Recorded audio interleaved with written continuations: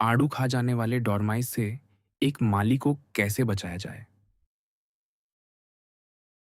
उसी संध्या नहीं, जैसा उसने कहा था, बल्कि अगली सुबह मोंटे क्रिस्टो का काउंट देनफेयर के फाटक से पेरिस से बाहर निकला और लेओ मार्ग पर चला और लीना गांव से बिना रुके गुजर गया, उस टेलीग्राफ पर ठहरे बिना, जो ठीक उसी क्षण जब काउंट वहां से गुजरा अपनी लंबी कंकाल सी भुजाएं हिला रहा था। अंततः वह मोंटलेहरी के उस टावर तक पहुंचा जो, जैसा सब जानते हैं, उसी नाम के मैदान के सबसे ऊंचे बिंदु पर स्थित है। काउंट पहाड़ी के तल पर उतरा और 18 इंच चौड़ी एक छोटी घुमावदार पगडंडी से ऊपर चढ़ने लगा। जब वह शिखर पर पहुंचा तो उसके सामने एक झाड़ी थी जिस पर गुलाबी और सफेद फूलों का स्थान अब हरे फलों ने ले लिया था। उसने शीघ्र ही उस छोटे बगीचे का द्वार ढूंढ लिया।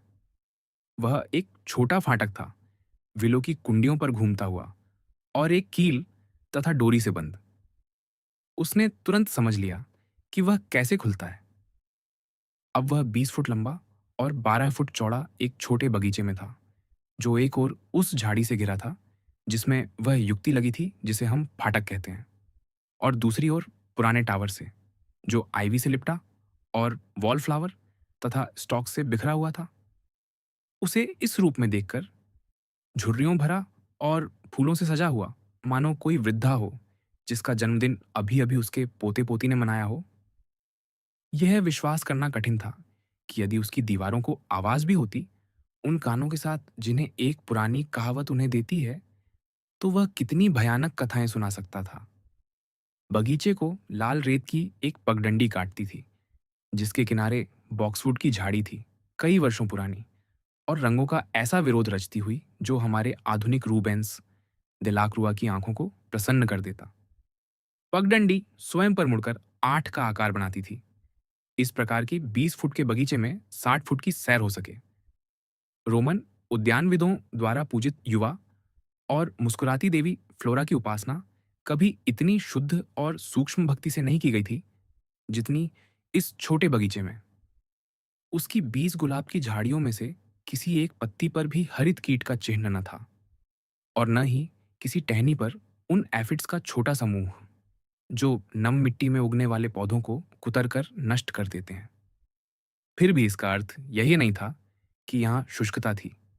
इसके विपरीत कालिक सी काली मिट्टी और वृक्षों की सघन पत्तियां प्राकृतिक आर्द्रता की साक्षी थीं, जिसे बगीचे के एक कोने में ठहरे पानी से भरे एक पीपे द्वारा कृत्रिम रूप से भी बढ़ाया जा सकता था। यहीं हरी सतह पर एक मेंढक और एक भेक ने निवास बना लिया था, पर सदैव वृत्त के विपरीत किनारों पर, एक दूसरे की ओर पीठ किए, निस्संदेह स्वभाव की किसी असंगति के कारण।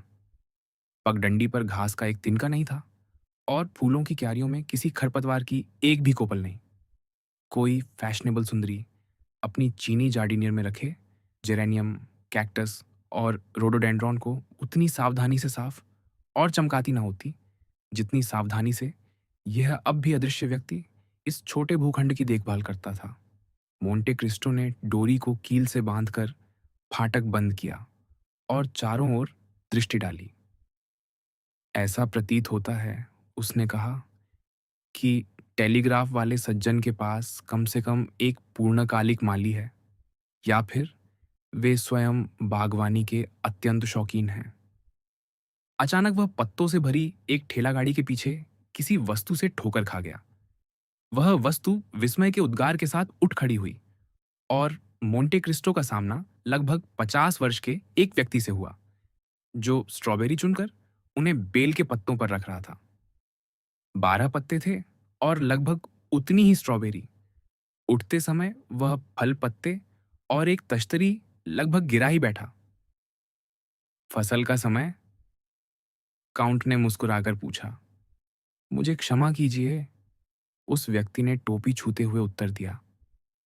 मैं ऊपर नहीं था, यह मैं जानता हूं, पर अभी अभी नीचे आया हूं। मेरे कारण कष्ट न कीजिए, मेरे मित्र, मोंटे क्रिस्टो ने कहा। यदि अभी कुछ शेष है तो अपनी स्ट्रॉबेरी चुन लीजिए। 10 और, उस व्यक्ति ने कहा। मेरे पास यहाँ 11 हैं और कुल 21 थीं, पिछले वर्ष से 5 अधिक। ये आश्चर्य की बात नहीं। इस वर्ष वसंत गर्म था और स्ट्रॉबेरी को गर्मी ही चाहिए। इसीलिए पिछले वर्ष की 16 के स्थान पर इस वर्ष, जैसा आप देख रहे हैं, मेरे पास 11 हैं, जिन्हें मैं तोड़ चुका हूँ। 12, 13, 14, 15, 16, 17, 18। अरे, 2 कम हैं। वे कल यहीं थीं। मैं जानता हूँ। मैंने गिनी थीं।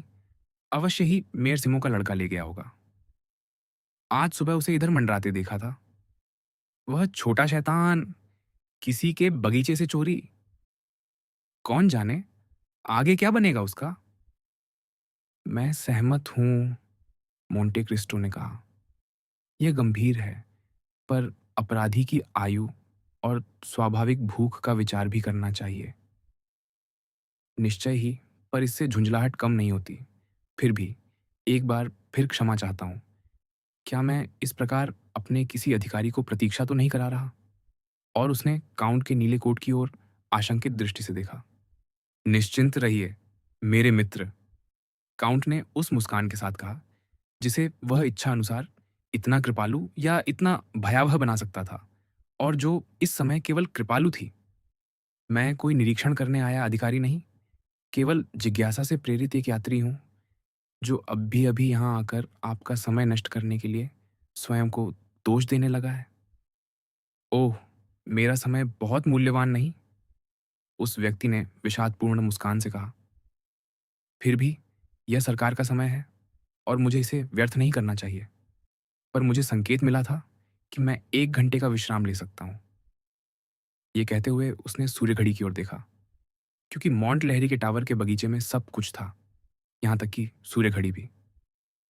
और जैसा आप देख रहे हैं, अभी 10 मिनट शेष हैं। फिर मेरी स्ट्रॉबेरी पक चुकी थी, और यदि मैं उन्हें 1 दिन और छोड़ देता। अब सच-सच बताइए, क्या आप विश्वास करते यदि मैं कहता कि डॉर्माइस उन्हें खा जाते हैं? अरे नहीं, मैं कभी विश्वास न करता, मोंटे क्रिस्टो ने गंभीरता से उत्तर दिया। जो उन्हें नहीं खाते, उनके लिए डॉर्माइस अच्छे पड़ोसी नहीं, जैसा कि रोमन किया करते थे। ओह! रोमन उन्हें खाते थे? माली ने पूछा। डॉर्माइस, ऐसा पेट्रोनियस बताता है, काउंट ने कहा। सचमुच, उनका स्वाद बहुत अच्छा नहीं हो सकता। यद्यपि लोग कहते हैं, डॉर्माइस की तरह मोटा। और उनका मोटा होना आश्चर्य की बात भी नहीं, क्योंकि वे दिन भर सोते रहते हैं और केवल रात भर कुतरने के लिए जागते हैं। पिछले वर्ष मेरे पास 4 खुबानी थीं और उन्होंने एक मुझसे ले ली। मेरे पास एक नेक्ट्रिन भी था, केवल एक, यद्यपि मानता हूँ कि वह दुर्लभ फल है। खैर, उन्होंने उसका आधा खा लिया, दीवार की ओर वाला भाग। अद्भुत नेक्ट्रिन, उत्कृष्ट स्वाद वाला। मैंने उससे बेहतर कभी नहीं खाया। तो तुमने उसे खाया? मोंटे क्रिस्टो ने पूछा। जो आधा बचा था, वह तो खाया ही। अत्यंत स्वादिष्ट। वे छोटे लुटेरे सबसे खराब टुकड़े नहीं चुनते, जैसे मेयर सिमो का लड़का सबसे खराब स्ट्रॉबेरी नहीं चुनता। हम्म, पर चिंता मत कीजिए, माली ने आगे कहा। यह आखिरी बार होगा, चाहे मुझे उन्हें लगभग पकने पर सारी रात जागकर पहरा ही क्यों ना देना पड़े। मोंटे क्रिस्टो ने पर्याप्त देख लिया था। हर मनुष्य के हृदय की गहराई में कोई न कोई आसक्ति कुतरती रहती है, जैसे हर फल में उसका कीड़ा होता है। टेलीग्राफ वाले व्यक्ति की आसक्ति बागवानी थी। उसने बेल की वे पत्तियां तोड़नी शुरू की जो अंगूर के गुच्छों को धूप से छिपा रही थीं, और उसी क्षण माली का हृदय जीत लिया। क्या आप टेलीग्राफ देखने आए हैं? हाँ, यदि नियम इसकी मनाही न करते हो। बिल्कुल नहीं, माली ने कहा। कोई खतरा नहीं, क्योंकि कोई नहीं जानता, न जान सकता है कि हम क्या कह रहे हैं। हाँ, सचमुच, काउंट ने कहा। मुझे तो यह भी बताया गया है कि आप वे संकेत दोहराते हैं जिन्हें आप स्वयं नहीं समझते। निश्चय ही, और मुझे यह अधिक पसंद है, टेलीग्राफ वाला हंसते हुए बोला। क्यों पसंद है? क्योंकि इस प्रकार मेरी कोई जिम्मेदारी नहीं रहती। मैं एक मशीन हूँ और इससे अधिक कुछ नहीं। जब तक काम करता हूं, कोई मुझसे कुछ नहीं पूछता। धिक्कार है, मोंटे क्रिस्टो ने मन ही मन सोचा। क्या मैं संयोग से ऐसे व्यक्ति पर आ टकराया हूं जिसकी कोई महत्वाकांक्षा ही नहीं? धिक्कार, यह तो अत्यंत दुर्भाग्य होगा। देखिए, माली ने अपनी सूर्य घड़ी की ओर देखते हुए कहा, 10 मिनट लगभग समाप्त हो गए और मुझे अपने स्थान पर लौटना चाहिए। क्या आप मेरे साथ चलना चाहेंगे? आप आगे चलिए। वे टावर में गए, जो 3 मंजिलों में विभाजित था। भूतल पर कोई साज सामान नहीं था, केवल दीवार से टिके कुछ बागवानी के औजार, फावड़े, कुदालें, पानी के कनस्तर आदि। पहली मंजिल उस व्यक्ति का सामान्य, या कहें रात्रिकालीन निवास था। वहां कुछ दयनीय घरेलू वस्तुएं थीं। एक बिस्तर, एक मेज, 2 कुर्सियां और मिट्टी का एक धुलाई पात्र। साथ ही छत से लटके कुछ पौधे, जिन्हें काउंट ने समझा सेम और स्वीट पीच। बीजों को उनकी फलियों में सुरक्षित रखने हेतु सुखाए गए। उन पर उतनी ही सावधानी से नाम लिखे थे जितनी सावधानी से प्लांट उद्यान के किसी प्रधान वनस्पति शास्त्री के कार्य पर होते हैं। क्या टेलीग्राफी सीखने में बहुत समय लगता है? उसने पूछा। स्वयं में नहीं, पर शिक्षुता लंबी होती है। और तुम कितना कमाते हो? 1,000 फ्रांक। यह तो बहुत कम है, पर जैसा आप देख रहे हैं, रहने की व्यवस्था है। मोंटे क्रिस्टो ने कमरे में चारों ओर देखा और बुदबुदाया। यदि रहने का स्थान मायने न रखता हो। वे तीसरी मंजिल पर गए, या टेलीग्राफ कक्ष था। मोंटे क्रिस्टो ने उन दोनों हैंडल का निरीक्षण किया जिनसे वह व्यक्ति यंत्र चलाता था। बहुत रोचक, उसने कहा, पर अंततः यह जीवन उबाऊ नहीं हो जाता। ओह हाँ, आरंभ में गर्दन अकड़ जाती है देखते देखते, पर 1-2 वर्ष बाद आदत हो जाती है। फिर हमारे विश्राम दिवस और छुट्टियां भी होती हैं। छुट्टियां? हाँ। कब मिलती हैं? जब धुंध होती है। अच्छा, अवश्य। वही मेरी छुट्टियां हैं। मैं नीचे बगीचे में जाता हूँ और रोपता, काटता या छांटता हूँ। संक्षेप में, समय बीत जाता है। तुम यहाँ कब से हो? 10 वर्ष और 5 वर्ष शिक्षुता के, कुल 15। और तुम्हारी आयु? 55। पेंशन पाने के लिए कितने वर्ष और काम करना होगा? ओह, 25 वर्ष। और राशि कितनी होगी? 100 एक्यू। बेचारे प्राणी, मोंटे क्रिस्टो बुदबुदाया। आपने कुछ कहा? मैंने कहा, यह अत्यंत रोचक है। क्या? यह सब जो तुमने मुझे दिखाया, पर तुम अपने संकेतों को समझते नहीं।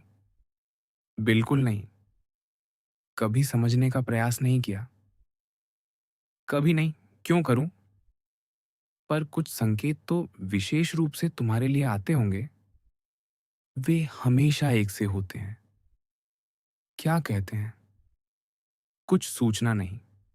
1 घंटे का विश्राम लो, या शुभ रात्रि।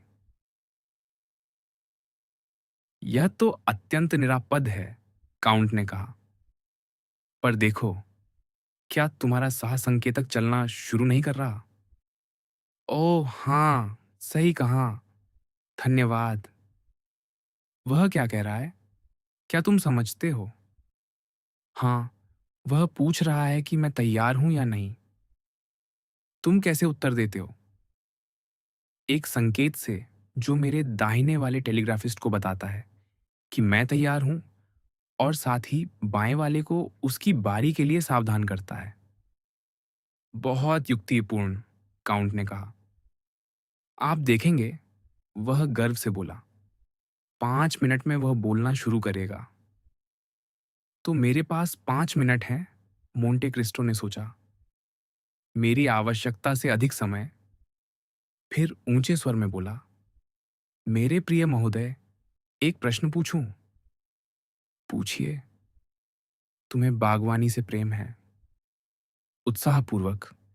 तो यदि 20 फुट के स्थान के बदले तुम्हारे पास 2 एकड़ का बगीचा हो, मैं उसे पृथ्वी का स्वर्ग बना दूं और 1000 फ्रैंक में तुम्हारा निर्वाह ठीक से नहीं होता।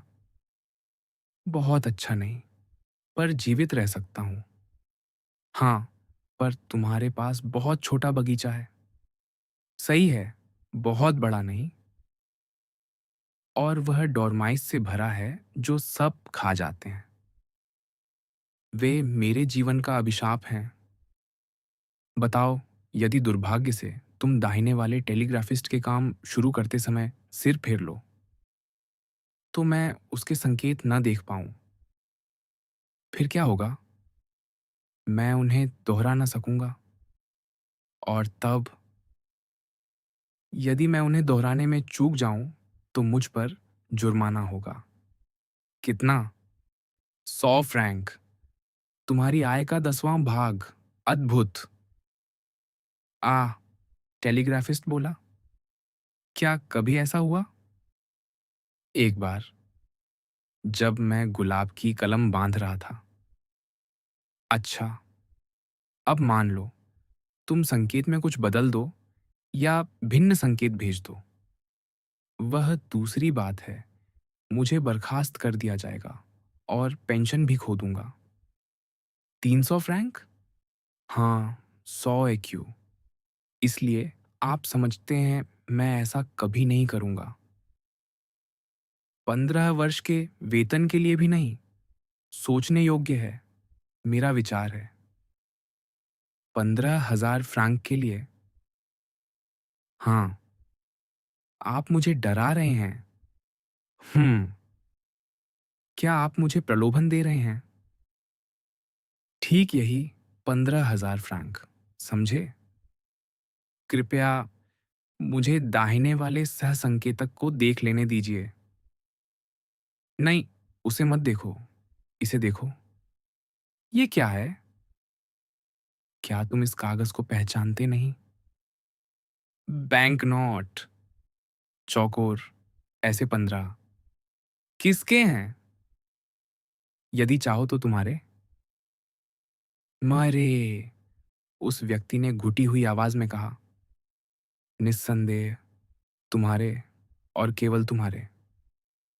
पर देखिए, दाहिने वाला सहसंकेतक चल पड़ा है। चलने दो। आपने मेरा ध्यान भंग कर दिया। मुझ पर जुर्माना लगेगा, 100 फ्रैंक का। इसलिए देखो, तुम्हारे हित में है कि मेरे 15 नोट ले लो।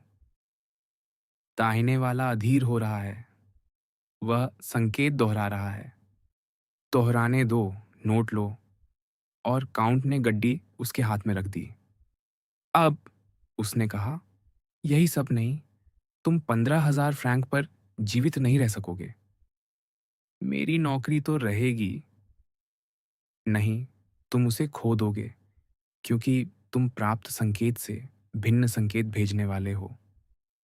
पर आप मुझसे क्या करवाना चाहते हैं? बिल्कुल सरल बात। केवल तभी, यदि मुझे बाध्य किया जाए। ठीक वही मेरा उद्देश्य है। उसने जेब से दूसरी गड्डी निकाली और कहा, ये लो, और 10,000 फ्रैंक। पहले के 15 के साथ मिलाकर 25,000। 5,000 में एक सुंदर छोटा घर और 2 एकड़ भूमि आ जाएगी। शेष से तुम्हें 1,000 फ्रैंक की वार्षिक आय हो जाएगी।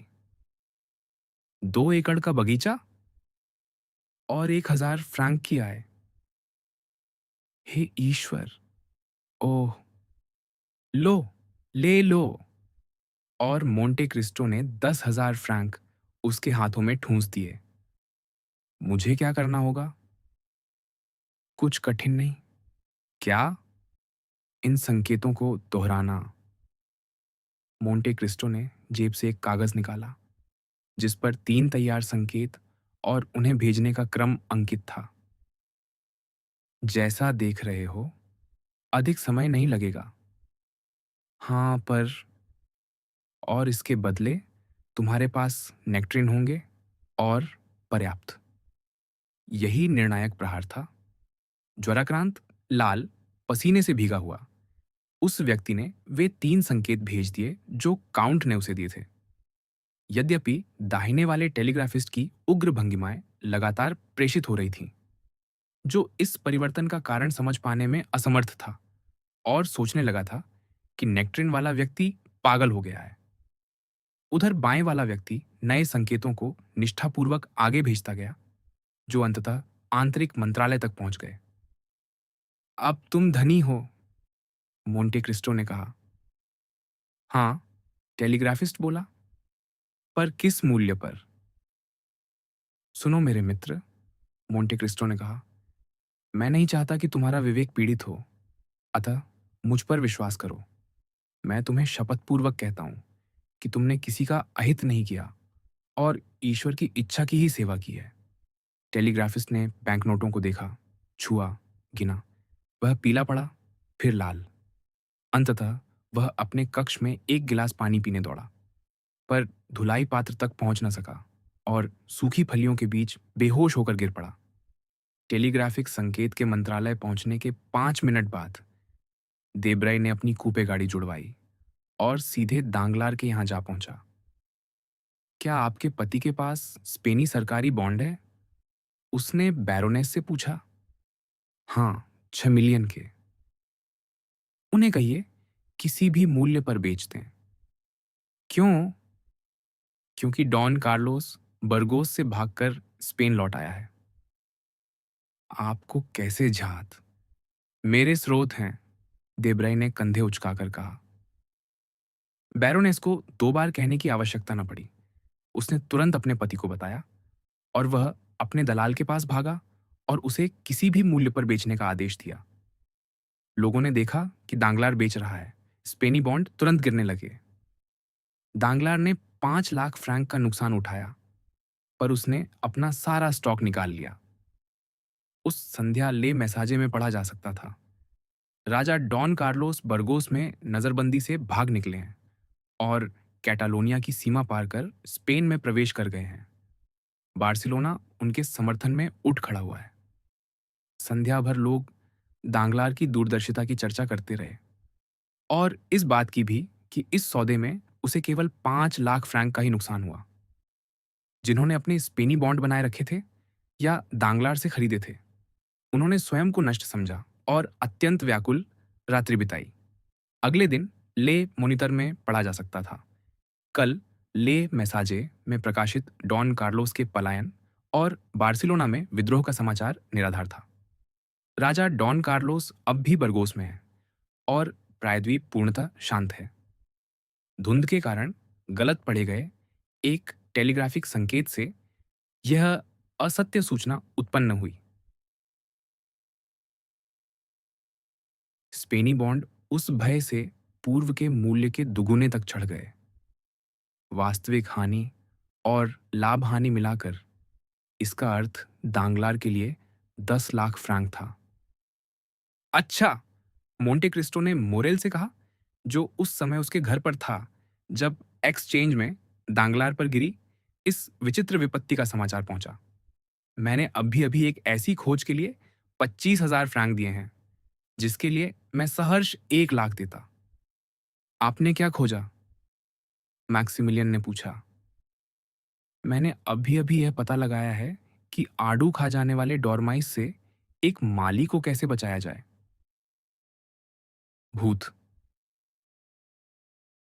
पहली दृष्टि में बाहरी रूप से अंतुई का वह घर वैभव का वैसा आभास नहीं देता था जैसा मोंटे क्रिस्टो के भव्य काउंट के निवास से अपेक्षित होता। पर यह सादगी स्वामी की इच्छा के अनुरूप थी। उसने कठोर निर्देश दिए थे कि बाहर कुछ भी परिवर्तित न किया जाए और भीतर प्रवेश करते ही यह समझ में आ जाता था कि क्यों। द्वार खुलते ही दृश्य पूर्णतः बदल जाता था। बेरतुच्चियों ने साज सज्जा के चयन में अपनी रुचि और घर को शीघ्र व्यवस्थित करने की गति में स्वयं को भी पीछे छोड़ दिया था। जैसे ड्यूक दांताओं ने एक बार केवल इसलिए एक रात में वृक्षों की पंक्ति कटवा दी थी कि राजा लुई 14वें ने कहा था, वे दृश्य में बाधा डालते हैं। वैसे ही 3 दिनों में बेरतुच्चियों ने एक खाली आंगन को पूर्णतः रोपित कर दिया। विशाल जड़ों सहित प्रत्यारोपित पॉपुलर और साइकामोर घर के अग्रभाग को आच्छादित कर रहे थे, जिसके सामने आधी घास से ढंकी पत्थरों की भूमि के स्थान पर एक लॉन था। घास की परतें उसी सुबह बिछाई गई थीं, जल से सिंचित होकर अब भी चमकती हुई। इन सब का आदेश काउंट ने ही दिया था। उसने बेर्तुच्चियो को एक योजना दी थी, जिस पर उसने रोपे जाने वाले वृक्षों की संख्या और स्थिति तथा पत्थर के आंगन के स्थान पर बनने वाले लॉन का आकार और विस्तार अंकित कर दिया था। अब जब कार्य पूर्ण हो चुका था, घर पहचान में नहीं आता था और स्वयं बेर्तुच्चियो का कहना था कि वह भी उसे अब पहचान नहीं पाता, हरियाली के अपने परिवेश में सिमटा हुआ। इसी दौरान प्रबंधक बगीचे में भी कुछ परिवर्तन करना चाहता था, पर काउंट ने उसे स्पष्ट रूप से किसी भी प्रकार का परिवर्तन करने से मना कर दिया था।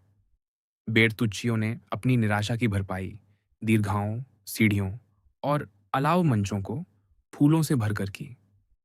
समग्र रूप से यह घर, जो 25 वर्षों से रिक्त पड़ा था और केवल एक दिन पहले तक अंधकारमय और उदास समय की गंध से भरा हुआ था, एक ही दिन में पुनः जीवन का रूप धारण कर चुका था। स्वामी की प्रिय सुगंधों से परिपूर्ण और यहाँ तक कि उसके मनोनुकूल प्रकाश से भी।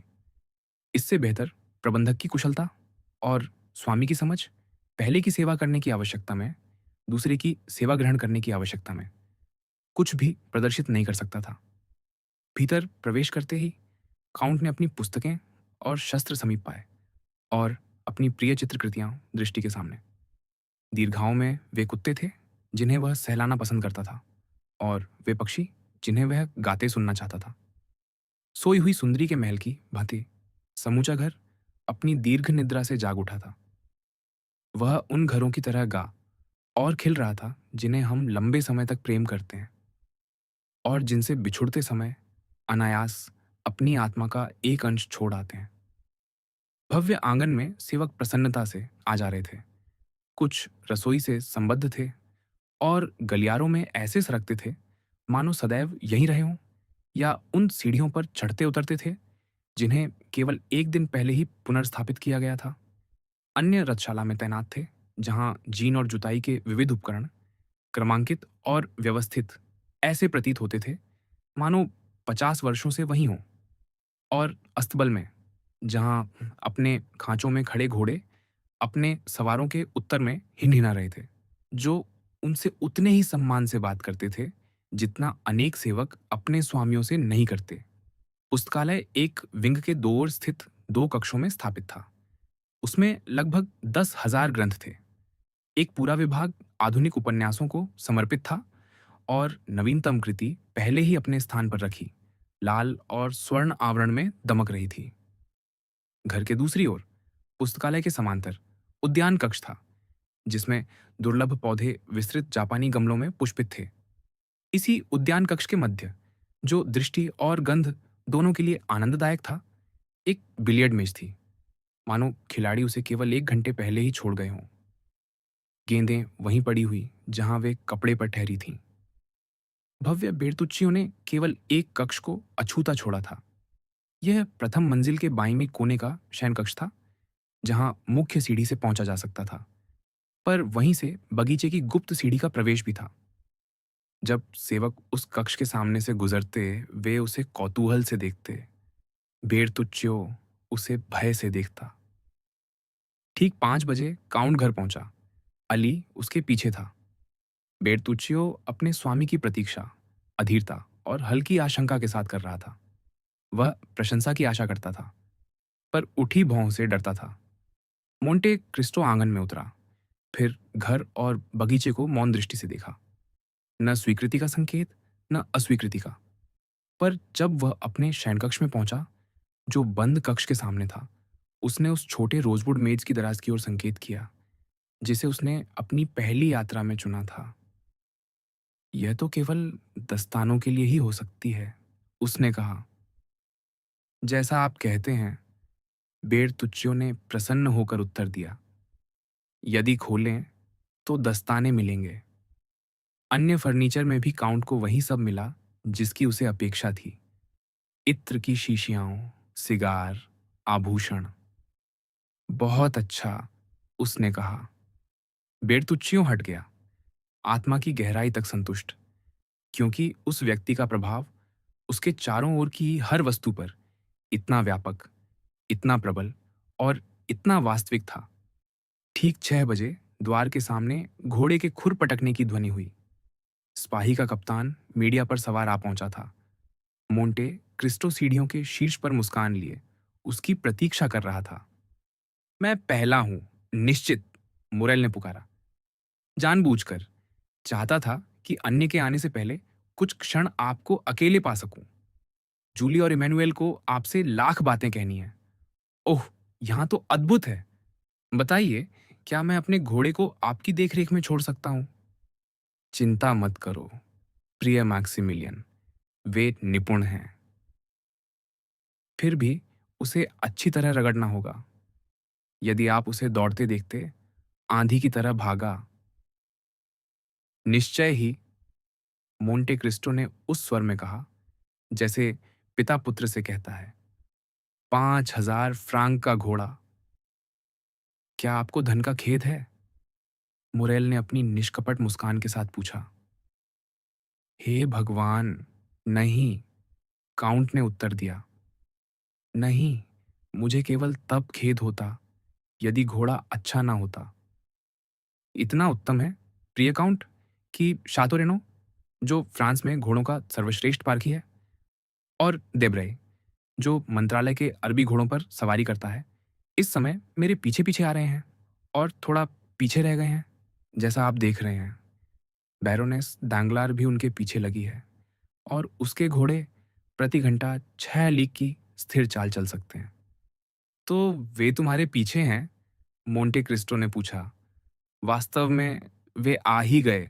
उसी क्षण भाप छोड़ती जोड़ी से जुड़ी एक कूपे और उसके पीछे 2 हाँफते काठी घोड़े फाटक के सामने आकर रुके, जो उन्हें भीतर आने देने के लिए खुल गया। कूपे घूमकर सीढ़ियों के तल पर आकर रुकी, सवार पीछे पीछे। एक क्षण में देबराई उतर चुका था और गाड़ी के द्वार के पास खड़ा था। उसने बैरोनेस को हाथ दिया और उतरते समय उसने एक ऐसा सूक्ष्म संकेत किया जिसे मोंटे क्रिस्टो के अतिरिक्त कोई न देख पाता। पर काउंट की दृष्टि से कुछ छूटा नहीं और उसने दांगलार की हथेली में एक छोटे श्वेत कागज की चमक देखी, हाथ की उस गति से भी कम दिखाई देने वाली, जो दांगलार और मंत्री के सचिव के बीच ऐसी सहजता से चली गई मानो यह अभ्यासपूर्वक किया गया हो। बैंकर अपनी पत्नी के पीछे उतरा, उतना ही पीला मानो कूपे से नहीं, कब्र से निकल कर आया हो। दांगलार ने चारों ओर एक तीव्र जिज्ञासु दृष्टि डाली, जिसे केवल मोंटे क्रिस्टो समझ सकता था। आंगन, स्तंभ पंक्ति और भवन मुख को देखते हुए, फिर एक हल्की भावना को, जो रंग बदलने पर उसके चेहरे पर प्रकट हो जाती, संयत कर वह सीढ़ियां चढ़ती हुई मुरेल से बोली, यदि आप मेरे मित्र होते तो मैं पूछती, क्या आपका घोड़ा विक्रय के लिए है?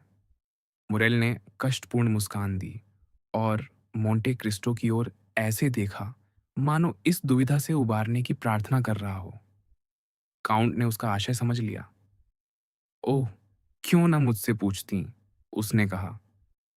आपसे कुछ मांगना संभव नहीं, बैरोनेस ने कहा, क्योंकि प्राप्ति का विश्वास अत्यधिक होता है। इसलिए मैंने मुरेल से पूछा।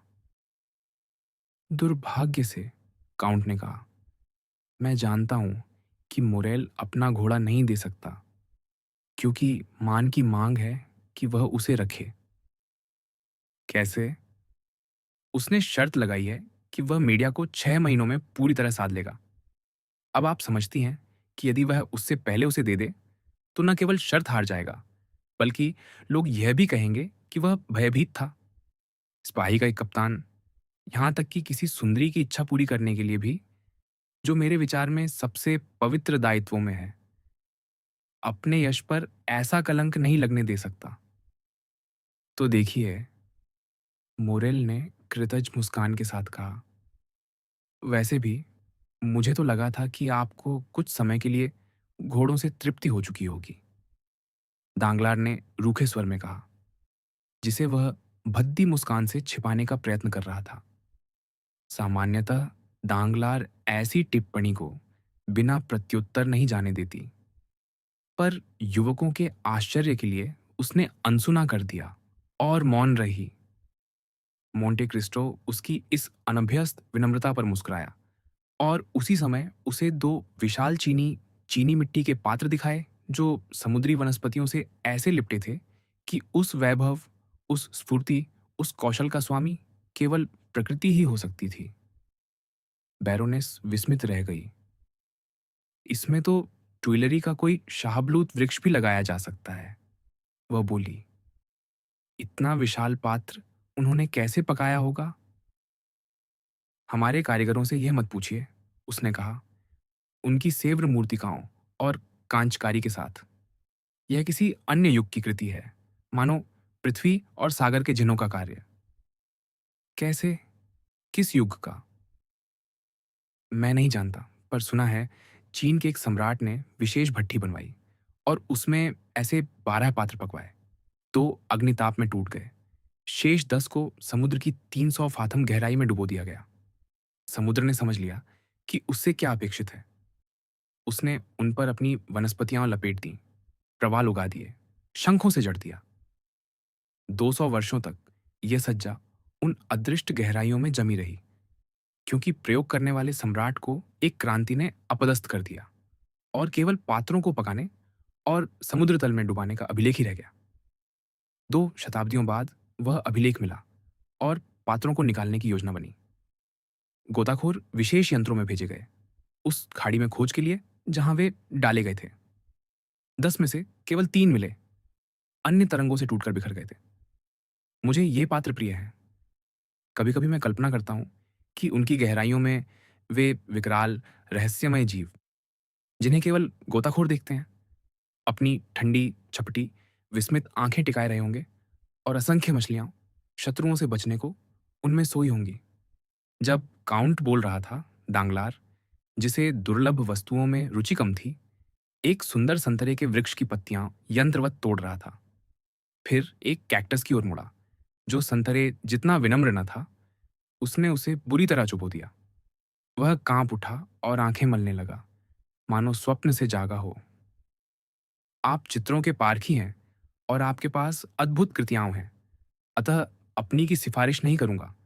पर यहाँ 2 हॉबेमा, एक पॉल पॉटर, एक मियरिस, 2 गेरिट डॉ, एक राफाइल, एक वान डाइक, एक जुर्बरा और 2-3 मुरिलो हैं, जिन्हें आपको दिखाना उचित है। देखिए, देब्राई ने कहा, एक हॉबेमा मैं पहचानता हूं। सच? हाँ, उसे संग्रहालय को प्रस्तावित किया गया था, जिसके पास एक भी नहीं, मेरा विश्वास है। नहीं, फिर भी उन्होंने अस्वीकार कर दिया। क्यों? शातोरेनो ने पूछा। आप कितने विनम्र हैं, क्योंकि सरकार उतनी समृद्ध नहीं, बस यही कारण है। ओह, क्षमा कीजिए, शातोरेनो ने कहा। 8 वर्षों से ये सुन रहा हूं, फिर भी अभ्यस्त नहीं हो पाया। हो जाएंगे, देब्रई ने कहा। मुझे संदेह है, शातोरेनो ने कहा। मेजर बार्तोलोमियो कावालकांति, विस्काउंट आंद्रेया कावालकांति, बाप्तिस्ता ने घोषणा की। काले साटन के कॉलर, जो अभी अभी दर्जी के हाथों से निकला था, नई तराशी दाढ़ी, धूसर मूछें, आत्मविश्वासी दृष्टि और 3 पदकों तथा 5 फैतों से अलंकृत मेजर की वर्दी में, संक्षेप में एक निर्दोष अनुभवी सैनिक के वेश में प्रवेश हुआ मेजर बार्तोलोमियो कावालकांति का, वही स्नेहिल पिता जिससे हम कुछ समय पूर्व मिले थे। उसके साथ नवीन परिधान में और चेहरे पर मुस्कान लिए विस्काउंट आंद्रेया कावालकांति चल रहा था, वही आज्ञाकारी पुत्र जिसे हम भी जानते हैं। तीनों युवक आपस में वार्तालाप कर रहे थे और पिता से पुत्र की ओर देखते हुए स्वाभाविक ही बाद वाले का अधिक सूक्ष्म निरीक्षण कर रहे थे। कावाल कांति, देब्रई ने कहा। धिक्कार है, मोरेल बोला। यह तो उत्तम नाम है। हाँ, शातो रेनो ने कहा। मानना पड़ेगा, इतालवी नामों में ठाठ होता है, पर वस्त्राभिरुचि नहीं। यह कुछ कठोर है, देब्रई ने कहा। वस्त्र उत्तम कटे हैं और बिल्कुल नए। यही तो दोष है। वह ऐसा प्रतीत होता है मानो जीवन में आज पहली बार सज धज कर निकला हो। ये सज्जन कौन है? दांगलार ने मोंटे क्रिस्टो से पूछा। जैसा सुना, कावालाकांति। इससे मुझे केवल उनका नाम ज्ञात होता है। स्वाभाविक है, आप हमारी इतालवी कुलीनता से परिचित न होंगे। कावालकांति राजवंशीय रक्त का पर्याय है। धनी? बैंकर ने पूछा। अत्यंत। करते क्या हैं? अपने धन को खर्च करने का प्रयत्न, पर संपदा समाप्त नहीं कर पाते। और फिर, जैसा उन्होंने 2 दिन पहले मुझसे भेंट के समय कहा, आपके बैंक में उनका कुछ धन भी है। उसी कारण मैंने उन्हें आमंत्रित किया। अभी परिचय कराऊंगा। फ्रांसीसी बहुत अच्छी बोलते हैं, दांगलार ने कहा। सुना है पुत्र ने दक्षिण के किसी महाविद्यालय, मार्सेय या उसके आसपास में शिक्षा पाई है। आप पाएंगे वह बड़ा उत्साही है। किस विषय में? बैरोनेस ने पूछा। फ्रांसीसी स्त्रियों के विषय में। उसने निश्चय किया है कि विवाह पेरिस में ही करेगा। सुंदर विचार, दांगलार ने कंधे उचकाकर कहा। दांगलार ने अपने पति को ऐसी दृष्टि से देखा जो अन्य किसी अवसर पर विस्फोट से पूर्व होती, पर दूसरी बार भी वह मौन रही। बैरोन आज अत्यंत उदास प्रतीत होते हैं, मोंटे क्रिस्टो ने कहा। क्या उन्हें मंत्री बनाने का विचार है? अभी तक तो नहीं। मेरा विचार है, शेयर बाजार में दांव लगाया होगा, हारे होंगे, और अब दोष देने को कोई नहीं मिल रहा। विल्फोर और उनकी पत्नी, बाप्तिस्ता ने घोषणा की। दोनों भीतर आए। अपने संयम के बावजूद विल्फोर स्पष्टतः विचलित था। उसका हाथ पकड़ते ही मोंटे क्रिस्टो ने अनुभव किया, वह कांप रहा था। भावनाएं छिपाना केवल स्त्रियों को आता है, उसने सोचा, तांगलार की ओर देखते हुए, जो मुकुट अभियोजक से मुस्कुरा रही थी और उसकी पत्नी को आलिंगन दे रही थी। इन प्रारंभिक औपचारिकताओं के बाद काउंट ने बेरतुच्चियो को देखा, जो अब तक रसोई में व्यस्त था और अब उस कक्ष से सटे छोटे बैठक कक्ष में प्रवेश कर रहा था। वह उसके पास गया। क्या चाहिए? अतिथियों की संख्या नहीं बताई गई। अच्छा, ठीक कहा। कितने स्थान सजाऊं? स्वयं गिन लो। क्या सभी आ गए? हाँ। मोंटे क्रिस्टो ने उससे दृष्टि नहीं हटाई जब वह आधे खुले द्वार से भीतर झांक रहा था। हे ईश्वर! बेरतुच्चियो चिल्लाया। क्या हुआ? वह स्त्री, वही स्त्री। कौन? श्वेत वेश, हीरे, गौरी। दांगलार? नाम नहीं जानता, पर वही है, वही। कौन? बगीचे वाली, गर्भवती, आगे पीछे टहलती, प्रतीक्षा करती। प्रतीक्षा। बेरतुच्चियों का चेहरा पीला, मुंह खुला, बाल खड़े। किसकी प्रतीक्षा? उत्तर दिए बिना उसने विलफोर की ओर संकेत किया, जैसे मैकबेथ बैंकों की ओर करता है। ओह, ओह, वह बुदबुदाया। देखते हैं उसे। किसे? उसे। मुकुट अभियोजक विलफोर को? निश्चय ही। तो मैंने उसे मारा नहीं? अरे, तुम्हारी बुद्धि भ्रमित हो रही है, बेरतुच्चियो, काउंट बोला। पर वह मरा नहीं। नहीं, जैसा देख रहे हो, छठी और सातवीं बाई पसली के बीच वार करने के स्थान पर तुमने ऊपर या नीचे कर दिया होगा। और ये वकील, मारना सरल नहीं। या फिर जो तुमने बताया, सब कल्पना, मस्तिष्क का भ्रम। प्रतिशोध पचाए बिना सो गए होंगे। दुःस्वप्न देखा। अब संभलो, गिनो।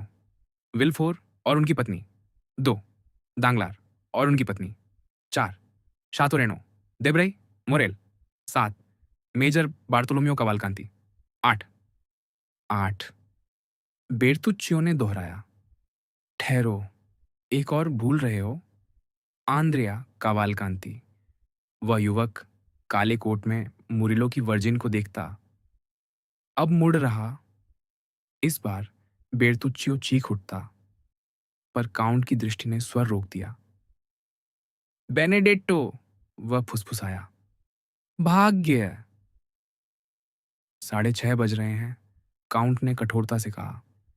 इसी समय भोजन का आदेश था और प्रतीक्षा मुझे रुचिकर नहीं।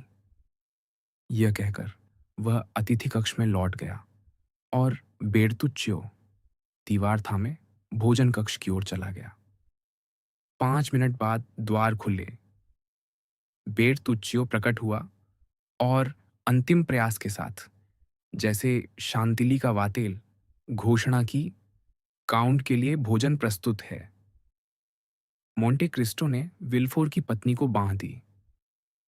विल्फोर, कृपया बैरोनेस दांगलार का मार्गदर्शन कीजिए। विल्फोर ने आज्ञा मानी और वे भोजन कक्ष में प्रविष्ट हुए। भोजन। यह स्पष्ट था कि भोजन कक्ष में प्रवेश करते समय सभी अतिथि एक ही प्रकार की अनुभूति से गुजर रहे थे। वे सोच रहे थे कि कौन सी विचित्र शक्ति उन्हें इस घर में एकत्र लाई है, और फिर भी उलझन और कुछ के भीतर उठती हल्की व्याकुलता के बावजूद वे कहीं और होना नहीं चाहते थे। हाल की परिचितताएं, काउंट की असामान्य और एकांत स्थिति और उसका अज्ञात, लगभग कल्पित वैभव, इन सबको पुरुषों को सावधान करना चाहिए था और स्त्रियों को ऐसे घर में आने से रोकना चाहिए था जहां उनका स्वागत करने को उनकी ही जाति की कोई स्त्री न थी। फिर भी पुरुषों ने सावधानी त्याग दी थी और स्त्रियों ने परंपरा, जिज्ञासा ने अपने अनिवार्य शूल से उन्हें छुभोकर अन्य सभी भावनाओं पर विजय पाली थी। केवल कावालकांति, पिता अपनी औपचारिक कठोरता के बावजूद और पुत्र अपनी सहज ढील के बावजूद असहज प्रतीत हो रहे थे इस व्यक्ति के घर में उपस्थित होकर, जिसके उद्देश्यों को वे नहीं समझते थे, और उन अन्य लोगों के बीच जिनसे उनका प्रथम परिचय था। जब विल्फोर काउंट के निर्देशानुसार दांगलार को बांह देने आगे बढ़ा, दांगलार चौंक उठी और विल्फोर ने स्वयं अनुभव किया कि उसकी अभिव्यक्ति बदल गई है जब उसने बैरोनेस की बांह का स्पर्श महसूस किया। इन दोनों प्रतिक्रियाओं में से कोई भी काउंट की दृष्टि से छिपी न रही। केवल व्यक्तियों के ऐसे स्पर्श में ही दृश्य का एक प्रेक्षक अनेक रुचिकर बातें पा सकता था। विल्फोर के दाहिने दांगलार थी और बाईं मां मोरेल, काउंट विल्फोर की पत्नी और दांगलार के बीच बैठा था। अन्य स्थानों पर देब्राई बैठा था, वरिष्ठ कावालकांति और कनिष्ठ के बीच, और शातोरेनो विल्फोर की पत्नी और मोरेल के बीच। भोज विलक्षण था। मोंटे क्रिस्टो ने पेरिसी समरूपता को पूर्णतः त्याग देने और अतिथियों की भूख से अधिक उनकी जिज्ञासा को तृप्त करने का निश्चय किया था। उन्हें एक प्राच्य उत्सव भोज परोसा गया, अरब की कथाओं से भी अधिक अद्भुत। पृथ्वी के चारों कोनों से संपूर्ण और पके हुए जो भी फल यूरोप की समृद्धि पात्र में आ सकते थे, वे चीनी पात्रों और जापानी कटोरों में पिरामिडों के रूप में सजे थे। दुर्लभ पक्षी अपने दैदीप्यमान पंखों सहित, रजत पत्रों पर लेटी विशाल मछलियां, एजियन, एशिया माइनर और केप की सभी मदिराएं, विलक्षण आकार के पात्रों में बंद, जिनकी विचित्र आकृतियां मानो भोजन के स्वाद को ही बढ़ा रही हों, सब क्रम से इन पेरिसवासियों की आंखों के सामने से गुजरे, जैसे अपीशियस अपने अतिथियों को जिन व्यंजनों की प्रदर्शनी दिखाता था। और ये वही लोग थे जो 10 व्यक्तियों के भोज पर 1000 लुई खर्च को स्वीकार कर सकते थे, यदि मोती क्लियोपेट्रा की भांति खाए जाए या लोरेंजो दे मेडिची की तरह द्रव स्वर्ण पिया जाए। सर्वत्र विस्मय देखकर मोंटे क्रिस्टो हंस पड़ा और ऊंचे स्वर में कहने लगा, महाशयो, स्वीकार कीजिए, जब कोई समृद्धि की एक सीमा पर पहुंच जाता है तब अनावश्यक ही आवश्यक बन जाता है। जैसे ये देवियाओं भी मानेंगी कि परमानंद की एक सीमा के बाद केवल आदर्श ही स्पर्श रहता है।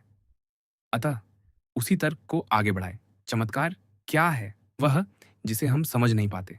और वांछनीय क्या? वह जिसे हम प्राप्त नहीं कर सकते। इसलिए मेरा जीवन उन वस्तुओं को देखने में व्यतीत होता है जिन्हें मैं समझ नहीं सकता, और उन्हें प्राप्त करने में जिन्हें पाना असंभव है। मैं दो साधनों से सफल होता हूँ, धन और इच्छा। मैं अपनी सनकों की खोज में उतना ही दृढ़ हूँ जितना, उदाहरणार्थ, दांगलार रेलवे बनाने में, या विल्फोर किसी मनुष्य को मृत्युदंड दिलाने में, या देब्रई किसी राज्य को शांत करने में, या शातोरेनो किसी स्त्री की कृपा पाने में, या मोरेल ऐसे घोड़े को साधने में जिसे कोई और नहीं साध सकता। उदाहरण के लिए, ये दो मछलियां, एक सेंट पीटर्सबर्ग से 50 लीग दूर जन्मी, दूसरी नेपल्स से 5 लीग दूर। क्या इन्हें एक ही मेज पर लाना मनोरंजक नहीं? ये कौन सी मछलियां हैं?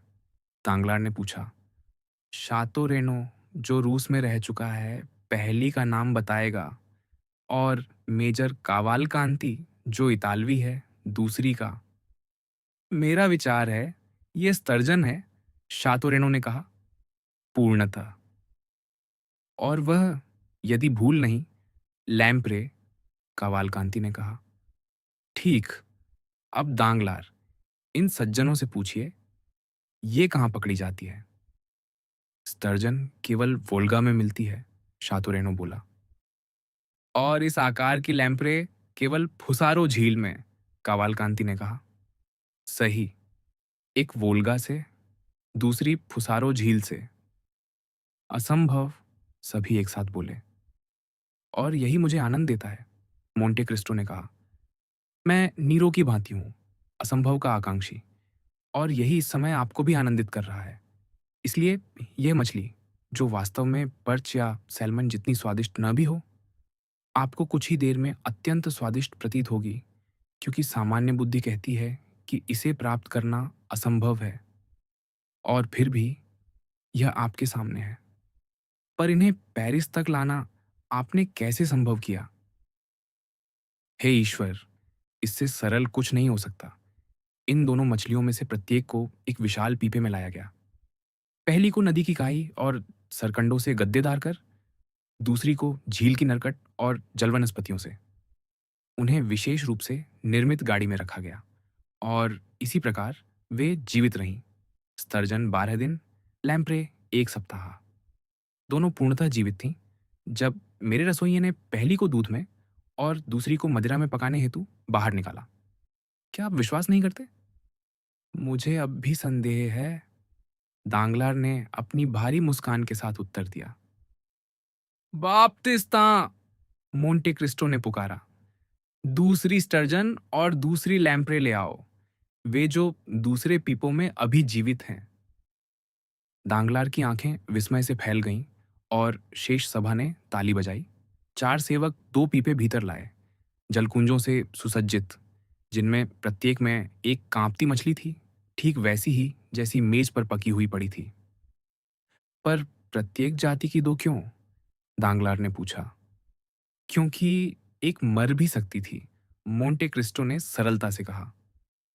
निस्संदेह आप विलक्षण व्यक्ति हैं, दांगलार बोला, और दार्शनिक चाहे जो कहें, धनी होना अद्भुत है, और उससे भी बढ़कर विचार होना, तांगलार ने जोड़ा। ओह, इसका श्रेय मुझे न दें। यह रोमन काल में अत्यंत लोकप्रिय था। प्लिनी बताता है कि ओस्तिया से रोम तक मूलुस नामक मछली, संभवतः समुद्री ब्रीम की जाति, दासों की श्रृंखला द्वारा सिर पर ढोकर लाई जाती थी। उसे जीवित लाना विलास माना जाता था, क्योंकि मृत्यु के समय वह इंद्रधनुष की भांति 3-4 बार रंग बदलती थी, वर्णक्रम के सभी रंगों से गुजरते हुए। तब उसे रसोई में भेजा जाता था। उसकी मृत्यु पीड़ा ही आकर्षण का भाग थी। यदि उसे जीवित न देखा जाता, तो मृत होने पर उसका मूल्य न रहता। हाँ, देब्रई ने कहा, पर ओस्तिया से रोम केवल 7-8 लीग ही है। सही, मोंटे क्रिस्टो ने उत्तर दिया। पर यदि लुकुल्लुस के 1800 वर्ष बाद जीते हुए भी हम उसे पार न कर सके, तो क्या अर्थ? दोनों कावालकांति विस्मय से देखते रहे, पर मौन रहने की बुद्धि रखी। सब ठीक, शातुरेनो बोला। पर मुझे सबसे अधिक सेवा की दक्षता चकित करती है। क्या यह सत्य है कि आपने यह घर केवल 5-6 दिन पूर्व खरीदा? अधिकतम, मोंटे क्रिस्टो ने कहा। तो मैं निश्चयपूर्वक कह सकता हूँ कि 1 सप्ताह में इसका पूर्ण कायाकल्प हो गया, क्योंकि यदि भूल नहीं, तो एक और प्रवेश द्वार था। आंगन पत्थरों से पटा और रिक्त, जबकि अब वह वृक्षों से घिरा भव्य लॉन है, मानो शताब्दी प्राचीन। मैं हरियाली और छाया का प्रेमी हूँ। हाँ, विल्फोर की पत्नी बोली। प्रवेश उस सड़क वाले द्वार से होता था और मुझे स्मरण है, मेरे चमत्कारी उद्धार के दिन आप मुझे उसी मार्ग से भीतर लाए थे। हाँ, मोंटे क्रिस्टो बोला। पर तब से मैंने प्रवेश घुमा दिया है ताकि अपनी बाड़ के पार बुआद बोलोन देख सकूं। 4 दिनों में? मुरेल चकित हुआ। अविश्वसनीय। निस्संदेह, शातुरेनो बोला। पुराने से नया घर बना देना चमत्कार है, क्योंकि यह घर अत्यंत पुराना और उदास था। 2-3 वर्ष पूर्व, जब सेंट मेरान ने इसे बाजार में रखा था, मेरी माता ने मुझे देखने भेजा था। सेंट मेराव? विल्फोर की पत्नी बोली। क्या यह घर पहले उन्हीं का था? प्रतीत होता है, मोंटे क्रिस्टो ने कहा। प्रतीत होता है? आपको झांत नहीं। किससे खरीदा?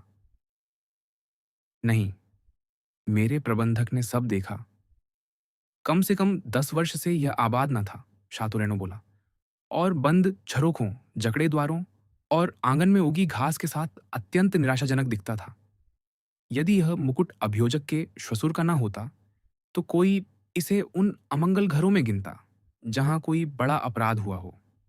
विल्फोर, जिसने अब तक अपने सामने रखे उत्कृष्ट मदिरा भरे कई गिलासों में से किसी को स्पर्श न किया था, एक उठाकर एक ही घूंट में खाली कर गया।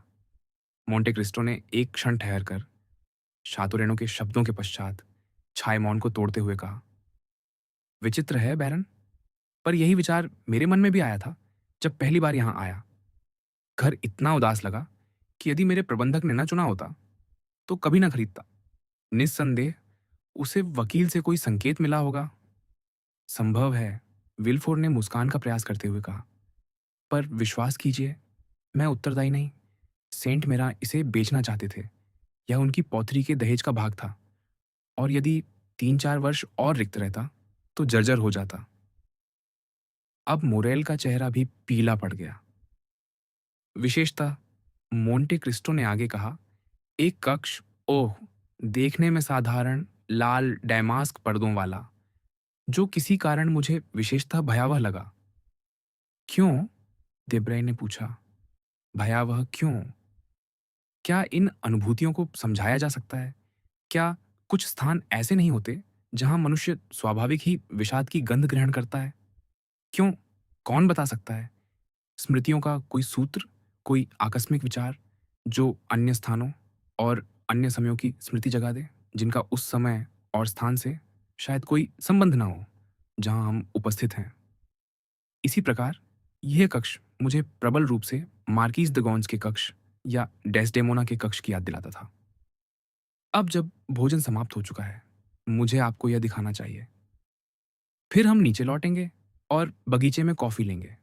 उसके बाद संध्या का मनोरंजन। मोंटे क्रिस्टो ने संकेत किया और अपने अतिथियों को साथ चलने का निमंत्रण दिया। विल्फोर की पत्नी उठी। वह स्वयं भी उठा और सबने अनुसरण किया। पर विल्फोर और दांगलार एक क्षण तक अपनी कुर्सियों से मानो चिपके रहे, एक मौन और हिमशीत दृष्टि का आदान प्रदान करते हुए। सुना आपने? दांगलार ने कहा। हमें चलना चाहिए, विल्फोर ने उत्तर दिया, उठते हुए और उसे बांह देते हुए। जिज्ञासा से प्रेरित होकर सभी घर में बिखर गए, क्योंकि वे मान बैठे थे कि यह भ्रमण केवल एक शयनकक्ष तक सीमित न रहेगा, बल्कि उन्हें उस संपूर्ण भवन में घूमने देगा जिसे मोंटे क्रिस्टो ने एक झोपड़ी से महल बना दिया था। अतः वे एक एक द्वार से होते हुए आगे बढ़ते गए। मोंटे क्रिस्टो दोनों विलंबित अतिथियों की प्रतीक्षा करता रहा। और जब वे भी भीतर गए, तो वह पीछे-पीछे चला, उस मुस्कान के साथ जिसका अर्थ यदि वे समझ पाते, तो उस रिक्त कक्ष से अधिक भयभीत हो उठते, जिसमें वे प्रवेश करने वाले थे। उन्होंने आरंभ कक्षों से किया। शयन कक्ष, जो प्राच्य शैली में सजे थे, जहां बिस्तरों के स्थान पर केवल दीवान और गद्दे थे और फर्नीचर के स्थान पर केवल पाइप और तलवारें।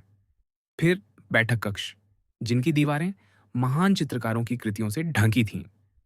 और फिर वे स्त्री कक्ष, चीनी वस्त्रों में विचित्र रंगों, विलक्षण आकृतियों और अद्भुत रेशमों से सुसज्जित। अंततः वे उस प्रसिद्ध कक्ष तक पहुंचे।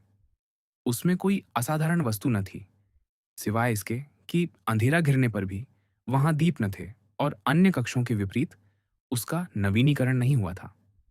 ये दोनों बातें ही उसे उदास बना देने को पर्याप्त थीं। उफ! विलाफोर की पत्नी बोली, निस्संदेह भयावह है। दांगलार कुछ कहना चाहती थी, पर शब्द अस्पष्ट रह गए और अनेक टिप्पणियां हुईं। सभी का निष्कर्ष यही कि लाल डायमास्क वाला यह कक्ष सचमुच अमंगल है। नहीं है क्या? मोंटे क्रिस्टो बोला। देखो, वह पलंग कितनी विचित्र रीति से रखा है, उसकी रक्ताभ छत्रछाया सहित, और वे दो पेस्टल चित्र आर्द्रता से फीके पड़े। क्या उनके श्वेत अधर और स्थिर नेत्र यौवन नहीं कहते? हमने देखा जो हुआ। विल्फोर का चेहरा धूसर पड़ गया। दांगलार अग्निकुंड के पास एक दीर्घ आसंदी पर ढह गई। ओह! विल्फोर की पत्नी बोली, आप तो साहसी हैं, वहीं बैठी हैं। हो सकता है अपराध यहीं हुआ हो। दांगलार उछलकर खड़ी हो गई। और यह सभी नहीं, मोंटे क्रिस्टो बोला। और क्या? देब्राई ने पूछा, यह देखता हुआ कि इसका प्रभाव दांगलार पर क्या पड़ रहा है। हाँ, और कितना, दांगलार ने कहा। अब तक तो मुझे कुछ विशेष नहीं दिखा। आप क्या कहते हैं, कावालकांति? हमारे पास पीसा में उगोलिनो का टावर है, फेरारा में तास्सो का कारागार, और रिमिनी में फ्रांसेस्का और पाओलो का शयन कक्ष, इतालवी ने उत्तर दिया। हाँ, पर यह छोटी सीढ़ी आपके पास नहीं। मोंटे क्रिस्टो ने पर्दों के पीछे छिपा द्वार खोलते हुए कहा। इसे देखो और बताओ क्या सोचते हो। कैसी भयावह शैली की सीढ़ी, शातो रेनो हंसते हुए बोला। नहीं जानता कि वह कियान मदिरा विषाद बढ़ाती है या नहीं, देब्रे बोला। पर यह घर अब मुझे गंभीर प्रतीत होने लगा है। मोरेल वेलेंटीन के दहेज का उल्लेख होने से ही तब से मौन और उदास था। कल्पना करो, मोंटे क्रिस्टो ने कहा, कोई ओथेलो या कोई अबेद गोन्स अंधेरी तूफानी रात में इस सीढ़ी से धीरे धीरे उतरता हुआ किसी भयावह भार को उठाए, जिसे वह मनुष्यों की दृष्टि से, यदि ईश्वर से नहीं, छिपाना चाहता हो। दांगलार लगभग मूर्छित हो गई, विल्फोर की बाहों में, और उसे सहारा लेने को स्वयं दीवार का सहारा लेना पड़ा। हे ईश्वर, देब्राई बोला, आपको क्या हो गया? कितनी पीली हैं? उन्हें क्या हुआ? विल्फोर की पत्नी बोली। हुआ यह कि मोंटे क्रिस्टो हमें ये भयानक कथाएं सुना रहे हैं, निस्संदेह हमें भय से मार डालने को। हाँ हाँ, विल्फोर बोला।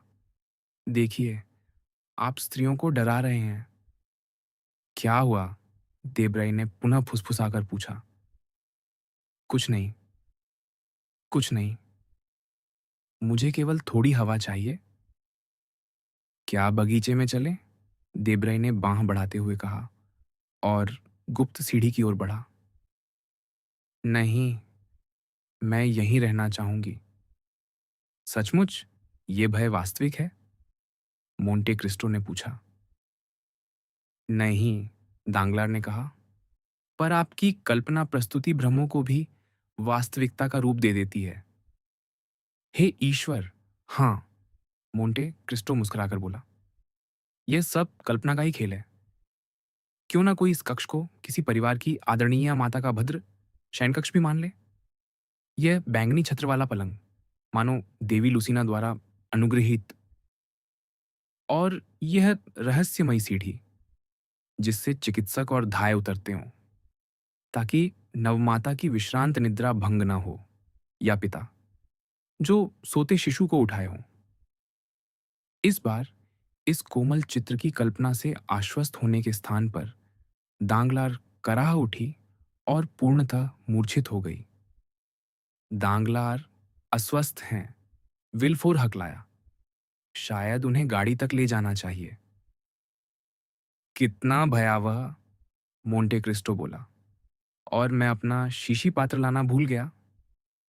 मेरे पास है, विल्फोर की पत्नी बोली, लाल द्रव से भरा पात्र उसे देते हुए, वैसा ही जैसा एडवार पर आजमाने पर लाभकारी सिद्ध हुआ था। काउंट ने उसे लेते हुए भौं उठाई। हाँ, उसने कहा, आपके निर्देश पर प्रयत्न किया था। सफल? मेरा विचार है, हाँ। दांगलार को समीप के कक्ष में ले जाया गया। मोंटे क्रिस्टो ने उसके अधरों पर लाल द्रव की एक बूंद डाली और वह चेतना में आई। ओह, उसने कहा, कैसा भयानक स्वप्न। विल्फोर ने उसकी कलाई पकड़कर उसे अनुभव करा दिया कि वह स्वप्न न था।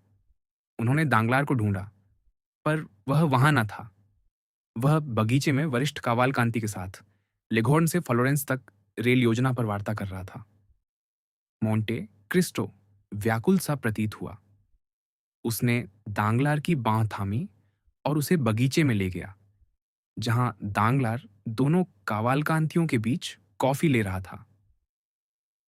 बताइए, क्या मैंने सचमुच आपको भयभीत कर दिया? नहीं, पर कभी-कभी हमारी मानसिक अवस्था ही अनुभूतियों को बढ़ा देती है। विल्फोर ने एक कृत्रिम हंसी के साथ कहा। अतः केवल एक अनुमान, एक कल्पना। फिर भी, मोंटे क्रिस्टो बोला, विश्वास करें या नहीं, मैं निश्चय करता हूं कि उस कक्ष में अपराध हुआ था। सावधान, विल्फोर की पत्नी बोली, हमारे साथ मुकुट अभियोजक हैं। सच, मोंटे क्रिस्टो बोला। तो मैं ही इसका लाभ उठाऊंगा, अपना कथन प्रस्तुत करने में। कथन? विल्फोर बोला। हाँ, साक्ष्यों के समक्ष। रोचक है, देब्राई बोला। यदि अपराध हुआ है तो पाचन में सहायक होगा। अपराध हुआ था, मोंटे क्रिस्टो बोला। आइए, इधर आइए, विल्फोर। कथन वैध तभी होगा जब विधि सम्मत अधिकारी के समक्ष हो। उसने विलफोर की बांह पकड़ी, दूसरी ओर दांगलार की बांह थामे और उसे उस वृक्ष तल तक ले गया जहां छाया घनी थी। अन्य अतिथि भी पीछे आए। यहां, यहीं, मोंटे क्रिस्टो बोला, भूमि पर पैर पटकते हुए। इन वृक्षों को पुष्ट करने हेतु मैंने लोगों से पत्तों की खाद खुदवाई। खुदाई में एक संदूक या उसका लौह कंकाल निकला, जिसके भीतर नवजात शिशु का कंकाल था। आशा है, इसे भ्रम नहीं कहेंगे? उसने दांगलार की बांह में जकड़न और विलफोर की कलाई में कंपन अनुभव किया। नवजात शिशु, देब्रय बोला, यह तो गंभीर होता जा रहा है। मैं सही था, शातोरेनो बोला। जब कहाँ था, घर भी मनुष्यों की भांति आत्मा और मुखाकृति रखते हैं। ये घर उदास था क्योंकि पश्चाताप से भरा था, और पश्चाताप इसलिए कि अपराध छिपाया था। कौन कहता है अपराध? विल्फोर ने अंतिम प्रयास किया। क्या? बगीचे में जीवित गाड़ा गया शिशु, और अपराध नहीं, इसे और क्या कहेंगे? मोंटे क्रिस्टो बोला। आप क्या नाम देंगे? मुकुट अभियोजक? कौन कहता है वह जीवित गाड़ा गया? यदि मृत था तो यहां क्यों गाड़ते? यह बगीचा कभी कब्रिस्तान नहीं रहा। यहां शिशु हत्या का दंड क्या है?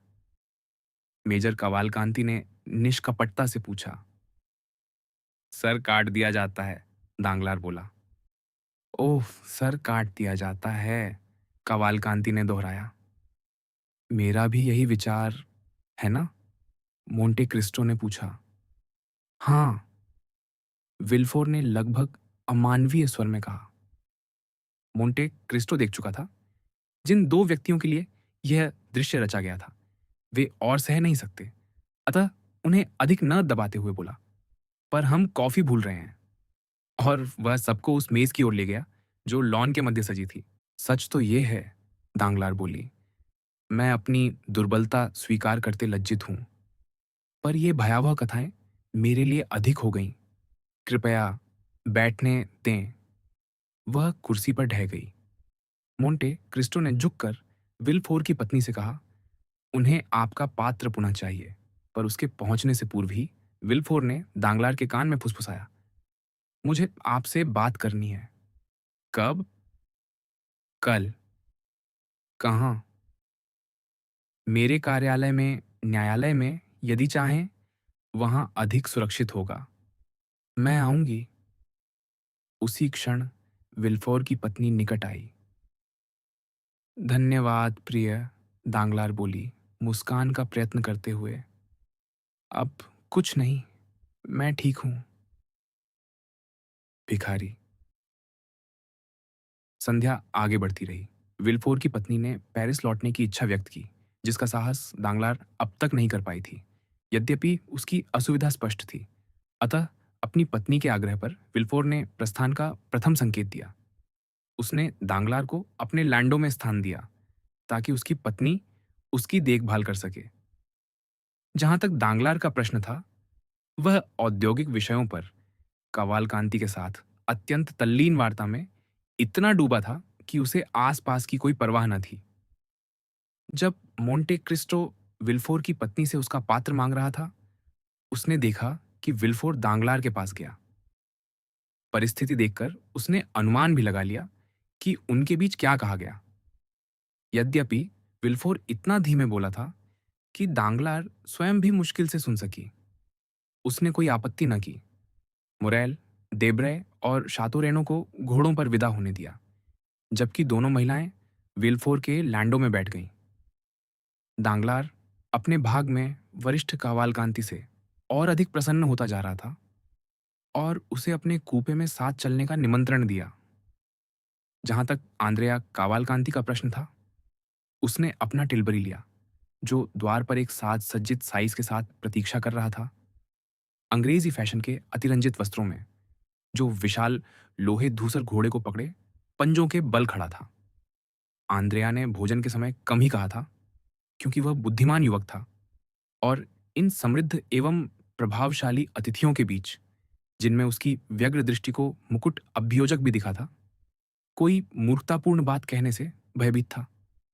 बाद में दांगलार ने उसे अपने अधिकार में ले लिया और कठोर विनीत वृद्ध मेजर तथा उसके संकोची पुत्र को देखकर मोंटे क्रिस्टो की आतिथ्य भावना के आलोक में यह निष्कर्ष निकाला कि वह किसी ऐसे नवाब से व्यवहार कर रहा है जो अपने एकमात्र पुत्र को समाज में प्रतिष्ठित करने पेरिस लाया है। फलतः उसने मेजर की कनिष्ठिका पर जड़े विशाल हीरे को अत्यंत प्रसन्न दृष्टि से देखा, क्योंकि संसार का अनुभवी होने के कारण मेजर ने आशंका की थी कि उसके बैंक नोटों पर कोई दुर्घटना घट सकती है और उन्हें शीघ्र ही मूल्यवान आभूषण में बदल दिया था। फिर भोजन के पश्चात उद्योग और यात्राओं की चर्चा के बहाने उसने पिता पुत्र से उनके जीवन शैली पर प्रश्न किए। दोनों यह जानते हुए कि उनमें से एक को आगमन पर दांगलार के बैंक में 48,000 फ्रांक का श्रेय मिलेगा और दूसरे को वार्षिक 50,000 लिव्र का, बैंकर के प्रति अत्यंत विनम्र और प्रसन्न चित्त हो उठे। उनकी कृतज्ञता इतनी उत्कट थी कि यदि स्वयं को संयत न करते तो दांगलार के सेवकों से भी हाथ मिला लेते। एक बात ने दांगलार के मन में कावाल कांति के प्रति सम्मान, लगभग श्रद्धा और बढ़ा दी। वह होरेस के सिद्धांत नील अदमिरारी के अनुरूप केवल इतना ही पर्याप्त समझ बैठा कि श्रेष्ठ लैंप्रे किस झील से मिलती है, यह बताकर अपनी विद्वत्ता दिखा दे। फिर उसने चुपचाप अपना भाग खा लिया। दांगलार ने तुरंत निष्कर्ष निकाला कि ऐसे भोज उस कावाल कांति वंशज के लिए सामान्य होंगे, जो संभवतः अपने लुक्का स्थित निवास में स्विट्जरलैंड की ट्राउट और ब्रेटनी के लॉबस्टर मंगवाता होगा। ठीक उसी प्रकार जैसे काउंट ने फुसारो झील से लैम्प्रे और वोल्गा से स्टर्जन मंगाई थी। अतः जब कवालकांति ने कहा, कल किसी व्यावसायिक विषय पर आपसे मिलने का सम्मान पाऊंगा, तो उसने विशेष सौहार्द से उत्तर दिया, और मैं आपको पाकर प्रसन्न होऊंगा। साथ ही उसे होटल दी प्रिंस तक साथ ले जाने का प्रस्ताव भी दिया, यदि वह अपने पुत्र से अलग होने का कष्ट सह सके। कावालकांति ने उत्तर दिया कि उसका पुत्र युवकों के अविवाहित जीवन का अभ्यस्त है। उसके अपने घोड़े गाड़ियां हैं, अतः अलग अलग लौटने में कोई कठिनाई नहीं। इस प्रकार मेजर दांगलार की गाड़ी में बैठा और बैंकर उसके समीप, उसके अनुशासन और मितव्ययिता के विचारों से और भी मोहित। यद्यपि वह अपने पुत्र को 50,000 फ्रांक वार्षिक देता था, जो 5,000 लिव्र की आय उत्पन्न करने वाली संपदा का संकेत था। जहां तक आंद्रिया का संबंध था, उसने प्रभाव जमाने के लिए पहले अपने साइस को डांटा कि वह सीढ़ियों तक लेने क्यों ना आया। फलतः उसे अतिरिक्त 30 कदम चलना पड़ा। साइस ने विनम्रता से डांट स्वीकार की, लगाम बाएं हाथ में ली, अधीरता से खुर पटकते घोड़े को थामते हुए, और दूसरे हाथ से लगाम आंद्रेया को दी, जिसने उसे ग्रहण कर चमकते जूते को हल्के से पायदान पर रखा। उसी क्षण किसी हाथ ने उसके कंधे को स्पर्श किया। युवक मुड़ा, ये सोचते हुए कि दांगलार या मोंटे क्रिस्टो कुछ कहना भूल गए होंगे, पर उनके स्थान पर उसने एक विचित्र मुख देखा, सूर्य से तपा हुआ, तैयार दाढ़ी में घिरा, रत्नों सी चमकती आंखें और उपहासपूर्ण मुस्कान, जिसमें 32 तीखे उजले दांत भेड़िए या सियार जैसे पूर्णतः अक्षुण्ण चमक रहे थे। मस्तक मलिन धूसर केशों सहित लाल चौखाने रुमाल से ढका था, और सबसे गंदा फटा पुराना मजदूरी कुर्ता उस कंकालवत शरीर पर ढीला लटक रहा था, मानो चलने पर अस्थियां खनक उठे। जहां तक उस हाथ का प्रश्न था जिसने आंद्रिया का कंधा पकड़ा, वह उसे असामान्य रूप से विशाल प्रतीत हुआ। क्या उसने उस लालटेन के प्रकाश में उस प्राणी को पहचान लिया, या केवल उसके विकराल रूप से चौंक उठा? कहना कठिन है, पर वह सिहर उठा और पीछे हट गया। क्या चाहते हो? उसने पूछा। क्षमा कीजिए, मालिक, उस व्यक्ति ने लाल रुमाल को छूते हुए कहा। शायद बाधा दे रहा हूं, पर 2 शब्द कहने हैं।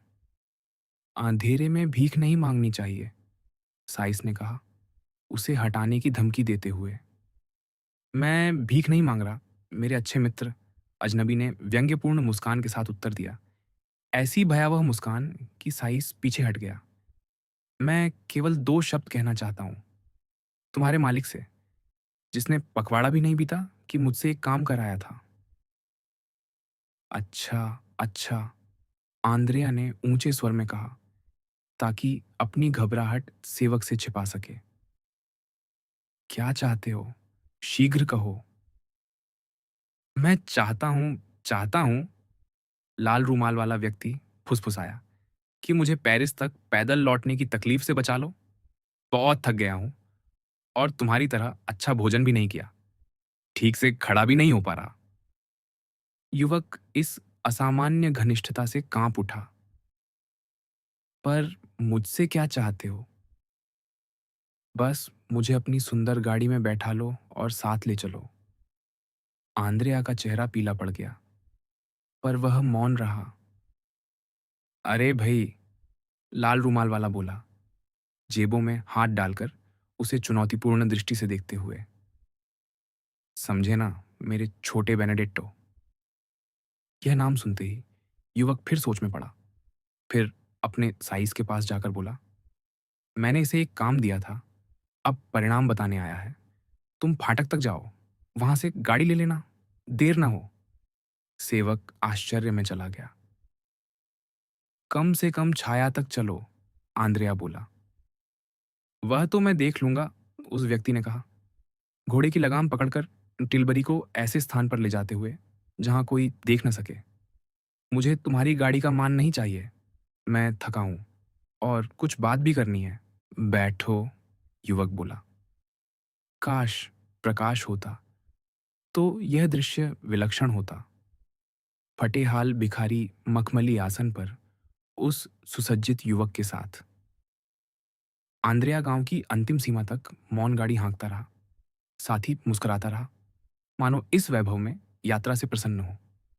ऑन्तु ये पार करते ही आंद्रेया ने घोड़ा रोका, चारों ओर देखा, बाहें बांधकर बोला, अब क्यों आए हो मुझे परेशान करने? और तुम मुझे ललकार क्यों रहे हो? कैसे? पोन द्यूवार पर अलग हुए थे। तुमने कहा था पीडमोंट और टस्कनी जाओगे, पर सीधे पेरिस आए। तो मुझे क्या आपत्ति, बल्कि उपयोगी हो सकता है। अच्छा, तो तुम मुझ पर दांव लगा रहे हो? आंद्रेया बोला। लो, अपमान भी। सावधान, कैदे रूस, गलती करोगे। ठीक है, क्रोधित ना हो, पर कठिन समय मनुष्य को ईर्ष्यालु बना देता है। मैं सोचता रहा, तुम पीडमोंट टस्कनी में मजदूरी कर रहे होगे, और मुझे दया आती रही, जैसे अपने पुत्र पर। मैं तुम्हें पुत्र कहता था ना? तो धैर्य रखो। रखा है, कहो। और अचानक ले बोनोम के फाटक से तुम प्रवेश करते दिखे। साइस, गाड़ी, नए वस्त्र, नया नया अर्थ। स्वर्ण खान मिल गई, या एक्सचेंज में भागीदारी। और तुम ईर्ष्यालु हुए? नहीं, प्रसन्न। बधाई देना चाहता था, पर वेश ठीक न था। तुम्हें संकट में न डालूं, सो प्रतीक्षा की। अजीब प्रतीक्षा। मेरे सेवक के सामने रोका। क्या करता? घोड़ा तीव्र, गाड़ी हल्की। तुम फिसलन भरे। आज न पकड़ता तो फिर नहीं। मैं छिप नहीं रहा। तुम नहीं, मैं छिप रहा हूं। और डर था, पहचानोगे नहीं। पर पहचाना। तो क्या चाहते हो? विनम्र नहीं हो? पुराने साथी से सावधान, मुझे मांग बढ़ानी पड़ सकती है। यह सुन युवक का क्रोध शिथिल हुआ। एक शीत बाध्यता उस पर उतर आई। उसने घोड़ा दौड़ा दिया। यह ठीक नहीं, मित्र, उसने कहा। तुम मार्से के। मैं। अब क्या हो? नहीं जानता, पर पला कोर्सिका में। तुम वृद्ध, हठी, मैं युवा, जिद्दी। धमकी उचित नहीं। व्यवहार से काम लें। भाग्य ने तुम्हें ठुकराया, मुझ पर मेहरबान हुआ। क्या मेरा दोष? तो भाग्य अच्छा है, ये सब उधार नहीं। उत्तम। कैदेरूस की आंखें लोभ से चमकी। तुम जानते हो, पहचान कर रोका। यदि मेरे सिर पर तुम्हारा रूमाल, देह पर यह कुर्ता, पैरों में फटे जूते होते, पहचानते। देखो, तुम तिरस्कार करते हो। गलत है। अब मिल गए हो, तो मुझे भी उत्तम वस्त्र मिलेंगे। तुम्हारी उदारता जानता हूं। तुम्हारे पास 2 कोट हों, एक मुझे दोगे। भूख में अपना सूप फलियां दी थी ना? सत्य, आंद्रेया बोला। कैसी भूख थी? अब भी। निश्चय। वह हंसा। अच्छा भोजन किया उस राजकुमार के साथ? राजकुमार नहीं, काउंट। काउंट? धनी? हाँ, पर उस पर भरोसा मत करना। कुछ असहज व्यक्ति प्रतीत होता है। ओह, उसकी चिंता मत करो। तुम्हारे काउंट से मेरा कोई काम नहीं। उसे अपने पास ही रखो। पर कैदेरूस ने उसी अप्रिय मुस्कान के साथ जोड़ा, इसका मूल्य तो देना होगा। अच्छा, कितना चाहिए? मेरा विचार है, मासिक 100 फ्रैंक।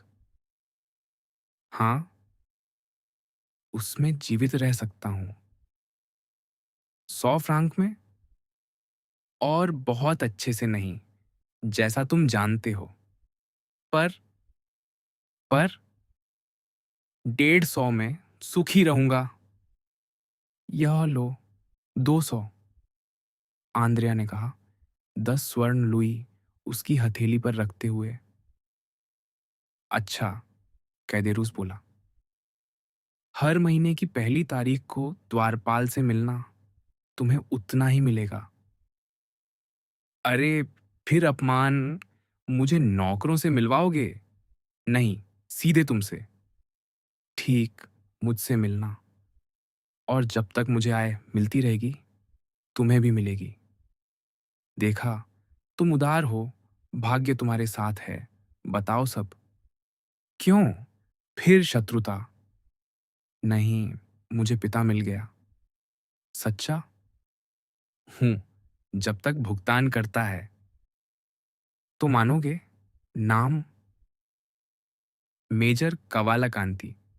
संतुष्ट है तुमसे? अभी तक तो। पिता किसने ढूंढा? मोंटे क्रिस्टो ने। अभी जिसके यहां से आए? हाँ। तो मुझे दादा बनवा दो, जब वह यह व्यापार कर ही रहा है। उल्लेख करूंगा। तब तक तुम। मैं? तुम चिंता करते हो, अच्छा लगता है। मैं कोई कमरा लूंगा, कोट खरीदूंगा, प्रतिदिन दाढ़ी बनवाऊंगा, कैफे में समाचार पत्र पढ़ूंगा, संध्या रंगमंच, ताली बजाने वालों के साथ। मुझे सेवानिवृत्त बेकर समझा जाएगा। यही स्वप्न है। उत्तम, ऐसा करो, सब ठीक होगा। और तुम सामंत बनोगे? कौन जाने, शायद मेजर स्वयं हो। दुर्भाग्य, वंशानुगत उपाधि समाप्त। राजनीति से दूर रहो, जो चाहिए था मिल गया, अब उतर जाओ। नहीं, अब भी नहीं। क्यों? सोचो, सिर पर रूमाल, पैरों में जूते नहीं, कोई कागज नहीं, जेब में 10 नेपोलियन, कुल 200 फ्रैंक। द्वार पर रोका जाऊंगा, कहना पड़ेगा तुमने दिए, जांच होगी, तूलों से बिना अनुमति निकला हूं। फिर पुलिस से पुलिस, फिर वही कैदी संख्या। नहीं, मैं राजधानी में ही रहूंगा। आंद्रिया ने भौं उठाई। उसकी प्रकृति उग्र थी। उसने चारों ओर देखा, हाथ धीरे से जेब में गया, छोटी पिस्तौल की मूठ टटोलने लगा। उसी क्षण कैदेरूस ने भी पीछे हाथ ले जाकर लंबा स्पेनी चाकू खोल लिया। दोनों एक दूसरे को समझते थे। आंद्रिया का हाथ खाली निकला, मूंछ सहलाए। अच्छा, संतुष्ट रहोगे? प्रयास करूंगा, कैदेरूस बोला, चाकू म्यान में डालते हुए। चलो, पेरिस, पर ऐसे वेश में द्वार पार? देखो। उसने आंद्रिया की टोपी और साइज का कोट पहन लिया और सेवक का भाव बना लिया। और मैं नंगे सिर? हवा में उड़ गई होगी। चलो। रोक कौन रहा? चुप। वे सहज ही द्वार पार कर गए। पहली गली पर गाड़ी रुकी। कैदेरूस कूद उतरा। मेरी टोपी, कोट। क्या मुझे सर्दी लगे? और मैं? तुम युवा, मैं वृद्ध। विदा, बेनेडेट्टो। वह गली में विलीन हो गया। हाय, इस संसार में पूर्ण सुख नहीं। आंद्रिया ने दीर्घ श्वास ली। एक घरेलू दृश्य। तीनों युवक प्लास लुई 15 पर अलग हुए।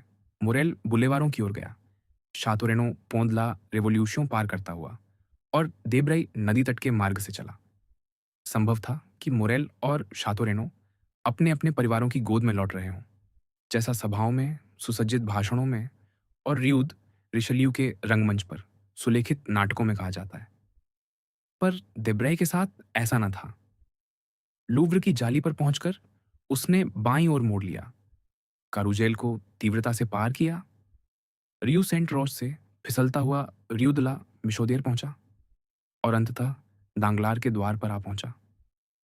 उसी क्षण जब विल्फोर का लांडो उन्हें फोबुर्ग सेंट ऑन नोर में उतारकर बैरोनेस को घर लौटाने हेतु रुक रहा था। देब्रई, जो घर से परिचित था, सबसे पहले आंगन में गया, लगाम एक पद सेवक को थमाई, फिर गाड़ी के द्वार पर लौटकर दांगलार को बांह देकर उतारने और भीतर ले जाने लगा। फाटक बंद होते ही उसने पूछा, क्या बात है एरमीन? काउंट की कथा, या कहूं उस परी कथा? पर आप अस्वस्थ क्यों हो गईं? क्योंकि आज संध्या में अत्यंत अशांत थी, मेरे मित्र, बैरोनेस ने उत्तर दिया। नहीं, एरमीन, देब्राय बोला, आप मुझे यह विश्वास नहीं दिला सकेंगी। जब आप काउंट के यहां पहुंची, आपका मनोभाव उत्कृष्ट था। दांगलार कुछ उदास थे, पर उनके स्वभाव को आप कितना महत्व देती हैं, ये मैं जानता हूं। किसी ने आपको कष्ट दिया है, मुझे बताइए। आप जानती हैं, मैं किसी को भी आपका अपमान नहीं करने दूंगा। आप भूलते हैं, लुसिया, दांगलार ने कहा। जैसा मैंने कहा और जो उनके स्वभाव के विषय में आपने देखा, वही पर्याप्त था। स्पष्ट था, वह उन तंत्रिका व्याकुलताओं में से एक से पीड़ित थी, जिन्हें स्त्रियां स्वयं भी नहीं समझ पाती। अथवा जैसा देबराई ने अनुमान किया था, कोई आंतरिक आघात था जिसे वह किसी से प्रकट नहीं करना चाहती थी। अतः जो पुरुष वाष्प को स्त्री जीवन का स्वाभाविक अंश मानते हैं, वैसा ही व्यवहार करते हुए उसने विषय को आगे न बढ़ाया और किसी उपयुक्त अवसर की प्रतीक्षा करने लगा, या तो और प्रश्न करने के लिए अथवा स्वयं उसके स्वीकारोक्ति हेतु। अपने कक्ष के द्वार पर बैरोनेस की भेंट मादेमोजेल कोर्नेली से हुई, जो उसकी परिचारिका और विश्वास पात्रा थी। मेरी पुत्री क्या कर रही है? तांगलार ने पूछा। उसने पूरी संध्या अध्ययन में बिताई, कोर्नेली ने उत्तर दिया। फिर शयन के लिए चली गई। पर यह पियानो? लुईस दौर-मिली बजा रही हैं, जबकि युवती शयन में है। अच्छा, तांगलार बोली। आओ, मुझे वस्त्र बदलने में सहायता करो। वे उसके शयनकक्ष में गईं। दिब्राई एक बड़े सोफे पर ढह गया और दांगलार कोर्नेली के साथ प्रसाधन कक्ष में चली गई। मेरे प्रिय लुसियाओ, उसने भीतर से कहा, क्या अब भी शिकायत है कि यूजिनी आपसे बोलना नहीं चाहती? लुसिया उसकी गोद के कुत्ते से खेल रहा था, जो घर के मित्र को पहचान कर स्नेह से प्रतिक्रिया दे रहा था। मैं अकेला नहीं, उसने उत्तर दिया। परसों ही मोरसेर्फ कह रहे थे, अपनी मंगेतर से एक शब्द भी नहीं निकलवा पाते। सत्य है, दांगलार बोली, पर एक दिन ये सब बदलेगा। आप देखेंगे, यूजिनी स्वयं आपके कक्षों में आएगी। मेरे कक्षों में? अर्थात मंत्रालय वाले। क्यों? आपसे निवेदन करेगी, उसे ओपेरा में स्थान दिलाने के लिए। मुझे कहना होगा, संगीत के प्रति ऐसा मोह मैंने कभी नहीं देखा। उसकी स्थिति की युवती के लिए तो यह हास्यास्पद है। देवराय मुस्कुराया। यदि वह आपकी और बैरन की अनुमति से आए, उसने कहा, तो हम उसे नियुक्त करा देंगे और उसके अनुकूल भूमिका भी गढ़ देंगे। यद्यपि उसकी प्रतिभा के अनुरूप पारिश्रमिक देना हमारे लिए कठिन होगा। तुम जा सकती हो, कॉर्नेली, दांगलार ने कहा। अब आवश्यकता नहीं। कॉर्नेली चली गई और कुछ ही क्षण बाद दांगलार आकर्षक नेग्लिजे में बाहर आई और लुसियाओं के समीप बैठ गई। फिर अन्यमनस्क होकर स्पैनियल को सहलाने लगी। लुसिया कुछ देर मौन उसे देखता रहा। तो एरमीन, उसने अंततः कहा, कुछ तो तुम्हें व्यथित कर रहा है ना? नहीं, कुछ भी नहीं, बैरोनेस ने कहा, पर घुटन अनुभव करते हुए उठी, श्वास संभालने का प्रयास किया और दर्पण के सामने जाकर स्वयं को देखने लगी। आज मैं सचमुच भयानक लग रही हूं, उसने कहा। देबराई मुस्कुराकर उसे आश्वस्त करने उठ ही रहा था कि उसी क्षण द्वार खुला और दांगलार भीतर आया। देबराई पुनः बैठ गया। दांगलार ने द्वार की ध्वनि पर घूमकर अपने पति की ओर देखा और ऐसा विस्मय प्रकट किया जिसे उसने छिपाने का प्रयास भी नहीं किया। शुभ संध्या महोदया, बैंकर बोला। शुभ संध्या, देबराई।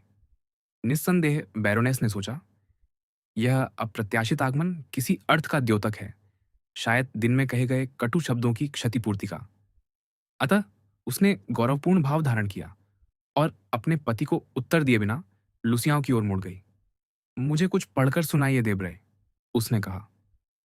प्रारंभ में इस आगमन से देबराय कुछ असहज हुआ था, पर बैरोनेस की अचलता देखकर उसने अपना धैर्य पुनः पा लिया और एक पुस्तक की ओर हाथ बढ़ाया, जिसके मध्य स्वर्ण जड़ित मोती मुक्ता कागज छुरी रखी थी।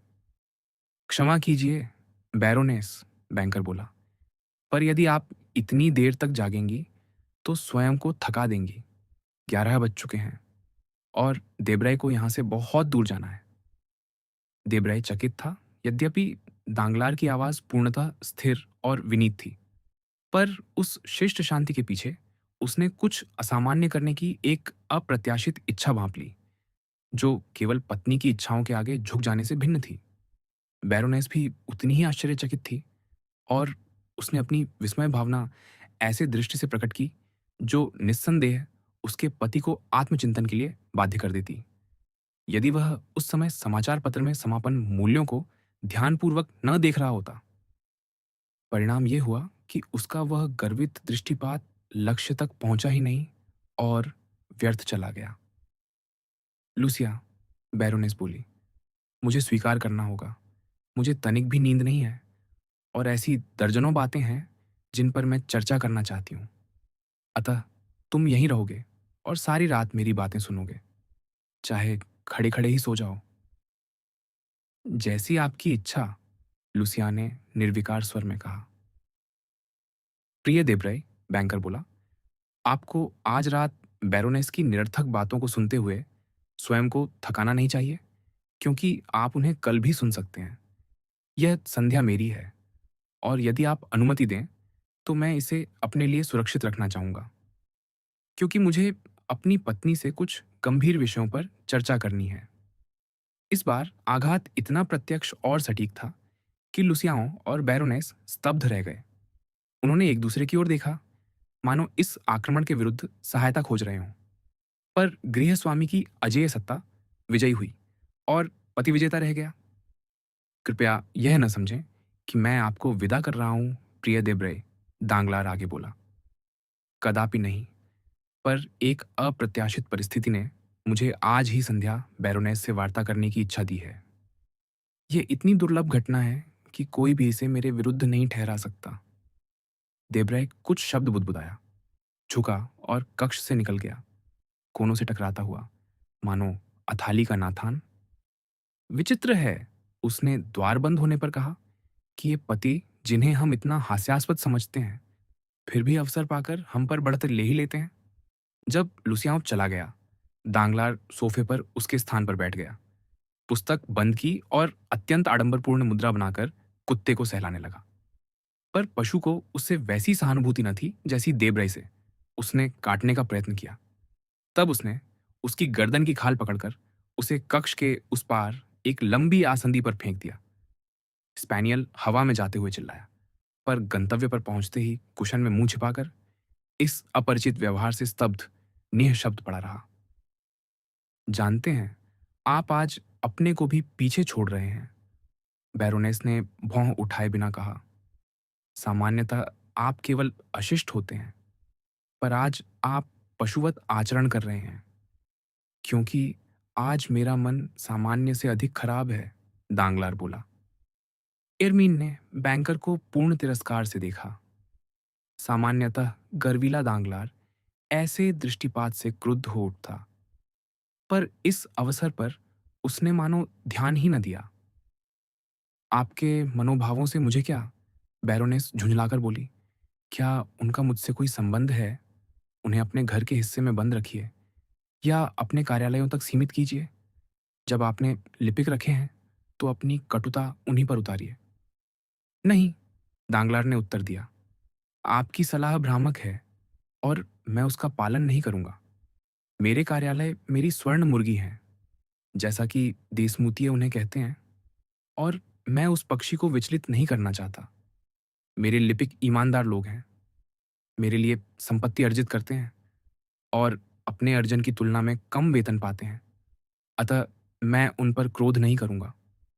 जो लोग मुझे क्रुद्ध करते हैं वे हैं जो मेरे भोज खाते हैं, मेरे घोड़ों को थकाते हैं और मेरी संपत्ति लूटते हैं।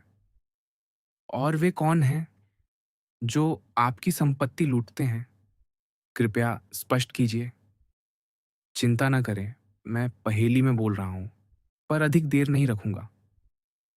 वे लोग हैं जो एक ही घंटे में मुझसे 5 लाख फ्रैंक छीन लेते हैं।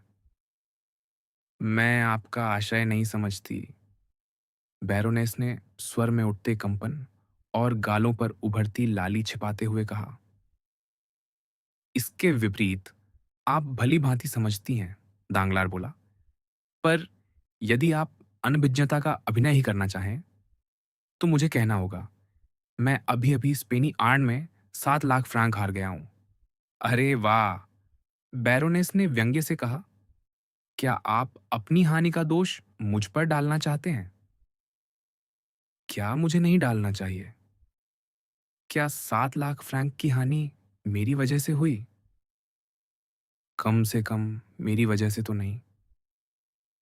अंतिम बार कहती हूँ, बैरोनेस तीक्ष्ण स्वर में बोली। धन की बातें मुझसे कभी ना कीजिए। यह भाषा मुझे ना माता-पिता ने सिखाई, ना मेरे प्रथम पति के घर में बोली गई। इसमें मुझे संदेह नहीं, तांगलार बोला। उनमें से किसी के पास एक पाई भी न थी। तो और कारण है कि मैं आपके बैंकरों की शब्दावली न सीखूं, जो प्रातः से रात्रि तक मेरे कानों पर प्रहार करती है। सिक्कों की गिनती का वह स्वर मुझे विकर्षित करता है, कभी-कभी तो आपकी आवाज से भी अधिक। विचित्र है, दांगलार बोला, और मैं तो सदा समझता था। आप मेरे व्यवसाय में गहरी रुचि लेती हैं। मैं? आपको ऐसा सोचने पर किसने विवश किया? आपने स्वयं।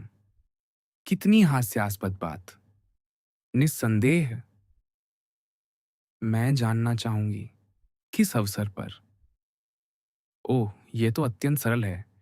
पिछले फरवरी हैती के कोषों का उल्लेख आपने ही पहले मुझसे किया था। आपने स्वप्न देखा था कि लेआव्र के बंदरगाह में एक जहाज प्रवेश कर रहा है, समाचार लाता हुआ कि वह भुगतान, जिसे सबने अनिश्चित काल तक स्थगित मान लिया था, अब होने वाला है। मैं जानता हूं आप नींद में भी कितनी स्पष्ट बुद्धि रखती हैं। अतः मैंने हैती आरण के जितने बांड मिल सके सब खरीद लिए और 4 लाख फ्रैंक कमाए, जिनमें से 1 लाख आपको विधिवत दे दिए गए। आपने उनका क्या किया, यह मेरा विषय नहीं। मार्च में रेलवे का ठेका निकला। 3 कंपनियों ने बोली दी, सभी समान आश्वासनों सहित। आपने कहा, आपकी अंतर्दृष्टि बताती है कि ठेका दक्षिण की कंपनी को मिलेगा। यद्यपि आप अज्ञान का अभिनय करती हैं, पर मैं मानता हूं, कभी कभी ऐसे विषयों में आपकी अंतर्दृष्टि अत्यंत तीक्ष्ण होती है। मैंने तुरंत उस कंपनी के 2/3 शेयर खरीद लिए। जैसा आपने कहा, ठेका उसी को मिला और उसके शेयर 3 गुना हो गए। मैंने 10 लाख फ्रैंक कमाए, जिनमें से 2.5 लाख आपको पिनमनी के रूप में दिए। उनका क्या किया आपने? पर यह सब कहाँ जा रहा है? बैरोनेस ने घृणा और अधीरता से कांपते हुए कहा, धैर्य रखिए, हम बिंदु पर पहुंच रहे हैं। ईश्वर का धन्यवाद। अप्रैल में आप मंत्री के यहाँ भोजन पर गईं। स्पेन की चर्चा हुई और आपने डॉन कार्लोस के निष्कासन पर एक निजी वार्ता सुन ली। मैंने स्पेनी स्टॉक खरीदे। निष्कासन हुआ और जिस दिन चार्ल्स पंचम बिदासोआ पार कर गया, उस दिन मैंने 6 लाख फ्रैंक कमाए। उनमें से 50,000 एक्यू आपको दिए गए। वे आपके थे, आप जो चाहें करें, मैं हिसाब नहीं मांगता। पर तथ्य यह है कि इस वर्ष आपको 5 लाख लिव्र मिले। तो हाँ, तो उसी के बाद सब बिगड़ गया। आप सचमुच बातें कहने का ढंग रखते हैं। मैं वही कहता हूं जो अनुभव करता हूं। बस उसके बाद 3 दिन पूर्व था। 3 दिन पहले आपने राजनीति पर देबराई से चर्चा की और आपने सोचा, उसने कहा कि डॉन कार्लोस स्पेन लौट आया है। फलत मैंने अपने स्टॉक बेच दिए। समाचार फैल गया। घबराहट मच गई। मैं और बेच ना सका, मानो बांट रहा था। अगले दिन समाचार असत्य निकला और उस असत्य ने मुझे 7 लाख फ्रैंक का नुकसान पहुंचाया। तो उससे तो जब मैं जीतता हूं तो आपको चौथाई देता हूं। अब हार में आप मुझे चौथाई देंगी। 7 लाख का चौथाई, 1,75,000 फ्रैंक। आपकी बातें निरर्थक हैं और मैं समझ नहीं पाती इस सब में देब्राई का नाम क्यों ला रहे हैं। क्योंकि यदि आपके पास वह 1,75,000 फ्रैंक न हो, तो आप अपने मित्रों से उधार ले सकती हैं, जिनमें देब्रे भी हैं। व्यर्थ, बैरोनेस ने कहा। कोई हाव-भाव नहीं, कोई चीत्कार नहीं, कोई नाटकीयता नहीं, अन्यथा मुझे कहना पड़ेगा, मैं यहाँ से देब्रे को मुस्कुराते देख रहा हूँ, उन 5 लाख फ्रैंक पर, जो आपने इस वर्ष उसे दिए, और स्वयं से कहता, उसे अंततः वह मिल गया, जो श्रेष्ठ जुआरी भी नहीं पाता, ऐसा रूले, जहाँ खेले बिना जीतो और हारकर भी ना हारो। बैरोनेस क्रोध से फट पड़ने को थी। दुष्ट! उसने कहा, क्या आप ये कहने का साहस करते हैं कि जो बात अब आप मुझे दोष दे रहे हैं, उससे आप अनभिज्ञ थे? मैं ये नहीं कहता कि जानता था या नहीं, मैं केवल इतना कहता हूँ, 4 वर्षों से, जब से हम पति-पत्नी की भांति रहना छोड़ चुके, मेरे आचरण को देखिए, सदैव एक सा रहा है। उस विच्छेद से कुछ पूर्व आप उस विख्यात बैरिटोन से संगीत सीखना चाहती थीं, जो थिएटर इतालियाओं में अत्यंत सफल था, और मैं उस नर्तकी से नृत्य सीखना चाहता था, जिसका लंदन में बड़ा स्वागत हुआ था। हम दोनों पर, आपके और मेरे मिलाकर, लगभग 1 लाख फ्रैंक व्यय हुए। मैंने शिकायत नहीं की। गृह शांति बनाए रखना आवश्यक था। नृत्य और संगीत में निपुण होने हेतु एक पुरुष और एक स्त्री पर 1 लाख फ्रैंक, अत्यधिक नहीं। फिर शीघ्र ही आप गायन से ऊब गईं और आपको मंत्री के एक सचिव से कूटनीति सीखने का विचार आया। मैंने अनुमति दी। देखिए, मुझे आपत्ति नहीं, जब तक आप अपने पाठ का मूल्य स्वयं देती हैं। पर अब देखता हूं, आप मेरे कोष में हाथ डाल रही हैं, और आपकी आगे की शिक्षा मुझे 7 लाख फ्रैंक मासिक पड़ सकती है। नहीं, यह नहीं चलेगा। या तो वह कूटनीति से अपने पाठ निः शुल्क देने लगे और मैं उसे सह लूं, या फिर वह मेरे घर की देहरी पार नहीं करेगा। समझी? यह वास्तव में अति हो गई, एरमीन ने कहा, बोलना कठिन पाते हुए।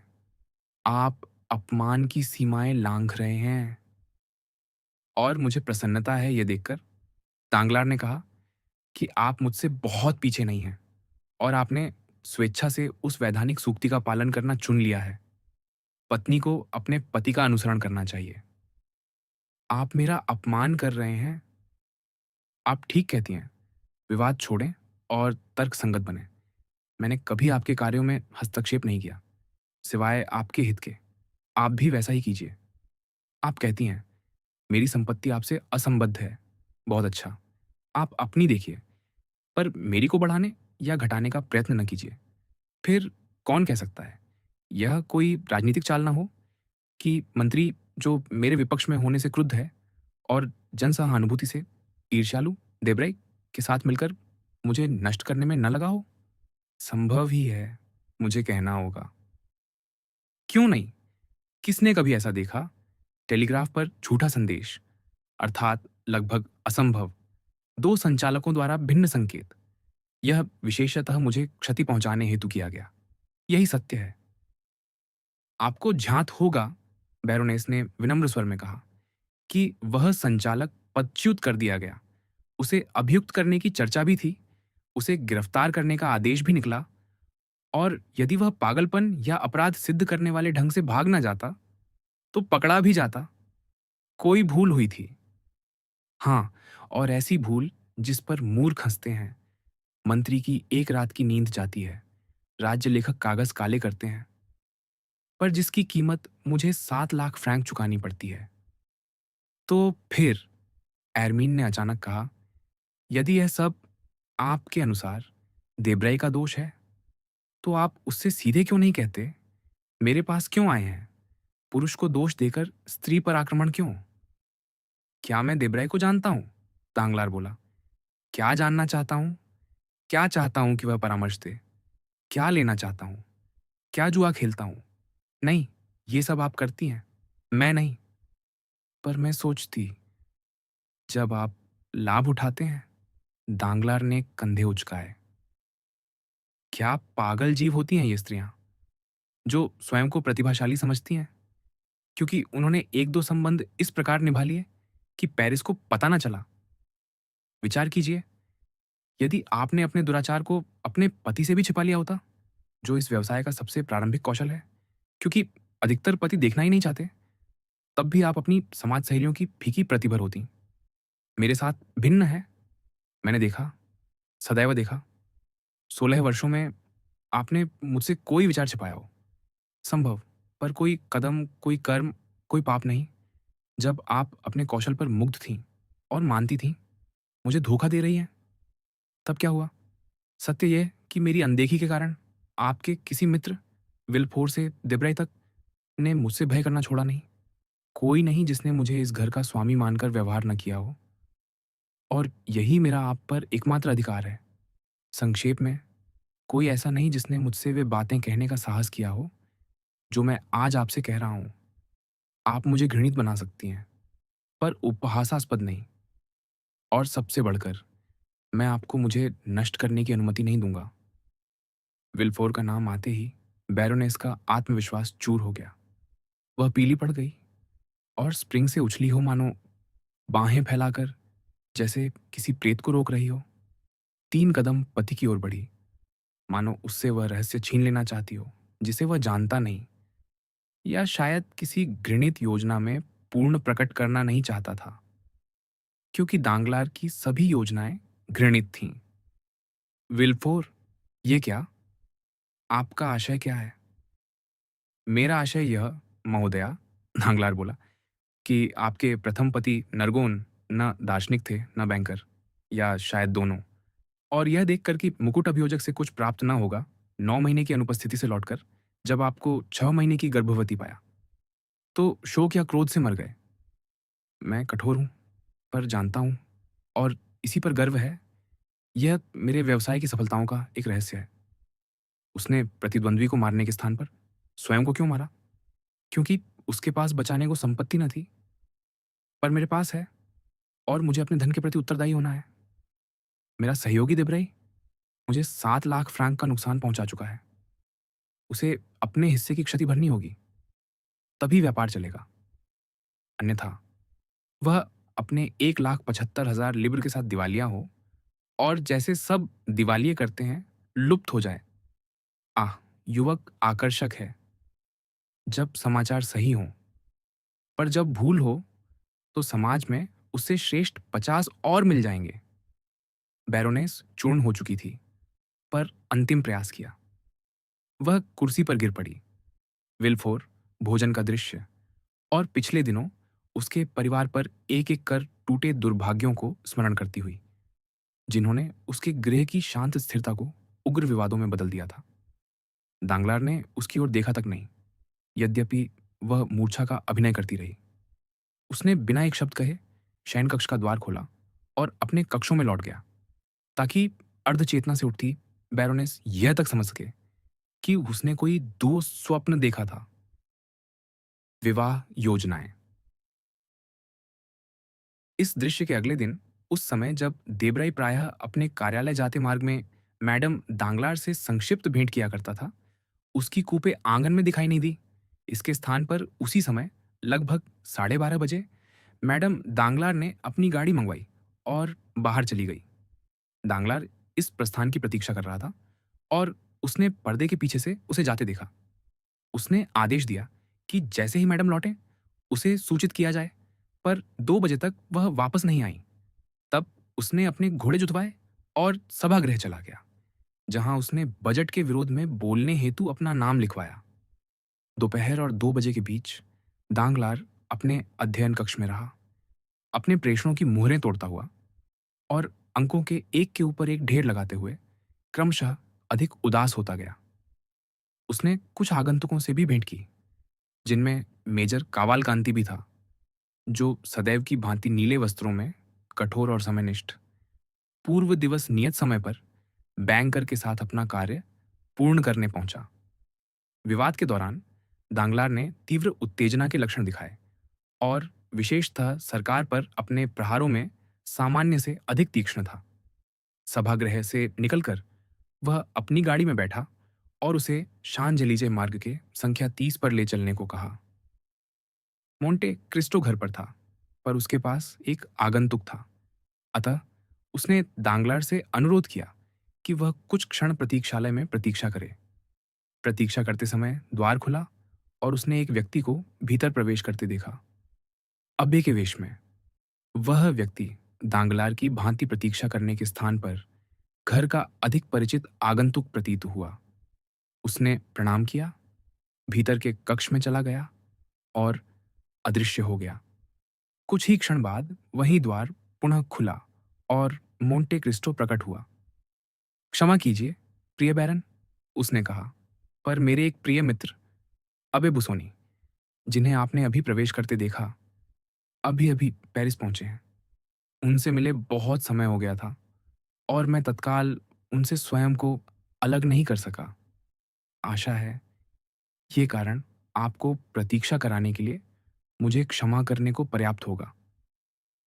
आप क्या कह रहे हैं? दांगलार बोला। मैं ही हूं जिसने अनुचित समय चुना। मैं अब भी चला जाता हूं। कदापि नहीं, इसके विपरीत। कृपया बैठिए। पर यह क्या, आप अत्यंत चिंतित प्रतीत होते हैं। सत्य कहूं, आप मुझे भयभीत कर रहे हैं। एक निरुत्साहित पूंजीपति धूमकेतु के समान होता है। वह सदैव किसी आने वाले महान अनिष्ट की सूचना देता है। समस्या यह है, दांगलार बोला, कि पिछले कुछ दिनों से मेरा भाग्य प्रतिकूल चल रहा है और मेरे पास जो भी समाचार आते हैं सब अशुभ होते हैं। ईश्वर रक्षा करे, मोंटे क्रिस्टो बोला। क्या आपको फिर से एक्सचेंज में हानि हुई? नहीं, कम से कम कुछ दिनों के लिए उस रोग से मुक्त हूं। नवीनतम समाचार, त्रिएस्ते में एक दिवालियापन है। सच? कहीं आपका दिवालिया जैकोपो मैनफ्रेडी तो नहीं? वही व्यक्ति। वर्षों से, न जाने कितने समय से, वह मेरे साथ प्रतिवर्ष 8 या 9 लाख फ्रैंक का व्यापार कर रहा था। कभी त्रुटि नहीं, कभी विलंब नहीं। वह अपने ऋण ऐसे चुकाता था जैसे कोई राजकुमार, या कहें भुगतान करने वाला राजकुमार। मैं उसे 10 लाख अग्रिम देता हूं और देखिए, पहली बार वह शैतान अपनी प्रेषण राशि रोक लेता है। क्या ऐसा? अद्भुत दुर्भाग्य। मैंने उस पर 6 लाख लिब्र का बिल निकाला, जो अनादृत लौट आया, और उसके अतिरिक्त मेरे पास 4 लाख फ्रैंक के विनिमय पत्र हैं, उसके हस्ताक्षर सहित, जो उसके पेरिस स्थित भागीदार द्वारा महीने के अंत में दिए थे। आज 30 तारीख है। मैं धन लेने भेजता हूं और जैसा आप अनुमान कर सकते हैं, भागीदार का कोई पता नहीं। इस स्पेनी प्रकरण के साथ कह सकता हूं, यह महीना मेरे लिए अत्यंत शुभ रहा। पर क्या वास्तव में उस स्पेनी प्रकरण में आपको हानि हुई? इसमें संदेह नहीं। 7 लाख फ्रांक से कम नहीं। आप जैसे अनुभवी लोमड़ी उस प्रकार कैसे फंस गए? यही तो बात है। यह मेरी पत्नी का दोष है। उसने स्वप्न देखा कि डॉन कार्लोस स्पेन लौट आया है और वह स्वप्नों पर विश्वास करती है। वह कहती है यह चुंबकत्व का प्रभाव है और जो वह स्वप्न देखती है वह अवश्य घटित होता है। मैं उसे उसके विश्वासों पर जुआ खेलने देता हूं। उसका अपना खाता है, अपना दलाल। उसने दांव लगाया और हार गई। निस्संदेह वह उसका धन था, मेरा नहीं। पर आप समझते हैं, जब 7 लाख फ्रैंक पत्नी की जेब से निकलते हैं तो पति को कुछ तो अनुभव होता ही है। क्या आपको झात नहीं था? जो हुआ उसकी चर्चा सर्वत्र थी।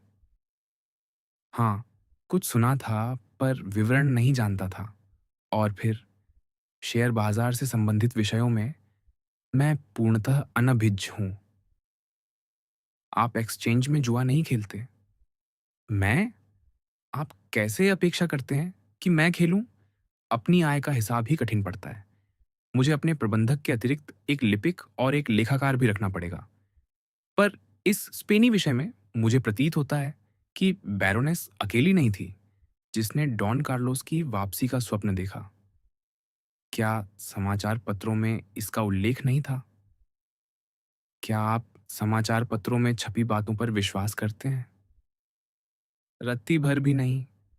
पर मैं यह अवश्य सोचता था कि ले मैसाजे नियम का अपवाद है और वह केवल प्रमाणित समाचार ही छापता है, टेलीग्राफ से प्राप्त समाचार। और वही तो समझ से परे है। दांगलार बोला। डॉन कार्लोस की वापसी का समाचार वास्तव में टेलीग्राफ से ही आया था।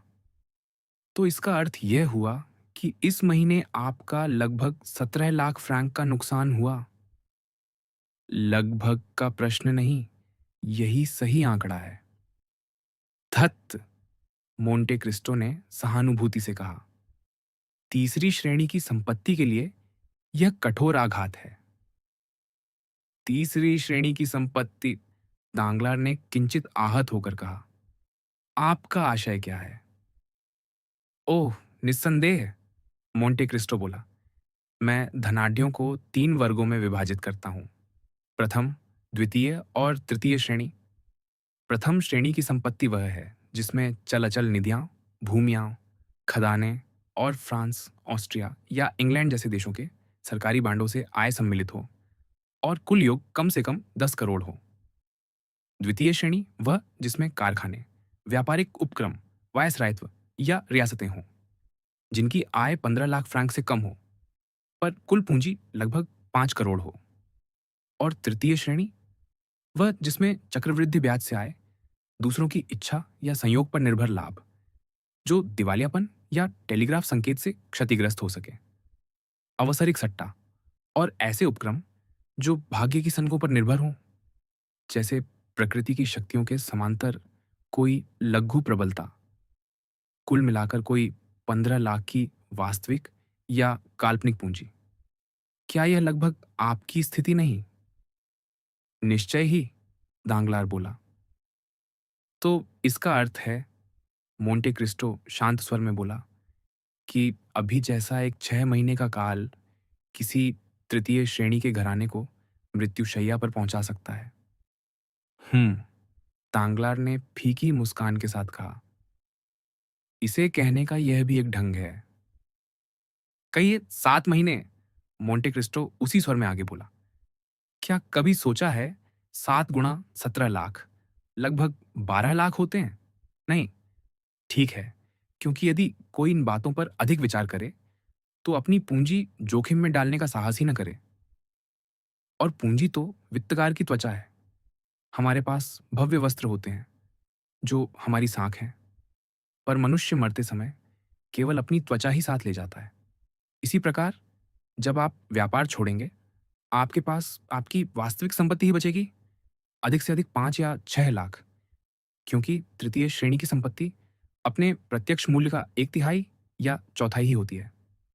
जैसे भाप और धुएं में घिरी रेल इंजन, जो दिखती विशाल है पर मूलतः एक मशीन भर। तो उन 5 लाख में से आप अभी 2 लाख खो चुके हैं, जो आपकी साख और काल्पनिक संपत्ति को उतना ही घटा देता है। इसका अर्थ है, प्रिय दांगलार, आपकी त्वचा पर एक घाव खुल चुका है, जो 4 बार दोहराया गया तो मृत्यु निश्चित। तो सावधान रहिए। क्या आपको धन की आवश्यकता है? क्या मैं उधार दे सकता हूं? आपकी गणनाएं सर्वथा त्रुटिपूर्ण हैं, दांगलार ने कहा, अपनी समस्त दार्शनिकता और छिपाव एकत्र करते हुए। मेरे खाते में सफल सट्टों से धन आता रहा है। घाव से निकला रक्त पोषण से भर गया। स्पेन में एक युद्ध हारा, त्रिएस्ते में पराजित हुआ, पर मेरी भारतीय नौसेना ने कुछ गैलियनों को अवश्य पकड़ा होगा और मेरे मैक्सिकी अन्वेषकों ने कोई खान खोज ली होगी। उत्तम, पर घाव का निशान बना रहता है। प्रथम हानि पर पुनः खुल जाएगा। नहीं, क्योंकि मेरा व्यापार निश्चितताओं पर आधारित है, दांगलार ने उस ठग सुलभ वाचालता से कहा जिससे वह अपनी साख का गुणगान करता था। मुझे गिराने के लिए 3 सरकारों का पतन आवश्यक होगा। ऐसा हो चुका है। और फसल का नष्ट होना भी। 7 मोटी और 7 दुबली गायों को स्मरण रखिए। या समुद्र का फटना, जैसे फिरौनों के समय। और तब भी अनेक समुद्र हैं, जहाज कारवां बनकर निकल जाएंगे। और भी उत्तम, 1000 गुना उत्तम, मोंटे क्रिस्टो बोला। मैं समझ गया, मैं भूल में था। आपकी संपत्ति द्वितीय श्रेणी में आती है। मैं उस सम्मान का आकांक्षी हो सकता हूं, दांगलार ने उस आत्मतुष्ट मुस्कान के साथ कहा जो मोंटे क्रिस्टो पर वैसा ही प्रभाव डालती थी जैसा खंडहरों के ऊपर बनाए गए फीके चंद्रमा का। पर जब हम व्यापार की ही बात कर रहे हैं, क्या आप बता सकते हैं मैं कावाल कांति के लिए क्या कर सकता हूँ? यदि उसके पास आपके यहाँ कोई श्रेय हो और आप उसे अच्छा समझते हो, तो उसे कुछ धन दे दीजिए। उत्तम। वह आज प्रातः ही उपस्थित हुआ, 40,000 फ्रांक का बिल लेकर, जो आप पर दर्शनीय भुगतान हेतु खींचा गया था, अबे बुसोनी के हस्ताक्षर सहित, और आपके अनुमोदन के साथ मुझे अग्रेषित किया गया था। आप समझते हैं, मैंने उसे तुरंत उसके 40 नोट दे दिए। मोंटे क्रिस्टो ने पूर्ण अनुमोदन का संकेत करते हुए सिर हिलाया। पर यह सब नहीं, दांगलार ने आगे कहा, उसने अपने पुत्र के नाम पर हमारे यहाँ एक श्रेय भी खुलवाया है। यदि पूछने का साहस करूं, तो वह युवक को कितना दे रहा है? 5,000 फ्रांक मासिक, वर्ष के 60,000। मुझे आश्चर्य नहीं, मोंटे क्रिस्टो ने कंधे उचकाते हुए कहा। ये कावालकांति बड़े भयभीत स्वभाव के होते हैं। एक युवक 5,000 मासिक में क्या करेगा? पर आप जानते हैं, यदि युवक को कुछ हजार और की आवश्यकता हो, न कीजिए। पिता आपको भुगतान करने को छोड़ देगा। आप इन इतालवी करोड़पतियों को नहीं जानते। ये वास्तविक कंजूस होते हैं। श्रेय किसने खोला? फैंसी फर्म ने, फ्लोरेंस की श्रेष्ठतम फर्मों में से एक। मैं यह नहीं कहता कि आपको हानि होगी, कदापि नहीं, पर अक्षरशः शर्तों का पालन कीजिए। आपको इस कवाल कांति पर विश्वास नहीं? मुझे? मैं उसके हस्ताक्षर पर उसे 1 करोड़ दे दूं। मेरे प्रिय महोदय, उसकी संपत्ति उसी द्वितीय श्रेणी में आती है जिसकी हम अब भी चर्चा कर रहे थे। फिर भी वह अत्यंत साधारण व्यक्ति प्रतीत होता है। मैं तो उसे मेजर से अधिक कुछ न मानता। वह सम्मानित होता, क्योंकि आप ठीक कहते हैं, उसमें देखने योग्य कुछ नहीं। पहली बार देखा तो मुझे वह एक बूढ़ा अवनत लेफ्टिनेंट लगा। पर सभी इतालवी ऐसे होते हैं, या तो पुराने सूदखोर लगते हैं या प्राच्य जादूगरों की भांति चकाचौंध कर देते हैं। युवक बेहतर है, तांगलार बोला।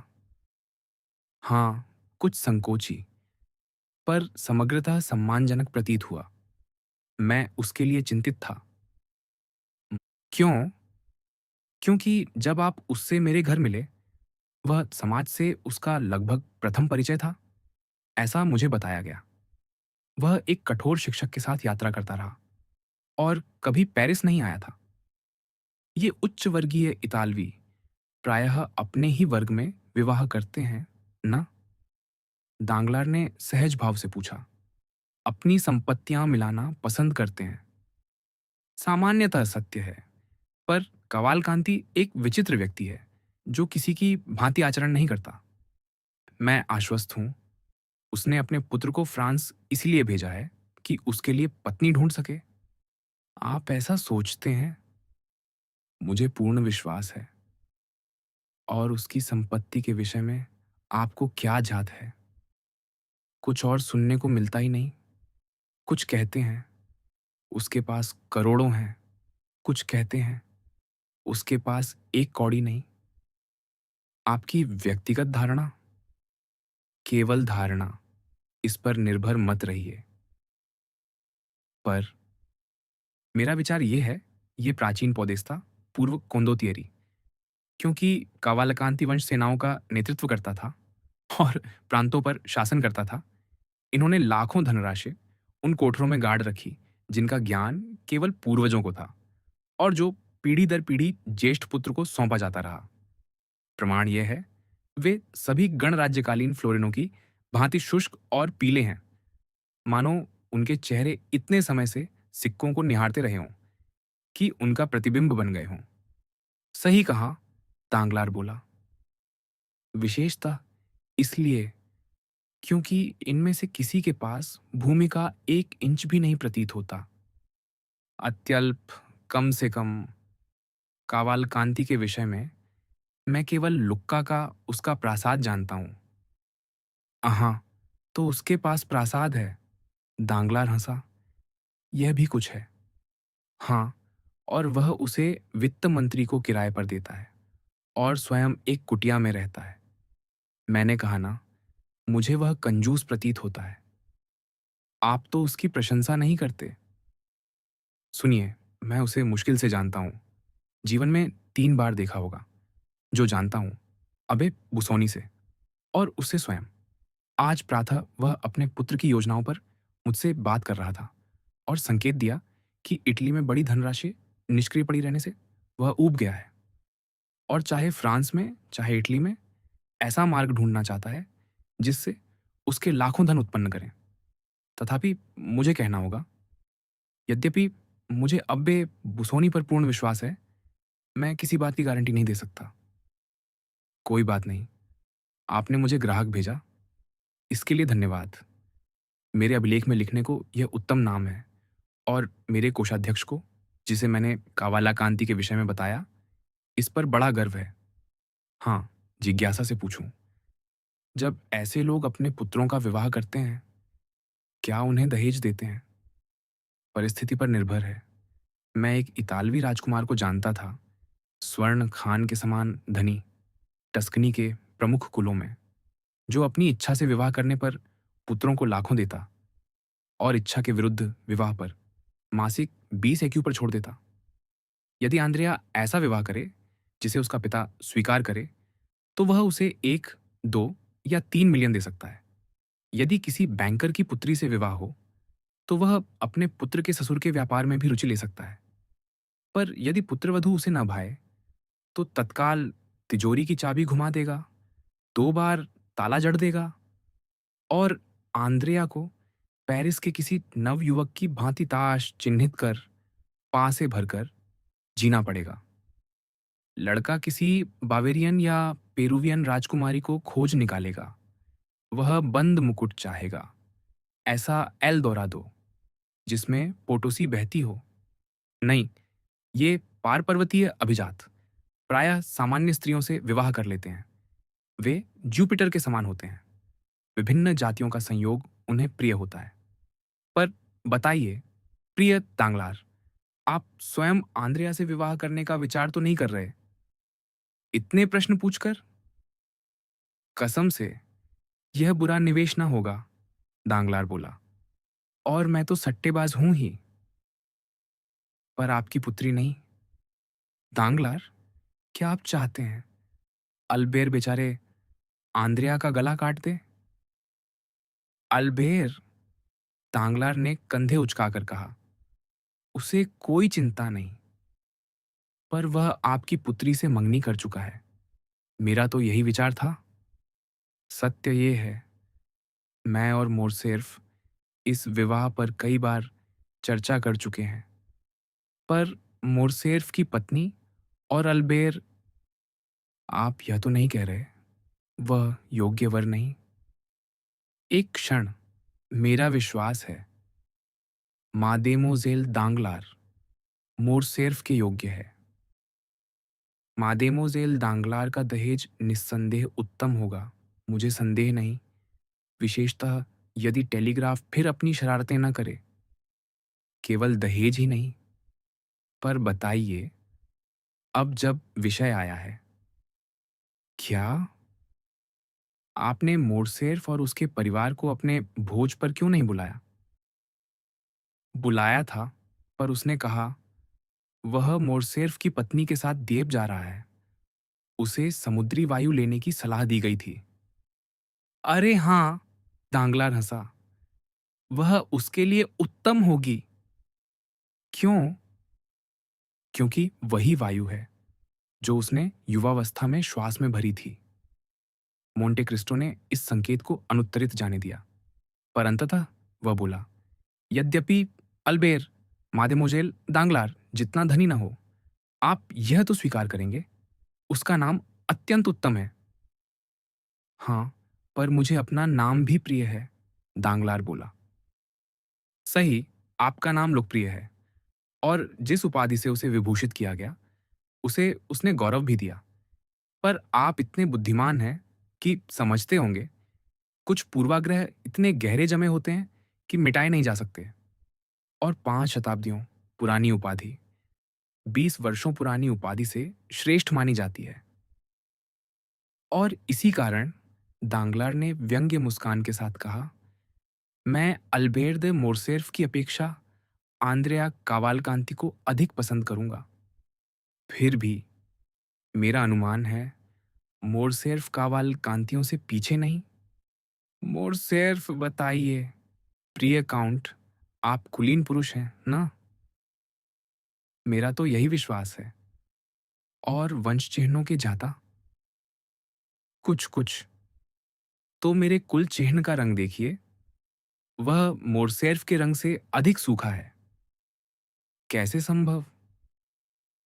क्योंकि यद्यपि मैं जन्म से बैरन नहीं, पर मुझे कम से कम दांगलार कहा जाता है। तो जबकि उसे मोर्सेर्फ कहा ही नहीं जाता। क्या उसे मोर्सेर्फ नहीं कहा जाता?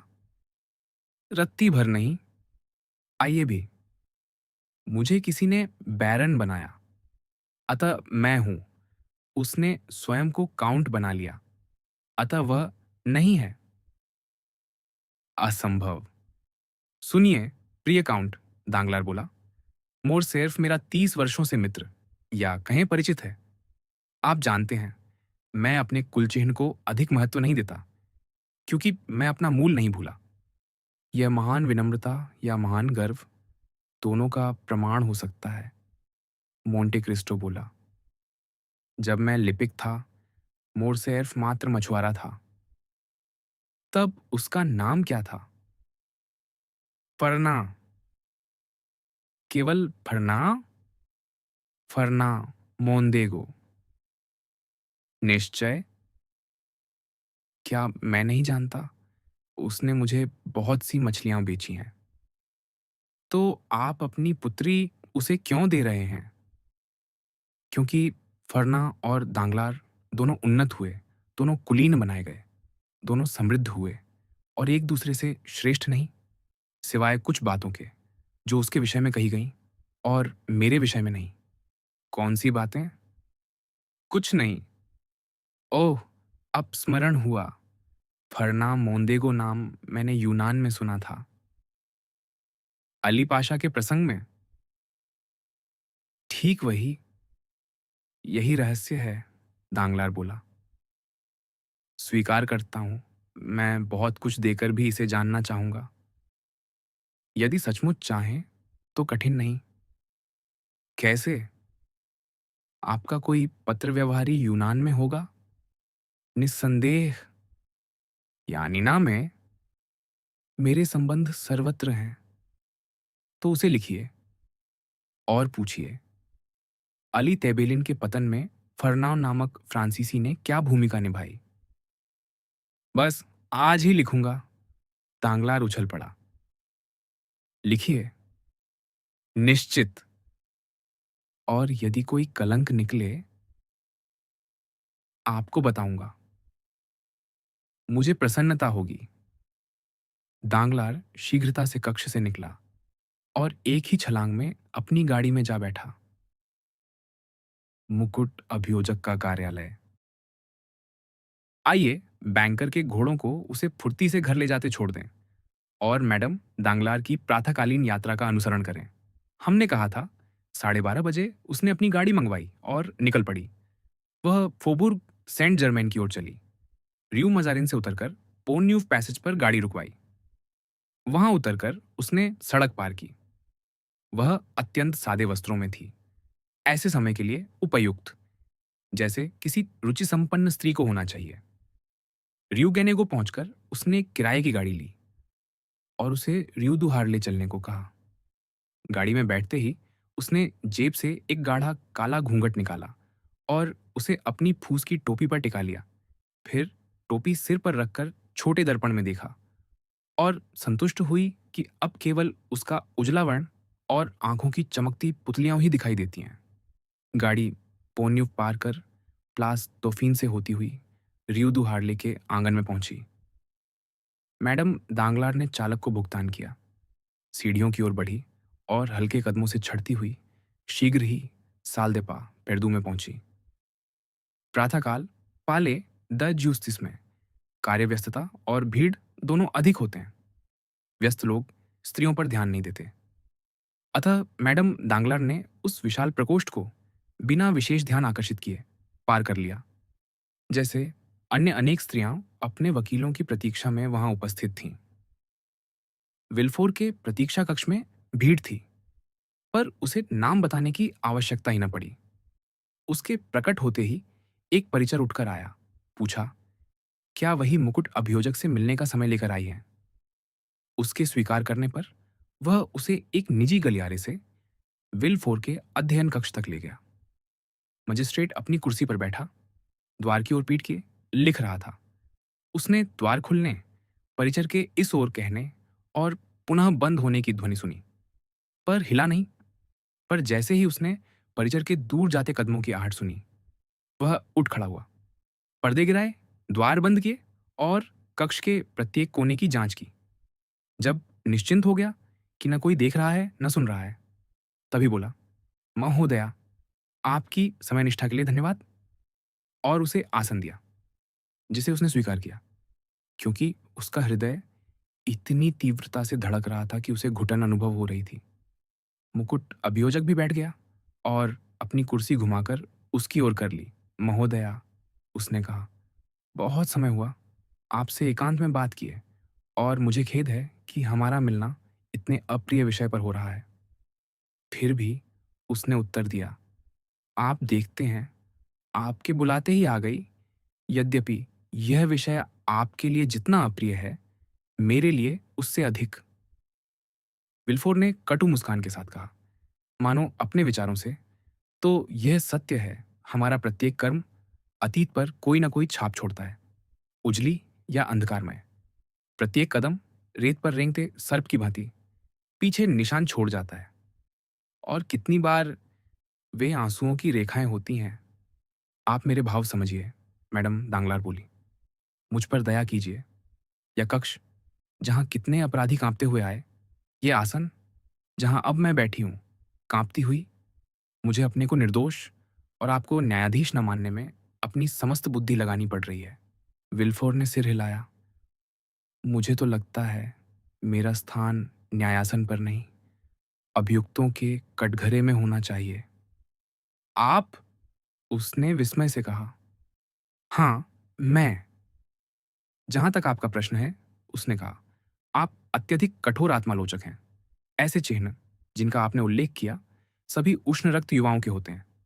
आकर्षण और सुख के परे पश्चाताप का एक चिन्ह रहता ही है। इसी कारण सुसमाचार, जो दुखियों का शाश्वत आश्रय है, हम स्त्रियों को पापिनी और व्यभिचारिणी स्त्री का दृष्टांत देता है। जब मैं अपने यौवन की भूलें सोचती हूँ, तो विश्वास करती हूँ ईश्वर क्षमा करेगा, क्योंकि मेरे कष्ट यद्यपि क्षमा का कारण नहीं, पर प्रतिपूर्ति अवश्य है। पर आप पुरुष, जिन्हें समाज क्षमा कर देता है और कलंक से भी ऊंचा उठा देता है, आपको भय कैसा? महोदया, विल्फोर बोला, आप मुझे जानती हैं, मैं कपटी नहीं, या कम से कम बिना प्रयोजन कपट नहीं करता। मेरा मस्तक कठोर है, क्योंकि दुर्भाग्यों ने उसे गहरा किया है। हृदय पत्थर है, क्योंकि आघातों को सहना पड़ा। मैं ऐसा न था युवावस्था में, न उस वागदान भोज में, मार्से की ड्यूदुकुर में, जहां हम सब साथ बैठे थे। तब से बहुत कुछ बदल गया, बाहर भी, भीतर भी। जीवन कठिन लक्ष्यों के पीछे घिसता गया, और उन सबको हटाने में जो मार्ग में आए, चाहे इच्छा से चाहे संयोग से, जब किसी वस्तु की तीव्र इच्छा होती है, तो पाते हैं वह उतनी ही तीव्रता से बचाई जाती है। तब दुष्कर्म आवश्यकता का रूप धर लेते हैं, और कर्म हो जाने पर क्षणिक आवेश या भय में अनुभव होता है कि बचा जा सकता था। आप अंधी थीं, पथ ना देख सकी, जो अब स्पष्ट दिखता है। आप सोचती हैं, ऐसा क्यों किया? आप स्त्रियां कम ही पश्चाताप से जलती हैं, क्योंकि निर्णय प्रायः आपका होता ही नहीं, आपके दुर्भाग्य थोपे जाते हैं, और आपकी भूलें किसी और का अपराध होती हैं। फिर भी उसने कहा, यदि मुझसे भूल हुई, तो उसका दंड मुझे कल ही मिल गया। अभागी स्त्री, विल्फोर बोला, उसका हाथ दबाते हुए। अत्यधिक, क्योंकि आपकी शक्ति 2 बार चूक गई, और फिर भी। तो तो मुझे आपको सब बताना होगा। साहस रखिए, हम अभी अंत तक नहीं पहुंचे। हे ईश्वर, तांगलार ने आतंक में कहा। अब और क्या शेष है? आप केवल अतीत को देख रही हैं, और वह निस्संदेह भयावह है। पर एक और भी भयानक भविष्य की कल्पना कीजिए। ऐसा भविष्य जो निश्चित ही विकराल होगा, और संभव है रक्त से रंगा हो। मुकुट अभियोजक की सामान्य संयत प्रकृति से परिचित दांगलार इस उग्र विस्फोट से इतनी भयभीत हो उठी कि उसके होठों से चीख फूटने को हुई, पर कंठ में ही रुक गई। यह भयानक अतीत पुनर्जीवित कैसे हुआ? विल्फोर ने कहा। यह हमारी स्मृतियों और हमारी कब्रों की गहराइयों से किस प्रकार उठ खड़ा हुआ, जैसे कोई प्रेत जो हमारे गालों का रक्त सोख ले और हमारी कनपटियों में धड़कन जगा दे। हाय, एरमीन ने कहा, संयोगवश, निस्संदेह। संयोग, विल्फोर बोला। नहीं, नहीं, महोदया, संयोग नाम की कोई वस्तु नहीं। कैसे नहीं? क्या यह सब, यद्यपि घातक, फिर भी संयोग ही ना था? क्या यह संयोग नहीं कि मोंटे क्रिस्टो ने वह घर खरीदा, कि उसने भूमि खुदवाई, और अंततः कि वह दुर्भाग्यपूर्ण शिशु वृक्षों के नीचे से निकला, वह निष्पाप प्राणी, मेरे ही रक्त का, जिसे मैंने कभी चूमा नहीं, केवल आंसू दिए? जब काउंट ने उन प्रिय अवशेषों का उल्लेख किया जो पुष्पों के बीच पाए गए, मेरा हृदय कांप उठा। और फिर भी ऐसा नहीं है महोदया, यही भयावह बात है जो मुझे आपको बतानी है, विल्फोर ने दबे स्वर में कहा। न पुष्पों के बीच कोई अवशेष मिले, न कोई शिशु निकाला गया। नहीं, आपको रोना नहीं चाहिए, कराहना नहीं चाहिए, आपको भय से कांपना चाहिए। आपका आशय क्या है? दांगलार ने सिहर कर कहा। मेरा आशय यह है कि यदि मोंटे क्रिस्टो उन वृक्षों के नीचे खुदवाता, तो उसे न शिशु का कंकाल मिलता, न लोहे का संदूक, क्योंकि वहां कुछ था ही नहीं। कुछ था ही नहीं, तांगलार ने आतंक से फैली आंखों से देखते हुए दोहराया। फिर, मानो शब्दों या स्वर से अर्थ पकड़ना चाहती हो, वह फिर बोली, कुछ था ही नहीं। नहीं, विल्फोर ने चेहरा हथेलियों में छिपाते हुए कहा। 100 बार नहीं, पर आपने ही तो उस दयनीय शिशु को वहीं रखा था। मुझे भ्रमित क्यों कर रहे हैं? बताइए, ऐसा क्यों करना चाहते हैं? वह वहीं था, पर मेरी बात सुनिए, अंत तक सुनिए, तब आप मुझसे सहानुभूति करेंगी। मैंने 20 वर्षों से जिस शोक का भार उठाया है, उसका सबसे छोटा अंश भी आप पर नहीं डाला। हे ईश्वर, आप मुझे भयभीत कर रहे हैं, फिर भी मैं सुन रही हूं। आप उस दुर्भाग्यपूर्ण रात की घटनाएं जानती हैं, जब आप लाल डैमास्क वाले उस कक्ष में शैया पर पड़ी थीं, श्वास के लिए संघर्ष करती हुई, और मैं आपकी प्रसूति की प्रतीक्षा में उतना ही व्याकुल था। शिशु आया, मुझे सौंपा गया, निश्चल, ना रोता, ना श्वास लेता। हमने समझा, वह मृत है। दांगलार ने कुर्सी से उछल पड़ने का प्रयास किया, पर विल्फोर ने विनयपूर्ण हाथ जोड़ उसे रोका। हमने समझा, वह मृत है, उसने दोहराया। मैंने उसे एक संदूक में रखा जो ताबूत का कार्य कर सके, और बगीचे में गया, जहां मैंने कब्र खोदी और शीघ्रता से उसे दफना दिया। मैं अभी मिट्टी भर ही रहा था कि वह कोर्सिकन मुझ पर टूट पड़ा। मैंने एक आकृति उठती देखी, चाकू की चमक, घाव का दर्द। मैं चिल्लाना चाहता था, पर शीत झुरझुरी ने कंठ जकड़ लिया। मैं गिर पड़ा, मृत प्राय, स्वयं को मृत समझ बैठा। जब चेतना लौटी, मैं सीढ़ियों के पायदान तक घिसट कर पहुंचा, जहां आप स्वयं मृत्यु द्वार पर होते हुए भी मेरे पास आईं। हमें इस भयानक घटना को दबाना पड़ा। आप धाय के सहारे घर लौटी, और मैंने अपने घाव के लिए द्वंद्व युद्ध का बहाना बनाया। आश्चर्य, हम दोनों ने रहस्य बचाए रखा। मुझे वर्साय ले जाया गया, 3 महीने मृत्यु से लड़ा, फिर दक्षिण की धूप और वायु लिखी गई। 4 पुरुष मुझे स्ट्रेचर पर पेरिस से शालों तक ले गए। दिन में 6 लीग। मैडम द विल्फोर गाड़ी में पीछे रहीं। शालों से सोन, फिर रोन धारा मुझे आरल तक लाई, वहाँ से पुनः स्ट्रेचर और मार्से। मेरी आरोग्यता में 6 महीने लगे।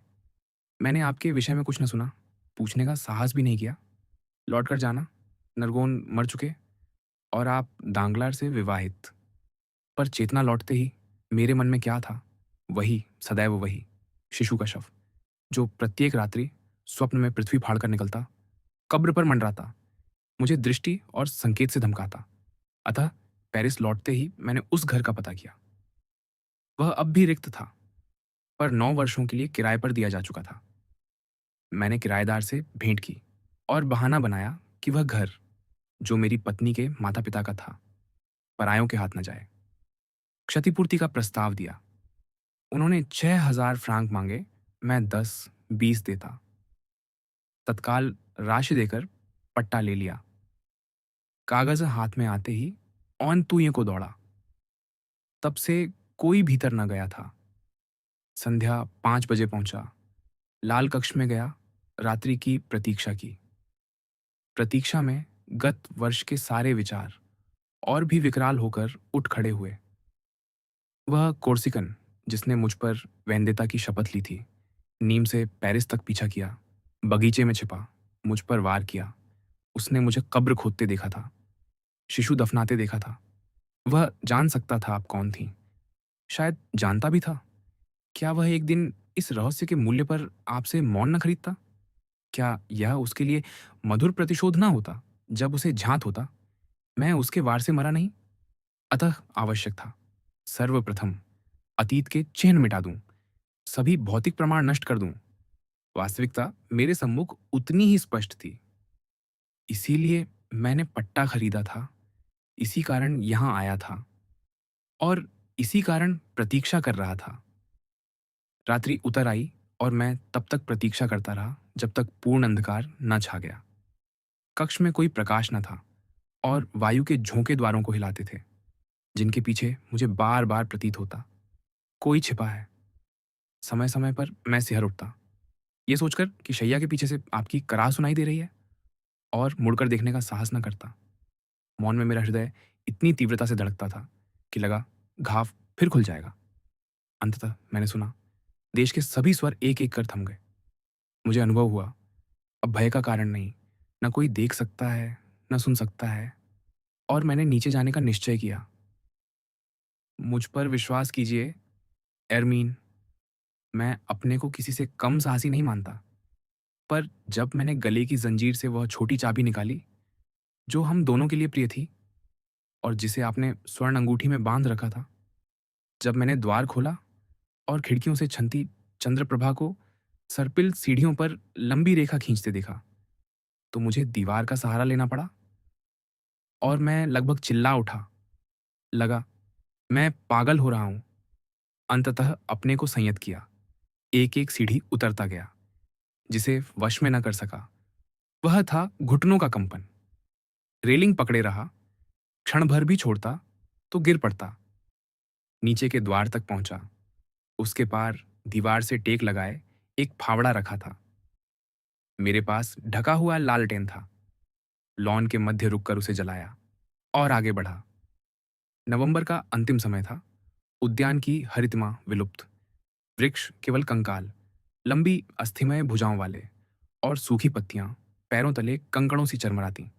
भय ऐसा था कि झाड़ियों के निकट आते ही मैंने जेब से पिस्तौल निकालकर तैयार कर ली। अभी भी आशा या भय था कि वह कोर्सिकन शाखाओं के बीच से निकल आएगा।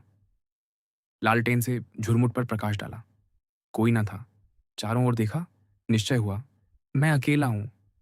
रात्रि की निस्तब्धता को केवल एक उल्लू की तीखी शोकपूर्ण पुकार भंग कर रही थी, मानो रात्रि के प्रेतों को जगा रही हो।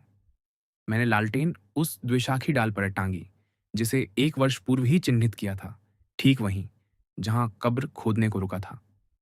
ग्रीष्म में घास घनी उगी थी, शरद में कोई काटने न आया, पर एक स्थान जहां घास विरल थी मेरा ध्यान खींचा। स्पष्ट था, यहीं भूमि खोदी थी। मैंने कार्य आरंभ किया। अंततः वह क्षण आया जिसकी प्रतीक्षा 1 वर्ष से कर रहा था। कैसी आशा, कैसा श्रम, कैसे प्रत्येक घास गुच्छे को परखा, यह अपेक्षा करते कि फावड़े के नीचे कुछ ठोस लगेगा, पर कुछ नहीं। फिर भी जो गड्ढा बना, पहले से दुगुना लगा। स्थान भूल गया हूं। दिशा नापी, वृक्षों को देखा, वे सूक्ष्म चिन्ह पहचानने का प्रयास किया जो स्मृति में थे। नग्न शाखाओं में शीत पवन करा रही थी, पर मेरा ललाट पसीने से भीगा। स्मरण आया, कब्र ढकते समय भूमि पर पांव पटक रहा था, तभी खंजर लगा था। उस समय मैं एक लेबरनम वृक्ष से टिक गया था और पीछे कृत्रिम शिला थी बैठक हेतु, क्योंकि गिरते समय हाथ वृक्ष से हटकर शिला की शीतलता से लगा। दाहिने वही वृक्ष, पीछे शिला, उसी भांति गिरा, उठा, फिर खोदा, वो गड्ढा फैलाया।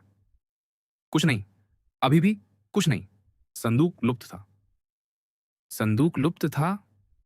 दांगलार ने भय से जड़कंठ से फुसफुसाया।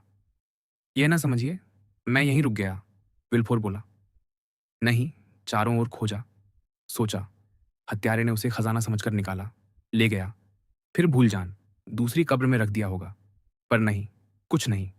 तब विचार आया, इतनी सावधानी न बरती होगी, सीधे कहीं फेंक दिया होगा। यदि ऐसा, तो प्रभात की प्रतीक्षा करनी होगी। मैं लौटकर कक्ष में आया और प्रतीक्षा की। हे ईश्वर! प्रभात होते ही पुनः उतरा, सीधे झाड़ियों की ओर गया, अंधकार में छूटे किसी चिन्ह की आशा में। 20 वर्ग फुट से अधिक क्षेत्र, 2 फुट से अधिक गहराई, भूमि उलट दी थी। कोई मजदूर एक दिन में करता, जो मैंने 1 घंटे में किया। पर कुछ नहीं।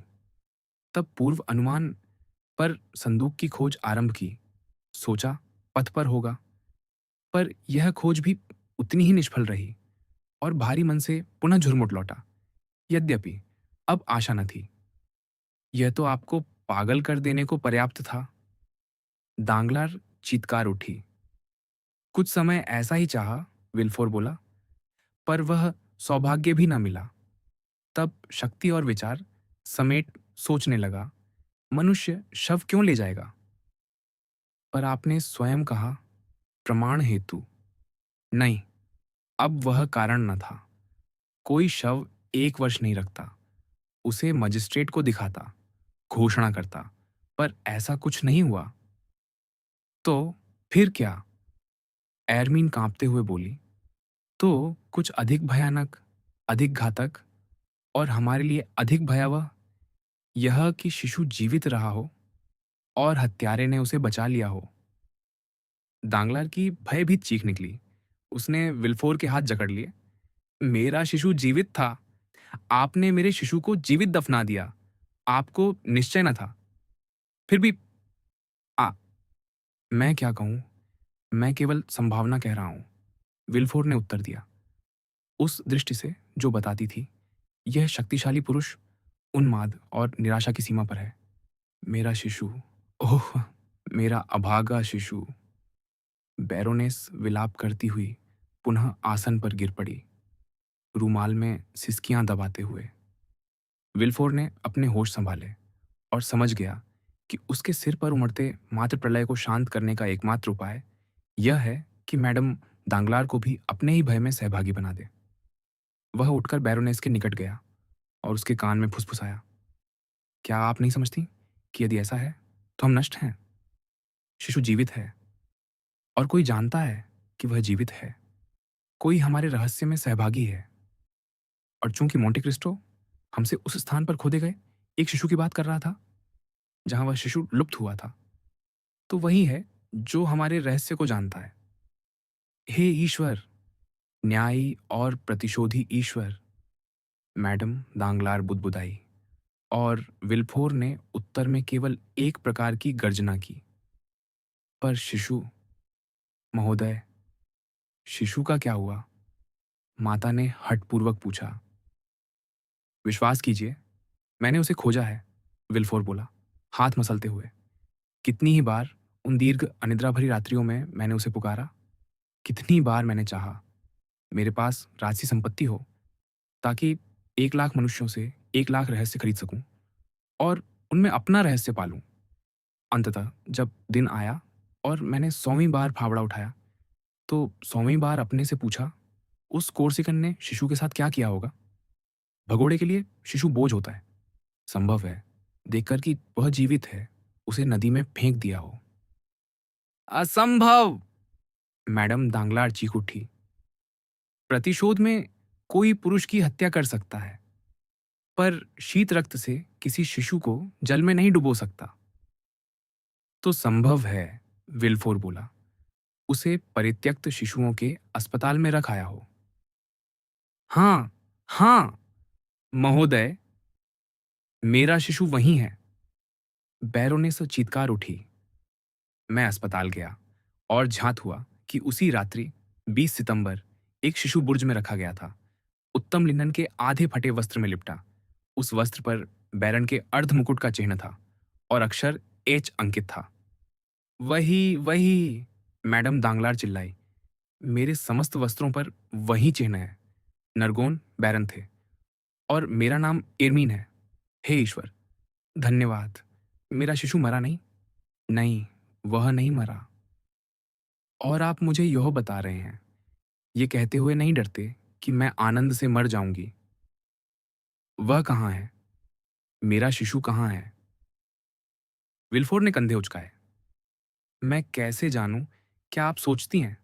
यदि जानता, तो आपको नाटककार या उपन्यासकार की भांति धीरे धीरे उत्तर तक ले जाता। नहीं, दुर्भाग्यवश नहीं बता सकता। लगभग 6 महीने पूर्व एक स्त्री उस शिशु को लेने आई, वस्त्र का दूसरा आधा टुकड़ा साथ लाकर। उसने विधि द्वारा अपेक्षित सभी प्रमाण दिए और शिशु उसे सौंप दिया गया। पर आपको उस स्त्री का पता लगाना चाहिए था, उसे ढूंढना चाहिए था। आप क्या सोचती हैं, मैंने क्या किया? अपराध जांच का बहाना बनाकर पुलिस के श्रेष्ठ अन्वेषकों और चतुरतम गुप्तचरों को लगा दिया। उसका पीछा सालों तक किया गया, फिर उसका चिन्ह खो गया। खो गया? हाँ, खो गया, सदैव के लिए। इस कथा के प्रत्येक विवरण पर मैडम दांगलार ने कभी आह भरी, कभी आंसू गिराए, कभी विलाप किया। बस इतना ही? उसने पूछा। यहीं रुक गए आप? नहीं, विल्फोर बोला। मैंने खोज, पूछताछ, जांच कभी बंद नहीं की। केवल पिछले 2-3 वर्षों में कुछ शिथिल अवश्य हुआ। आज से पुनः आरंभ करूंगा, और पहले से अधिक दृढ़ता से, और सफल होऊंगा, क्योंकि अब मुझे प्रेरित अंतरात्मा नहीं, भय है।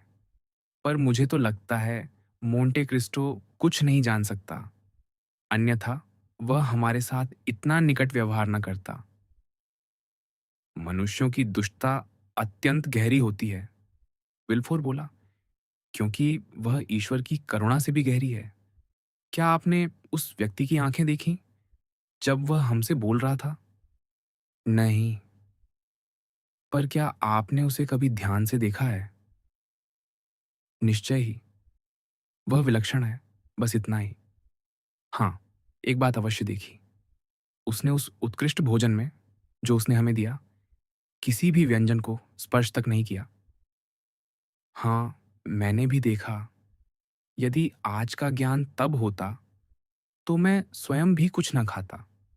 सोचता, वह हमें विष देना चाहता है। पर तब आप भूल करती, जैसा अब देखती हैं। निस्संदेह। पर वह व्यक्ति, मुझ पर विश्वास कीजिए, कोई अन्य योजना रखता है। इसी कारण मैं आपसे मिलने आई, आपसे बोलना चाहा, और आपको सबके प्रति, विशेषतः उसके प्रति सावधान करना चाहा। बताइए, उसने बैरोनेस की ओर और तीव्र दृष्टि से देखते हुए कहा।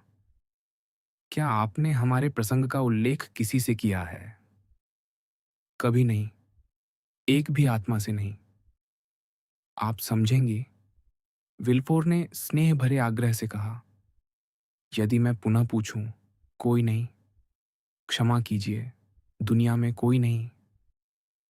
हाँ, पूर्णतः समझती हूँ, बैरोनेस ने लज्जित होकर कहा। कभी नहीं, शपथ लेती हूँ। आप प्रतिदिन संध्या ये नहीं लिखती कि दिन में क्या हुआ? कोई डायरी नहीं रखती? नहीं। हाय, मेरा जीवन ऐसे तुच्छ उपक्रमों में बीतता है, जिन्हें मैं स्वयं भी भूल जाती हूँ। और जहाँ तक आपको झांत है, आप निद्रा में बोलती भी नहीं? मैं शिशु की भांति सोती हूँ। क्या आपको स्मरण नहीं? उसके चेहरे पर रक्त दौड़ गया और विल्फोर के चेहरे से रक्त उतर गया। सत्य है, उसने लगभग अस्फुट स्वर में कहा। तो फिर? बैरोनेस ने पूछा। तो फिर मुझे झांत है। क्या करना है? 1 सप्ताह में मैं जान लूंगा। यह मोंटे क्रिस्टो क्या है? कहाँ से आया? कहाँ जा रहा है? और क्यों हमें अपने उद्यान में खोदे गए शिशुओं की कथा सुनाता है? विल्फोर ने ये शब्द ऐसे स्वर में कहे कि यदि मोंटे क्रिस्टो सुन लेता तो स्वयं सिहर उठता। फिर उसने वह हाथ दबाया जो बैरोनेस ने अनिच्छा से बढ़ाया और आदर सहित उसे द्वार तक पहुंचा दिया। मैडम दांगलार ने दूसरी गाड़ी ली जो उसे पुनः उसी पैसेज तक ले आई जहां उसके अपने रथ और कोचवान उसकी प्रतीक्षा करते करते अपनी आसंदी पर शांति से सो गए थे। एक ग्रीष्मकालीन नृत्य समारोह। उसी दिन लगभग उसी समय जब मैडम दांगलार मुकुट अभियोजक के अध्ययन कक्ष में थीं, एक यात्रा कोच अड्यूद्यू हेल्देर में संख्या 27 के फाटक से भीतर प्रवेश करता हुआ आंगन में आकर रुका। कुछ क्षण बाद द्वार खुला और मैडम द मोरसेर्फ अपने पुत्र की बाह का सहारा लेकर उतरी। अल्बेर ने अपनी माता को घर पहुंचाया ही था कि उसने स्नान की तैयारी और अपने घोड़े मंगवाए। अपने परिचारक से सेवा लेकर वह शांजेलीजे की ओर मोंटे क्रिस्टो के यहाँ चल पड़ा। काउंट ने उसे अपनी सामान्य मुस्कान से स्वागत किया। यह विचित्र बात थी, मानो इस व्यक्ति के हृदय या मन में कोई आगे बढ़ ही नहीं सकता था। जो लोग उससे निकटता बनाने का प्रयत्न करते, उन्हें मार्ग अवरुद्ध मिलता। मोरसेर्फ बाहें फैलाकर उसकी ओर बढ़ा, पर उसे देखते ही काउंट की मित्रतापूर्ण मुस्कान के बावजूद उसकी बाहें ढीली पड़ गईं और उसने अधिकतम हाथ बढ़ाने का साहस किया। काउंट ने सदैव की भांति उसे छुआ, पर हाथ नहीं मिलाया। तो मेरे प्रिय काउंट, मैं आ गया, मोरसेर्फ बोला। स्वागत है। अभी लौटा हूं। द्वीप से? ले त्रेपोर से। हाँ, सही।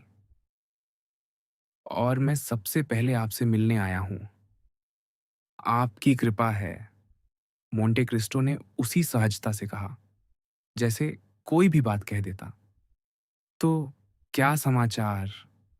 समाचार? आप मुझसे एक विदेशी से समाचार पूछते हैं? जब मैं समाचार पूछता हूं, मेरा अर्थ है, क्या आपने मेरे लिए कुछ किया?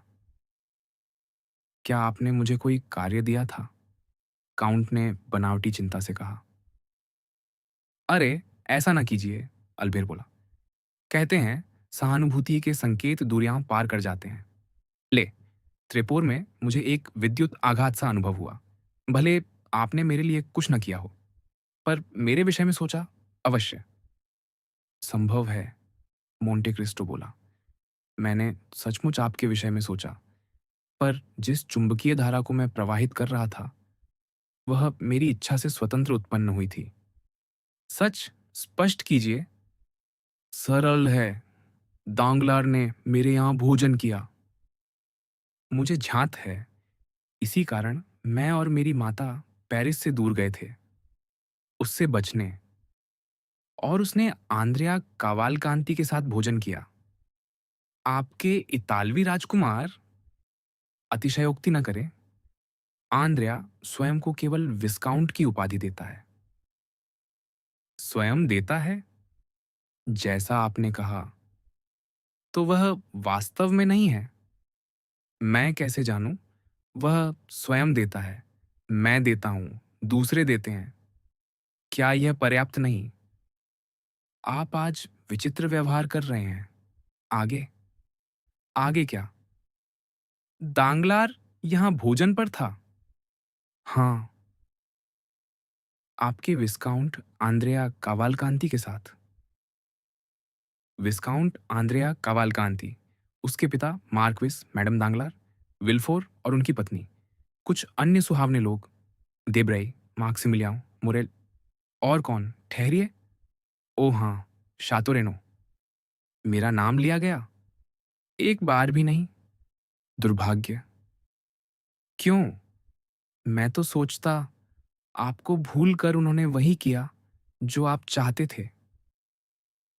प्रिय काउंट, यदि उन्होंने मेरा उल्लेख नहीं किया तो अवश्य ही उन्होंने मेरे विषय में बहुत सोचा होगा और मैं उलझन में हूं। क्या अंतर पड़ता है क्योंकि मादेमोजेल दांगलार यहां उपस्थित न थी जो आपके विषय में सोचती? हाँ, संभव है घर पर सोचा हो। ओह नहीं, मैं निश्चिंत हूं। यदि सोचा भी तो उसी प्रकार जैसे मैं उसके विषय में सोचता हूं। अद्भुत सामंजस्य।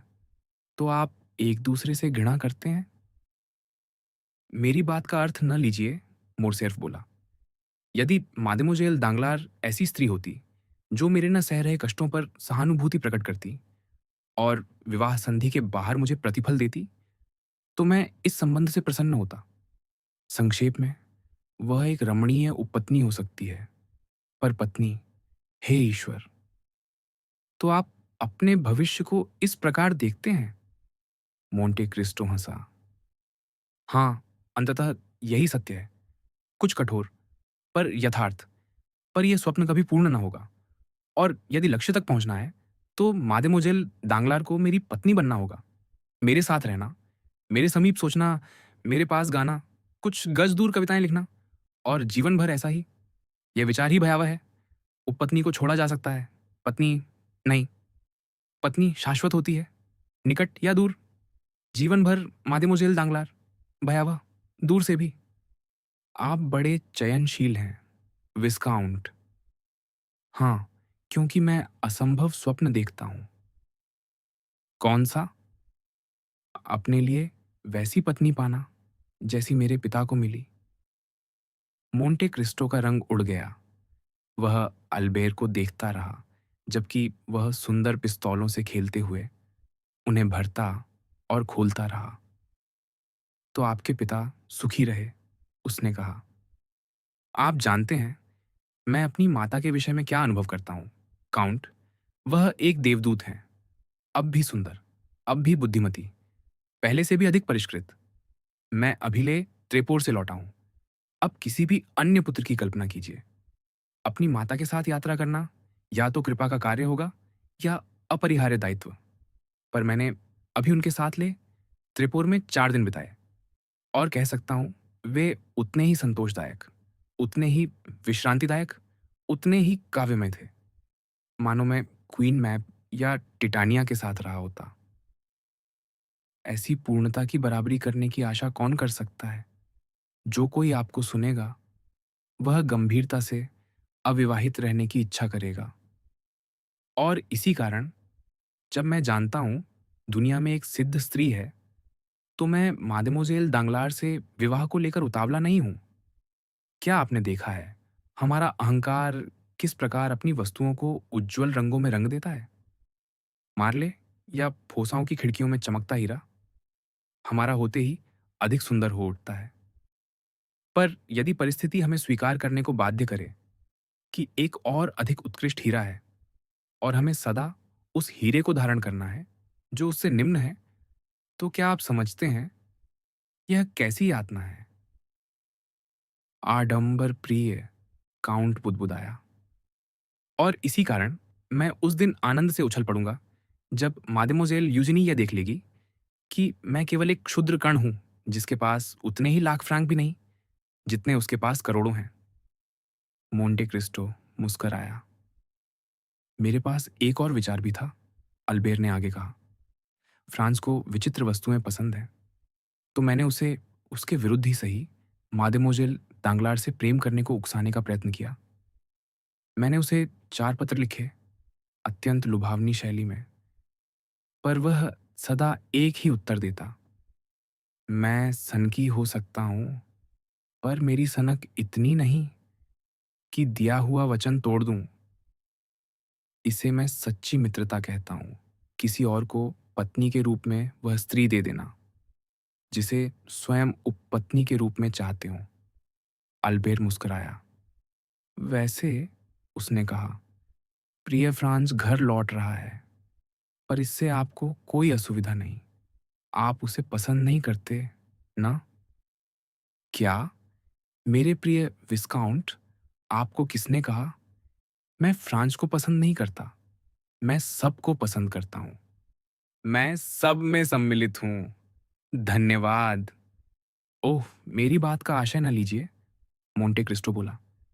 मैं सबको उसी प्रकार पसंद करता हूँ, जैसा ईश्वर ने हमें अपने पड़ोसियों से प्रेम करने का आदेश दिया है, अर्थात ईसाई करुणा से। वास्तविक घृणा मैं केवल कुछ व्यक्तियों को देता हूँ। पर फ्रांस दैपिने की ओर लौटें। आप कहते हैं, वह घर लौट रहा है? हाँ, विलाफोर के आदेश पर, जो स्पष्टतः उतने ही उत्सुक हैं मादेमोजेल वैलेंटीन का विवाह कराने को, जितने दांगलार मादेमोजेल यूजिनी का। सच कहूं तो लगता है वयस्क पुत्रियों का पिता होना सबसे थकाऊ अवस्थाओं में से एक है। जहां तक मैं देखता हूं, उनका ताप बढ़ जाता है, नाड़ी प्रति मिनट 90 धड़कती है, जब तक वे उनका विवाह न कर दें। पर एपिने, आप जैसे नहीं, वह अपने भाग्य से संतुष्ट है। संतुष्ट ही नहीं, गंभीर भी।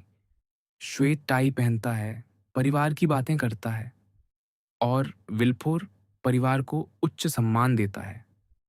निस्संदेह उचित ही। मेरा तो यही विचार है। विल्फोर सदा कठोर, पर न्याय पुरुष माने गए हैं।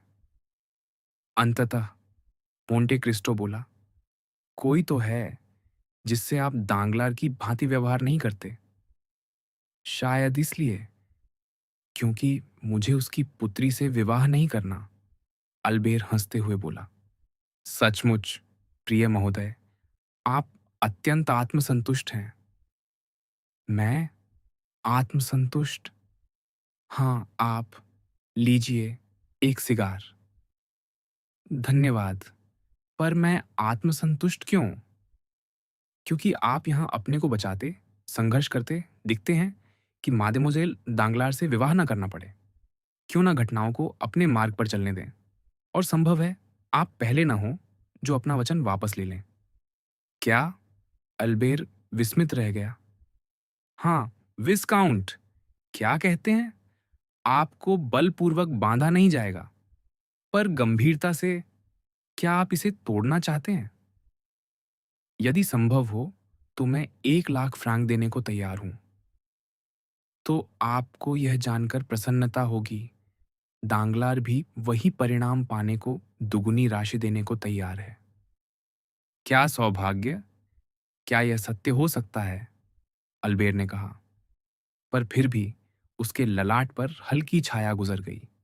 प्रिय काउंट, क्या दांगलार के पास इसका कोई कारण है? कितने विशिष्ट हैं आप, गर्वीले और आत्ममुग्ध प्राणी। यही वह पुरुष है जो दूसरों के आत्मसम्मान पर कुल्हाड़ी चलाने में आनंद पाता है, पर अपनी त्वचा पर सुई चुभते ही चित्कार करता है। नहीं, नहीं, मैं केवल सोचता हूं।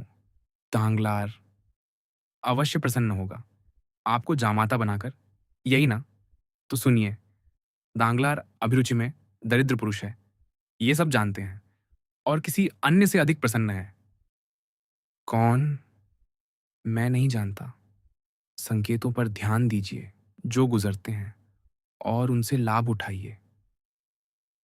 अच्छा, अब समझा। सुनिए, मेरी माता। नहीं, मेरी माता नहीं, मैं भूल गया। मेरे पिता ने एक नृत्य समारोह देने का विचार किया है। इस ऋतु में नृत्य समारोह? ग्रीष्मकालीन नृत्य समारोह अब प्रचलन में है। यदि न भी होते तो काउंटेस केवल इच्छा करती और वे प्रचलित हो जाते। बुरा नहीं, आप जानते हैं, ये विशुद्ध उच्च वर्गीय आयोजन होते हैं। जो लोग जुलाई में पेरिस में ठहरते हैं, वही सच्चे पेरिसवासी हैं। क्या आप कवालकांति को आमंत्रित करने की कृपा करेंगे? यह नृत्य समारोह कब होगा? शनिवार को।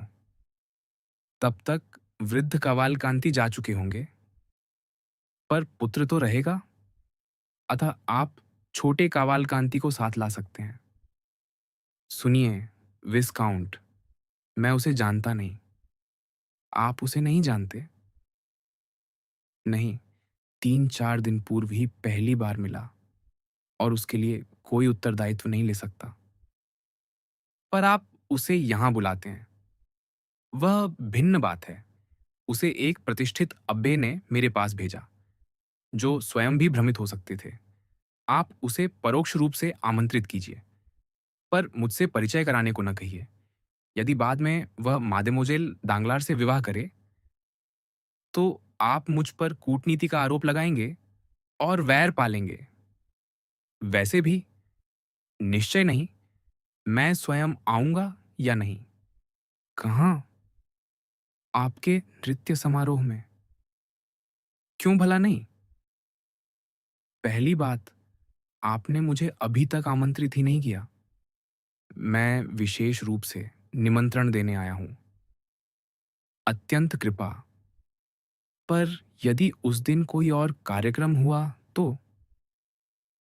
मुझे केवल एक बात कहनी है, और मुझे विश्वास है आप पूर्व कार्यक्रम त्याग देंगे। क्या? मेरी माता आपसे आने की प्रार्थना करती है। Countess de Morcerf. Monte Cristo कांप उठा। चेतावनी देता हूं, काउंट। मैडम द मोरसेर्फ मुझसे अत्यंत स्पष्ट बोलती हैं, और यदि आपने वे सहानुभूति तरंगें अनुभव न की हों जिनका मैंने उल्लेख किया, तो इसका अर्थ है आप में वे हैं ही नहीं, क्योंकि पिछले 4 दिनों में हमारी बातचीत का एकमात्र विषय आप ही थे। मैं अभिभूत हूं। यह आपके व्यवसाय का विशेषाधिकार है। जब कोई जीवित रहस्य हो। अच्छा, तो मैं आपकी माता के लिए भी रहस्य हूं। सच कहूं, मैं उन्हें इतना विवेकशील समझता था कि ऐसे कल्पना विलास में न पड़े। रहस्य, प्रिय काउंट, सभी के लिए, मेरी माता के लिए भी। जब तक रहस्य पहचाना गया है पर सुलझा नहीं, तब तक आप रहस्य ही रहेंगे। निश्चिंत रहिए। मेरी माता को केवल यह विस्मय है कि आप इतने युवा प्रतीत होते हैं। मुझे लगता है भीतर से, जहां काउंटेस जी आपको लॉर्ड रुथवेन समझती है, मेरी माता आपको काग्लियोस्त्रो या कॉम्ट दे सेंट जर्मेन मानती हैं। जब आप उनसे मिलें तो उस धारणा को पुष्ट कीजिए। कठिन ना होगा। आप में एक का विनोद और दूसरे का पारस पत्थर दोनों हैं। चेतावनी के लिए धन्यवाद। काउंट मुस्कुराया। मैं अपेक्षाओं पर खरा उतरने का प्रयत्न करूंगा। तो शनिवार को आएंगे, जब मैडम द मोरसेर्फ स्वयं आग्रह करती हैं। आप अत्यंत आकर्षक हैं। और दांगलार, उन्हें तो 3 बार आमंत्रित किया जा चुका है। पिता ने यह दायित्व लिया। हम दग्राम, दागेसो, विल्फोर को भी बुलाने का प्रयास करेंगे, पर आशा नहीं। कहावत है, आशा कभी नहीं छोड़नी चाहिए। क्या आप नृत्य करते हैं, प्रिय काउंट? क्या मैं नृत्य करता हूं? हाँ, आप। क्यों नहीं? जब तक मनुष्य 40 से कम हो। पर नहीं, मैं नृत्य नहीं करता, देखना पसंद करता हूं। क्या मैडम द मोरसेर्फ नृत्य करती हैं? कभी नहीं। आप उनसे वार्ता कर सकते हैं। वह आपसे बहुत बात करना चाहती हैं। सच? शपथ पूर्वक कहता हूं, और बताऊं, आप पहले पुरुष हैं जिनके प्रति मेरी माता ने ऐसा कौतूहल दिखाया।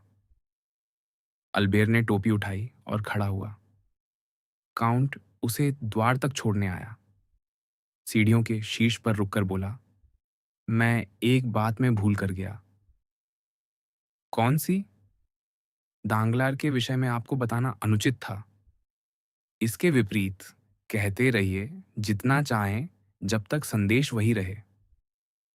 तो मुझे सांत्वना है। एपिने कब लौट रहा है? अधिकतम 5 से 6 दिन में। और विवाह? जैसे ही सेंट मेरा दंपति पेरिस पहुंचे। जब वह आए, उसे मेरे पास लाइए। आप कहते हैं मैं उसे पसंद नहीं करता, पर मुझे उससे मिलकर प्रसन्नता होगी। अवश्य, आपकी आज्ञा का पालन होगा। विदा? शनिवार तक? निश्चित? निश्चय, मैं वचन दे चुका।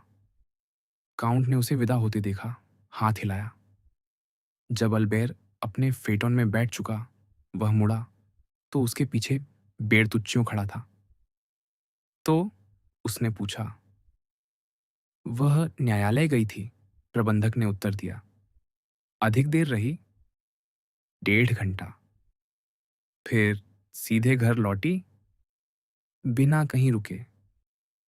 अच्छा, काउंट बोला।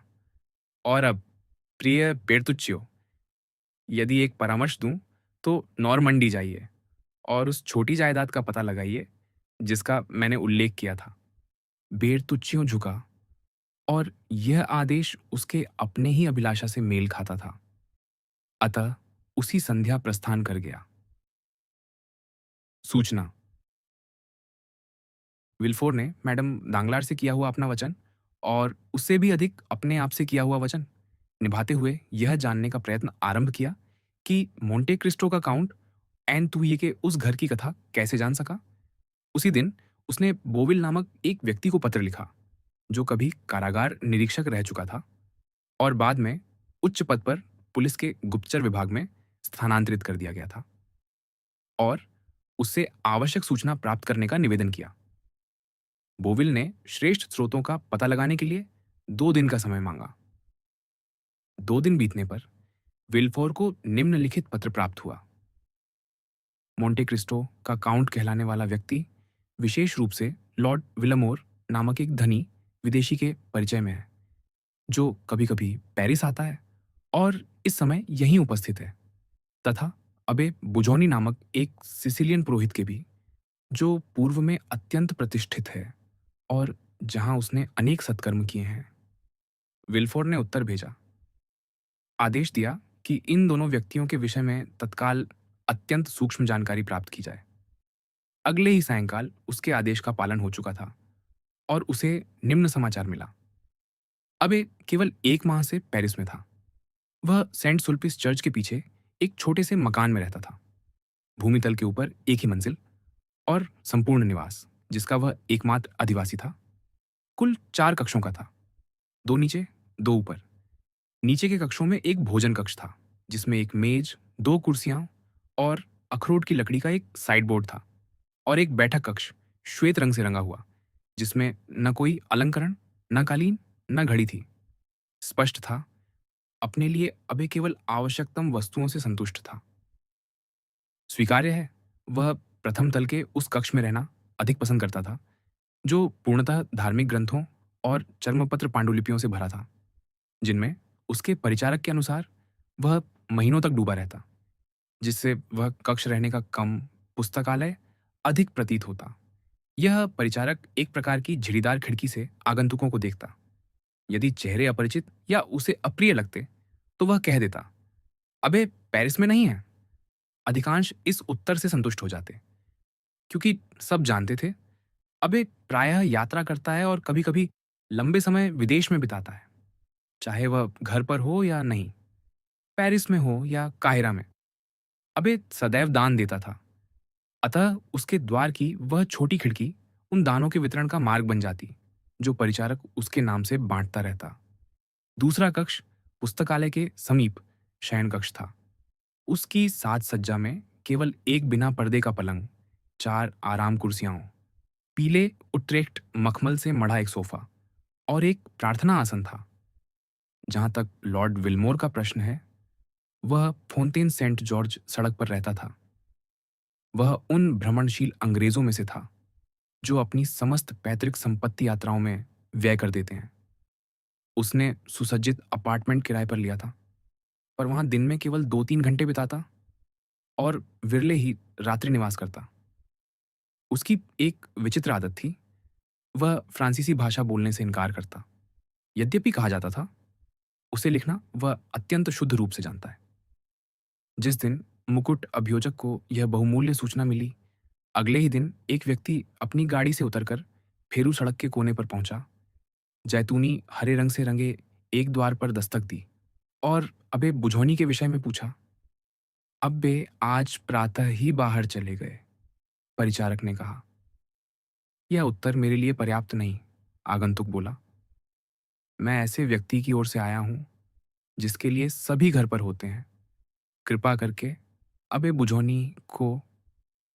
मैं कह चुका, वे यहां नहीं हैं, परिचारक ने दोहराया। तो जब लौटें उन्हें यह कार्ड और यह मुहरबंद पत्र दे दीजिए। क्या आज सायं 8 बजे वे घर पर होंगे?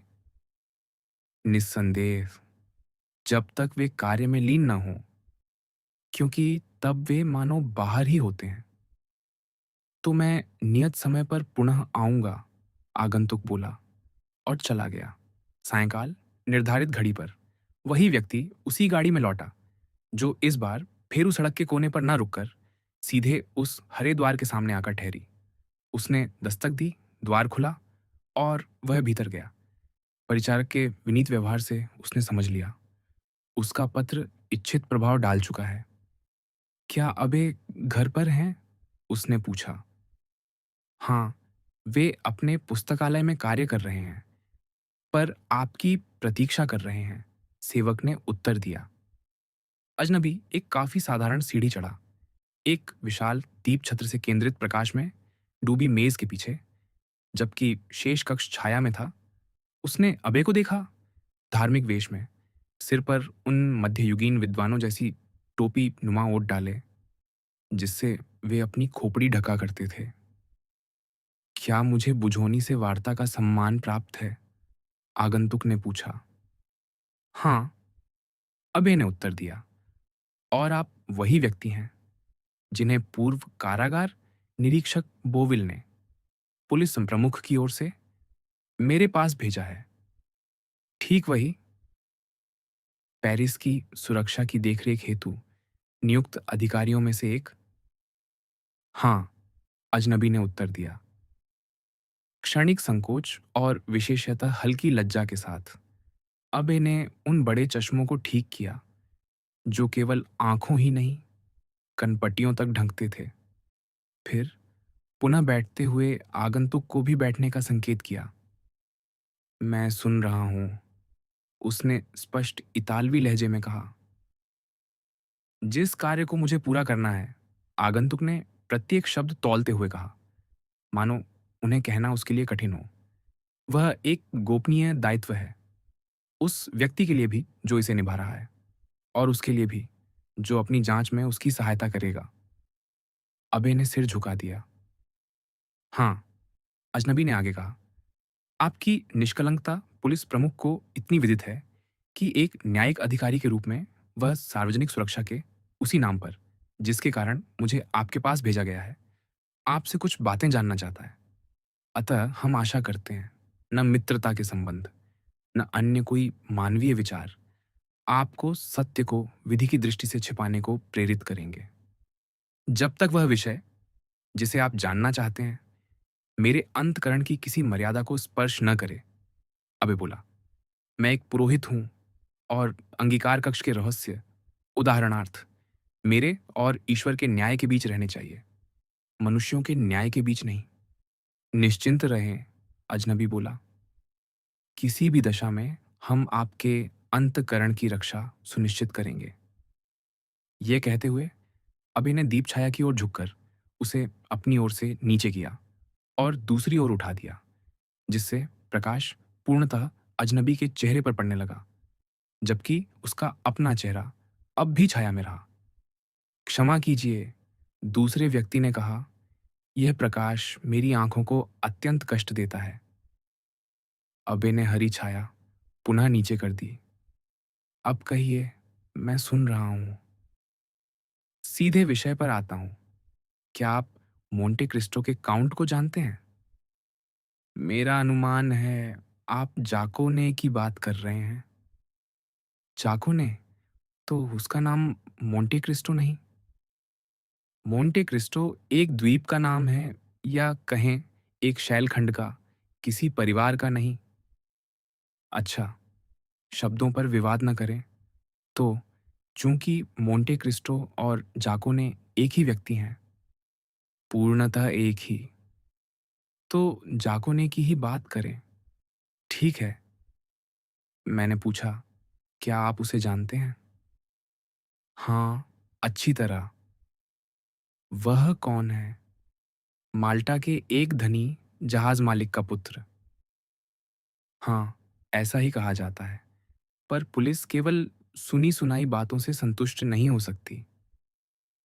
और फिर भी, अबे ने अत्यंत मधुर मुस्कान से कहा, जब सुनी हुई बात सत्य हो तो सबको उसी से संतुष्ट होना पड़ता है, पुलिस को भी। पर क्या आपको अपने कथन पर पूर्ण विश्वास है? क्या? क्या मैं निश्चित हूं? मेरा आशय आपकी सद्भावना पर प्रश्न करना नहीं, मैं केवल यह पूछ रहा हूं, क्या आप सुनिश्चित हैं? मैं जाखोने को जानता था, उसके पिता को भी। अच्छा। और बाल्यावस्था में मैंने उनके जहाज घाटों पर दर्जनों बार उसके पुत्र के साथ खेला है। पर यह उपाधि, काउंट, उपाधि खरीदी जा सकती है इटली में हर स्थान पर यह संपत्ति जिसे अफवाहें अपार बताती हैं। आह वह, अबे बोला, अपार, यही शब्द उचित है। आप उसे जानते हैं तो अनुमानतः उसकी संपत्ति कितनी होगी? कम से कम 1.5 से 2 लाख लिव्र वार्षिक आय। ये तो युक्ति संगत है, आगंतुक बोला। पर 3 या 4 मिलियन की चर्चा थी। 2 लाख लिव्र की आय 4 मिलियन की पूंजी बनाती है। पर 3 या 4 मिलियन आय की चर्चा थी। असंभव। क्या आप उसके मोंटे क्रिस्टो द्वीप को जानते हैं? निस्संदेह। जो भी पालेर्मो, नेपल्स या रोम से समुद्र मार्ग से फ्रांस आया है, उसने उसे देखा होगा। कहते हैं वह जादुई स्थान है। वह एक चट्टान है। फिर उसने चट्टान क्यों खरीदी? काउंट कहलाने के लिए। इटली में काउंट होने के लिए एक काउंटी भी चाहिए। क्या आपने उसके युवावस्था के साहसिक प्रसंग सुने हैं? पिता के? नहीं, पुत्र के। इस विषय में मैं कम निश्चित हूं, क्योंकि अपने युवा मित्र से मेरा संपर्क टूट गया था। क्या वह युद्ध में लड़ा? मेरा विश्वास है उसने सेवा की। किस सेना में? नौसेना में? क्या आप उसके अंगीकार पुरोहित नहीं? नहीं, मेरा विचार है वह लूथरन है। क्या? लूथरन? मेरा अनुमान है, मैं शपथ नहीं ले सकता। और फिर फ्रांस में उपासना की स्वतंत्रता है ही, निश्चय ही। और हमें उसके विश्वास से नहीं, उसके कर्मों से सरोकार है। पुलिस प्रमुख के नाम पर मैं आपसे निवेदन करता हूं, जो कुछ आप जानते हैं बताइए। वह अत्यंत दानी पुरुष माना जाता है। हमारे पवित्र पिता पोप ने उसे नाइट ऑफ क्राइस्ट की उपाधि दी, जो वे विरले ही देते हैं। वह भी राजकुमारों को, पूर्व में ईसाइयों के लिए उसकी सेवाओं के कारण। उसके पास 5 या 6 अलंकरण हैं, जो उसने विभिन्न राजाओं या राज्यों की सेवा में प्राप्त किए। क्या वह उन्हें धारण करता है? नहीं, पर उन पर गर्व करता है। कहता है मानवता के उपकारियों को दिए गए पुरस्कार मनुष्यों के संहारकों को दिए पुरस्कारों से श्रेष्ठ हैं। क्या वह क्वैकर है? हाँ, एक प्रकार से, चौड़ी टोपी और भूरे वस्त्रों को छोड़कर। केवल एक? कौन? Lord Wilmore. मैं उसे कहाँ पा सकता हूँ? वह इस समय पेरिस में ही है। क्या वह मुझे कोई सूचना दे सकेगा? हाँ, बहुत मूल्यवान। वह उसी समय भारत में था जब जाकोने था। क्या आपको झांत है वह कहाँ रहता है? शोसे दंताओं के किसी स्थान पर। मुझे सड़क या भवन संख्या का ठीक ज्ञान नहीं। क्या आपके उस अंग्रेज से संबंध कटु हैं? मैं जाखोने को पसंद करता हूँ और वह उससे घृणा करता है। इसी कारण हमारा मेल नहीं। अबे, क्या आप सोचते हैं मोंटे क्रिस्टो का काउंट पेरिस आने की इस यात्रा से पहले कभी फ्रांस आया है? ओह! इस विषय में मैं निश्चित कुछ कह सकता हूँ। नहीं, वह कभी यहाँ नहीं आया, क्योंकि 6 महीने पूर्व उसने मुझसे आवश्यक सूचनाएँ माँगी थीं और चूँकि मुझे स्वयं यह जाँचना था कि मैं कब पेरिस लौटूँगा, मैंने उसे कावालकांति के पास भेज दिया। आंद्रेया? नहीं, बार्तोलोमेओ, पिता। अच्छा, अब केवल एक बात और पूछनी है और मैं आपको मानवता और धर्म के नाम पर आदेश देता हूँ कि बिना किसी छिपाव के उत्तर दें। प्रश्न कीजिए। क्या आपको झांत है मोंटे क्रिस्टो के काउंट ने औतुये में घर किस उद्देश्य से खरीदा? हाँ, उसने स्वयं मुझे बताया। तो क्यों? उसे एक पागलखाना स्थापित करना है, पालेर्मो में बैरन दे पिसानी द्वारा स्थापित संस्था के आदर्श पर। क्या आप उस संस्था को जानते हैं? केवल प्रसिद्धि से। वह अद्भुत संस्था है। यह कहते हुए अबे उठ खड़ा हुआ, मानो संकेत दे रहा हो कि वह अपने बाधित कार्य पर लौटना चाहेगा। दूसरा भी उठ खड़ा हुआ। या तो उसने संकेत समझ लिया या उसके प्रश्न समाप्त हो चुके थे। अबे उसे द्वार तक छोड़ने आया। आप दान अत्यंत उदारता से देते हैं, आगंतुक बोला। और यद्यपि लोग कहते हैं आप धनी हैं, मैं निर्धनों के लिए कुछ अर्पित करना चाहता हूं। क्या आप स्वीकार करेंगे? धन्यवाद, पर मुझे संसार में केवल एक बात पर गर्व है कि जो भी भलाई मैं करता हूं वह केवल मुझसे ही आती है। हाँ, मेरा निश्चय अटल है, पर खोजिए और पाएंगे। हाय, प्रत्येक धनी मनुष्य के जीवन पथ पर इतनी दरिद्रता होती है कि वह उससे मुंह मोड़ता हुआ निकल जाए। अबे ने पुनः झुककर अभिवादन किया, द्वार खोला और अजनबी ने प्रत्युत्तर में झुककर विदा ली। उसकी गाड़ी सीधे विल्फोर के घर पहुंची और 1 घंटे बाद वहां से निकलकर फोंटेन सेंट जॉर्ज सड़क की ओर चली, जहां संख्या 5 लॉर्ड विलमोर का निवास था। अजनबी ने पूर्व ही पत्र लिखकर भेंट का समय 10 बजे निश्चित किया था। जब पुलिस प्रमुख का दूत 10 बजने में 10 मिनट शेष रहते पहुंचा, तो उसे बताया गया कि लॉर्ड विलमोर, जो समय पालन का मूर्त रूप है, अब भी नहीं लौटे, पर ठीक 10 बजे पहुंचेंगे। आगंतुक बैठक कक्ष में प्रतीक्षा करने लगा। कक्ष साधारण था, सुसज्जित किराए के निवासों जैसा।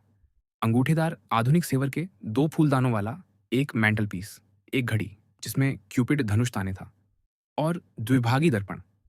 दर्पण के दोनों ओर उत्कीर्ण चित्र। एक में होमर अपने पथ प्रदर्शक को उठाए, दूसरे में बेलिसारियुस भिक्षा मांगता हुआ। धूसर पर धूसर वॉलपेपर, लाल गद्दी और काले छपे सोफे। यही लॉर्ड विलमोर का कक्ष था। 2 धुंधले कांच की छतरियों वाले दीप उसे आलोकित करते, जिनकी मंद रोशनी मानो जानबूझकर इस दूत की थकी आंखों को न चुभे। 10 मिनट पश्चात घड़ी ने 10 बजाए और 5वीं ध्वनि पर द्वार खुला। लॉर्ड विलमोर प्रकट हुआ।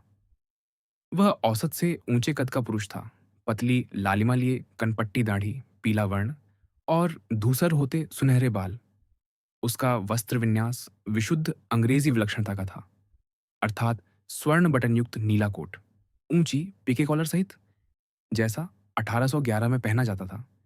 श्वेत कश्मीरी कमरकोट और नैंकीन की पतलून 3 इंच छोटी, पैरों के नीचे पट्टियों से बंधी ताकि घुटनों तक न चढ़े। प्रवेश करते ही उसके प्रथम शब्द थे, आप जानते हैं, मैं फ्रांसीसी नहीं बोलता। मुझे झांत है, आप हमारी भाषा बोलना पसंद नहीं करते, पुलिसकर्मी बोला। पर आप बोल सकते हैं, लॉर्ड विलमोर ने कहा। मैं बोलता नहीं, पर समझता हूं, और मैं अंग्रेजी पर्याप्त बोल लेता हूं। आगंतुक ने भाषा बदलते हुए कहा। ताकि हम वार्ता कर सकें। अतः आप निःसंकोच रहें। हाँ, ओह! लॉर्ड विलमोर ने विशुद्ध अंग्रेजी स्वर में कहा। दूसरे व्यक्ति ने परिचय पत्र प्रस्तुत किया, जिसे उसने विशिष्ट ब्रिटिश शिथिलता से पढ़ा। पढ़कर बोला, हाँ, मैं समझ गया। और तब आगंतुक ने अपने प्रश्न आरंभ किए। क्या उसके कोई मित्र हैं, जहां तक आपको झात हो? हाँ, जो कोई उसे जानता है, उसका मित्र है। और शत्रु? प्रश्न लगभग वही थे जो अबे बुझौनी से पूछे गए थे। पर चूंकि लॉर्ड विलमोर मोंटे क्रिस्टो के काउंट का शत्रु था और उसने अबे जैसी गोपनीयता न दिखाई, उसके उत्तर कहीं अधिक विस्तृत थे। उसने काउंट के यौवन का वर्णन किया। कहा, 10 वर्ष की आयु में वह उन भारतीय राजकुमारों में से एक की सेवा में गया जो अंग्रेजों से युद्ध करते थे। वहीं उसकी और लॉर्ड विलमोर की प्रथम भेंट हुई और उन्होंने परस्पर युद्ध भी किया। युद्ध के क्रम में जाको ने बंदी बना इंग्लैंड भेजा गया, जहां उसे जेल जहाजों में रखा गया, जहां से वह जल में कूदकर भाग निकला। यही उसकी यात्राओं, द्वंद्वों और प्रेम प्रसंगों का आरंभ था। जब यूनानियों ने विद्रोह किया, तो उसने तुर्कों के विरुद्ध उनके पक्ष में युद्ध किया और उनकी सेवा में रहते हुए थेसाली के पर्वतों में एक रजत खनिज खोज निकाला, जिसका रहस्य उसने किसी से साझा न किया। नवारिनों के युद्ध के पश्चात जब यूनानी शासन सुदृढ़ हुआ, तो उसने राजा ऑटो से उस खदान के दोहन का अनुज्ञापत्र मांगा, जो उसे प्रदान किया गया। इसी से उसकी वह अपार संपत्ति उत्पन्न हुई, जो लॉर्ड विलमोर के अनुसार 2 मिलियन की आय दे सकती थी, पर उतनी ही शीघ्र लुप्त भी हो सकती थी, यदि खदान स्वयं समाप्त हो जाए। पर क्या आप जानते हैं वह फ्रांस क्यों आया है? आगंतुक ने पूछा। रेलवे में अटकल लगाने, लॉर्ड विलमोर बोला, और एक कुशल रसायन तथा उतना ही विशिष्ट भौतिक विज्ञानी होने के नाते उसने एक नए प्रकार का टेलीग्राफ भी आविष्कृत किया है, जिसे विकसित कर रहा है।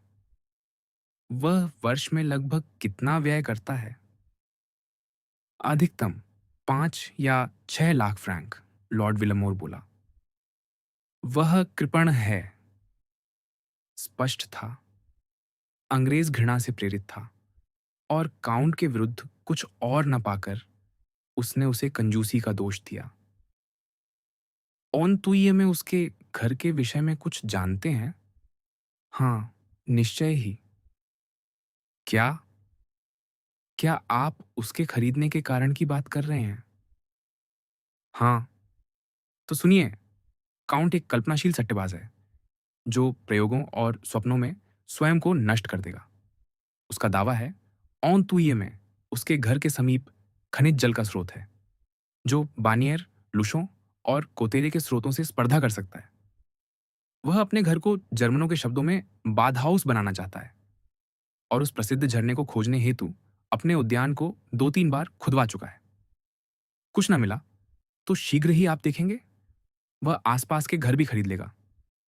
चूंकि हमारे बीच मैत्री नहीं, मैं आशा करता हूं उसकी रेलें, उसका विद्युत टेलीग्राफ और उसके खनिज जल उसे नष्ट कर दें। मैं उसके पतन का आनंद लूंगा, जो देर सबेर अवश्य होगा। आप उसे नापसंद क्यों करते हैं? क्योंकि एक बार इंग्लैंड में उसने मेरे एक मित्र की पत्नी को बहका लिया। तो प्रतिशोध क्यों नहीं लिया? ले चुका हूं, अंग्रेज बोला। 3 बार उससे द्वंद्व किया। पहली बार पिस्तौल से, दूसरी बार फॉयल से, तीसरी बार कृपाण से।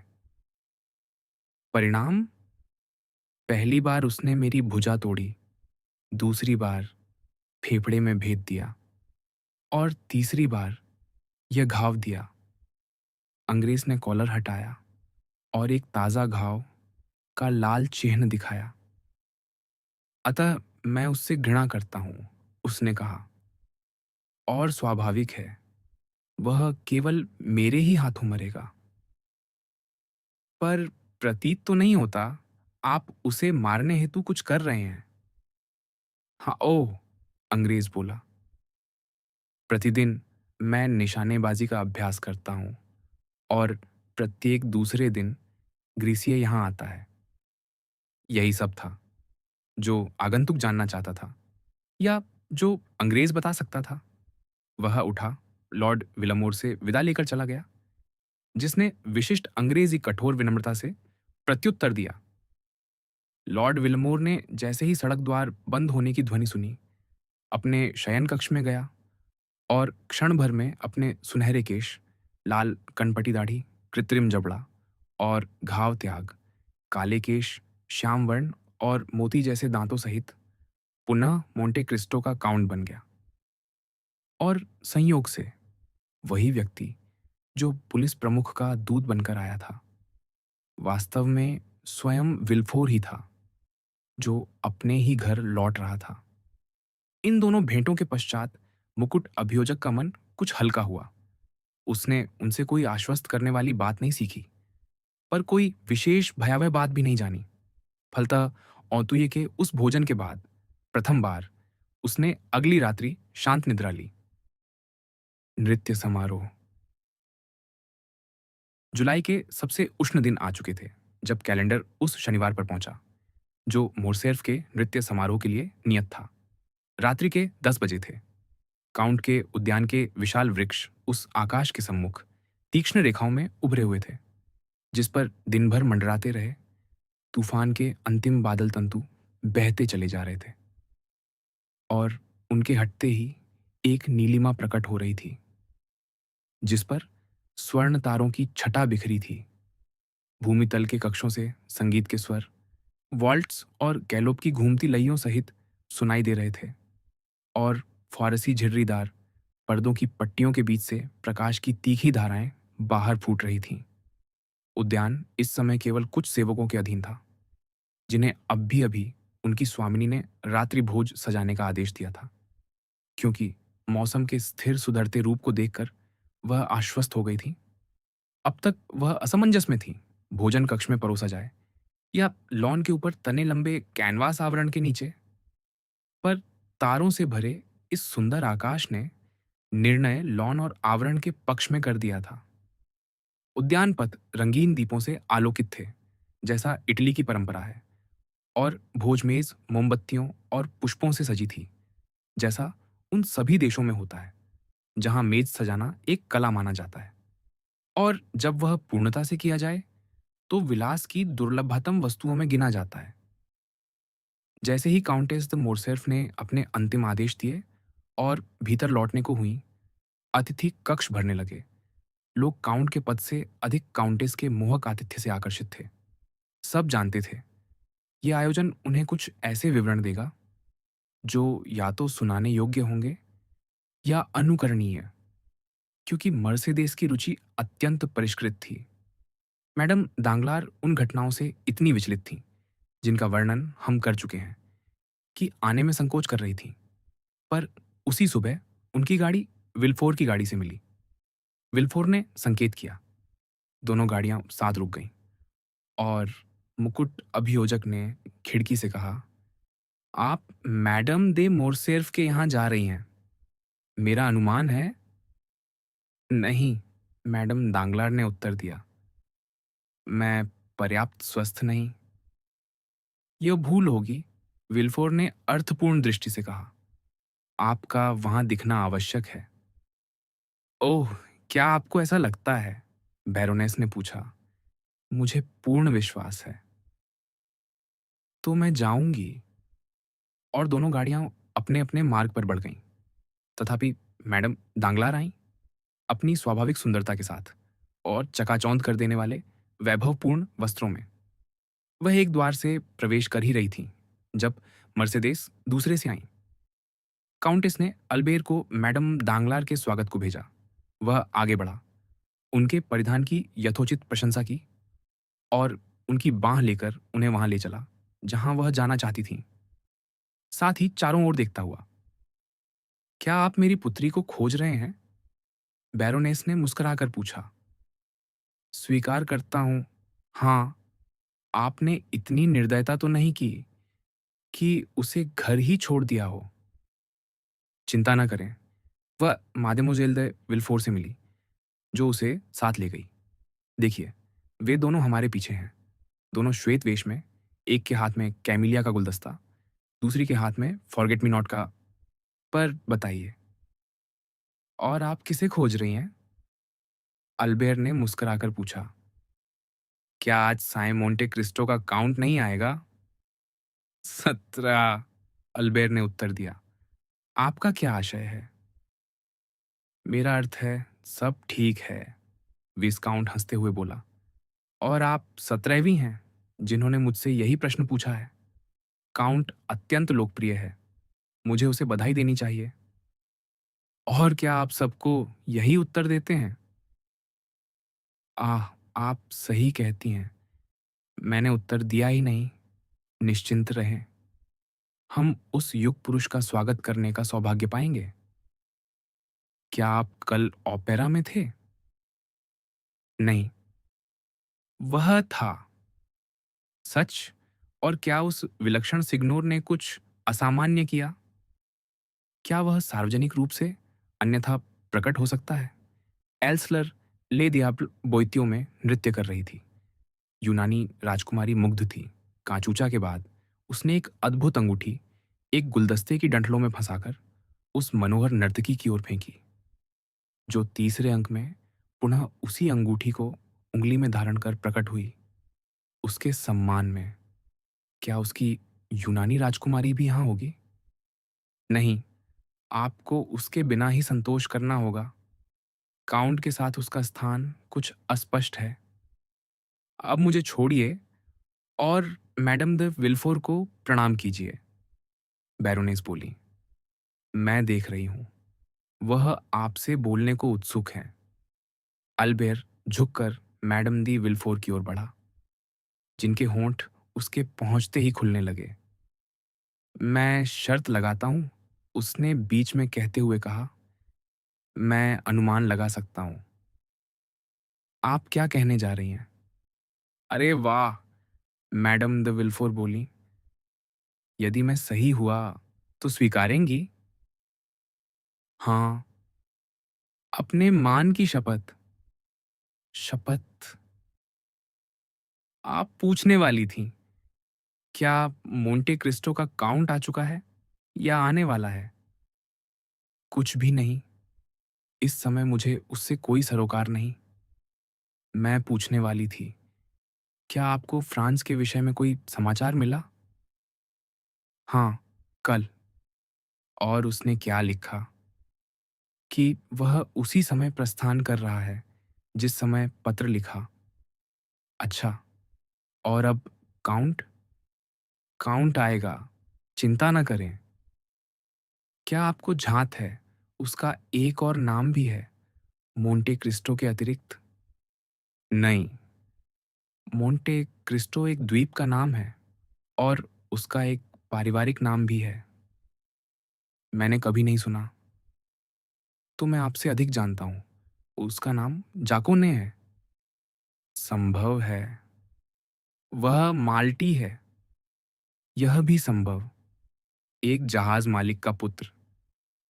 अच्छा, तो आपको सबको बताना चाहिए। आपके पास बड़ा श्रोता वर्ग होगा। उसने भारत में सेवा की, थेसाली में उसकी रजत खान है और पेरिस आया है, ऑनतुये में खनिज जल बेचने की योजना से। अब तो समय आ गया, मोरसेफ बोला। यह सचमुच समाचार है। क्या मैं इसे दोहरा सकता हूँ? हाँ, पर धीरे धीरे, एक एक बात, और यह कहे बिना कि यह मुझसे सुना। क्यों? क्योंकि यह लगभग रहस्य है जो मैंने खोजा है। कहाँ से? पुलिस से। और ये समाचार कहाँ जा रहा था? कल सायं प्रीफेक्ट के यहाँ। प्राधिकार इस असाधारण वैभव से विचलित थे, अतः पुलिस ने जांच की। हैं, तो आप काउंट को आवारा कहकर गिरफ्तार भी कर सकते थे, केवल इसलिए कि वह अत्यंत धनी है। और ऐसा हो भी सकता था यदि सूचना उसके पक्ष में इतनी अनुकूल न होती। बेचारा काउंट! क्या उसे झाँत है वह किस संकट में था? मुझे नहीं लगता। वह बोला, उचित ही होगा उसे यह जानने दिया जाए। उसके आते ही मैं अवश्य करूँगा। उसी क्षण एक सुंदर युवक, चमकती आँखों, काले केशों और संवरी हुई मूँछों वाला, मैडम द विल्फोर को प्रणाम करने आया। अल्बेर ने हाथ बढ़ाया। मैडम, उसने कहा, मुझे आपको मक्सिमिलियन मोरेल से परिचित कराने का सम्मान है। सिपाही दल के कप्तान, हमारे श्रेष्ठ और सबसे बढ़कर वीर अधिकारियों में से एक। मुझे इस सज्जन से औतुये में मोंटे क्रिस्टो के काउंट के यहाँ मिलने का सौभाग्य पहले ही मिल चुका है। मैडम de विल्फोर ने स्पष्ट शीतलता के साथ मुख फेरते हुए उत्तर दिया।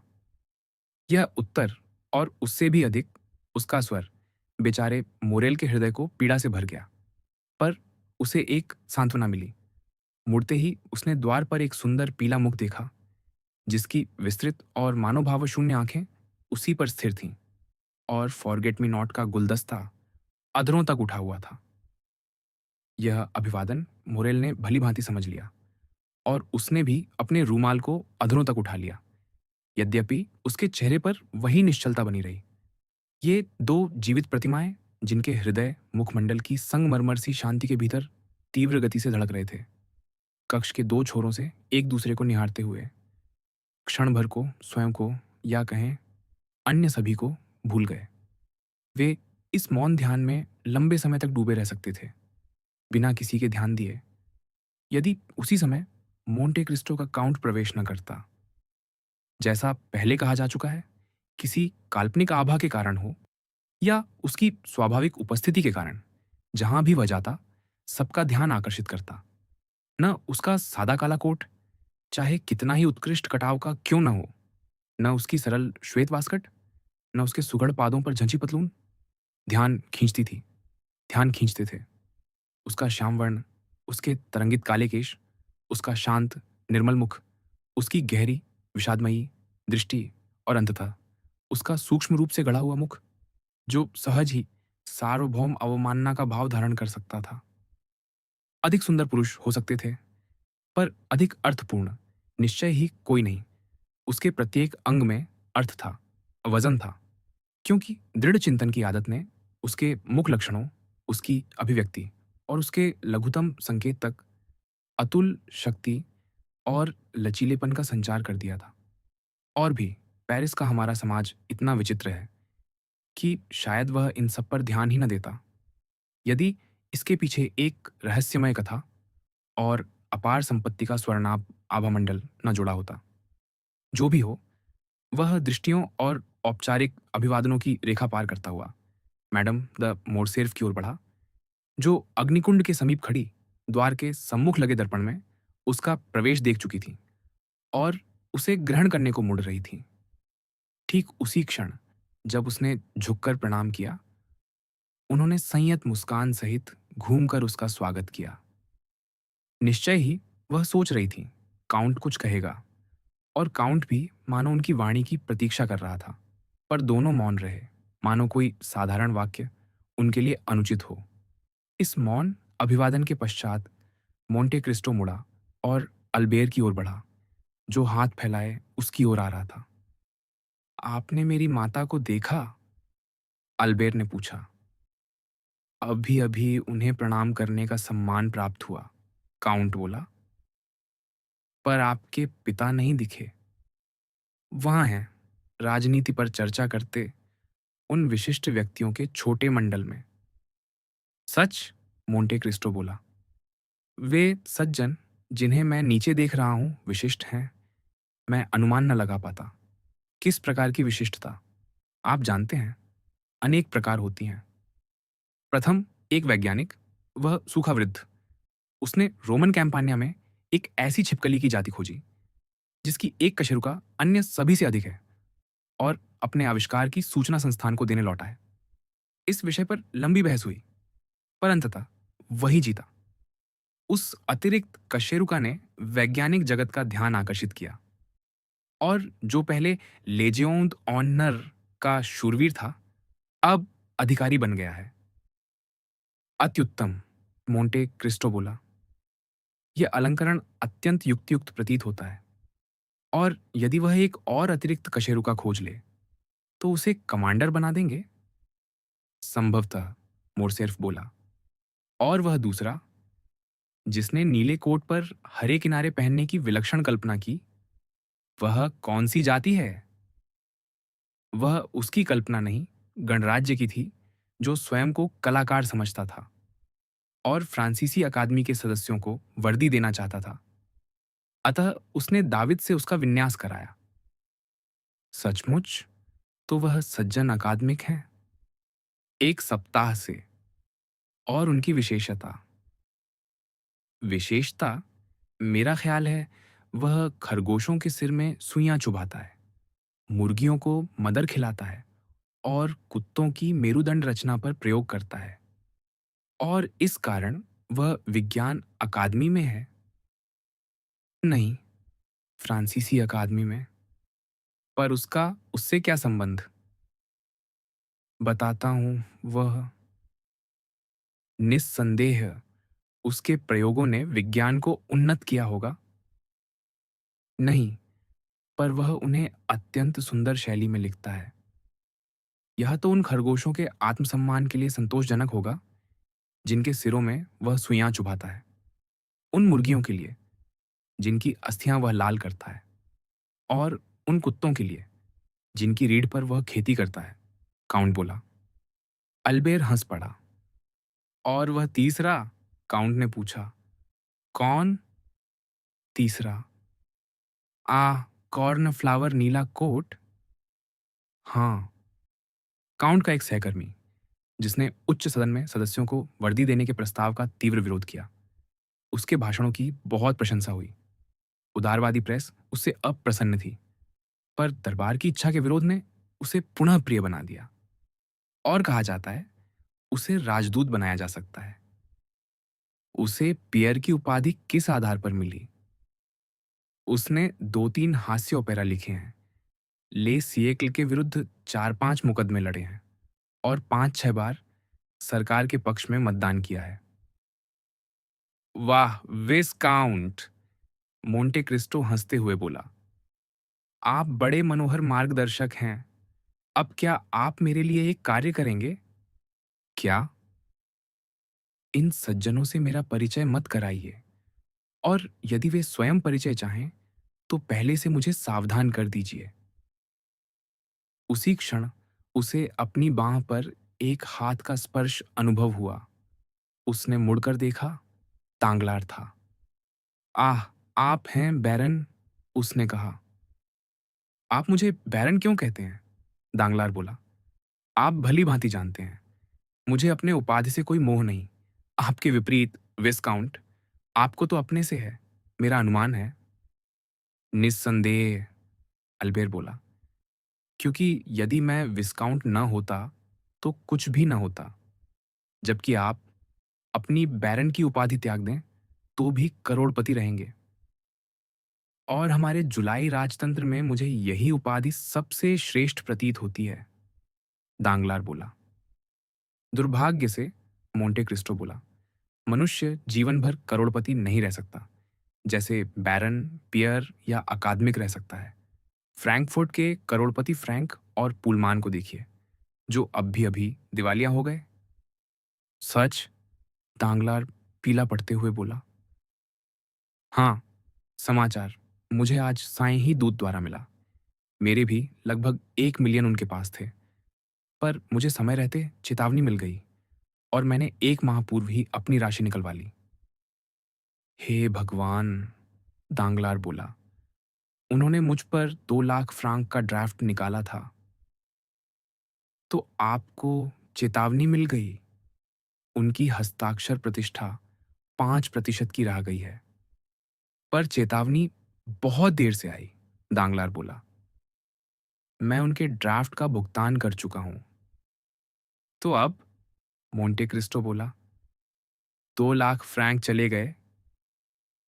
चुप! दांगलार फुसफुसाया। ऐसी बातों का उल्लेख न करें। फिर पास आकर जोड़ा। विशेषकर युवा कवालकांति के सामने नहीं। और वह मुड़कर उस युवक की ओर मुस्कुराया। मोरसेर्फ काउंट को छोड़ अपनी माता से वार्ता करने चला गया था। दांगलार युवा कावालकांति से बोलने लगा और एक क्षण के लिए मोंटे क्रिस्टो स्वयं को अकेला पाया। उष्णता अब असह्य होने लगी थी।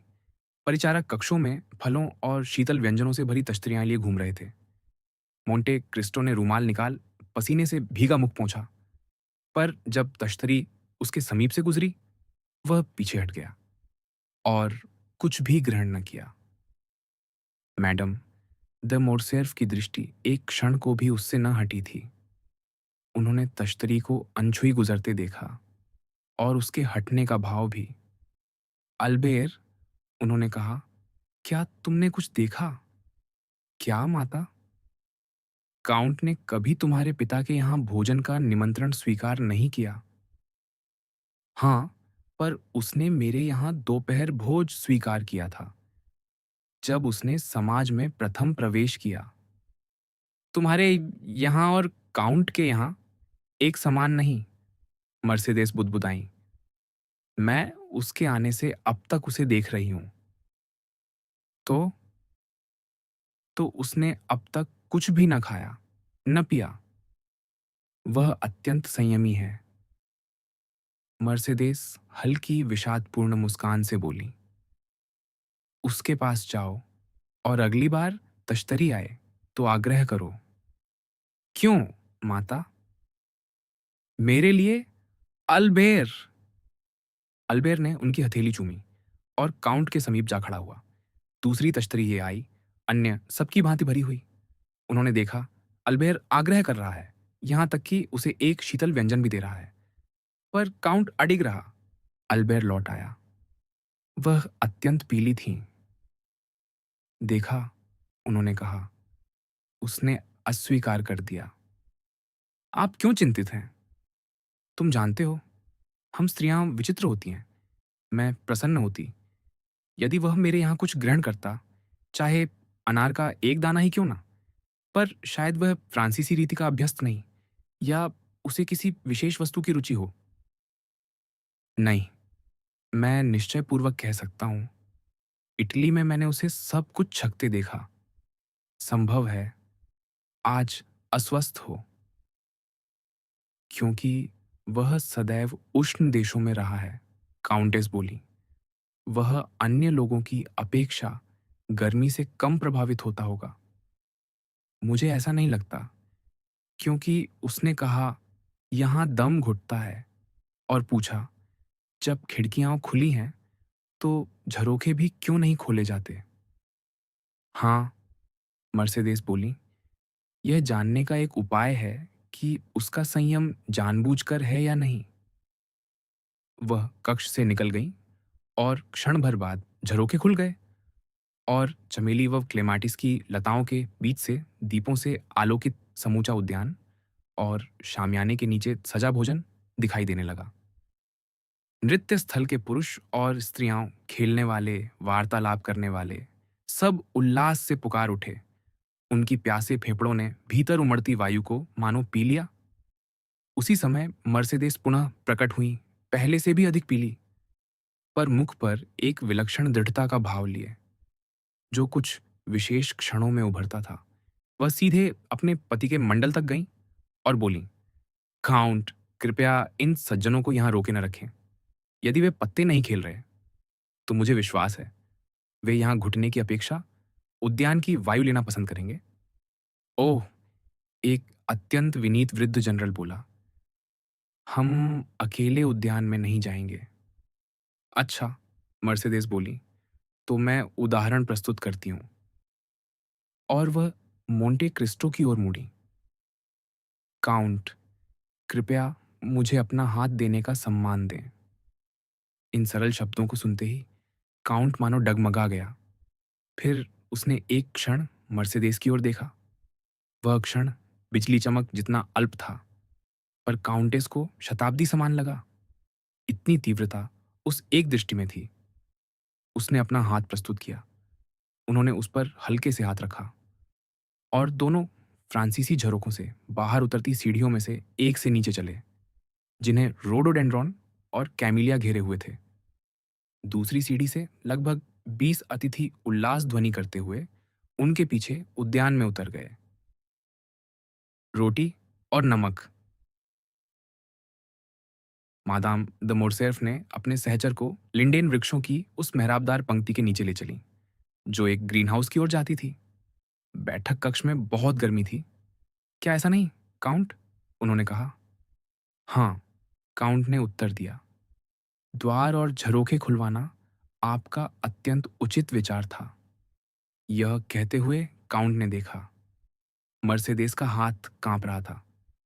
पर शायद आपको ठंड लग रही है, इतने हल्के परिधान में, और गर्दन पर केवल शिफॉन का दुपट्टा, उसने कहा। क्या आप जानते हैं मैं आपको कहाँ ले जा रही हूँ? काउंटेस ने पूछा, उसके प्रश्न का उत्तर दिए बिना। नहीं, उसने कहा, पर जैसा आप देख रही हैं, मैं कोई प्रतिरोध नहीं कर रहा। उस ग्रीन हाउस में मार्ग के अंत में, काउंट ने प्रश्नवाचक दृष्टि से देखा, पर वह बिना बोले आगे बढ़ती रही, और वह भी मौन रहा। वे उस भवन तक पहुंचे जो उन विलक्षण फलों से लदा था जो जुलाई के आरंभ में ही पक जाते हैं, उस कृत्रिम ताप में जो हमारे अनिश्चित सूर्य का स्थान लेता है। काउंटेस ने उसका हाथ छोड़ दिया और एक बेल से अंगूर का गुच्छा तोड़ने चली गईं। लीजिए, काउंट, उन्होंने कहा, ऐसी विषादपूर्ण मुस्कान के साथ जो आंखों के कोनों पर भरे आंसुओं को छिपा न सकी। हमारे फ्रांसीसी अंगूर, मैं जानती हूं सिसिली या साइप्रस के अंगूरों से तुलना नहीं कर सकते, पर आप हमारे उत्तर के फीके सूर्य को क्षमा करेंगे। काउंट झुका और एक कदम पीछे हट गया। क्या आप मुझे अस्वीकार कर रहे हैं? मर्सिडेस ने कांपती वाणी में कहा। मादाम, काउंट ने उत्तर दिया, कृपया मुझे क्षमा करें, पर मैं कभी मस्केट अंगूर नहीं खाता। मर्सिडेस ने आह भरकर गुच्छा गिरा दिया। समीप एक विलक्षण आड़ू लटका था, ग्रीन हाउस की कृत्रिम ऊष्मा से पकाया गया। उन्होंने उसे तोड़ा। तो यह लीजिए, उन्होंने कहा, पर काउंट ने वहीं अस्वीकार का संकेत किया। फिर भी, उन्होंने कहा, ऐसे पीड़ित स्वर में मानो रुदन को ढक रहा हो। मैं सचमुच दुर्भाग्यशाली हूं। दीर्घ मौन छा गया। आड़ू भी अंगूर की भांति रेत पर गिर गया। काउंट, मर्सिडेस ने अंततः कहा, याचक दृष्टि से देखते हुए, अरबों में एक स्पर्शक प्रथा है जो उन लोगों के बीच शाश्वत मैत्री का वचन देती है जो एक ही छत के नीचे रोटी और नमक साझा करते हैं। मैं जानता हूं, काउंट बोला, पर हम अरब में नहीं, फ्रांस में हैं, और फ्रांस में न तो ऐसी शाश्वत मैत्री है, न रोटी और नमक का वह बंधन, पर हम मित्र हैं। क्या ऐसा नहीं? उन्होंने तीव्र श्वास लेते हुए कहा, और दोनों हाथों से उसकी भुजा थाम ली। रक्त काउंट के हृदय में उमड़ा। वह मृत्यु सा श्वेत हो गया, फिर वही रक्त कंठ तक उठा और गालों पर फैल गया। कुछ क्षण उसकी दृष्टि स्थिर न हो सकी, मानो तीव्र प्रकाश से चकाचौंध हो। निश्चय ही हम मित्र हैं, उसने कहा। क्यों ना हो? उसका स्वर वैसा न था जैसा काउंटेस चाहती थी।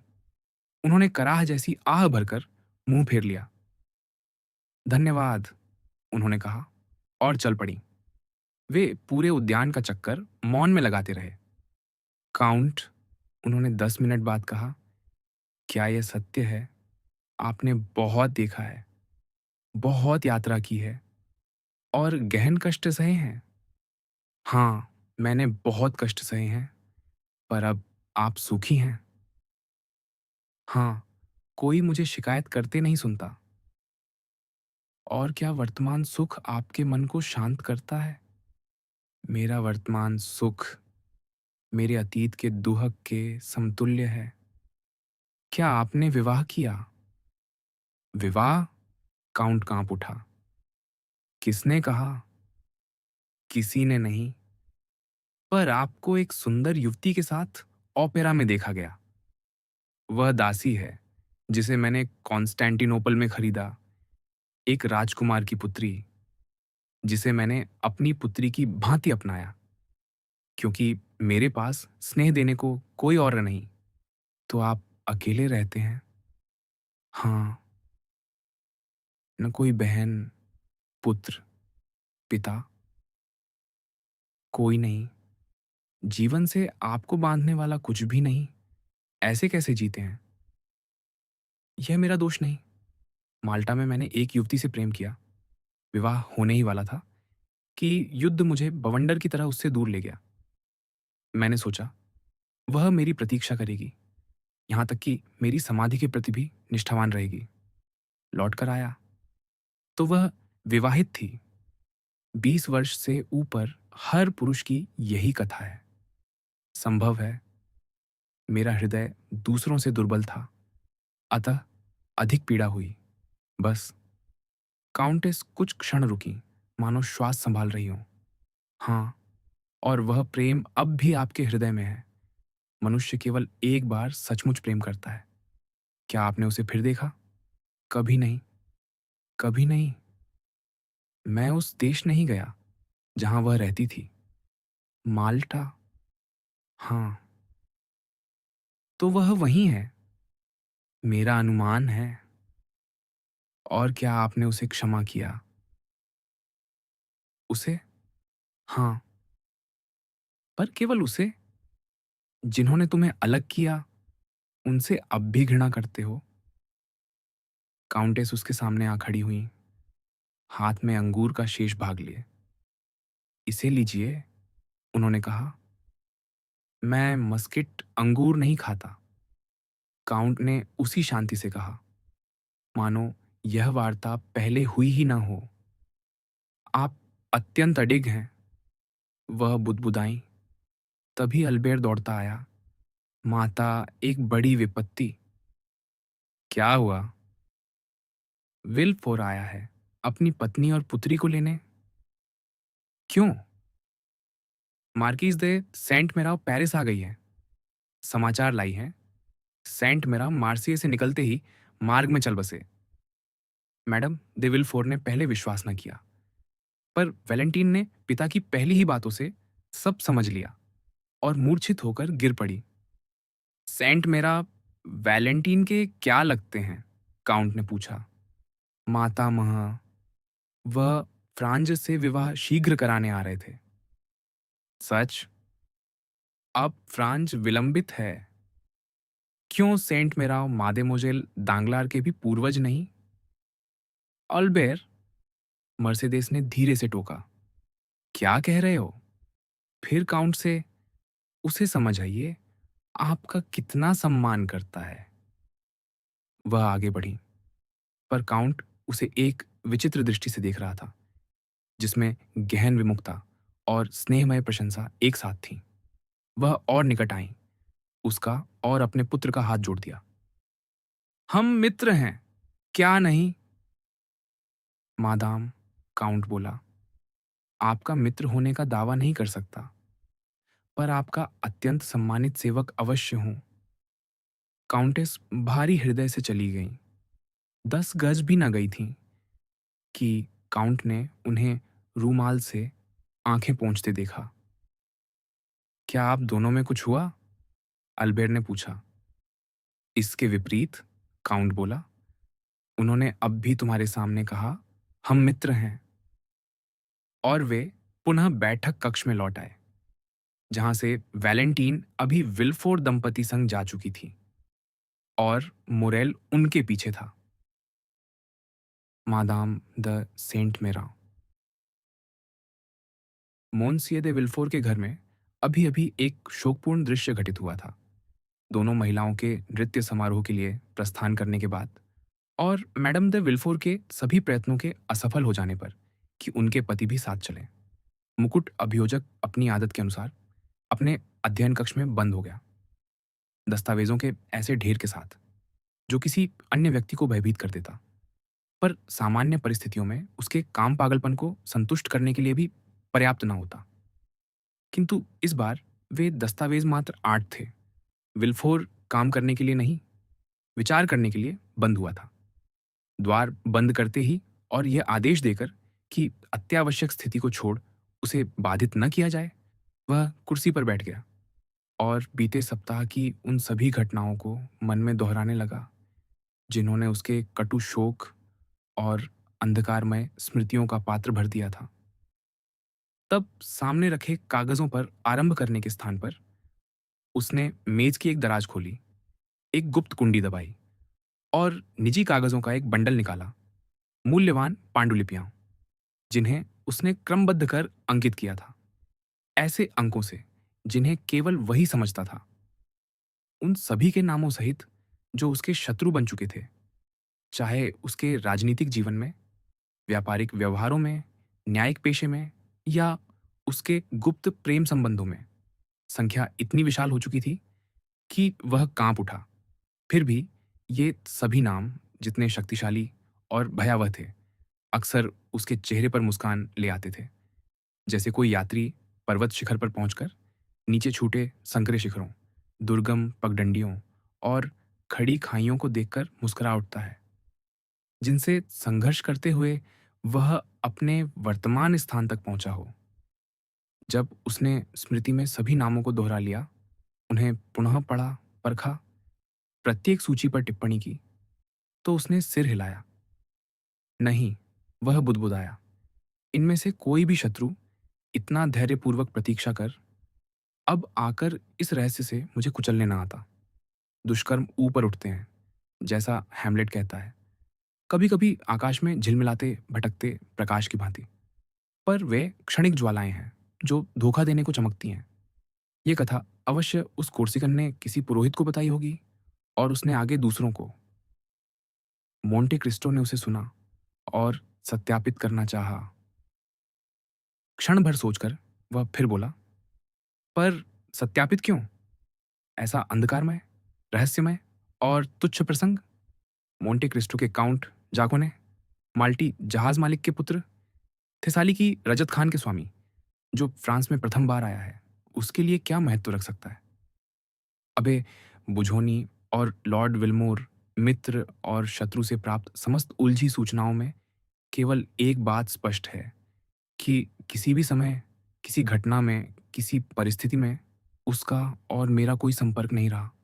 पर यह कहते हुए भी वह स्वयं अपने शब्दों पर विश्वास न करता था। उसके लिए सबसे भयानक बात उसके कर्म का उद्घाटन नहीं था, क्योंकि वह उसे नकार सकता था या उत्तर दे सकता था। उसे भय था उस रक्ताक्षरित लेख से भी नहीं, जो दीवार पर प्रकट हो, मैंने तेकेल उपहारसिन, बल्कि उस हाथ से जो उसे लिखे और जिसका शरीर अज्ञात हो। वह स्वयं को शांत करने का प्रयत्न कर ही रहा था और अपने महत्वाकांक्षी स्वप्नों की राजनीतिक भविष्य योजना के स्थान पर पारिवारिक जीवन के सीमित सुखों से संतोष का विचार ला रहा था कि कहीं यह सुप्त शत्रु जाग ना उठे। तभी बाहर गाड़ी की ध्वनि सुनाई दी, फिर सीढ़ियों पर किसी वृद्ध के कदम और साथ ही रुदन व हाय जैसे उद्गार, जैसे सेवक अपने स्वामियों के शोक में स्वयं को महत्वपूर्ण दिखाने को करते हैं। वह शीघ्र उठा, अध्ययन कक्ष का कुंडा हटाया और बिना सूचना एक वृद्धा भीतर आई, बाहों पर शॉल, हाथ में टोपी। उसके श्वेत केशों के नीचे पीताभ दंत पंक्ति सी फीकी ललाट और नेत्र, जिनके कोनों में आयु ने गहरी रेखाएं अंकित कर दी थीं। आंसुओं से इतने सूजे थे कि लगभग लुप्त हो गए थे। ओह विल्फोर, उसने कहा। ओह, क्या विपत्ति! मैं भी इससे मर जाऊंगी। हाँ, निश्चय ही मर जाऊंगी। और समीप की कुर्सी पर ढहकर रो पड़ी। द्वार पर खड़े सेवक भीतर आने का साहस न करते नवारतीय के वृद्ध परिचारक की ओर देखने लगे, जो स्वामी के कक्ष से ध्वनि सुनकर आ पहुंचा था और अब पीछे खड़ा था। विल्फोर उठा, अपनी सांस, क्योंकि वही थी, की ओर दौड़ा। ईश्वर रक्षा करे मादाम, वह बोला। क्या हुआ? किसने आपको इस दशा में पहुंचा दिया? और सेंट मेरा आपके साथ नहीं? सेंट मेरा मर चुके हैं, वृद्धा ने कहा। सीधे विषय पर आते हुए, पर भावशून्य स्तब्धता में, विल्फोर पीछे हट गया। हाथ आपस में टकरा गए। मृत ऐसे अचानक? 1 सप्ताह हुआ, मादाम दे सेंट मेरा बोली। हम रात्रि भोज के बाद गाड़ी में बैठ रहे थे। कई दिनों से वह अस्वस्थ थे, पर हमारी प्रिय वैलेंटीन से मिलने का विचार उन्हें बल देता था। प्रस्थान ही कर रहे थे, मार्सेय से 6 लीग दूर। अपनी नियमित गोलियां लेने के बाद वह अस्वाभाविक गहरी नींद में गिर पड़े। मैंने जगाना उचित न समझा, पर उनका मुख लाल पड़ने लगा। कनपटियों की नसें असामान्य तीव्रता से धड़कती दिखीं। अंधकार बढ़ रहा था, अतः उन्हें सोने दिया। शीघ्र ही उन्होंने एक मर्मांतक ध्वनि की, मानो दुआ स्वप्न से पीड़ित हों, और सिर पीछे फेंक दिया। मैंने परिचारक बुलाया, गाड़ी रुकवाई, उन्हें पुकारा, सुगंधित लवण सूंघाया, पर सब समाप्त हो चुका था। वह मृत थे, और मैं एक्स तक उनकी देह के साथ बैठी आई। विल्फोर स्तब्ध खड़ा रहा, मुख खुला रह गया। आपने चिकित्सक बुलाया होगा? तुरंत, पर जैसा कहा, अत्यंत विलंब हो चुका था। कम से कम उसने मृत्यु का कारण तो बताया होगा। हाँ, उसने कहा मस्तिष्काघात था। तो आपने क्या किया? सेंट मेरा सदैव कहा करते थे, यदि पेरिस से दूर उनकी मृत्यु हो, तो वे चाहते थे उनका शरीर पारिवारिक समाधिगृह में लाया जाए। मैंने उन्हें शीशे के ताबूत में रखवाया है, और वह मेरे पीछे कुछ दिनों की दूरी पर आ रहा है। ओह, बेचारी माता, विल्फोर बोला। ऐसे आघात के बाद आप पर यह दायित्व? ईश्वर ने मुझे शक्ति दी, और फिर प्रिय मार्की अवश्य वही करते जो मैंने उनके लिए किया। पर सत्य यह है, जब से उन्हें वहां छोड़कर आई हूं, मुझे लगता है मैं पागल हो जाऊंगी। अब मैं रो भी नहीं सकती, यद्यपि अनुभव करती हूं, जब तक पीड़ा है, आंसू होने चाहिए। वैलेंटीन कहाँ है? हम तो उसी के लिए आए थे। मैं उसे देखना चाहती हूँ। विल्फोर ने सोचा, यह कहना भयानक होगा कि वैलेंटीन नृत्य समारोह में है। उसने केवल इतना कहा कि वह अपनी सौतेली माता के साथ बाहर गई है, और उसे सूचना भेजी जाएगी। अब अभी मैं आग्रह करती हूँ, वृद्धा बोली। विल्फोर ने बांह थामकर उन्हें उनके कक्ष तक पहुंचाया। विश्राम कीजिए, माता, उसने कहा।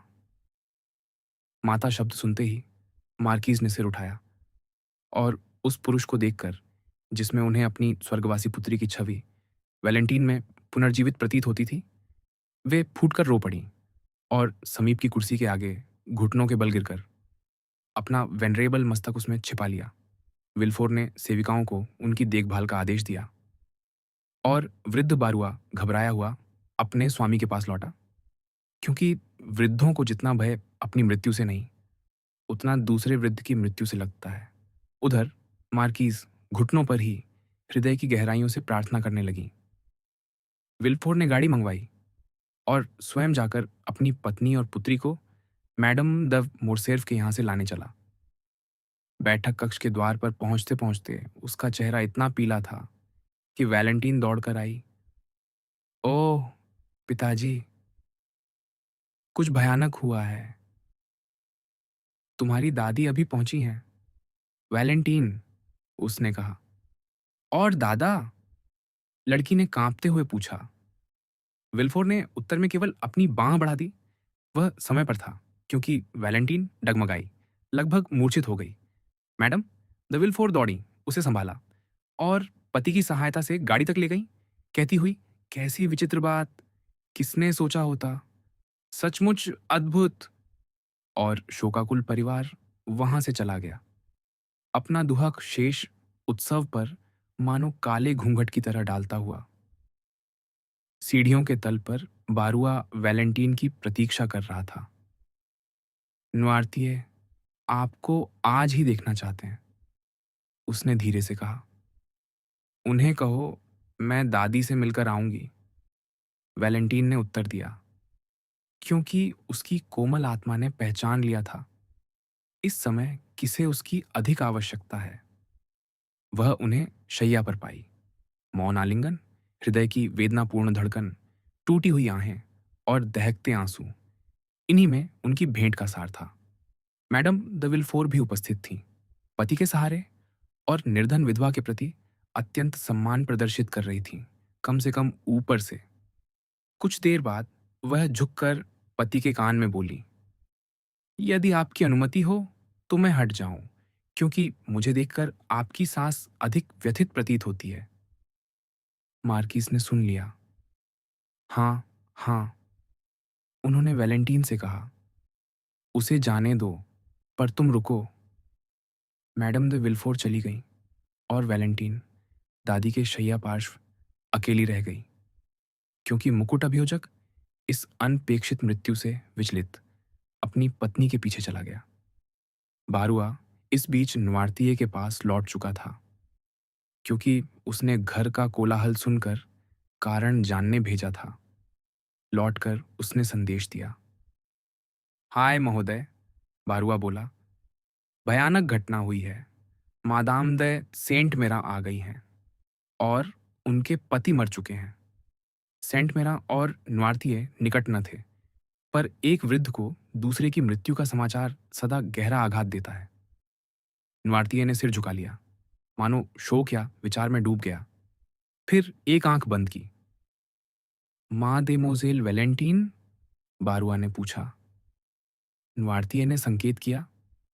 हाँ, आप जानते हैं, वह नृत्य समारोह में है, क्योंकि जाते समय आपको वेशभूषा दिखाने आई थी। न्वार्तिये ने पुनः आंख बंद की। आप उसे देखना चाहते हैं? संकेत। हाँ। अच्छा, उन्हें लेने गए होंगे। मैं लौटते ही उसे ऊपर भेज दूंगा, ठीक? संकेत। हाँ। इसीलिए बारुआ उसकी प्रतीक्षा कर रहा था, और जैसा हमने देखा, उसे संदेश दिया। अतः वैलेंटीन मार्कीज को सोते छोड़ न्वार्तिये के पास गईं, क्योंकि थकान और शोक से अंततः उन्हें ज्वरयुक्त निद्रा आ गई थी। उनके समीप संतरे के रस की कांच की बोतल और एक गिलास रख दिया गया था, उनका सामान्य पेय। वैलेंटीन ने वृद्ध को चूमा। उसने इतनी कोमल दृष्टि से देखा कि उसकी सूखी अश्रुधारा फिर उमड़ आई। हाँ, हाँ, वैलेंटीन बोली, आप कहना चाहते हैं, मेरे पास अभी एक दयालु दादा हैं, क्या यही? संकेत। हाँ, धन्य हूं, उसने कहा, अन्यथा मेरा क्या होता? रात्रि का 1 बजा था। बारुआ ने कहा, इतने शोक के बाद विश्राम आवश्यक है। न्वार्तिये कहना चाहता था, उसका विश्राम अपनी पौत्री को देखना है, पर उसने उसे जाने दिया, क्योंकि वह थकी और पीड़ित लग रही थी। अगले दिन वह दादी से मिलने आई। वह अभी भी शैया पर थीं। ज्वर कम न हुआ था।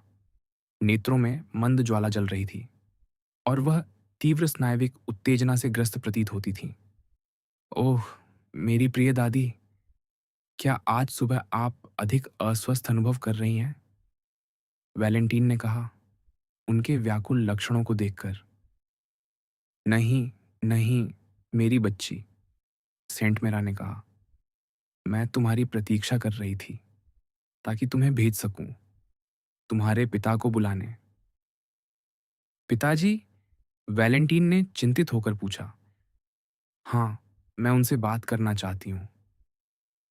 वैलेंटीन वृद्धा की इच्छा का विरोध करने का साहस न कर सकी, और न ही उसके पीछे का कारण जानती थी। अतः कुछ ही क्षण बाद विलफोर भीतर आया।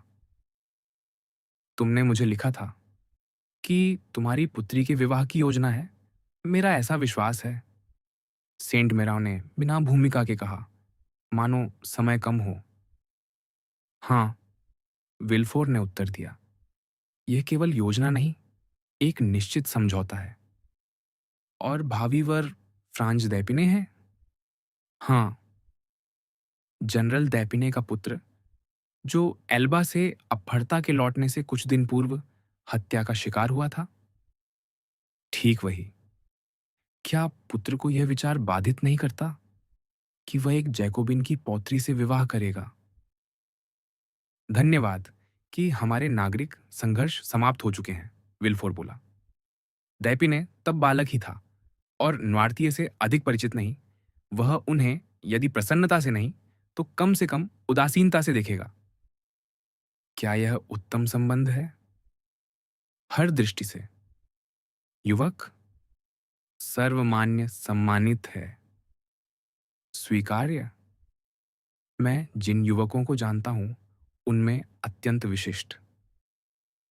इस वार्तालाप में वैलेंटीन मौन रही। अच्छा। कुछ क्षण विचार के बाद सेंट मेरा बोली, शीघ्रता करनी होगी, क्योंकि मेरे पास जीवित रहने का अधिक समय नहीं। आप प्रिय दादी, विल्फोर और वैलेंटीन साथ बोल उठे। मैं जानती हूं मैं क्या कह रही हूं, उन्होंने कहा। शीघ्रता करो, ताकि माता ना होने पर उसे कम से कम दादी का आशीर्वाद मिल सके। मेरी प्रिय रेने, जो तुम्हारी माता थी, उस ओर से अब केवल मैं ही शेष हूं, जिसे तुमने बहुत शीघ्र भुला दिया। आप भूलती हैं, विल्फोर बोला, कि मुझे इस बालिका को माता देनी पड़ी, जब उसकी अपनी माता न रही। सौतेली माता माता नहीं होती, पर वह विषय नहीं। हम वैलेंटीन की बात कर रहे हैं, मृतकों को रहने दो। यह सब इतनी तीव्रता और वेग से कहा गया कि वार्तालाप उन्माद का आरंभ प्रतीत हुआ। सब कुछ आपकी इच्छा अनुसार होगा, विल्फोर बोला। और जैसे ही दैपिने पेरिस पहुंचेगा। दादी, वैलेंटीन बोली, शोकाचार का विचार कीजिए। आपका हाल का दुख, क्या ऐसे अशुभ समय में विवाह उचित होगा? मेरी बच्ची, उन्होंने बीच में रोकते हुए कहा, मुझे वे खोखले तर्क मत दो, जो दुर्बल मनों को भविष्य से रोकते हैं। मैं भी अपनी माता के मृत्युशैया पर विवाहित हुई थी, और उससे अधिक दुखी ना हुई। फिर वही मृत्यु की बात, विल्फोर बोला। फिर और अभी भी मैं कहती हूं, मैं मरने वाली हूं। क्या समझते नहीं?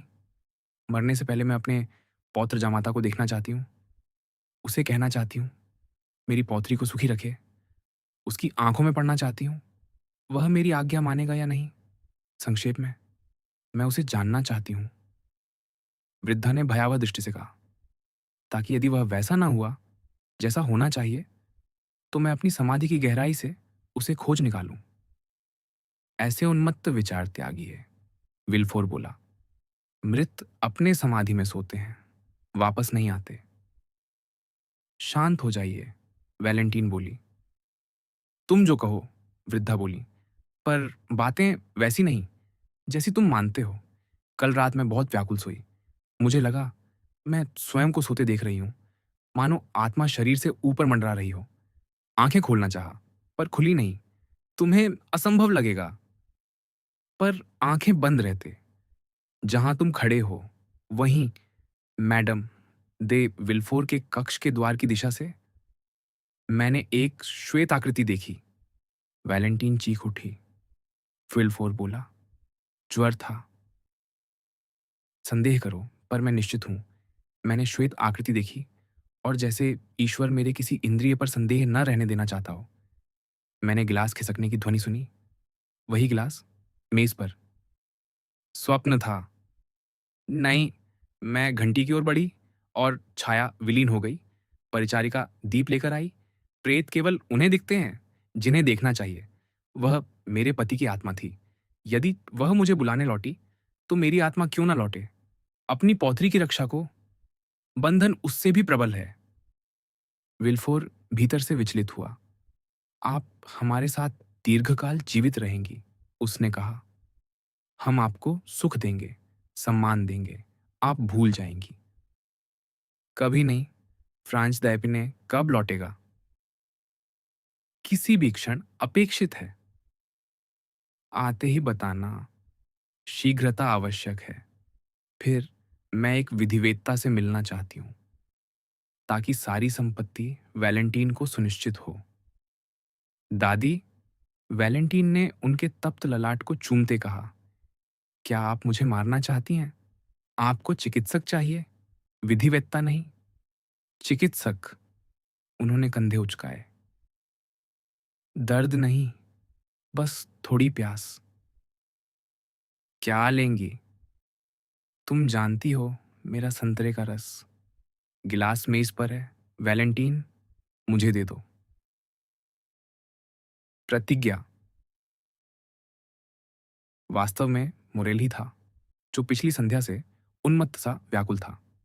उस सहज प्रेरणा से, जो केवल प्रेमियों और माताओं में होती है, उसने अनुमान लगा लिया था कि सेंट मेराव की वापसी और मार्किस की मृत्यु के पश्चात कुछ ऐसा घटेगा जो वैलेंटीन के प्रति उसके प्रेम को प्रभावित करेगा। जैसा कि हम देखेंगे, उसकी आशंकाएं सत्य सिद्ध हुई थीं, और केवल चिंता ही नहीं थी जो उसे कांपते भय के साथ शाहबलूत वृक्षों के द्वार तक खींच लाई थी। वैलेंटीन को उसके आगमन की सूचना नहीं थी, क्योंकि यह उसका आने का सामान्य समय नहीं था, और केवल संयोग, या यदि चाहें तो सहानुभूतिपूर्ण अंतः प्रेरणा, उसे उद्यान तक ले आई थी। जब वह प्रकट हुई, मुरेल ने पुकारा, और वह द्वार की ओर दौड़ आई। तुम इस समय? उसने कहा। हाँ, मेरी प्रिय मित्र, मुरेल ने उत्तर दिया। मैं तुम्हें ढूंढने आया हूं, दुखद समाचार लेकर। यह दुर्भाग्य का घर है, वैलेंटीन बोली। कहो, मैक्सिमिलियन। यद्यपि हमारे दुख का पात्र पहले ही भर चुका है। प्रिय वैलेंटीन, मुरेल बोला, अपने भावों को संयत करने का प्रयास करते हुए। कृपया सुनो, क्योंकि जो कहना है अत्यंत महत्वपूर्ण है। वे तुम्हारा विवाह कब करना चाहते हैं? मैक्सिमिलियन, वैलेंटीन बोली, मैं तुमसे कुछ नहीं छिपाना चाहती। आज प्रातः मेरे विवाह की चर्चा हुई, और मेरी दादी, जिन्हें मैं अपना अटूट सहारा मानती थी, उन्होंने न केवल फ्रांस दैपिने से मेरे विवाह का समर्थन किया, बल्कि इतनी उत्सुक हैं कि केवल उसके लौटने की प्रतीक्षा है। अनुबंध अगले ही दिन हस्ताक्षरित होगा। युवक ने पीड़ा भरी आह भरी और दीर्घ समय तक उदास दृष्टि से उसे देखता रहा। हाय, उसने धीमे कहा, जिस स्त्री से प्रेम हो, उसे शांत स्वर में यह कहते सुनना, तुम्हारे यातना का समय निश्चित है, शीघ्र घटेगा। पर इससे क्या, ऐसा होना ही है, और मैं इसका विरोध नहीं करूंगी। कितना भयानक है। अच्छा, यदि वे केवल देपिने की प्रतीक्षा कर रहे हैं और उसके लौटते ही तुम उसकी हो जाओगी, तो जान लो, तुम्हारी सगाई कल ही हो जाएगी, क्योंकि वह आज प्रातः पेरिस पहुंच चुका है। वैलेंटीन चीख उठी। 1 घंटे पूर्व मैं मोंटे क्रिस्टो के काउंट के साथ था, मुरेल ने आगे कहा। हम वार्ता कर रहे थे, वह तुम्हारे घर के शोक की, और मैं तुम्हारे दुख की, कि अचानक आंगन में एक गाड़ी आकर रुकी। सुनो, मैंने आज तक पूर्वाभासों पर विश्वास नहीं किया था, पर अब करना पड़ेगा। उस गाड़ी की ध्वनि से मैं कांप उठा। शीघ्र ही सीढ़ियों पर पदचाप सुनाई दी। कमांडर के प्रतिध्वनित चरणों ने डॉन जुआन को जितना भयभीत नहीं किया होगा, उन चरणों ने मुझे उतना किया। अंततः द्वार खुला। अल्बेर द मोरसेफ पहले भीतर आया, और मैं अपनी आशंका को भ्रम मानने ही वाला था कि उसके पीछे एक युवक आया, और काउंट ने कहा, आह, बैरन फ्रांस दैपिने। अपने भावों को रोकने में मुझे हृदय की समस्त शक्ति लगानी पड़ी। संभव है मैं पीला पड़ गया, कांप उठा, पर होठों पर मुस्कान बनाए रखी। 5 मिनट बाद मैं वहां से चला आया। उस दौरान क्या कहा गया, एक शब्द भी न सुन सका। मैं पूर्णतः टूट चुका था। बेचारे मैक्सिमिलियन, वैलेंटीन बुदबुदाई। मैं आ गया हूँ, वैलेंटीन। अब उत्तर दो ऐसे मनुष्य को जिसके लिए तुम्हारे शब्द जीवन और मृत्यु का अंतर है। तुम क्या करोगी? वैलेंटीन ने सिर झुका लिया। वह अभिभूत थी। सुनो, मुरेल बोला, यह पहली बार नहीं जब तुमने उस स्थिति पर विचार किया हो जिसमें हम हैं। यह गंभीर है, तत्काल है, निर्णायक है। यह वह क्षण नहीं जब निष्फल शोक में डूबा जाए। यह उनके लिए पर्याप्त है जो सुविधा से दुख भोगना चाहते हैं और आंसुओं को समय देकर पीते हैं। ऐसे लोग भी हैं, और ईश्वर निश्चय ही पृथ्वी पर उनके धैर्य का प्रतिफल स्वर्ग में देगा। पर जो संघर्ष करना चाहते हैं, वे समय नष्ट नहीं करते, भाग्य के उस प्रहार का तुरंत प्रतिकार करते हैं। क्या तुम्हारे भीतर दुर्भाग्य से संघर्ष करने की इच्छा है, वैलेंटीन? बताओ, क्योंकि यही पूछने आया हूं। वैलेंटीन कांप उठी और आतंक से फैलती आंखों से उसे देखने लगी। पिता, दादा, संपूर्ण परिवार के विरुद्ध खड़े होने का विचार उसके मन में कभी आया ही न था। तुम क्या कह रहे हो, मैक्सिमिलियन? उसने पूछा। संघर्ष से तुम्हारा क्या आशय है? इसे संघर्ष मत कहो, यह तो पाप होगा। क्या मैं पिता की आज्ञा और मृत्युशैया पर पड़ी दादी की इच्छा के विरुद्ध जाऊं? असंभव। मोरेल चुप हो गया। तुम अत्यंत उदात्त हो, मुझे न समझो। ऐसा नहीं, तुम समझते हो, प्रिय मैक्सिमिलियन, क्योंकि तुम मौन हो गए। मैं संघर्ष करूं? ईश्वर न करे। नहीं, मुझे अपनी सारी शक्ति स्वयं से संघर्ष करने में रखनी होगी और अपने आंसू पीने होंगे, जैसा तुमने कहा। पर पिता को दुख देना, दादी की अंतिम घड़ियां विचलित करना, कभी नहीं। तुम सही हो, मुरेल ने शीत स्वर में कहा। हे ईश्वर, तुमने यह कैसे कहा? वैलेंटीन ने आहत स्वर में कहा। जैसे एक पुरुष जो तुम्हारा आदर करता है कहेगा। आदर? ओह स्वार्थी मनुष्य! देखता है मैं निराशा में हूं और समझने का अभिनय करता है। तुम भूल रही हो, मैं तुम्हें पूर्णतः समझता हूं। तुम विल्फोर की इच्छा के विरुद्ध नहीं जाओगी, मार्कीज की अवज्ञा नहीं करोगी और कल उस अनुबंध पर हस्ताक्षर करोगी जो तुम्हें पति से बांध देगा। तो मैं क्या करूं ईश्वर के लिए? मुझसे मत पूछो, मादेमोजेल। मैं इस विषय में दयनीय निर्णायक हूं। मेरा स्वार्थ मुझे अंधा कर देगा, मुरेल बोला। उसका रिक्त स्वर और भींची मुट्ठियां उसके बढ़ते क्षोभ को प्रकट कर रही थीं। यदि मैं तुम्हारे प्रस्ताव को स्वीकारने को तैयार मिलती तो तुम क्या कहते? मुरेल, आओ, बताओ। मुझे दोष देने के स्थान पर मुझे मार्ग दिखाओ। क्या सचमुच तुम मुझसे परामर्श चाहती हो, वैलेंटीन? हाँ, निश्चय ही, प्रिय मैक्सिमिलियन। यदि वह उचित होगा, मैं उसे मानूंगी। तुम जानते हो, मैं तुम्हारी समर्पित हूं। वैलेंटीन, मुरेल ने कहा, पहले से ढीली पड़ी तख्ती को हटाते हुए, मुझे अपना हाथ दो ताकि जान सकूं तुमने मेरे क्रोध को क्षमा कर दिया है। तुम समझती हो, मेरा मस्तिष्क चक्कर खा रहा है और पिछले 1 घंटे से सबसे उन्मत्त विचार उसमें घूम रहे हैं। ओह, यदि तुम मेरी सलाह न मानो। वह क्या है? यह, वैलेंटीन। बालिका ने आंखें आकाश की ओर उठाईं और आह भरी। मैं स्वतंत्र हूं, मैक्सिमिलियन ने आगे कहा। हम दोनों के लिए पर्याप्त धनी हूं। मैं तुम्हें शपथ देता हूं, तुम मेरी पत्नी होगी, मेरे होंठ तुम्हारे ललाट को स्पर्श करने से भी पहले। तुम मुझे भयभीत कर रहे हो, बालिका ने कहा। मेरे साथ चलो, मुरेल बोला। मैं तुम्हें अपनी बहन के पास ले जाऊंगा, जो तुम्हारे योग्य है। हम अल्जियर्स चलेंगे, या इंग्लैंड, या अमेरिका।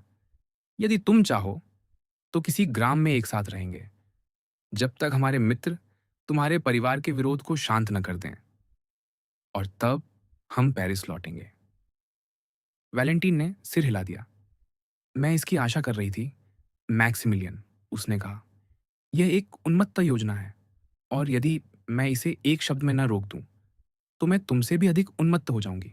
असंभव, मुरेल, यह असंभव है। तो तुम अपने भाग्य का अनुसरण करोगी, जो भी वह लाए, बिना उसका प्रतिरोध किए? मुरेल बोला। उसका चेहरा म्लान पड़ गया। हाँ, चाहे उससे मेरी मृत्यु ही क्यों न हो। अच्छा, वैलेंटीन, मैक्सिमिलियन ने कहा, मैं केवल इतना दोहरा सकता हूं, तुम सही हो।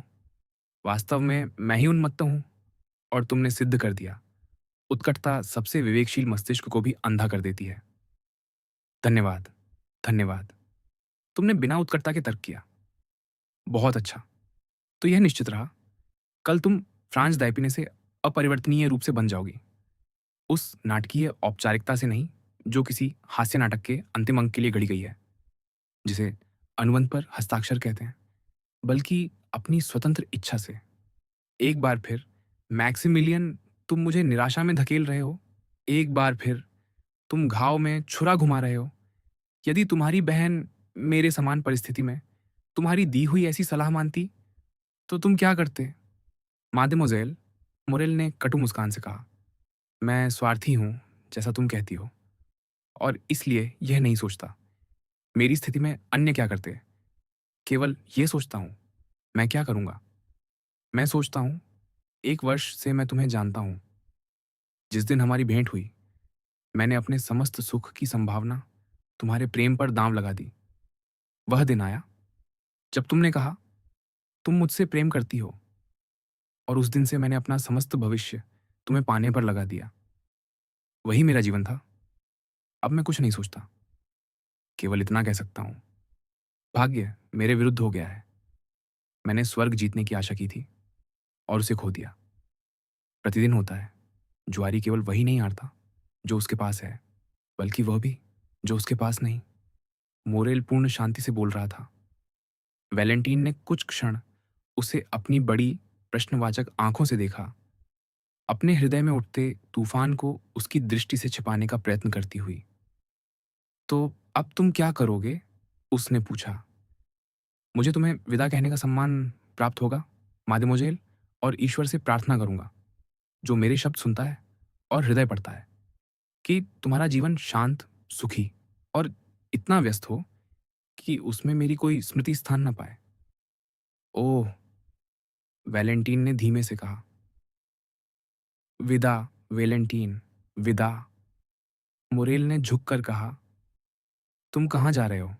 युवती ने पुकारा, जाली के आर पार हाथ बढ़ाकर उसके कोट को पकड़ लिया, क्योंकि अपने ही अंतःकंपन से वह समझ गई थी, प्रेमी का यह संयमित व्यवहार केवल आडंबर है। कहाँ जा रहे हो? मैं यह सुनिश्चित करने जा रहा हूँ कि मैं तुम्हारे परिवार में और विघ्न न लाऊं, और उन सभी ईमानदार तथा समर्पित पुरुषों के लिए उदाहरण बनूं जो मेरी स्थिति में हो। पर जाने से पहले मुझे बताओ, तुम क्या करने जा रहे हो, मैक्सिमिलियन? युवक ने विषादपूर्ण मुस्कान दी। कहो, कहो। वैलेंटीन चीत्कार कर उठी। मैं विनती करती हूँ, कहो। क्या तुम्हारा निर्णय बदल गया है, वैलेंटीन? नहीं बदल सकता। हाय, दुर्भाग्यशाली मनुष्य। तुम जानते हो, नहीं बदल सकता। तो वैलेंटीन, अलविदा। वैलेंटीन ने जाली को ऐसे झकझोरा, मानो उसके भीतर असाधारण शक्ति हो, और जब मोरेल जाने लगा, दोनों हाथ बाहर निकाल उन्हें जकड़ लिया, मरोड़ते हुए। तुम क्या करने जा रहे हो? उसने पुकारा। कहाँ जा रहे हो? निश्चिंत रहो, मैक्सिमिलियन बोला, द्वार से 3 गज दूर रुककर। मेरा अभिप्राय किसी अन्य पुरुष को उस कठोर भाग्य के लिए उत्तरदायी ठहराने का नहीं, जो मेरे लिए नियत है। कोई अन्य होता तो फ्रांस को खोजने, उसे ललकारने और उससे युद्ध करने की धमकी देता, पर वह निरर्थक होता। फ्रांस का इससे क्या संबंध? उसने मुझे आज प्रातः पहली बार देखा, और तब से मुझे भूल भी चुका होगा। जब तुम्हारे दोनों परिवारों के बीच यह समझौता हुआ कि तुम एक दूसरे की हो, तब उसे मेरे अस्तित्व का ज्ञान भी न था। अतः मेरा उससे कोई विवाद नहीं। मैं शपथ लेता हूं, मैं उसे दोष नहीं दूंगा। तो किसे? मुझे? तुम्हें, वैलेंटीन? ओह, ईश्वर न करे। स्त्री पवित्र है। जिस स्त्री से प्रेम हो, वह पावन होती है। तो स्वयं को, दुर्भाग्यशाली मनुष्य, स्वयं को? दोषी मैं ही हूं, क्या नहीं? मुरेल बोला। मैक्सिमिलियन, इधर आओ, वैलेंटीन ने कहा। मैं आदेश देती हूं। मैक्सिमिलियन समीप आया, मृदु मुस्कान के साथ। यदि उसके चेहरे की पीतिमा न होती, तो कोई समझता वह सामान्य अवस्था में है। मैक्सिमिलियन जाली के निकट आया और मृदु मधुर स्वर में बोला, सुनो मेरी प्राण प्रिय वैलेंटीन, हम जैसे लोग, जिनके मन में कभी ऐसा विचार नहीं उठा, जिससे उन्हें दूसरों, अपने माता-पिता या ईश्वर के सामने लज्जित होना पड़े। हम एक-दूसरे के हृदय को खुली पुस्तक की भाँति पढ़ सकते हैं। मैं कभी किसी उपन्यास का पात्र नहीं रहा, न कोई उदास नायक, न ही मैं अपने को मैनफ्रेड या आंतोनी बनने का दावा करता हूँ। पर बिना शब्दों, बिना शपथों और प्रतिज्ञाओं के मैंने अपना जीवन तुम्हें सौंप दिया। तुम मुझे असफल कर रही हो और तुम जो कर रही हो, वह उचित है। मैंने तुमसे कहा भी था और पुनः कहता हूँ, पर तुम मुझे असफल कर रही हो और मेरा जीवन नष्ट हो रहा है। यदि तुम मुझसे दूर चली गई, वैलेंटीन, तो मैं संसार में अकेला रह जाऊँगा। मेरी बहन अपने पति के साथ सुखी है और उसका पति मेरे लिए केवल बहनोई है, अर्थात समाज के नियम से जुड़ा हुआ व्यक्ति मात्र। अतः पृथ्वी पर किसी को मेरी आवश्यकता नहीं और मेरा अस्तित्व निरर्थक है। इसलिए मैं यह करूँगा, तुम्हारे विवाह के अंतिम क्षण तक प्रतीक्षा करूँगा, क्योंकि मैं भाग्य के उन अप्रत्याशित मोड़ों की क्षीणतम छाया भी खोना नहीं चाहता, जो कभी-कभी संयोग हमारे लिए संजोता है। तब तक फ्रांज दैपिने मर भी सकता है। या जैसे ही तुम वेदी के समीप पहुँचो, बिजली गिर सकती है। एक मृत्युदंडित मनुष्य के लिए सब कुछ संभव प्रतीत होता है और जब जीवन ही दांव पर हो, तो चमत्कार भी संभावित घटनाएँ लगते हैं। अतः जैसा कहता हूँ, मैं अंतिम क्षण तक प्रतीक्षा करूँगा और जब मेरा दुर्भाग्य निश्चित हो जाएगा, बिना किसी आशा या उपाय के, तब मैं अपने बहनोई को एक गोपनीय पत्र लिखूँगा और पुलिस प्रीफेक्ट को दूसरा, अपनी अभिप्राय की सूचना देकर किसी वन के कोने में, किसी खाई के पास या किसी नदी के तट पर अपने मस्तिष्क को उड़ा दूँगा। उतनी ही निश्चयता से, जितनी निश्चयता से मैं उस सर्वाधिक ईमानदार पुरुष का पुत्र हूँ, जो कभी फ्रांस में जीवित रहा। वैलेंटीन तीव्र कंपन से काँप उठी। उसने जाली को दोनों हाथों से छोड़ा। भुजाएँ ढीली पड़ गईं और 2 बड़े आँसू उसके गालों पर बह निकले। युवक उसके सामने गंभीर और अटल खड़ा रहा। ओह! दया के लिए, वह बोली, मुझसे कहो, तुम जीवित रहोगे। नहीं, अपने सम्मान की शपथ, मैक्सिमिलियन बोला। पर इससे तुम्हें क्या? तुम अपना कर्तव्य कर चुकी होगी और तुम्हारा अंतःकरण निष्कलंक रहेगा। वैलेंटीन घुटनों के बल गिर पड़ी, टूटते हृदय को थामे। मैक्सिमिलियन, उसने कहा, मैक्सिमिलियन, मेरे मित्र, धरती पर मेरे भ्राता, स्वर्ग में मेरे सच्चे पति, मैं विनती करती हूँ, मेरे समान आचरण करो और अपने दुख के साथ जीवित रहो। संभव है, एक दिन हम पुनः मिलें। अलविदा, वैलेंटीन। हे ईश्वर! वैलेंटीन ने दोनों हाथ आकाश की ओर उठाते हुए कहा। उसके मुख पर एक दिव्य भाव था। साक्षी रहना, मैंने कर्तव्यनिष्ठ पुत्री बने रहने के लिए सब किया। मैंने प्रार्थना की, विनती की, गिड़गिड़ाई, पर उसने मेरी याचनाओं, मेरी प्रार्थनाओं, मेरे आंसुओं की नहीं सुनी। अच्छा, तो फिर उसने आंसू पोंछते हुए और दृढ़ता पाते कहा, मैं पश्चाताप से नहीं मरना चाहती, अपमान से मरना अधिक स्वीकार है। तुम जीवित रहोगे, मैक्सिमिलियन, और मैं किसी की नहीं, सिवाय तुम्हारे। कब? अभी। कहो, आदेश दो, मैं तैयार हूँ।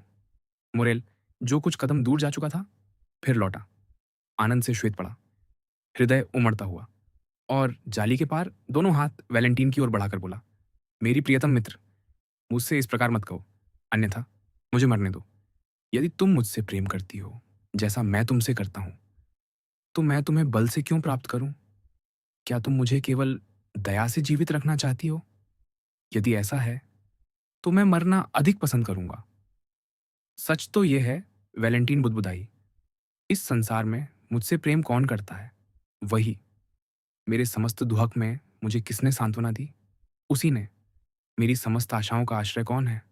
मेरी भटकी दृष्टि का केंद्र, मेरे रक्तस्रावी हृदय का विश्राम? वही, केवल वही। अच्छा, तो अब तुम ही सही हो, मैक्सिमिलियन। मैं तुम्हारा अनुसरण करूंगी, पिता का घर छोड़ दूंगी, सब कुछ। ओह! मैं कितनी कृतघ्न हूँ, वो सिसक उठी। सब कुछ, यहाँ तक कि अपने प्रिय दादा को भी मैं उन्हें भूल रही थी। नहीं, मैक्सिमिलियन बोला, तुम उन्हें नहीं छोड़ोगी। जैसा तुमने कहा, नवार्तिये को मुझसे कुछ स्नेह है। अतः जाने से पहले उन्हें सब बता देना। उनकी सहमति तुम्हारे लिए ईश्वर के सम्मुख मान्यता होगी। फिर विवाह होते ही वह हमारे साथ रहेंगे। एक संतान के स्थान पर दो होंगी। तुमने बताया था, वह तुमसे संकेतों में कैसे बोलते हैं और तुम कैसे उत्तर देती हो। आओ वैलेंटीन, मैं शीघ्र ही यह कोमल संकेत भाषा सीख लूंगा। मैं शपथ लेता हूँ, निराशा नहीं, सुख हमारा प्रतीक्षा कर रहा है। ओह मैक्सिमिलियन, देखो तुम्हारा मुंह पर कितना प्रभाव है। तुमने मुझे लगभग विश्वास करा दिया जो कह रहे हो, और फिर भी यह उन्माद है, क्योंकि मुझे पिता का शाप सहना होगा। मैं उन्हें जानती हूँ, उनका हृदय पत्थर है, वह कभी क्षमा न करेंगे। अतः सुनो, यदि किसी युक्ति से, प्रार्थना से, किसी संयोग से मुझे विवाह टालने का अवसर मिल जाए, तब तुम मेरी प्रतीक्षा करोगे ना। मैं शपथ लेता हूं, जैसा तुमने मुझसे शपथ ली, कि यह भयानक विवाह कभी ना होगा। और यदि तुम्हें न्यायाधीश या पुरोहित के सामने भी घसीटा जाए, तब भी तुम न कहोगी। मैं शपथ लेती हूं, मैक्सिमिलियन, इस संसार में जो भी मेरे लिए सर्वाधिक पवित्र है, उसकी शपथ, अपनी माता की शपथ। तो प्रतीक्षा करें, मोरेल बोला। हाँ, प्रतीक्षा करें, वैलेंटीन ने दोहराया। हम जैसे दुर्भाग्यशाली लोगों को बचाने के लिए बहुत सी घटनाएं हो सकती हैं। मैं तुम पर विश्वास करता हूं, वैलेंटीन, मोरेल बोला। तुम जो करोगी, उचित करोगी। पर यदि उन्होंने तुम्हारी प्रार्थनाएं अस्वीकार कर दी, यदि तुम्हारे पिता और सेंट मेराव कल ही फ्रांज दैपिने को अनुबंध पर हस्ताक्षर के लिए बुला लें, तुम्हें मेरा वचन है, मोरेल, हस्ताक्षर करने के स्थान पर मैं तुम्हारे पास आऊंगी और हम भाग जाएंगे। पर तब तक भाग्य को ललकारे नहीं। हमें नहीं मिलना चाहिए। यह चमत्कार है, दैवी वरदान, कि अब तक कोई हमें जान नहीं पाया। यदि ऐसा हुआ, यदि किसी को झांत हो गया हमारी भेंटों का, तो हमारे पास कोई उपाय न बचेगा। तुम सही कहती हो, पर तब मैं कैसे जानूंगा। विधिवेत्ता, मोसिए देशांप के माध्यम से। हाँ, मैं उसे जानता हूं, और मुझसे, क्योंकि निश्चिंत रहो, मैं स्वयं तुम्हें लिखूंगी। हे ईश्वर, मैक्सिमिलियन, यह विवाह मुझे उतना ही घृणित है जितना तुम्हें। वैलेंटीन ने कहा, बहुत अच्छा, धन्यवाद मेरे प्रिय मैक्सिमिलियन। तो हम सहमत हैं। जैसे ही मुझे दिन और घड़ी का पता चलेगा, मैं शीघ्र ही यहाँ आऊंगी और इस दीवार को पार करके तुम्हारी बाहों में आ गिरूंगी। यह सरल होगा। मैदान के फाटक पर एक गाड़ी हमारी प्रतीक्षा करेगी। मैं तुम्हारे साथ उसमें बैठ जाऊंगी और तुम मुझे अपनी बहन के घर ले जाओगे। वहां यदि तुम चाहो तो गुप्त रूप से, या यदि पसंद करो तो खुले रूप से, अपनी शक्ति और संकल्प के साहस से हम अपने को मेमनों की तरह वध होने नहीं देंगे, जिन्हें केवल अपनी आहों से ही बचाव करना पड़ता है। सहमत, वैलेंटीन ने कहा। और मैं भी तुम्हें यह कहती हूं कि तुम जो भी करोगे, मैक्सिमिलियन, वह अच्छा ही होगा। ओह, क्या तुम अपनी पत्नी के साथ सुखी हो। उसने उदासी से कहा। मेरी प्रिय वैलेंटीन, हाँ कहना भी पर्याप्त नहीं है। फिर भी कहो। वैलेंटीन बाट के निकट आ गई थी, या यूं कहो, उसने अपने अधर उस पर रख दिए थे, और उसके शब्द उसकी सुगंधित श्वास पर तैरते हुए मोरेल के अधरों तक पहुंचे, जिनका मुंह उस ठंडी और अडिग बाधा के दूसरी ओर लगा था। विदा, वैलेंटीन ने कहा, इस सुख से स्वयं को अलग करते हुए। विदा, तुम मुझे पत्र भेजोगी। हाँ, धन्यवाद मेरी प्रिय पत्नी। विदा। एक खोए हुए निष्कपट चुंबन की ध्वनि हुई, और वैलेंटीन लिंडन वृक्षों के नीचे दौड़ गई। मुरेल ने उसके वस्त्रों की मध्यम सरसराहट और कंकरीले पथ पर उसके पदचाप के क्षीण होते स्वर सुने। फिर उसने अपनी आंखें स्वर्ग की ओर उठाईं। ईश्वर को इस बात के लिए अवर्णनीय कृतज्ञ मुस्कान दी कि उसे इतना प्रेम मिला है। और फिर वह भी वहां से चला गया। वह घर गया और शेष संध्या तथा अगले पूरे दिन प्रतीक्षा करता रहा, पर कोई समाचार न मिला। केवल उसके बाद वाले दिन प्रातः लगभग 10 बजे, जब वह नोटरी देशों के पास जाने ही वाला था, डाकिया एक छोटा सा पत्र लाया, जिसे उसने वैलेंटीन का ही पहचाना। यद्यपि उसने उसका लेख कभी देखा न था। उसमें लिखा था, आंसू, विनती और प्रार्थनाएं सब व्यर्थ रहीं। कल मैं सेंट फिलिप द रूल के गिरजाघर में 2 घंटे रही, और 2 घंटे मैंने अपने हृदय की गहराइयों से प्रार्थना की। पर ईश्वर भी मनुष्यों जितना ही उदासीन है। विवाह संविदा पर हस्ताक्षर आज संध्या 9 बजे होंगे। मेरे पास देने को एक ही वचन है, जैसे मेरे पास एक ही हृदय है, और मेरा वचन तुम्हें दिया जा चुका है। मुरेल, मेरा हृदय तुम्हारा है। तो आज संध्या 8:45 फाटक पर तुम्हारी पत्नी वैलेंटीन। पुनश्च मेरी दयनीय दादी की अवस्था और भी बिगड़ती जा रही है। कल उनका उत्तेजन उन्माद बन गया था, और आज वह उन्माद लगभग पागलपन हो चला है। क्या तुम मुझे सचमुच प्रेम करोगे, मोरेल, और मेरी सहायता करोगे कि मैं उन्हें इस दशा में छोड़ आने की पीड़ा भूल सकूं? मुझे लगता है वे दादा नोर्तिये को यह जानने से रोक रहे हैं कि आज संध्या संविदा पर हस्ताक्षर होंगे। मोरेल केवल वैलेंटीन से यह सुनकर संतुष्ट नहीं हुआ। वह नॉटरी के पास गया, जिसने पुष्टि की कि उस संध्या 9 बजे हस्ताक्षर होंगे। फिर वह मोंटे क्रिस्टो से मिलने गया, और वहां उसने इसका अत्यंत विस्तृत विवरण सुना। फ्रांच काउंट को इस गंभीर अवसर की सूचना देने गया था, और विलेफोर की पत्नी ने उसे न बुला पाने के लिए पत्र लिखकर क्षमा मांगी थी। पर सेंट मेराओं की मृत्यु और उसकी विधवा की अस्वस्थता ने उस सभा पर ऐसा शोक छा दिया था, जिसे वह काउंट से साझा करने का आग्रह नहीं कर सकती थी, बल्कि उसके विपरीत उसे हर सुख की कामना करती थी। पूर्व दिवस फ्रांज का परिचय सेंट मेराओं की पत्नी से कराया गया था, जो केवल इस परिचय के लिए शैया से उठी थीं और तत्क्षण पुनः उस पर लौट गई थीं। जैसा सहज ही समझा जा सकता है, मुरेल ऐसी व्याकुल अवस्था में था जिसे काउंट जैसी सूक्ष्म दृष्टि से छिपे रहना कठिन था। फलतः मोंटे क्रिस्टो उसके प्रति पहले से भी अधिक स्नेहमय हो उठा। यहाँ तक कि 2-3 बार मैक्सिमिलियन लगभग सब कुछ स्वीकार करने ही वाला था, पर उसे वैलेंटीन से किया अपना औपचारिक वचन स्मरण आया, और रहस्य उसके हृदय में मुहरबंद रहा। दिन भर उस युवक ने वैलेंटीन का पत्र 20 बार पढ़ा। यह प्रथम अवसर था जब उसने उसे लिखा था, और वह भी ऐसी परिस्थितियों में। प्रत्येक बार पढ़ते हुए मैक्सिमिलियन अपने आप से यह प्रतिज्ञा नवीनीकृत करता कि वह वैलेंटीन को सुखी करेगा। जो युवती ऐसा साहसी निर्णय ले सकती है, वह हर अधिकार प्राप्त करती है। क्या कोई भक्ति की सीमा है जिसकी वह अधिकारी नहीं? उस व्यक्ति से जिसके लिए उसने सब कुछ त्याग दिया। अपने प्रिय के लिए वह निश्चय ही उसकी भक्ति का प्रथम और श्रेष्ठतम पात्र होनी चाहिए। एक साथ पत्नी और रानी। कोई भी आत्मा इतनी विशाल नहीं कि उसे पर्याप्त धन्यवाद और प्रेम दे सके।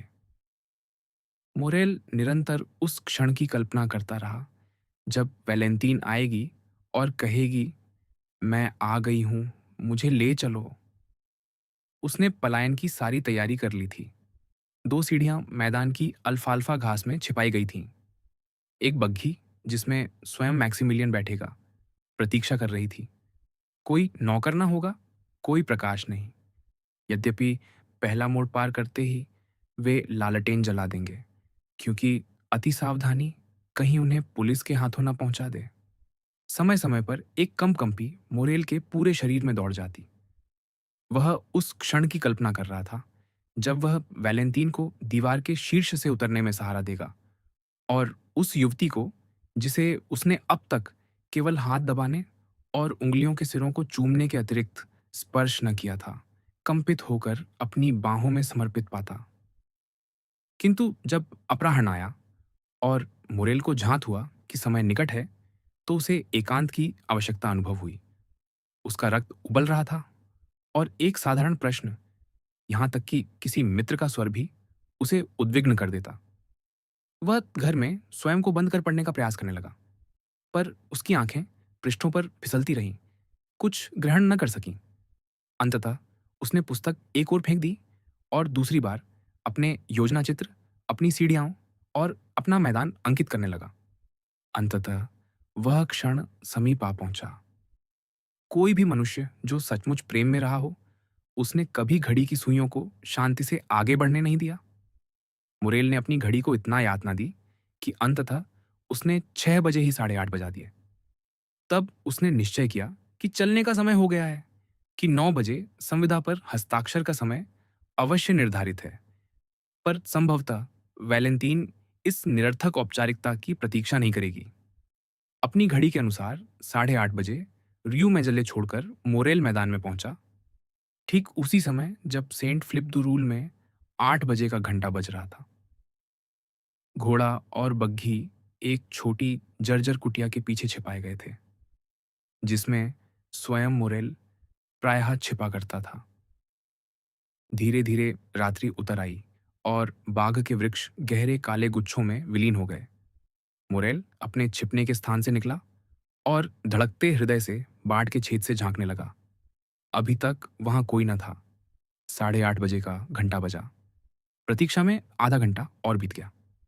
मुरेल टहलता रहा, फिर बढ़ती आवृत्ति से जाकर अपना मुख बाढ़ से सटा था। बाग अब और अधिक अंधकारमय होता जा रहा था, पर वह उस श्वेत वसन को उस कालिमा में व्यर्थ खोजता रहा और पथ पर पदचाप की ध्वनि भी व्यर्थ सुनता रहा।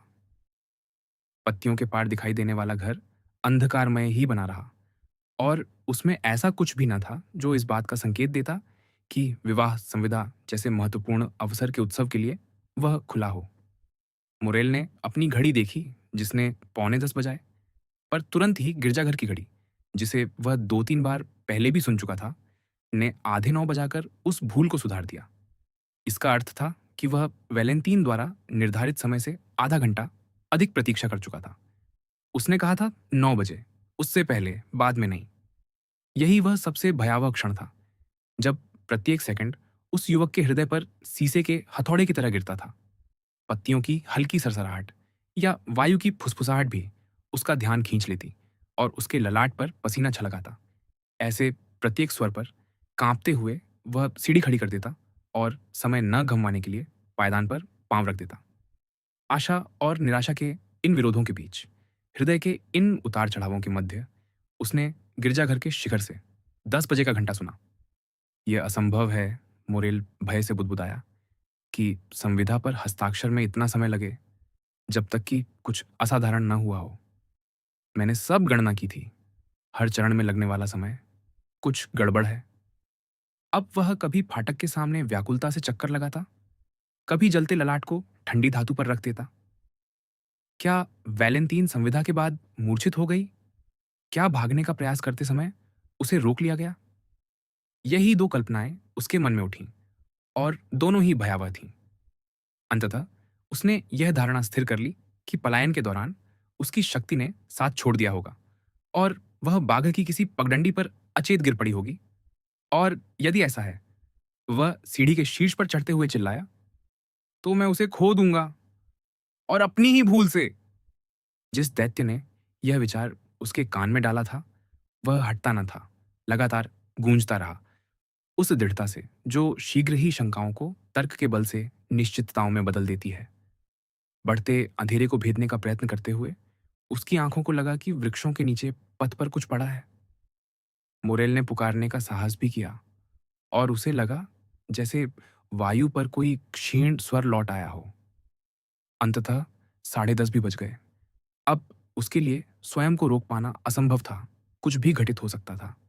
मैक्सिमिलियन की कनपटियां तीव्रता से धड़क रही थीं और नेत्रों पर धुंधलापन छा गया था। उसने दीवार लांघी और दूसरी ओर कूद पड़ा। वह विलेफोर के बाग में था। वह अभी अभी उनकी दीवार पार कर आया था। वह भली भांति जानता था कि ऐसे कार्य के क्या परिणाम हो सकते हैं, पर वह इतनी दूर केवल लौट जाने के लिए नहीं आया था। कुछ ही क्षणों में वह वृक्ष समूह पार कर उस स्थान पर पहुंच गया जहां से घर दिखाई देता था। इससे उसकी वह आशंका सत्य सिद्ध हुई जो उसने वृक्षों के बीच झांकते समय की थी, कि जहां उसे ऐसे अवसर पर प्रत्येक खिड़की से प्रकाश की अपेक्षा थी, वहां उसे केवल एक धूसरा ढेर दिखाई दिया जो चंद्रमा के सम्मुख से गुजरते विशाल मेघ की छाया से और भी ढका हुआ था। समय समय पर एक अकेली ज्योति तीन प्रथम मंजिल की खिड़कियों के आगे से कांपती हुई गुजरती, मानो व्याकुल हो। ये तीनों खिड़कियां सेंट मेराव के निवास कक्ष की थीं। एक अन्य प्रकाश लाल पर्दों के पीछे स्थिर था। ये विलेफोर की पत्नी के शयन कक्ष की खिड़कियां थीं। मोरेल यह सब जानता था। दिन के प्रत्येक समय वैलेंटीन को विचारों में अनुसरण करते हुए उसने उससे घर का एक नक्शा बनवाया था। इसलिए बिना देखे भी वह उसे पहचानता था। इस अंधकार और निस्तब्धता ने उसे वैलेंटीन की अनुपस्थिति से भी अधिक भयभीत कर दिया। विक्षिप्त, शोक से उन्मत्त और हर जोखिम उठाकर वैलेंटीन को देखने तथा जो कुछ हुआ हो उसे जान लेने के संकल्प से मुरेल वृक्षों के किनारे पहुंचा और पुष्प वाटिका पार करने ही वाला था, जितनी शीघ्रता से संभव हो, क्योंकि वह पूर्णतः खुली थी, कि दूर से आती स्वरों की ध्वनि वायु पर तैरती हुई उसके कानों तक पहुंची। यह ध्वनि सुनकर वह पीछे हट गया, उन झाड़ियों में लौट आया जहां से वह आधा निकल चुका था, और स्वयं को पूर्णतः उनमें छिपाकर अचल, निःशब्द अंधकार में डूबा पड़ा रहा। अब उसने निश्चय कर लिया था, यदि केवल वैलेंटीन होगी तो वह उसके निकट से गुजरते समय फुसफुसाकर पुकारेगा। यदि उसके साथ कोई और होगा तो भी वह उसे देख सकेगा और सुनिश्चित कर लेगा कि उस पर कोई विपत्ति नहीं आई। और यदि वे अपरिचित होंगे तो संभव है उनके संवाद के कुछ शब्द पकड़कर वह इस रहस्य को समझ सके जो अब तक उसके लिए अभेद्य बना हुआ था।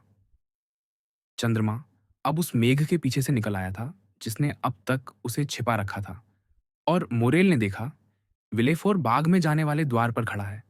उसके पीछे काले वस्त्रों में एक व्यक्ति है।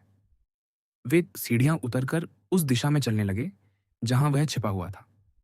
कुछ ही कदम चले थे कि मोरेल ने काले वस्त्रधारी को पहचान लिया, डॉक्टर दावरिनी। उन्हें अपनी ओर आते देखकर वह स्वभावतः पीछे हट गया, यहां तक कि वृक्ष समूह के मध्य स्थित एक स्याकामोर के तने से जा लगा। वहीं उसे रुकना पड़ा। कुछ ही क्षणों बाद दोनों के पदचाप की ध्वनि कंकरीले पद से हट गई। मेरे प्रिय डॉक्टर, शाही अभियोक्ता ने कहा, स्वर्ग निश्चय ही मेरे घर पर अप्रसन्न दृष्टि डाले हुए है। कैसी भयानक मृत्यु, कितना भीषण आघात। मुझे सांत्वना देने का प्रयास मत कीजिए। हाय, घाव अभी बहुत ताजा है और बहुत गहरा। मृत, वह मर गई। युवक के शरीर में शीत श्वेत फूट पड़ा और उसके दांत किटकिटाने लगे। तब इस अभिशप्त घर में कौन मर गया था जिसे स्वयं विलेफोर अभिशप्त कह रहा था? मेरे प्रिय विलेफोर, डॉक्टर ने उत्तर दिया, ऐसे स्वर में जिसने युवक का भय और बढ़ा दिया। मैं आपको यहां सांत्वना देने नहीं लाया हूं, इसके बिल्कुल विपरीत। आपका क्या अभिप्राय है? शाही अभियोक्ता ने आतंकित होकर पूछा। मेरा अभिप्राय यह है कि जो दुर्भाग्य अभी अभी आप पर आया है उसके पीछे उससे भी बड़ा कोई और दुर्भाग्य छिपा हो सकता है। हे ईश्वर! विलेफोर ने हाथ जोड़ते हुए कहा। और क्या कहना शेष है? क्या हम बिल्कुल अकेले हैं, मेरे मित्र? हाँ, पूर्णतः अकेले। पर ये सावधानियां क्यों? क्योंकि मुझे आपको एक भयानक रहस्य बताना है, डॉक्टर ने कहा। आइए, बैठते हैं। विलेफोर बैठा नहीं, मानो गिर पड़ा एक बेंच पर। डॉक्टर उसके सामने खड़ा रहा, एक हाथ उसके कंधे पर रखे हुए। मुरेल आतंक से ठिठुर रहा था। एक हाथ उसके ललाट पर था, दूसरा हृदय पर, इस भय से कि कहीं उसकी धड़कन सुनाई न दे जाए। मृत, मृत, वह मन ही मन दोहराता रहा, और उसे लगा मानो वह स्वयं भी मर जाएगा। कहिए, डॉक्टर, मैं सुन रहा हूं। विलेफोर ने कहा। प्रहार कीजिए, मैं सब सहने को तैयार हूं। मादाम द सेंट मेरा अत्यंत वृद्ध थीं, पर उनका स्वास्थ्य उत्कृष्ट था। 10 मिनट में पहली बार मोरेल ने श्वास ली। शोक ने उन्हें मार डाला, विलेफोर ने कहा। हाँ, डॉक्टर। शोक ने 40 वर्ष तक मार्की के साथ रहने के बाद। यह शोक नहीं था, मेरे प्रिय विलेफोर, डॉक्टर ने कहा। शोक मार सकता है, यद्यपि ऐसे उदाहरण विरले होते हैं, पर वह एक दिन में, 1 घंटे में, 10 मिनट में नहीं मारता।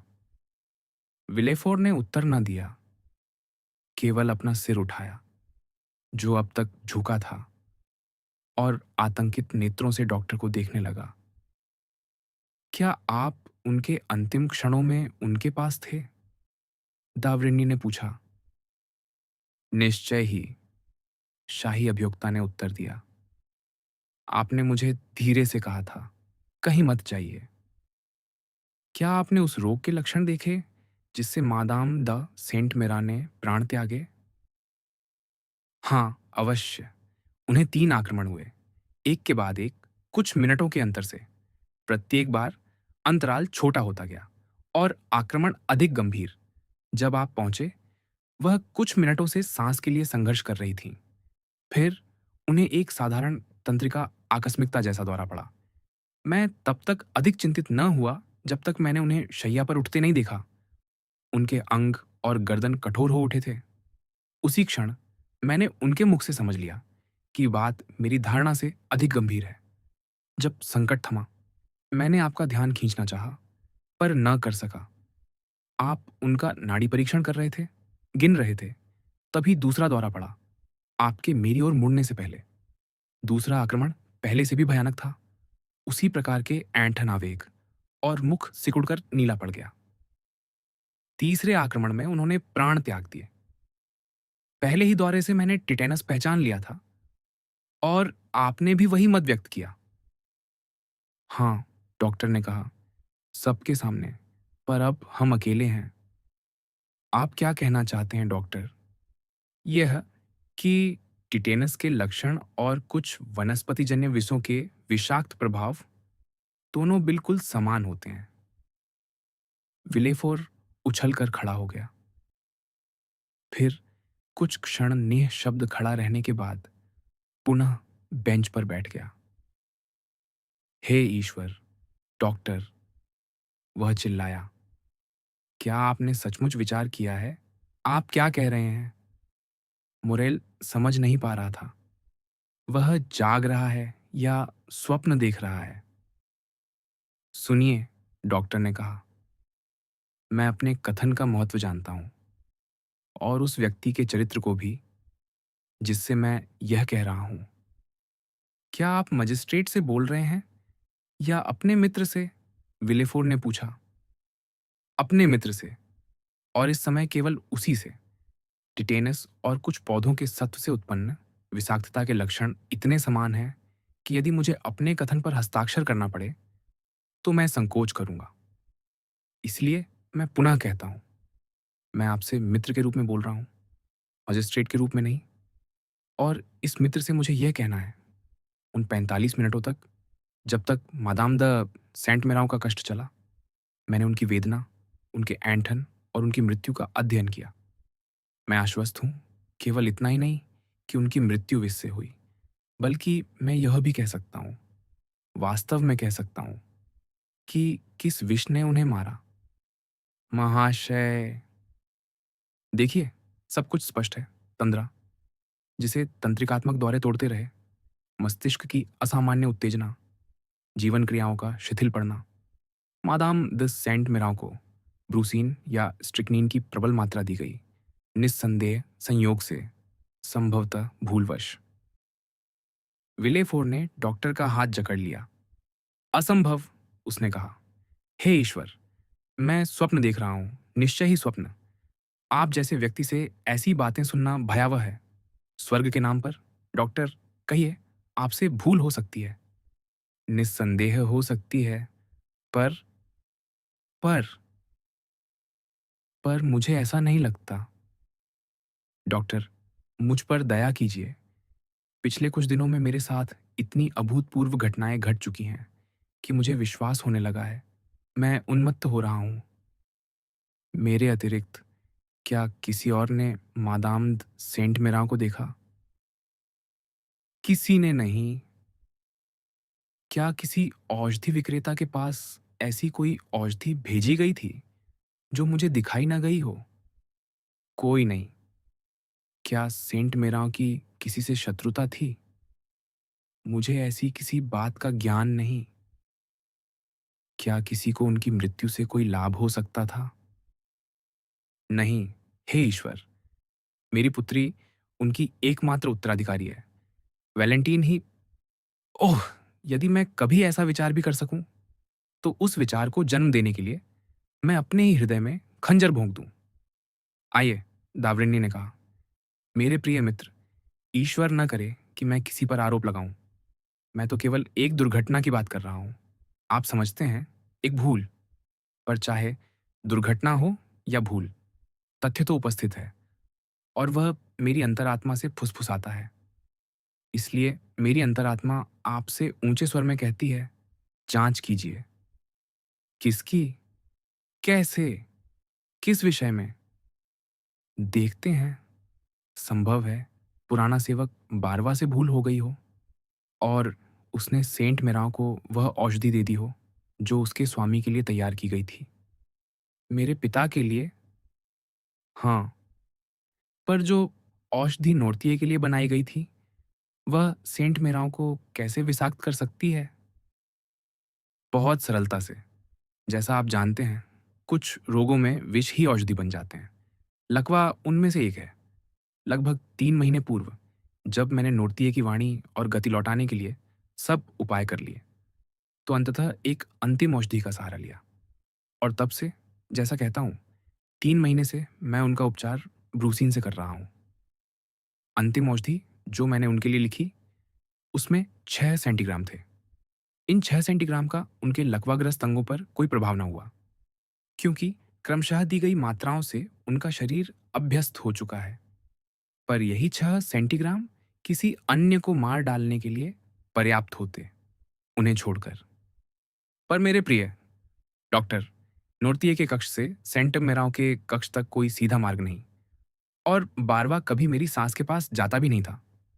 अतः यद्यपि मैं आपको संसार का सबसे कुशल और सबसे अधिक सजग मनुष्य मानता हूं, और आपके शब्द मेरे लिए प्रत्येक अवसर पर सूर्य के प्रकाश समान मार्गदर्शक होते हैं, फिर भी डॉक्टर, आप पर विश्वास रखते हुए भी मुझे उस सिद्धांत का सहारा लेना पड़ेगा। भूल मनुष्य का स्वभाव है। सुनिए विलेफोर, डॉक्टर ने कहा, क्या मेरे सहकर्मियों में कोई ऐसा है जिस पर आपको मुझ जितना विश्वास हो? आप यह क्यों पूछ रहे हैं? आप क्या संकेत दे रहे हैं?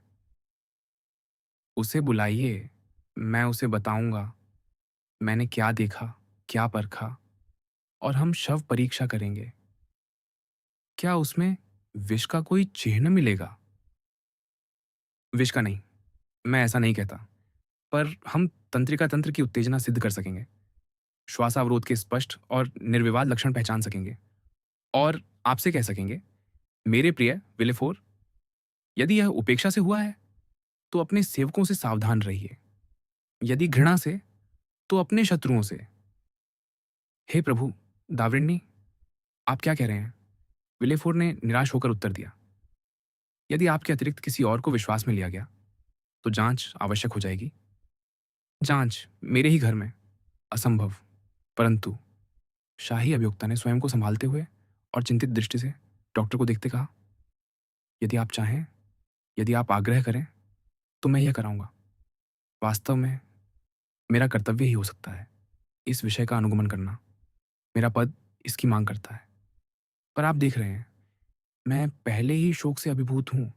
ऐसे दुख के बाद अपने ही घर में ऐसा कलंक आरंभ करना, यह मेरी पत्नी और पुत्री को मार डालेगा।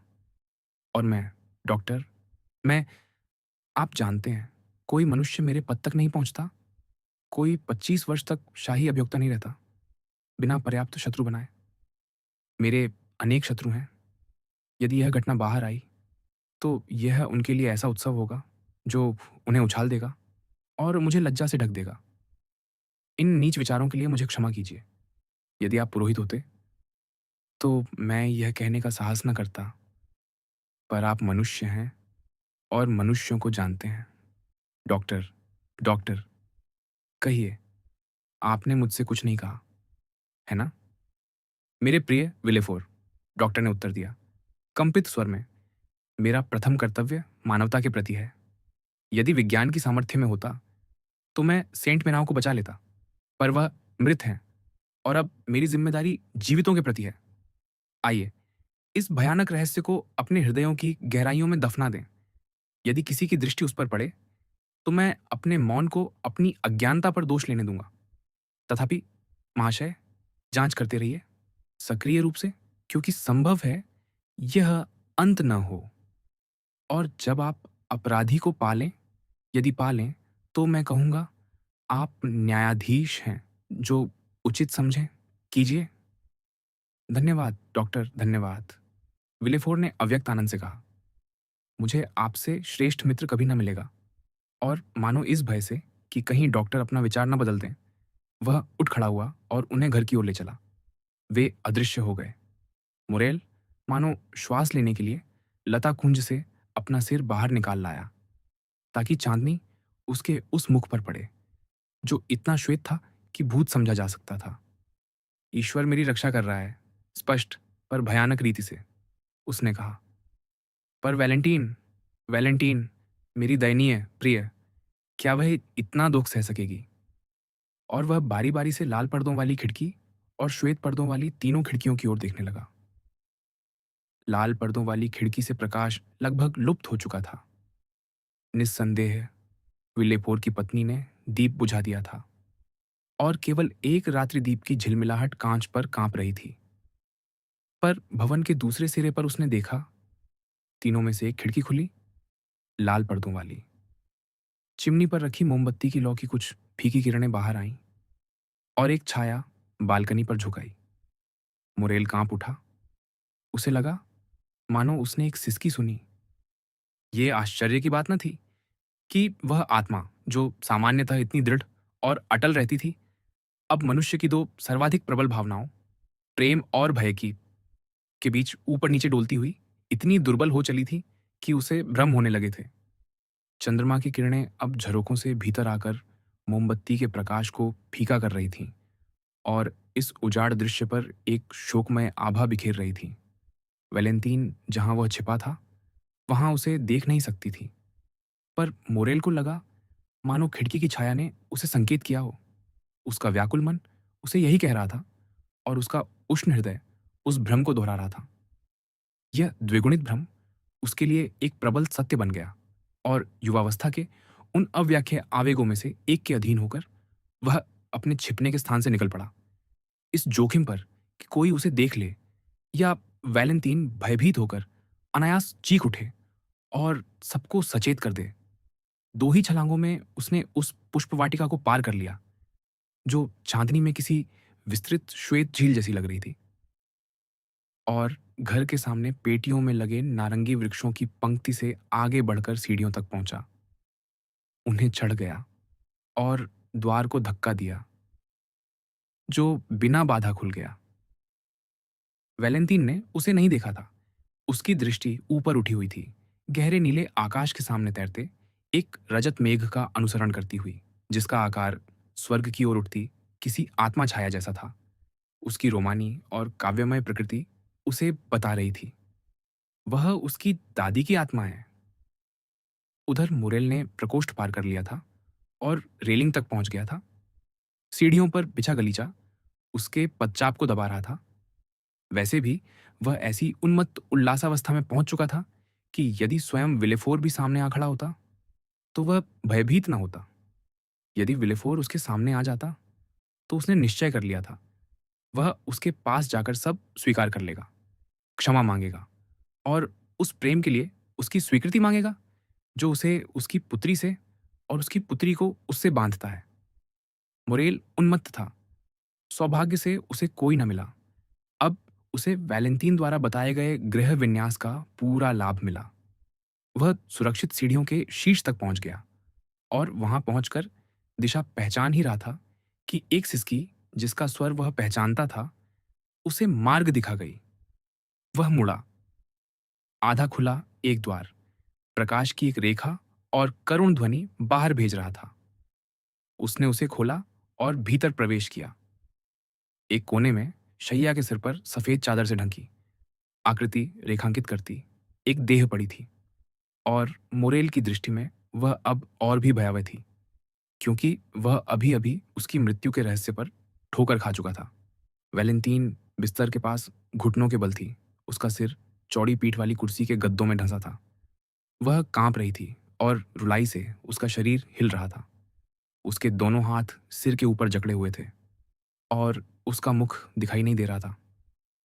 वह अभी अभी उस खुली खिड़की से लौटकर आई थी और ऊंचे स्वर में प्रार्थना कर रही थी, ऐसे स्वरों में जो कठोरतम हृदय को भी पिघला देते। शब्द उसके अधरों से वेग से निकल रहे थे, उस वेदना से विक्षुब्ध होकर जो उसके कंठ को दहकती पकड़ में जकड़े थी। मुरैल इस दृश्य से अभिभूत हो गया। यद्यपि वह न अत्यधिक धार्मिक था, न सरलता से प्रभावित होने वाला, पर वैलेंटीन को अपने सामने इस प्रकार पीड़ित, रोते और हाथ मरोड़ते देख वह मौन न रह सका। उसने आह भरी और एक नाम उच्चरित किया। आंसुओं से भीगा वह सिर, मखमली गद्दे पर संगमरमर सा, धीरे उठा और उसकी ओर मुड़ा। वैलेंटीन ने उसे वहां देखकर विस्मय का कोई चिन्ह प्रकट न किया। चरम निराशा से भरे हृदय में आधे भावों का स्थान नहीं होता। मुरेल ने अपना हाथ बढ़ाया। उससे न मिल पाने का कारण बताने के लिए वैलेंटीन ने उस चादर के नीचे पड़ी देह की ओर संकेत किया और पुनः सिसक उठी। इस कक्ष में दोनों में से कोई बोलने का साहस न कर सका और दोनों उस निस्तब्धता को भंग करने से संकोच करते रहे, जो मानो किसी अदृश्य मृत्यु मूर्ति ने अपने अधरों पर उंगली रखकर आदेशित कर दी हो। अंततः वैलेंटीन ने ही मौन तोड़ा। मेरे मित्र, उसने कहा, तुम यहां क्या कर रहे हो? हाय, मैं तुम्हारा स्वागत कहती, यदि मृत्यु ने इस घर के द्वार तुम्हारे लिए न खोले होते। वैलेंटीन, मोरेल ने कांपते स्वर में हाथ जोड़े हुए कहा, मैं 8:30 से यही हूं। तुम्हें ना आते देख व्याकुल हो उठा, दीवार लांघकर बाग में आया। तब मैंने उन भयानक घटनाओं की बातें सुनी। किसकी बातें? वैलेंटीन ने पूछा। मुरेल कांप उठा। अभी अभी डॉक्टर और विलेफोर के बीच हुई पूरी बातचीत उसे स्मरण आ गई। उसे लगा मानो उस कफन के भीतर से वह मरोड़े हुए हाथ, ऐंठी गर्दन और नीले पड़े अधर देख सकता है। नौकरों की आवाजों से सब जान लिया। उसने कहा, अब जब तुम यहां आ गए हो, हम नष्ट हो गए हैं। वैलेंटीन ने कहा, न क्रोध से, न भय से। मुझे क्षमा करो, मुरेल ने उसी स्वर में कहा। मैं चला जाऊंगा। नहीं, वैलेंटीन बोली, वे तुम्हें देख लेंगे। ठहरो। यदि कोई आ गया तो? उसने सिर हिलाया। कोई नहीं आएगा, भय मत करो, यह हमारी रक्षा है। और उसने कफन तले पड़ी देह की ओर संकेत किया। पर दैपिने के साथ क्या हुआ? बताओ, मैं विनती करता हूं। वह संविदा पर हस्ताक्षर करने आया। ठीक उसी क्षण जब मेरी दयनीय दादी अंतिम श्वास ले रही थी। हाय, मुरेल के मुख से निकला, उस आत्मकेंद्रित हर्ष के साथ जो उसने भीतर अनुभव किया। ये सोचकर कि यह मृत्यु वैलेंटीन के विवाह को अनिश्चित काल तक टाल देगी, पर जो मेरे दुख को और बढ़ाता है, युवती ने आगे कहा, मानो उस भाव को तत्काल दंड मिलना ही था, वह यह कि मेरी दादी ने मरते समय आदेश दिया, विवाह शीघ्र से शीघ्र पूर्ण किया जाए। हे ईश्वर, वह भी जो मुझे बचाना चाहती थी, मेरे ही विरुद्ध चली गई। सुनो, मुरेल चिल्लाया। दोनों युवक युवती मौन हो गए। उन्होंने एक द्वार खुलने की ध्वनि सुनी, फिर गलियारे और सीढ़ियों पर पदचाप। पिता हैं, अपने कक्ष से निकल रहे हैं, वेलेंतीन बोली। और डॉक्टर को विदा कर रहे हैं, मुरेल ने कहा। तुम्हें कैसे पता वह डॉक्टर ही हैं? उसने विस्मय से पूछा। मैंने अनुमान किया, मुरेल बोला। वैलेंटीन ने उसकी ओर देखा। उसी बीच उन्होंने सड़क का द्वार बंद होने की ध्वनि सुनी। विलेफोर बाग का द्वार बंद करने गए और फिर सीढ़ियां चढ़ते लौटे। प्रकोष्ठ तक आकर वह एक क्षण ठिठके, मानो अपने कक्ष और सेंट मेराव के कक्ष के बीच निर्णय कर रहे हों। मोरेल शीघ्रता से एक द्वार के पीछे छिप गया। वैलेंटीन अचल रही, मानो उसके दुहक की गहराई ने उसे सामान्य भय से परे पहुंचा दिया हो। विल्फोर अपने कक्ष में चला गया। अब, वेलांतिन ने कहा, तुम न तो बगीचे के द्वार से जा सकते हो, न उस द्वार से जो सड़क की ओर खुलता है। मुरेल ने आश्चर्य से उसकी ओर देखा। अब वह आगे बोली, सुरक्षित निकलने का केवल एक ही मार्ग शेष है, मेरे दादाजी के कक्षों से होकर। वह उठ खड़ी हुई। मेरे साथ आओ, उसने कहा। कहाँ? मैक्सिमिलियन ने पूछा। मेरे दादाजी के पास।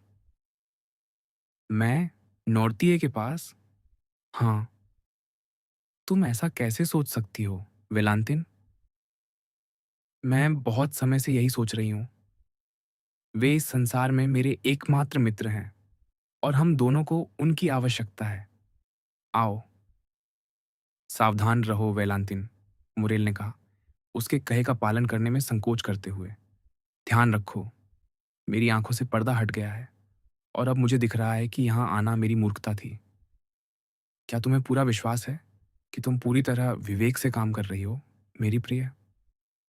हाँ, वेलांतिन ने कहा, मुझे कोई शंका नहीं, सिवाय इसके कि मुझे अपनी दादी के पार्थिव अवशेषों को अकेला छोड़ना पड़ रहा है, जबकि मैंने उनकी रखवाली का वचन दिया था।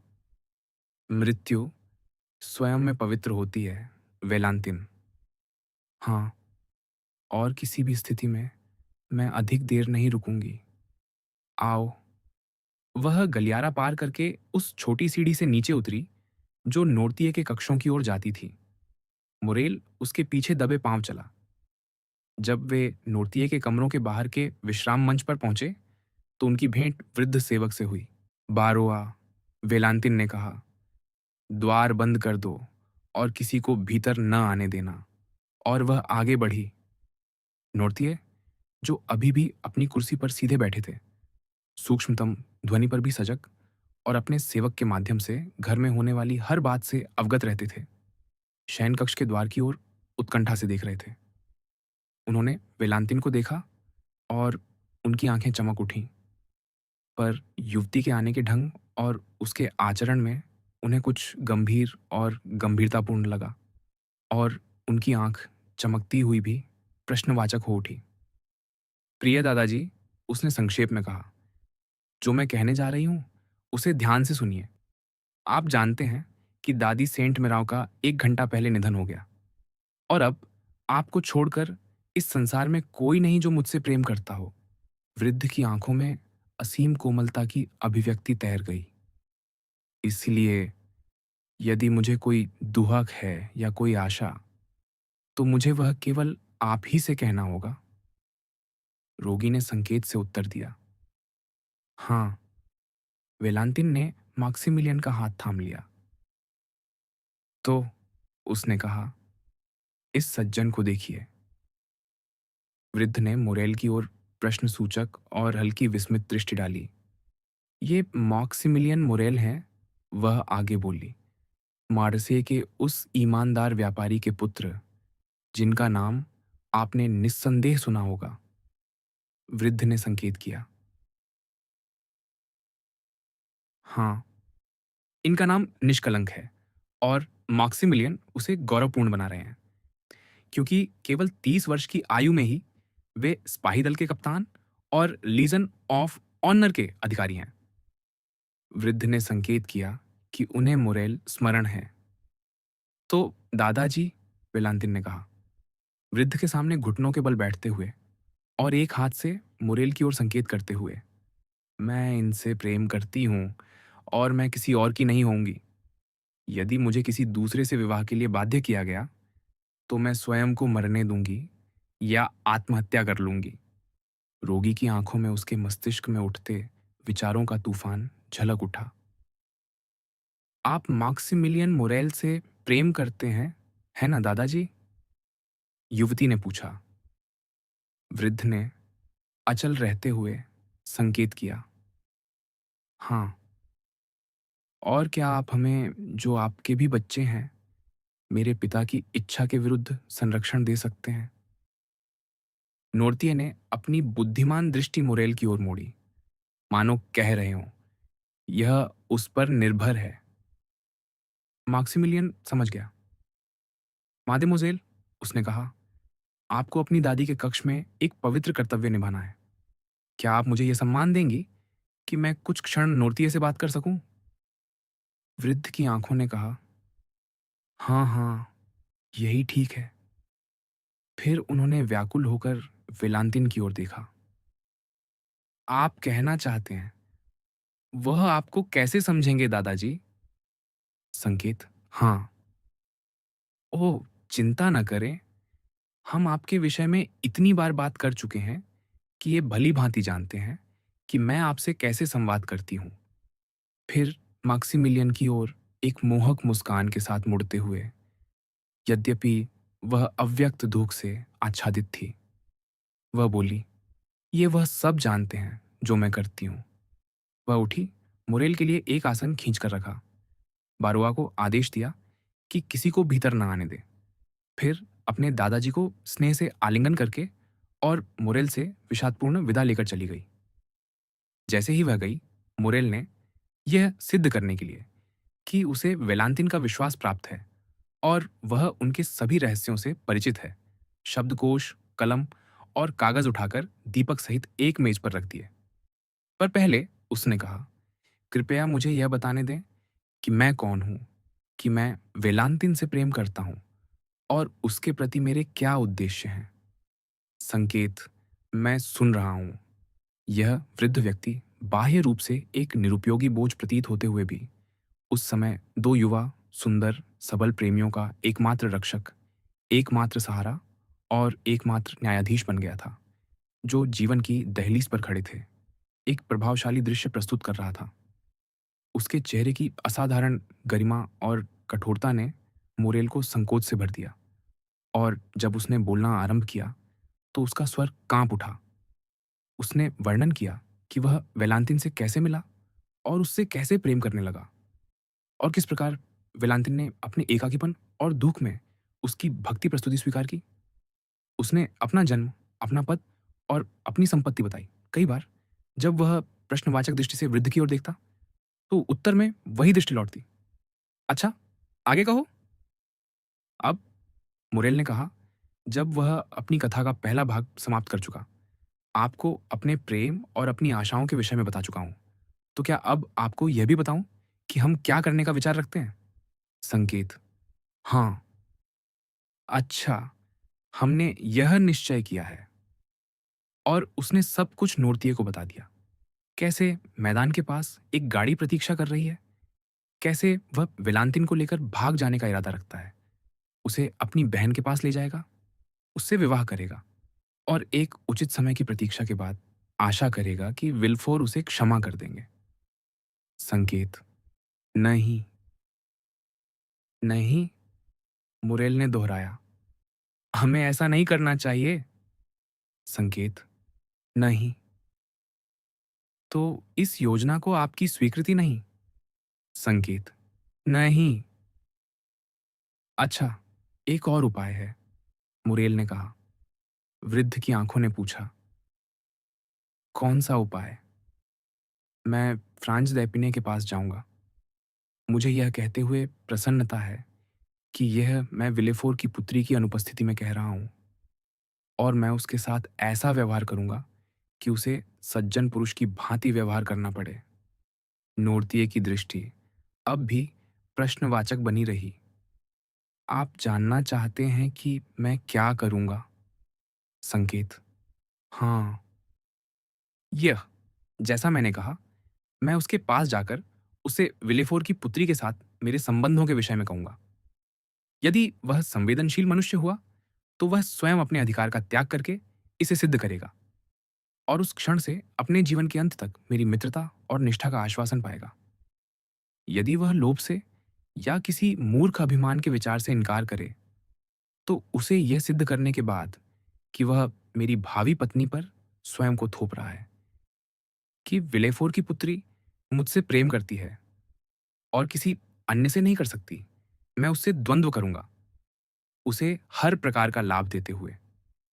तब या तो मैं उसे मार डालूंगा या वह मुझे मार डालेगा। पहले की दशा में वह विलेफोर की पुत्री से विवाह न कर सकेगा, दूसरी में मुझे निश्चित हो जाएगा कि वह उससे विवाह नहीं करेगी। नोर्तिये ने इस उदात्त और निष्कपट मुखमुद्रा को अवर्णनीय प्रसन्नता से निहारा, जिस पर उसके शब्दों द्वारा व्यक्त प्रत्येक भावना अंकित थी। उसके सुंदर चेहरे की दृष्टि, उस दृढ़ और सटीक रेखांकन में वह सब रंग भर रही थी जो रंग भर सकते हैं। पर जब मुरेल बोल चुका, तो नोर्तिये ने कई बार अपनी आंखें बंद की, जो, जैसा हम जानते हैं, उनके इन कहने का संकेत था। ना, मुरेल ने कहा, क्या आप इस दूसरी योजना को भी पहली की भांति अस्वीकार करते हैं? संकेत, हाँ। तो महाशय, मैं क्या करूं? मुरेल ने पूछा। सेंट मेराव के अंतिम शब्द यही थे कि उनकी नातिन का विवाह शीघ्र कराया जाए। क्या मैं घटनाओं को अपने मार्ग पर चलने दूं? नोर्तिये अचल रहे। हाँ, मैं समझ गया, मुरेल ने कहा। मुझे प्रतीक्षा करनी चाहिए। संकेत, हाँ। पर विलंब घातक हो सकता है महाशय। अकेली विलेफोर की पुत्री असहाय है और बालिका की भांति बाध्य कर दी जाएगी। संयोगवश मैं इस घर में प्रवेश कर सका, ये जानने कि क्या हो रहा है, और संयोगवश आपके समक्ष उपस्थित हो गया। ऐसा सौभाग्यपूर्ण होगा, इसकी आशा मैं नहीं कर सकता। मुझ पर विश्वास कीजिए, और यदि इसमें युवावस्था का अहंकार हो तो क्षमा कीजिए। पर मेरे द्वारा सुझाए गए उपायों में से किसी एक से ही कार्य बन सकता है। बताइए, आप किसे चुनते हैं? क्या आप विलेफोर की पुत्री को अपने सम्मान पर मुझे सौंपने की अनुमति देते हैं? संकेत, क्या आप चाहेंगे कि मैं फ्रांस दैपिने से जाकर बात करूं? संकेत, न। तो ईश्वर के लिए वह सहायता कौन देगा जिसकी हम प्रार्थना कर रहे हैं? वृद्ध की आंखें मुस्कुरा उठीं, जैसा कि स्वर्ग और प्रार्थना का उल्लेख होने पर प्रायः होता था। पुराने जैकोबिन ने अपने कुछ नास्तिक विचार सुरक्षित रख छोड़े थे। संयोग, मोरेल ने कहा। संकेत, नन। तो आप? संकेत, हाँ। आप? संकेत, हाँ। वृद्ध ने पुनः कहा, आप समझते हैं कि मैं क्या पूछ रहा हूं महाशय। मुझे पुनः पूछने के लिए क्षमा कीजिए, पर मेरा जीवन आपके उत्तर पर निर्भर है। क्या हमारा उद्धार आपसे आएगा? संकेत, हाँ। क्या आप निश्चित हैं? संकेत, हाँ। क्या आप इसका वचन देते हैं? संकेत, हाँ। उस दृष्टि में जो यह सकारात्मक उत्तर दे रही थी, इतनी दृढ़ता थी कि मनुष्य उसकी सामर्थ्य पर संदेह कर सकता था, उसकी इच्छा पर नहीं। ओह, धन्यवाद महाशय, आपको 100 बार धन्यवाद। पर जब तक कोई दिव्य चमत्कार आपकी वाणी और गति लौटा न दे, आप इस कुर्सी से बंधे, मूक और अचल, विवाह का विरोध कैसे करेंगे? वृद्ध का मुख मुस्कान से आलोकित हो उठा। अचल चेहरे पर आंखों की मुस्कान एक विचित्र दृश्य होती है। तो मुझे प्रतीक्षा करनी होगी? युवक ने पूछा। संकेत, हाँ। और अनुबंध? वही मुस्कान फिर प्रकट हुई। क्या आप कह रहे हैं कि उस पर हस्ताक्षर नहीं होंगे? संकेत, हाँ। तो अनुबंध पर भी हस्ताक्षर नहीं होंगे? मुरेल ने कहा। मुझे क्षमा कीजिए महाशय, ऐसी प्रसन्नता पर संदेह करना क्षम्य है। अनुबंध पर हस्ताक्षर नहीं होंगे? संकेत, न, रोगी ने कहा। इस आश्वासन के बाद भी मुरेल को विश्वास करने में संकोच था। एक अशक्त वृद्ध का ऐसा वचन इतना विचित्र था कि किसी प्रबल इच्छा शक्ति से उत्पन्न होने के स्थान पर वह दुर्बल बुद्धि का भी सूचक हो सकता था। क्या ऐसा नहीं होता कि पागल जो अपनी मूर्खता नहीं जानता, अपनी सामर्थ्य से परे कार्य करने का दावा करता है? दुर्बल मनुष्य उन भारों की बात करता है जिन्हें वह उठा सकता है। भयभीत व्यक्ति उन दानवों की जिन्हें वह परास्त करेगा। निर्धन अपने धन का बखान करता है। और सबसे विनम्र कृषक भी अपने गर्व में स्वयं को जुपिटर कहलाता है। चाहे नोर्तिये ने युवक की शंकाएं समझ ली हों या उसकी आज्ञाकारिता पर पूर्ण विश्वास न किया हो, उन्होंने उस पर तीव्र दृष्टि डाली। आप क्या चाहते हैं महाशय? मुरेल ने पूछा। कि मैं पुनः वचन दूं कि मैं कुछ नहीं करूंगा। नोर्तिये की दृष्टि अटल रही, मानो कह रही हो कि वचन पर्याप्त नहीं। फिर वह उसके मुख से उसके हाथ पर उतर आई। आप चाहते हैं कि मैं शपथ लूं? मैक्सिमिलियन ने पूछा। संकेत, हाँ, मैं यही चाहता हूं। मोरेल समझ गया कि वृद्ध इस शपथ को अत्यंत महत्व देते हैं। उसने अपना हाथ आगे बढ़ाया।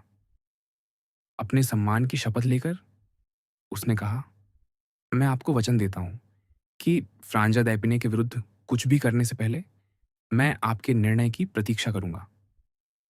वृद्ध की आंखों ने कहा, अच्छा, अब महाशय?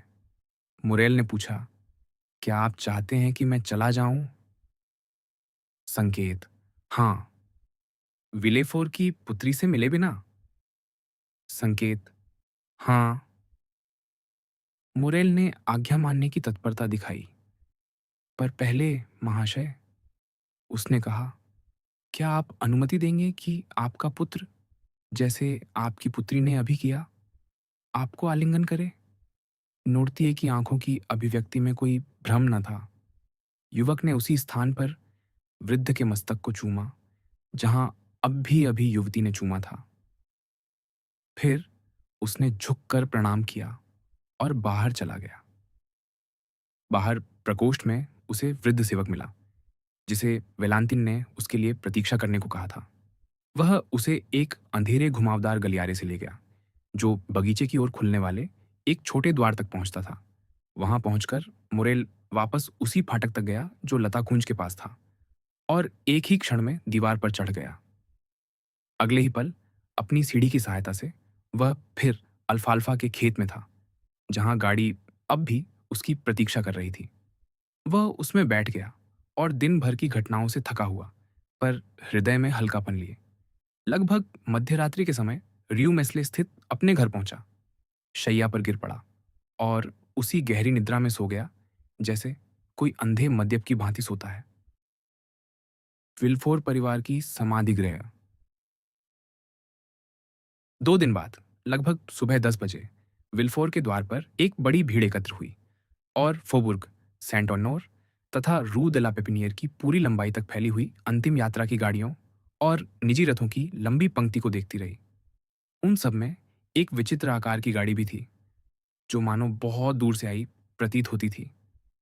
वह काले रंग से पुती एक प्रकार की बैलगाड़ी थी, जो इस शोकपूर्ण अवसर के लिए सबसे पहले पहुंचने वालों में से थी। पूछताछ करने पर पता चला कि एक अजीब संयोग से उसी गाड़ी में सेंट मेराव का शव भी था। इसलिए जो लोग एक ही अंतिम संस्कार के लिए आए थे, वे अब 2 शवों के साथ चलने वाले थे। उनकी संख्या काफी थी। सेंट मेराव के मार्किस, जो लुई 18वें और चार्ल्स 10वें के दरबारों के सबसे उत्साही और निष्ठावान गणमान्यों में से एक थे, अपने पीछे अनेक मित्र छोड़ गए थे। और वे सब साथ ही विल्फोर से सामाजिक परिचय रखने वाले लोग मिलकर एक विशाल जनसमूह बना रहे थे। तुरंत अधिकारियों को सूचित किया गया और यह निश्चय हुआ कि दोनों शव यात्राएं एक साथ निकाली जा सकती हैं। पहली के समान ही शोक सज्जा से अलंकृत दूसरी अर्थी विल्फोर के द्वार पर लाई गई और ताबूत को उस बैलगाड़ी से निकालकर इस अंतिम यात्रा की गाड़ी में स्थानांतरित कर दिया गया, जिसमें वह आया था। दोनों शवों को पेरे लाशेज कब्रिस्तान में दफनाया जाना था, जहां विल्फोर ने बहुत पहले अपने पूरे परिवार के लिए नियत समाधि गृह का उद्घाटन किया था।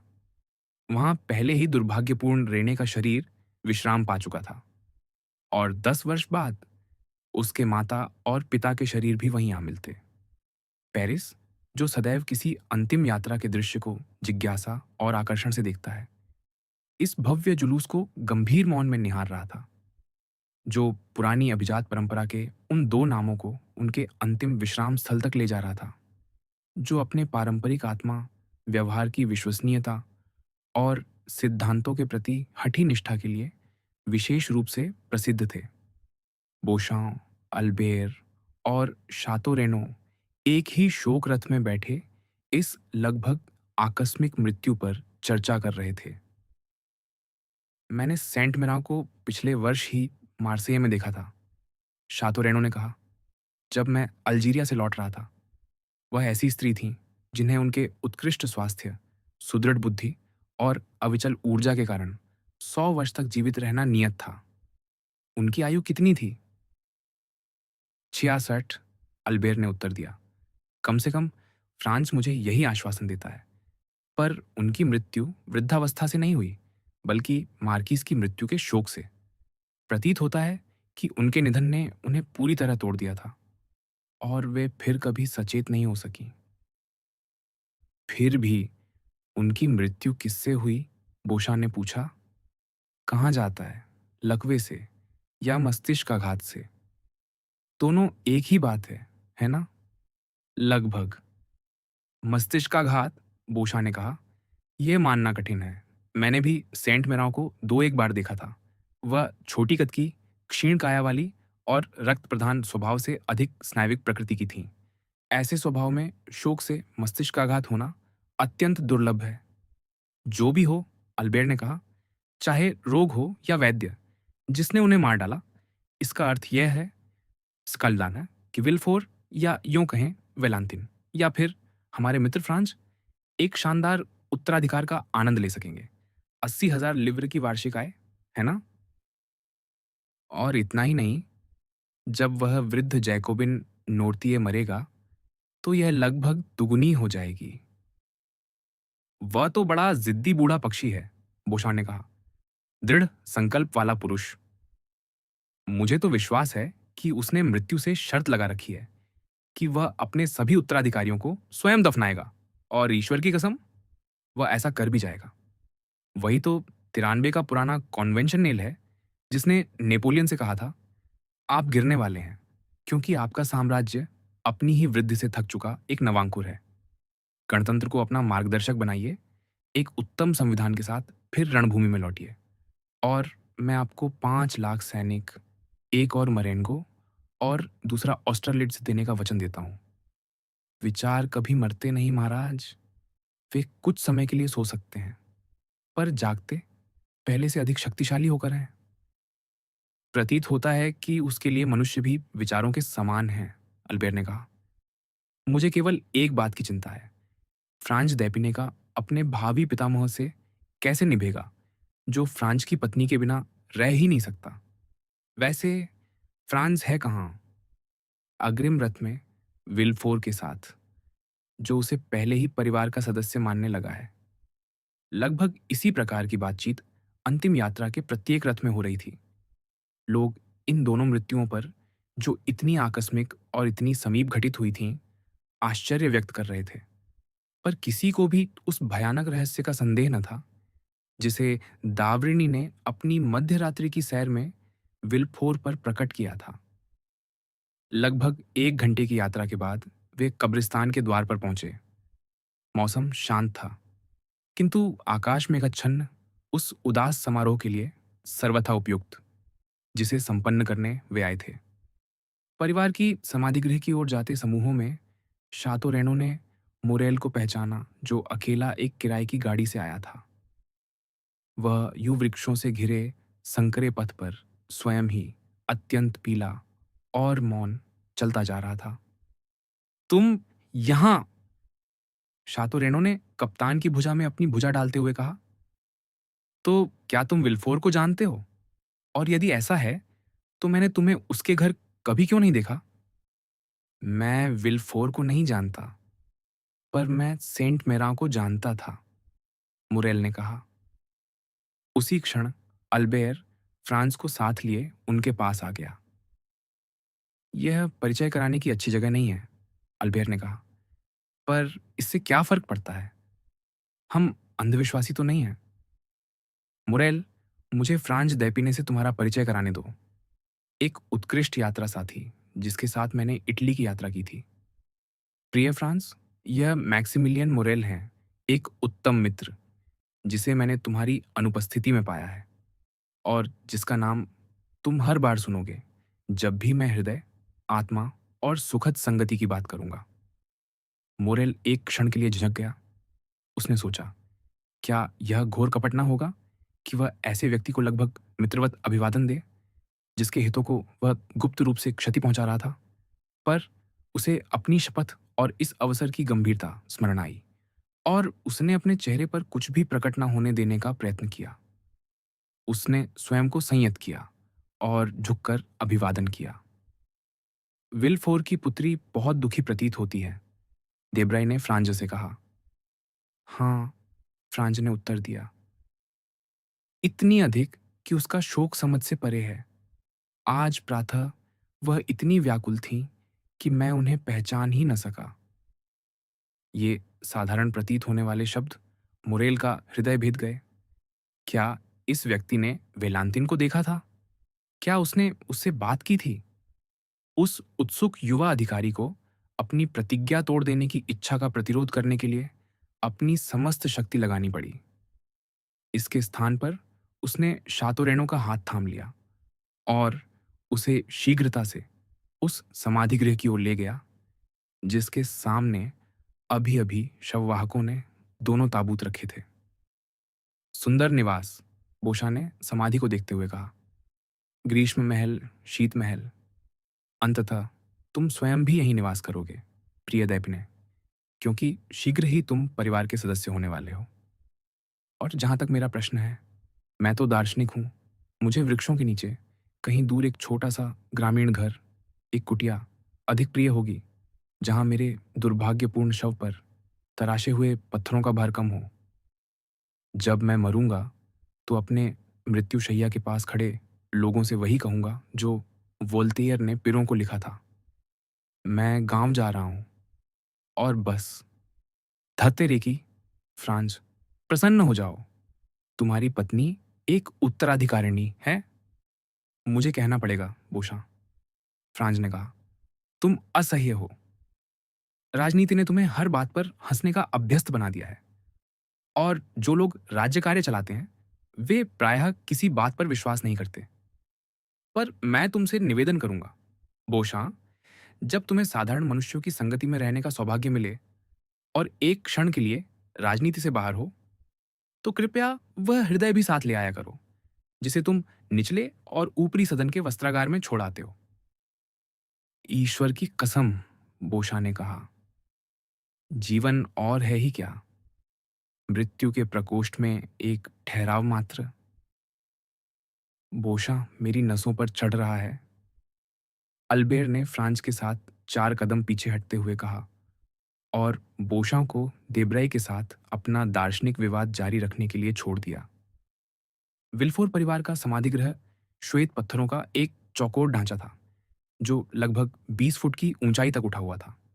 भीतर एक आंतरिक दीवार सेंट मेराव और विल्फोर परिवारों को 2 भागों में विभाजित करती थी। प्रत्येक का अपना अलग प्रवेश द्वार था।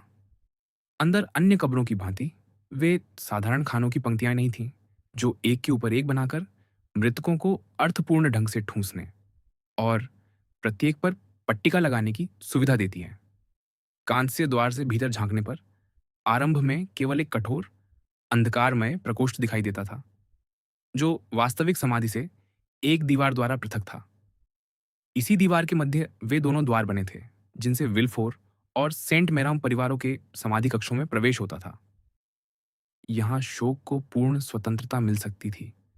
समाधि पर आने वाले आगंतुक की मौन मनन भावना या अश्रुपूर्ण प्रार्थना उन हंसी ठिठोली गीतों या चंचल विहारों से विचलित नहीं होती थी, जिनसे प्रसन्न चित्त पथिक पेरेलाशेज की यात्रा को कभी पिकनिक तो कभी प्रेम भेंट बना देते हैं।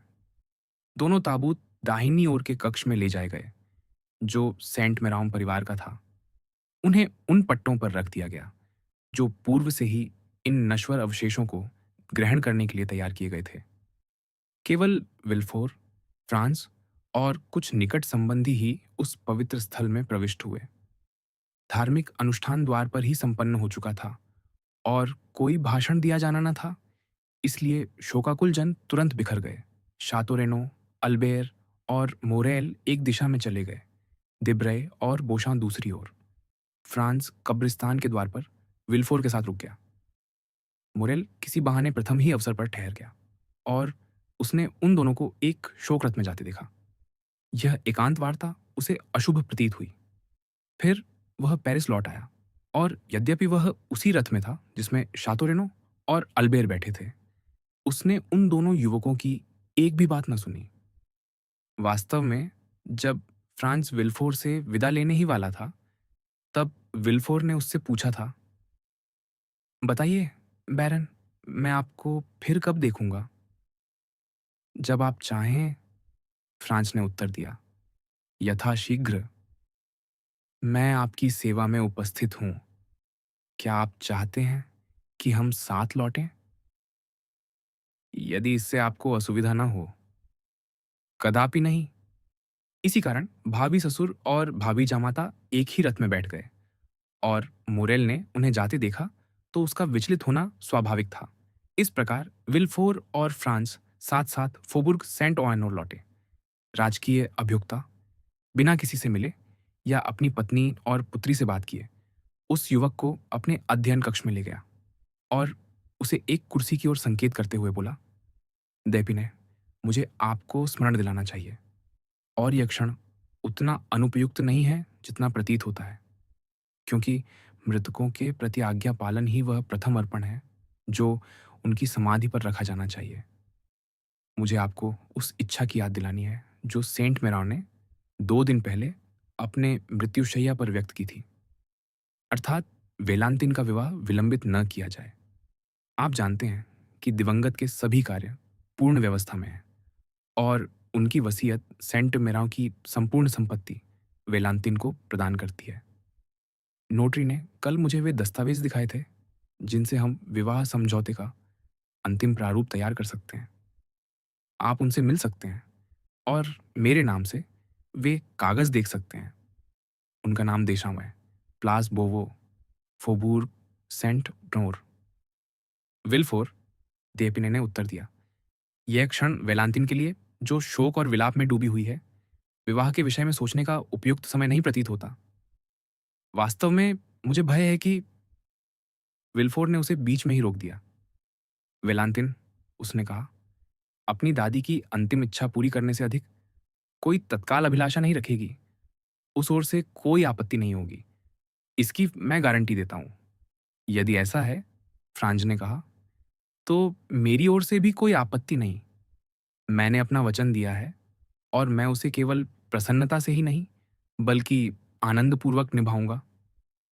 तो फिर हमें रोकने वाली कोई बात नहीं। इस समझौते पर 3 दिन पहले ही हस्ताक्षर हो जाने थे, अतः यह पूर्ण रूप से तैयार मिल जाएगा। हम आज ही इस पर हस्ताक्षर कर सकते हैं। पर शोक अवधि का क्या होगा? फ्रांज ने पूछा। चिंता न करें, विल्फोर ने कहा, आप इस घर में परंपरा की अवहेलना नहीं पाएंगे। वेलांतिन 3 महीने के लिए सेंट मेराव स्थित अपनी संपत्ति में जा सकती है। मैं अपनी कहता हूं, क्योंकि अब वह उसी की है। वहां यदि आप चाहें तो 1 सप्ताह में शांतिपूर्वक और अत्यल्प औपचारिकता के साथ हम नागरिक विवाह संपन्न कर सकते हैं। यह सेंट मेराव की ही इच्छा थी कि उनकी पौत्री का विवाह उसी संपत्ति पर हो। विवाह संपन्न होने के बाद आप पेरिस लौट सकते हैं और आपकी पत्नी शोक अवधि अपनी सौतेली माता के साथ बिताएगी। जैसा आप चाहें, फ्रांज ने कहा। तो फिर विल्फोर आगे बोला, कृपया आधा घंटा प्रतीक्षा करें। वेलांतिन बैठक कक्ष में आ जाएगी। मैं देशाओं को बुलवा भेजता हूँ। हम यही कागज़ पढ़कर हस्ताक्षर कर लेंगे। और आज संध्या विल्फोर की पत्नी वेलांतिन को उसकी संपत्ति पर ले जाएगी, जहाँ एक सप्ताह बाद हम भी पहुँच जाएंगे। मुझे आपसे केवल एक बात कहनी है, फ्रांज ने कहा। क्या? मैं चाहता हूँ कि अल्बेर द मोरसेर और राउल द शातोरेनो इस समझौते पर हस्ताक्षर के समय उपस्थित रहे। जैसा कि आप जानते हैं, वे मेरे साक्षी हैं। उन्हें सूचित करने के लिए आधा घंटा पर्याप्त है। क्या आप स्वयं उन्हें लेने जाना चाहेंगे या मैं उन्हें बुलवा भेजूं? मैं स्वयं जाना अधिक उचित समझूंगा। तो आधे घंटे में आपकी प्रतीक्षा करूंगा, बैरन, और आधे घंटे में वेलांतिन भी तैयार होंगी। फ्रांज ने झुककर अभिवादन किया और कक्ष से निकल गया। जैसे ही उसके पीछे सड़क का द्वार बंद हुआ, विल्फोर ने एक सेवक को भेजकर वेलांतिन से कहलवाया कि वह आधे घंटे में बैठक कक्ष में आ जाए, क्योंकि नोटरी और दीपिने के साक्ष्यों की प्रतीक्षा की जा रही है। इस अप्रत्याशित समाचार से घर में भारी हलचल मच गई। विल्फोर की पत्नी ने इस पर विश्वास करने से इनकार कर दिया और वेलांतिन मानो वज्राघात से स्तब्ध हो गई। वह व्याकुल दृष्टि से चारों ओर देखने लगी, मानो किसी ऐसे व्यक्ति को खोज रही हो जिससे सहायता की याचना कर सके। उसने अपने दादा को खोजने नीचे जाने का प्रयत्न किया, पर सीढ़ियों पर ही उसकी भेंट विल्फोर से हो गई, जिसने उसका हाथ पकड़ लिया और उसे बैठक कक्ष में ले गया। प्रकोष्ठ में से गुजरते हुए उसने बारुआ को देखा और उस वृद्ध सेवक की ओर निराशा से भरी दृष्टि डाली। वेलांतिन के कुछ ही क्षण बाद विल्फोर की पत्नी छोटे एडवार को साथ लिए बैठक कक्ष में प्रविष्ट हुई। स्पष्ट था कि पारिवारिक दुर्भाग्यों ने उस स्त्री को प्रभावित किया था। वह पीली पड़ गई थी और अत्यंत थकी हुई प्रतीत होती थी। वह बैठ गई और एडवार को अपनी गोद में ले लिया। बीच बीच में उसे आकुलता से अपने वक्ष से भींच लेती। वह बालक मानो उसके संपूर्ण जीवन का केंद्र बन गया था। शीघ्र ही आंगन में दो गाड़ियों के प्रवेश का शब्द सुनाई दिया। एक नोटरी की थी, दूसरी फ्रांस और उसके मित्रों की। क्षण भर में सब लोग बैठक कक्ष में एकत्र हो गए। वेलांतिन इतनी पीली थी कि उसके कनपटियों से निकलती नीली नसें आंखों के चारों ओर उभरती और गालों की लंबाई तक जाती दिखाई देती थीं। फ्रांस भी तीव्र भावनाओं से अभिभूत था। जहां तक शातोरेनो और अल्बेर का प्रश्न था, वे विस्मय से एक दूसरे को देख रहे थे। जो समारोह अब भी समाप्त हुआ था, वह उन्हें उस समारोह से अधिक शोकपूर्ण नहीं लगा जो आरंभ होने वाला था। विल्फोर की पत्नी मखमली पर्दे की छाया में थी और चूंकि वह निरंतर अपने पुत्र पर झुकी हुई थी, उसके मन में क्या चल रहा है यह समझना कठिन था। विल्फोर सदैव की भांति निर्विकार था। नोटरी ने वकीलों की अभ्यस्त सावधानी के साथ कागजों को फैलाया, अपनी कुर्सी पर बैठा, चश्मा ठीक किया और फिर फ्रांस की ओर मुड़ा। क्या आप फ्रांस द क्वेस्नेल, बैरन देपिने हैं? उसने पूछा, यद्यपि उत्तर से भली भांति परिचित था। हाँ, फ्रांस ने उत्तर दिया। नोटरी ने झुककर अभिवादन किया। मुझे आपको सूचित करना है, उसने कहा, जैसा कि विलाफोर के कहने पर मुझे करना है, कि आपका प्रस्तावित विवाह वेलांतिन से होने के कारण नोर्तिये की वसीयत की शर्तें उनकी पौत्री के संबंध में परिवर्तित हो गई हैं और वे वह संपूर्ण संपत्ति वापस ले रहे हैं जिसे वे उसे देने वाले थे। मैं तत्काल यह भी जोड़ दूं, नोटरी आगे बोला, कि वसीयतकर्ता को अपनी संपत्ति के केवल एक भाग को ही अलग करने का अधिकार है और चूंकि उन्होंने उसे पूर्णतः वापस ले लिया है, इस वसीयत को न्यायालय में चुनौती दी जा सकती है, जहां इसे शून्य घोषित कर दिया जाएगा। हाँ, विल्फोर ने कहा, यद्यपि मुझे पहले ही दैपिने को चेतावनी देनी चाहिए कि मेरे जीवन काल में मेरे पिता की वसीयत को चुनौती नहीं दी जाएगी, क्योंकि मेरा पद मुझे किसी प्रकार के कलंक की छाया भी सहन करने की अनुमति नहीं देता। विल्फोर, फ्रांज ने कहा, मुझे खेद है कि ऐसा प्रश्न वेलांतिन के समक्ष उठाना आवश्यक समझा गया। मैंने कभी उसकी संपत्ति की मात्रा जानने का प्रयास नहीं किया, जो घट जाने पर भी मेरी संपत्ति से कहीं अधिक रहेगी। मेरे परिवार ने इस विवाह में पद की खोज की थी और मैं इसमें सुख की खोज कर रहा हूँ। वेलांतिन ने कृतज्ञता का अत्यंत सूक्ष्म संकेत किया, जबकि दो मौन अश्रु उसकी आंखों से ढुलक पड़े। किसी भी दशा में विल्फोर ने अपने भावी जामाता से कहा, आपकी अपेक्षाओं के इस भाग की हानि के अतिरिक्त इस अप्रत्याशित वसीयत में ऐसा कुछ नहीं जो आपके प्रतिकूल हो। इसे नोर्तिये की मानसिक दुर्बलता से समझाया जा सकता है। मेरे पिता को यह अप्रिय नहीं कि वेलांतिन आपसे विवाह कर रही है, बल्कि यह कि वह विवाह ही कर रही है। उसका किसी अन्य पुरुष से विवाह भी उन्हें उतना ही अप्रिय होता। वृद्धावस्था स्वार्थी होती है और वेलांतिन नोर्तिये की जिस प्रकार समर्पित संगिनी रही है, वैसी अब बैरोनेस दैपिने नहीं रह सकती।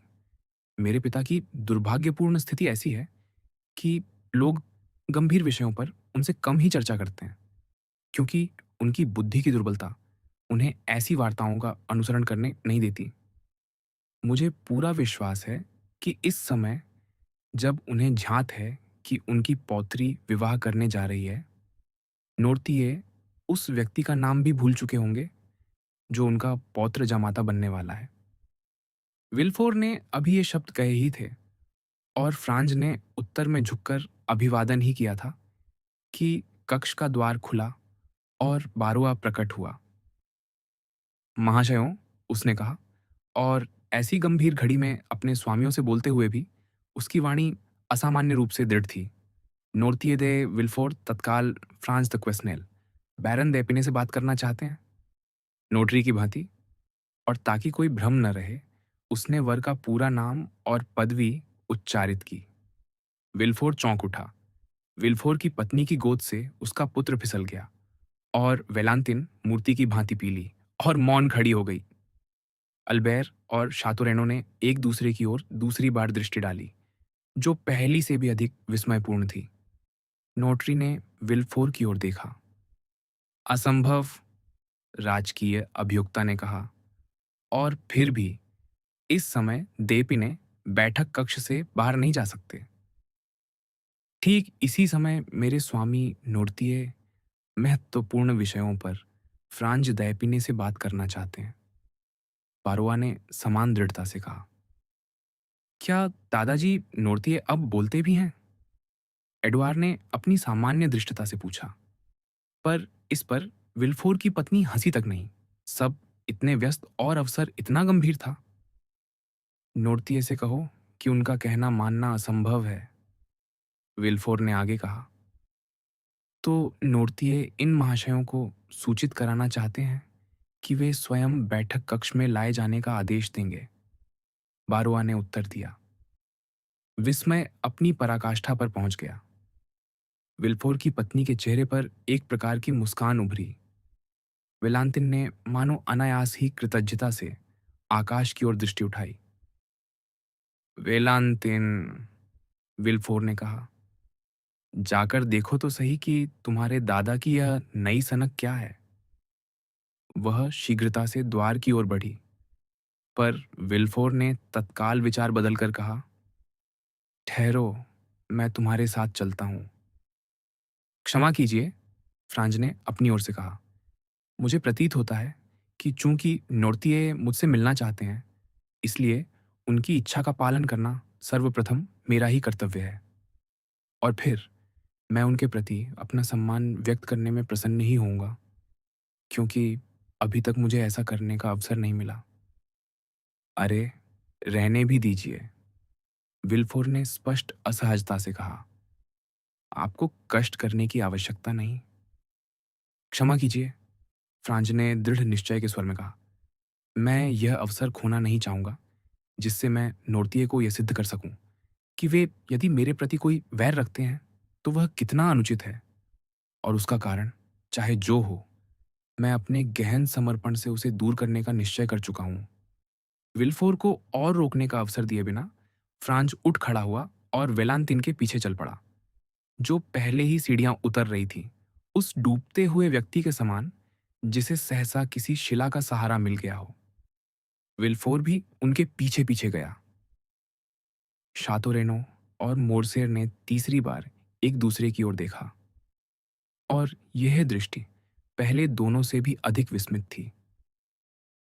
न्यायिक जांच। नोर्तिये प्रतीक्षा कर रहा था, काले वस्त्रों में अपनी कुर्सी पर बैठा हुआ। जिन 3 व्यक्तियों को वह बुलाना चाहता था, उनके भीतर आते ही उसने द्वार की ओर देखा, जिसे उसके सेवक ने तुरंत बंद कर दिया। मेरी बात ध्यान से सुनो, विल्फोर ने वेलांतिन से धीमे स्वर में कहा, जो अपने आनंद को छिपा नहीं पा रही थी। यदि नूर्तिये तुम्हें कुछ ऐसा बताना चाहे जो तुम्हारे विवाह में बाधा डाले, तो मैं तुम्हें उसे समझने से मना करता हूँ। वेलांतिन लजा गई, पर उसने कोई उत्तर नहीं दिया। विल्फोर नूर्तिये के पास गया।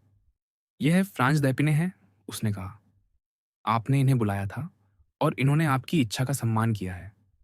निस्संदेह हम सब बहुत समय से चाहते थे कि यह भेंट हो, और यदि इससे आपको यह सिद्ध हो जाए कि वेलांतिन के विवाह के प्रति आपका विरोध कितना निराधार था, तो मुझे प्रसन्नता होगी। नोर्तिये ने केवल एक दृष्टि से उत्तर दिया, ऐसी दृष्टि जिससे विल्फोर का रक्त शीत हो गया। फिर उन्हीं आंखों ने वेलांतिन को अपने पास आने का संकेत किया।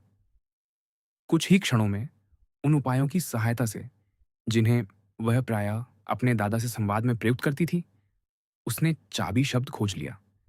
फिर उसने रोगी की ओर देखा, जिसकी दृष्टि दोनों खिड़कियों के बीच रखी छोटी मेज की दराज पर टिकी हुई थी। उसने दराज खोली और सचमुच भीतर एक चाबी पाई। चाबी मिल जाने पर और वृद्ध ने संकेत किया कि वही सही है, उसकी आंखें एक पुराने, बहुत दिनों से उपेक्षित लेखन मेज की ओर मुड़ी, जिसे सब व्यर्थ कागजों से भरा मानते थे। क्या मैं यह लेखन मेज खोलूं? वेलांतिन ने पूछा। हाँ, वृद्ध ने संकेत किया। क्या मैं दराजें खोलूं? हाँ। बगल वाली? नहीं। बीच वाली? हाँ। वेलांतिन ने उसे खोला और एक पुलिंदा निकाला। क्या आप यही चाहते हैं, दादा? उसने कहा। नहीं। उसने एक-एक कर सब कागज निकाल लिए, यहां तक कि दराज पूर्णतः खाली हो गई। अब यह खाली है, उसने कहा। नूर्तिये की दृष्टि शब्दकोश पर जा टिकी। हाँ दादा, मैं समझ गई, युवती ने कहा, और वह वर्णमाला के प्रत्येक अक्षर क्रम से दोहराने लगी। सो अक्षर पर नूर्तिये ने उसे रोक दिया। उसने शब्दकोश खोला और सीक्रेट शब्द पर पहुंची। आह, कोई रहस्य है? वेलांतिन ने कहा। हाँ, नूर्तिये ने संकेत किया। कौन जानता है? नूर्तिये ने उस द्वार की ओर देखा, जिससे अब भी अभी सेवक बाहर गया था। बारोआ? उसने पूछा। हाँ, नूर्तिये ने संकेत किया। क्या मैं उसे बुलाऊं? हाँ। वह द्वार तक गई और बारोआ को पुकारा। उधर विल्फोर अधीरता से पसीना बहा रहा था और फ्रांस विस्मय से स्तब्ध था। वृद्ध सेवक प्रकट हुआ। बारोआ, वेलांतिन ने कहा, दादा ने मुझसे इस कंसोल से चाबी निकालने, मेज खोलने और यह दराज निकालने को कहा है। अब इस दराज में कोई गुप्त खंड है, जिसे तुम जानते हो। कृपया उसे खोलो। बारोआ ने वृद्ध की ओर देखा। आज्ञा मानो, नोर्तिये की बुद्धिमान दृष्टि ने कहा। बारोआ ने वैसा ही किया। एक गुप्त खंड खुला और उसमें काले फीते से बंधा कागजों का एक पुलिंदा दिखाई दिया। क्या यही चाहिए महोदय? बारोआ ने पूछा। हाँ, नोर्तिये ने संकेत किया। इन्हें किसे दूं? विल्फोर को? नहीं। वेलांतिन को? नहीं। फ्रांज दैपिने को? हाँ। फ्रांस विस्मय से एक कदम पीछे हट गया। मुझे? उसने पूछा। हाँ। बारोआ ने कागज उसे दे दिए और आवरण पर दृष्टि डालते ही फ्रांज ने पढ़ा, मेरी मृत्यु के बाद मेरे मित्र जनरल दुरां को सौंपा जाए, जो स्वयं अपनी मृत्यु पर इस पुलिंदे को अपने पुत्र को देंगे, इस निर्देश के साथ कि इसे सुरक्षित रखा जाए, क्योंकि इसमें अत्यंत महत्वपूर्ण दस्तावेज है। तो फिर फ्रांज ने पूछा, आप चाहते हैं कि मैं इस दस्तावेज के साथ क्या करूं? निस्संदेह, इसे मुहरबंद अवस्था में सुरक्षित रखें, राजकीय अभियोक्ता ने कहा। नहीं नहीं, नोर्तिये ने तीव्र संकेत किया। शायद आप चाहते हैं कि यह इसे पढ़े? वेलांतिन ने पूछा। हाँ, वृद्ध ने संकेत किया। क्या आपने समझा बैरन? दादा चाहते हैं कि आप इसे पढ़ें, वेलांतिन ने कहा। तो फिर बैठते हैं, विल्फोर ने अधीरता से कहा। इसमें समय लगेगा। बैठो, वृद्ध की दृष्टि ने कहा। विल्फोर बैठ गया, पर वेलांतिन उसके पीछे खड़ी रही, कुर्सी के पीछे झुकी हुई, और फ्रांस उसके सामने खड़ा था। वह रहस्यमय कागज उसके हाथ में था। पढ़ो, वृद्ध की दृष्टि ने आदेश दिया। फ्रांस ने आवरण खोला और कक्ष में पूर्ण निस्तब्धता छा गई। इस मौन के बीच उसने पढ़ा, रियू सेंट जाक स्थित बोनापार्टी क्लब की 5 फरवरी 1815 की बैठक की कार्यवाही का सारांश। यहां फ्रांस ठिठक गया और बोला, 5 फरवरी 1815, यही वह दिन है जिस दिन मेरे पिता की हत्या हुई थी।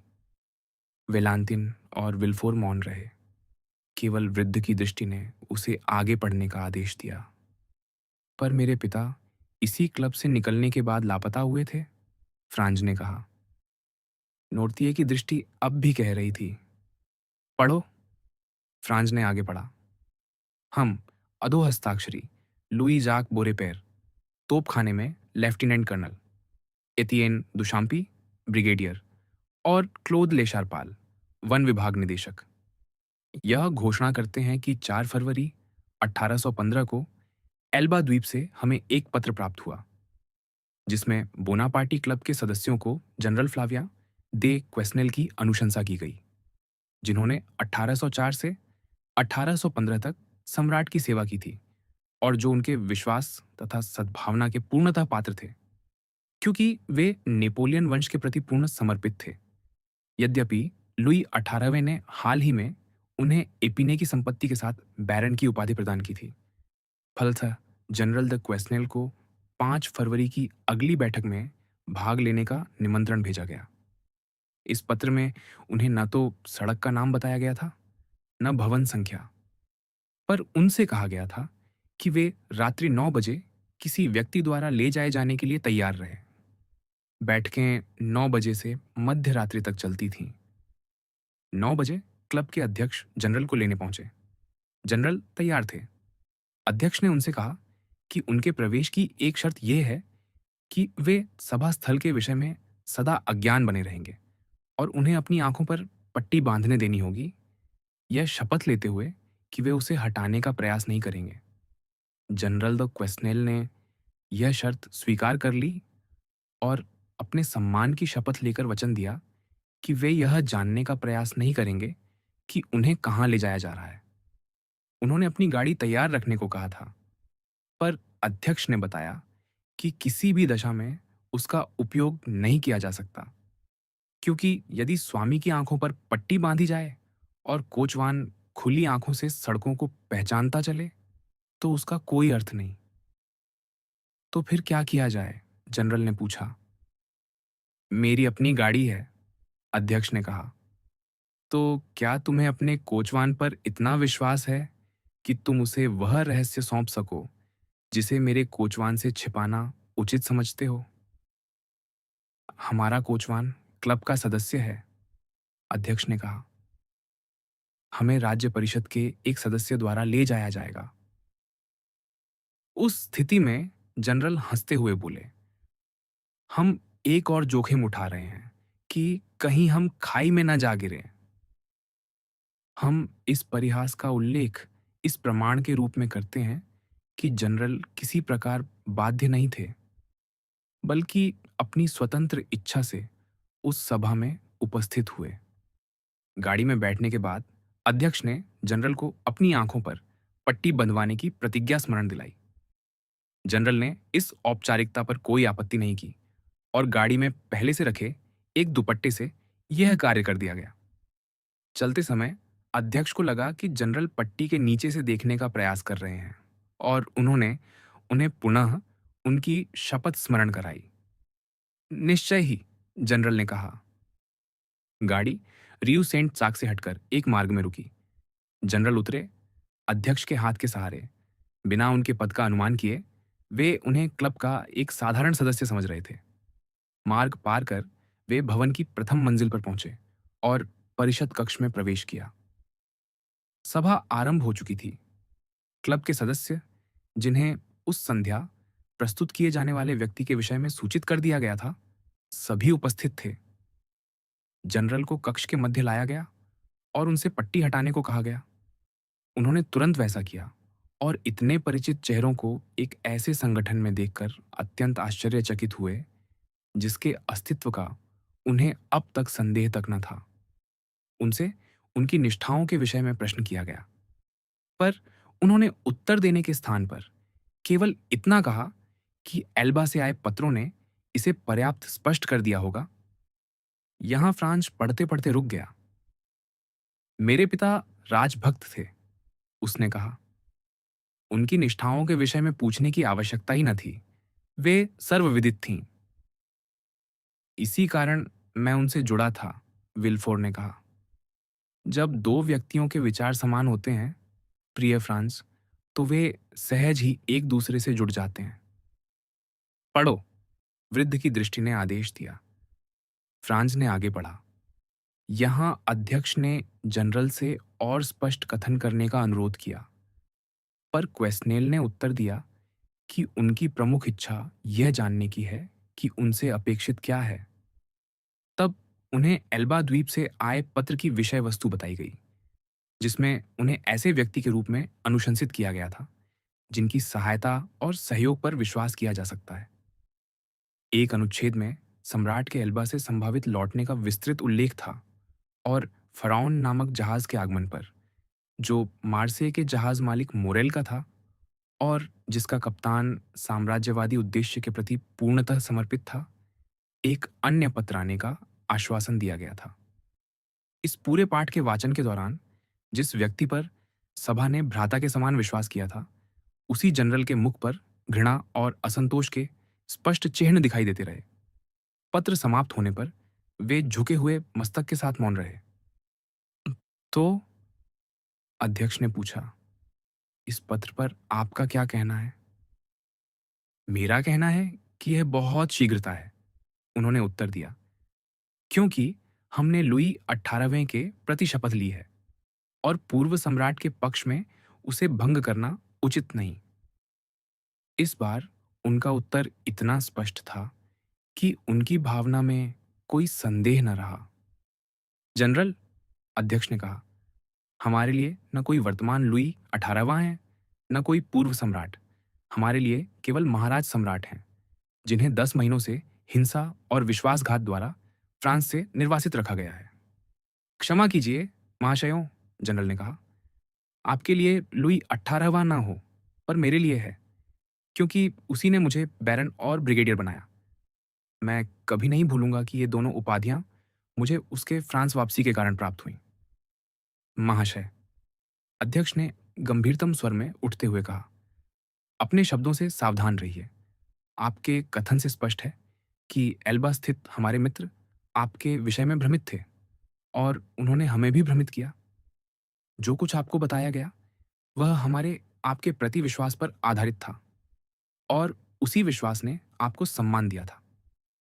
अब प्रतीत होता है कि हम भूल में थे। एक उपाधि और एक सैनिक पद ने आपकी निष्ठा उस नई सत्ता की ओर मोड़ दी है जिसे हम उखाड़ फेंकना चाहते हैं। हम आपको हमारी सहायता के लिए बाध्य नहीं करेंगे।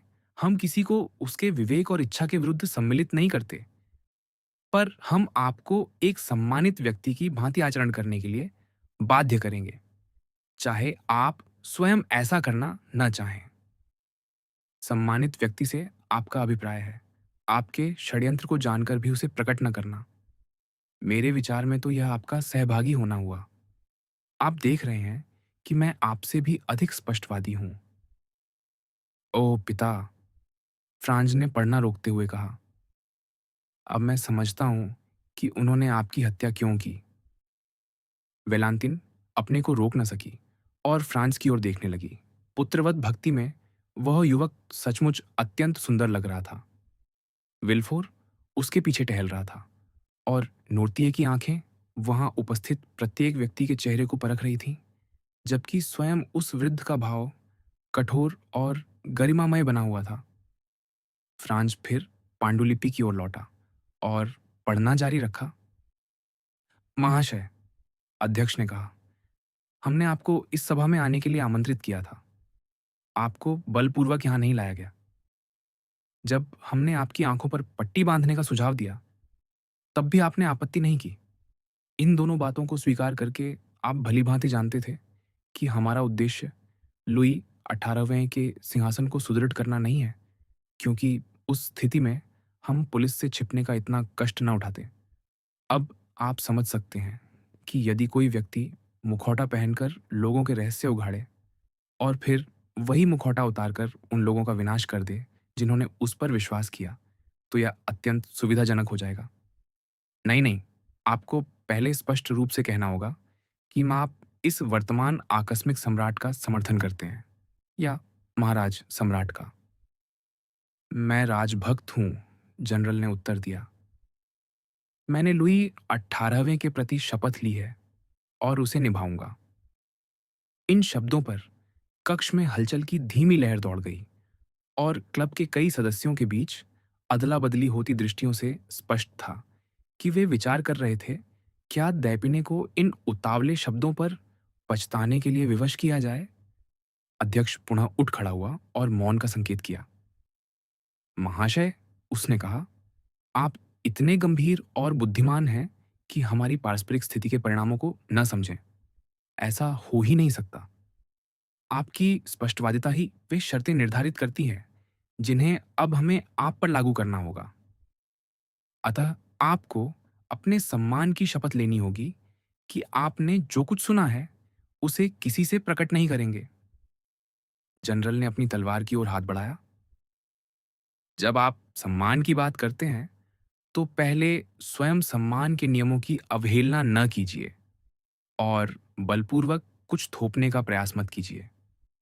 और आप महाशय, अध्यक्ष ने कहा, ऐसी शांति के साथ जो जनरल के क्रोध से भी अधिक भयावह थी, मैं आपको अपनी तलवार को न छूने की सलाह देता हूं। जनरल ने चारों ओर दृष्टि डाली। उसके भाव में क्षीण आशंका प्रकट हुई। फिर भी वह झुका नहीं। इसके विपरीत समस्त साहस एकत्र कर उसने कहा, मैं शपथ नहीं लूंगा। तो उस दशा में महाशय आप मरेंगे। अध्यक्ष ने शांत स्वर में उत्तर दिया। दैपिने अत्यंत पीला पड़ गया। उसने फिर चारों ओर देखा। क्लब के अनेक सदस्य बुदबुदा रहे थे और अपने ओढ़नों के भीतर हथियार टटोल रहे थे। शांत हो जाइए जनरल, अध्यक्ष ने कहा। आप सम्मानित व्यक्तियों के बीच हैं जो अंतिम उपाय अपनाने से पहले आपको समझाने का हर साधन प्रयत्न करेंगे। पर जैसा आपने कहा, आप षड्यंत्रकारियों के बीच हैं और हमारे रहस्य के अधिकारी भी, अतः आपको उसे हमें लौटाना होगा। इन शब्दों के बाद एक अत्यंत तनावपूर्ण मौन छा गया और जब जनरल ने उत्तर नहीं दिया तो अध्यक्ष ने सेवकों को द्वार बंद करने का आदेश दिया। इस आदेश के बाद वही मृत्यु सा मौन छा गया। तब जनरल आगे बढ़ा और अपने भावों को नियंत्रित करने का प्रबल प्रयास करते हुए बोला, मेरा एक पुत्र है और अब जब मैं अपने को हत्यारों के बीच पाता हूं, मुझे उसके विषय में सोचना होगा। जनरल, सभा के नेता ने गरिमा से कहा, एक अकेला मनुष्य सदा 50 का अपमान कर सकता है। यह दुर्बलता का विशेषाधिकार है, परंतु उस अधिकार का प्रयोग करना उचित नहीं। मुझ पर विश्वास कीजिए, शपथ ले लेना आपको अधिक शोभा देगा, न कि हमारा अपमान करना। उसकी नैतिक दृढ़ता से पुनः मौन कर दिए जाने पर जनरल एक क्षण झिझका। अंततः वह अध्यक्ष की मेज तक गया और बोला, आप किस शब्द रूप में शपथ चाहते हैं? इस प्रकार मैं अपने सम्मान की शपथ लेता हूं कि 5 फरवरी 1815 की संध्या 9 से 10 बजे के बीच मैंने जो देखा और सुना उसे संसार में किसी से प्रकट नहीं करूंगा, और यदि इस शपथ का उल्लंघन करूं तो मृत्युदंड का अधिकारी समझा जाऊं। जनरल को एक प्रकार का स्नायविक कंपन हुआ जिसने कुछ क्षण तक उसे बोलने से रोके रखा। अंततः अपनी स्पष्ट अनिच्छा पर विजय पाकर उसने अपेक्षित शब्द कहे, पर इतने मंद स्वर में कि सुनाई ही न पड़े। कई सदस्यों ने उसे ऊंचे स्वर में दोहराने को कहा और उसने वैसा ही किया। अब मैं जाना चाहता हूं, जनरल ने कहा। क्या मैं अंततः स्वतंत्र हूं? अध्यक्ष उठ खड़ा हुआ, समूह के 3 सदस्यों को साथ चलने का आदेश दिया और जनरल की आंखों पर पुनः पट्टी बांधकर उसके साथ गाड़ी में बैठ गया। उन 3 में से एक वही कोचवान था जो उन्हें लाया था। क्लब के अन्य सदस्य मौन ही बिखर गए। आपको कहाँ उतारा जाए? अध्यक्ष ने पूछा। जहां मैं आपके साथ से मुक्त हो सकूं, दैपिने ने उत्तर दिया। सावधान रहिए महाशय, अध्यक्ष ने चेतावनी दी। अब आप किसी बड़ी सभा में नहीं हैं, व्यक्तियों के बीच हैं। जब तक आप अपने शब्दों की जिम्मेदारी लेने को तैयार ना हो, उनका अपमान मत कीजिए। पर अर्थ ग्रहण करने के स्थान पर देपिने ने उत्तर दिया, आप अपनी गाड़ी में भी उतने ही साहसी हैं जितने अपने क्लब में थे, केवल इस कारण कि 4 मनुष्य सदैव एक से अधिक शक्तिशाली होते हैं। अध्यक्ष ने कोचवान को गाड़ी रोकने का आदेश दिया। वे खये दौर्म के अंतिम छोर पर पहुंच चुके थे, जहां से नदी की ओर उतरती सीढ़ियां थीं। यहां क्यों रोका? दैपिने ने पूछा।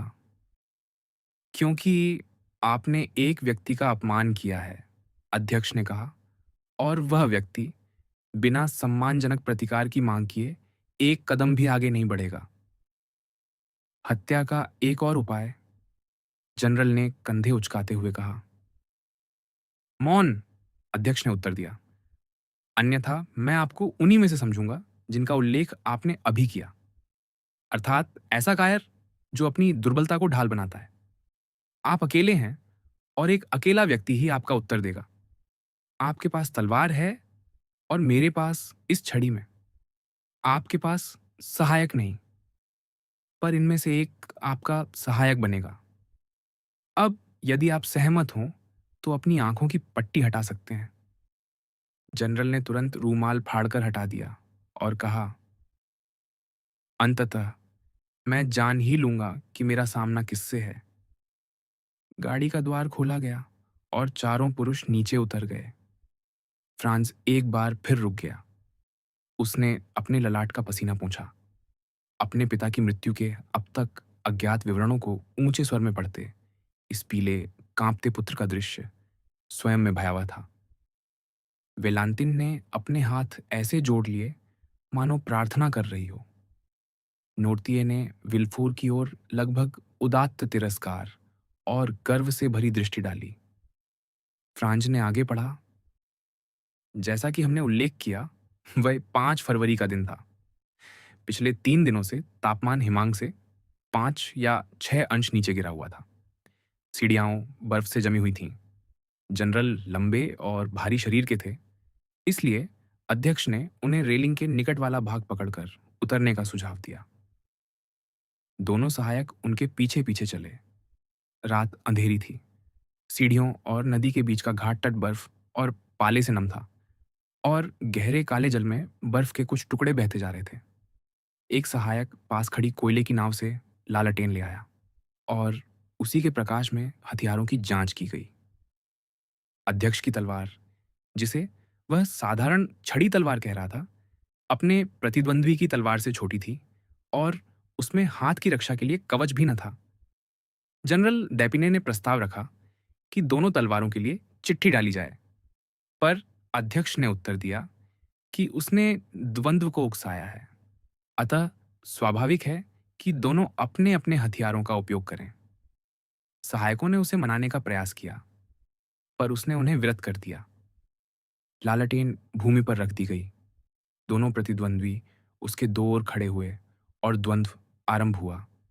प्रकाश में तलवारें मानो बिजली की धाराओं में बदल गईं, पर अंधकार इतना घना था कि पुरुष स्पष्ट दिखाई नहीं देते थे। जनरल सेना के श्रेष्ठतम तलवारबाजों में गिने जाते थे, पर आरंभिक वारों से ही वे इतनी तीव्रता से दबा दिए गए कि पीछे हटे और हटते हटते गिर पड़े।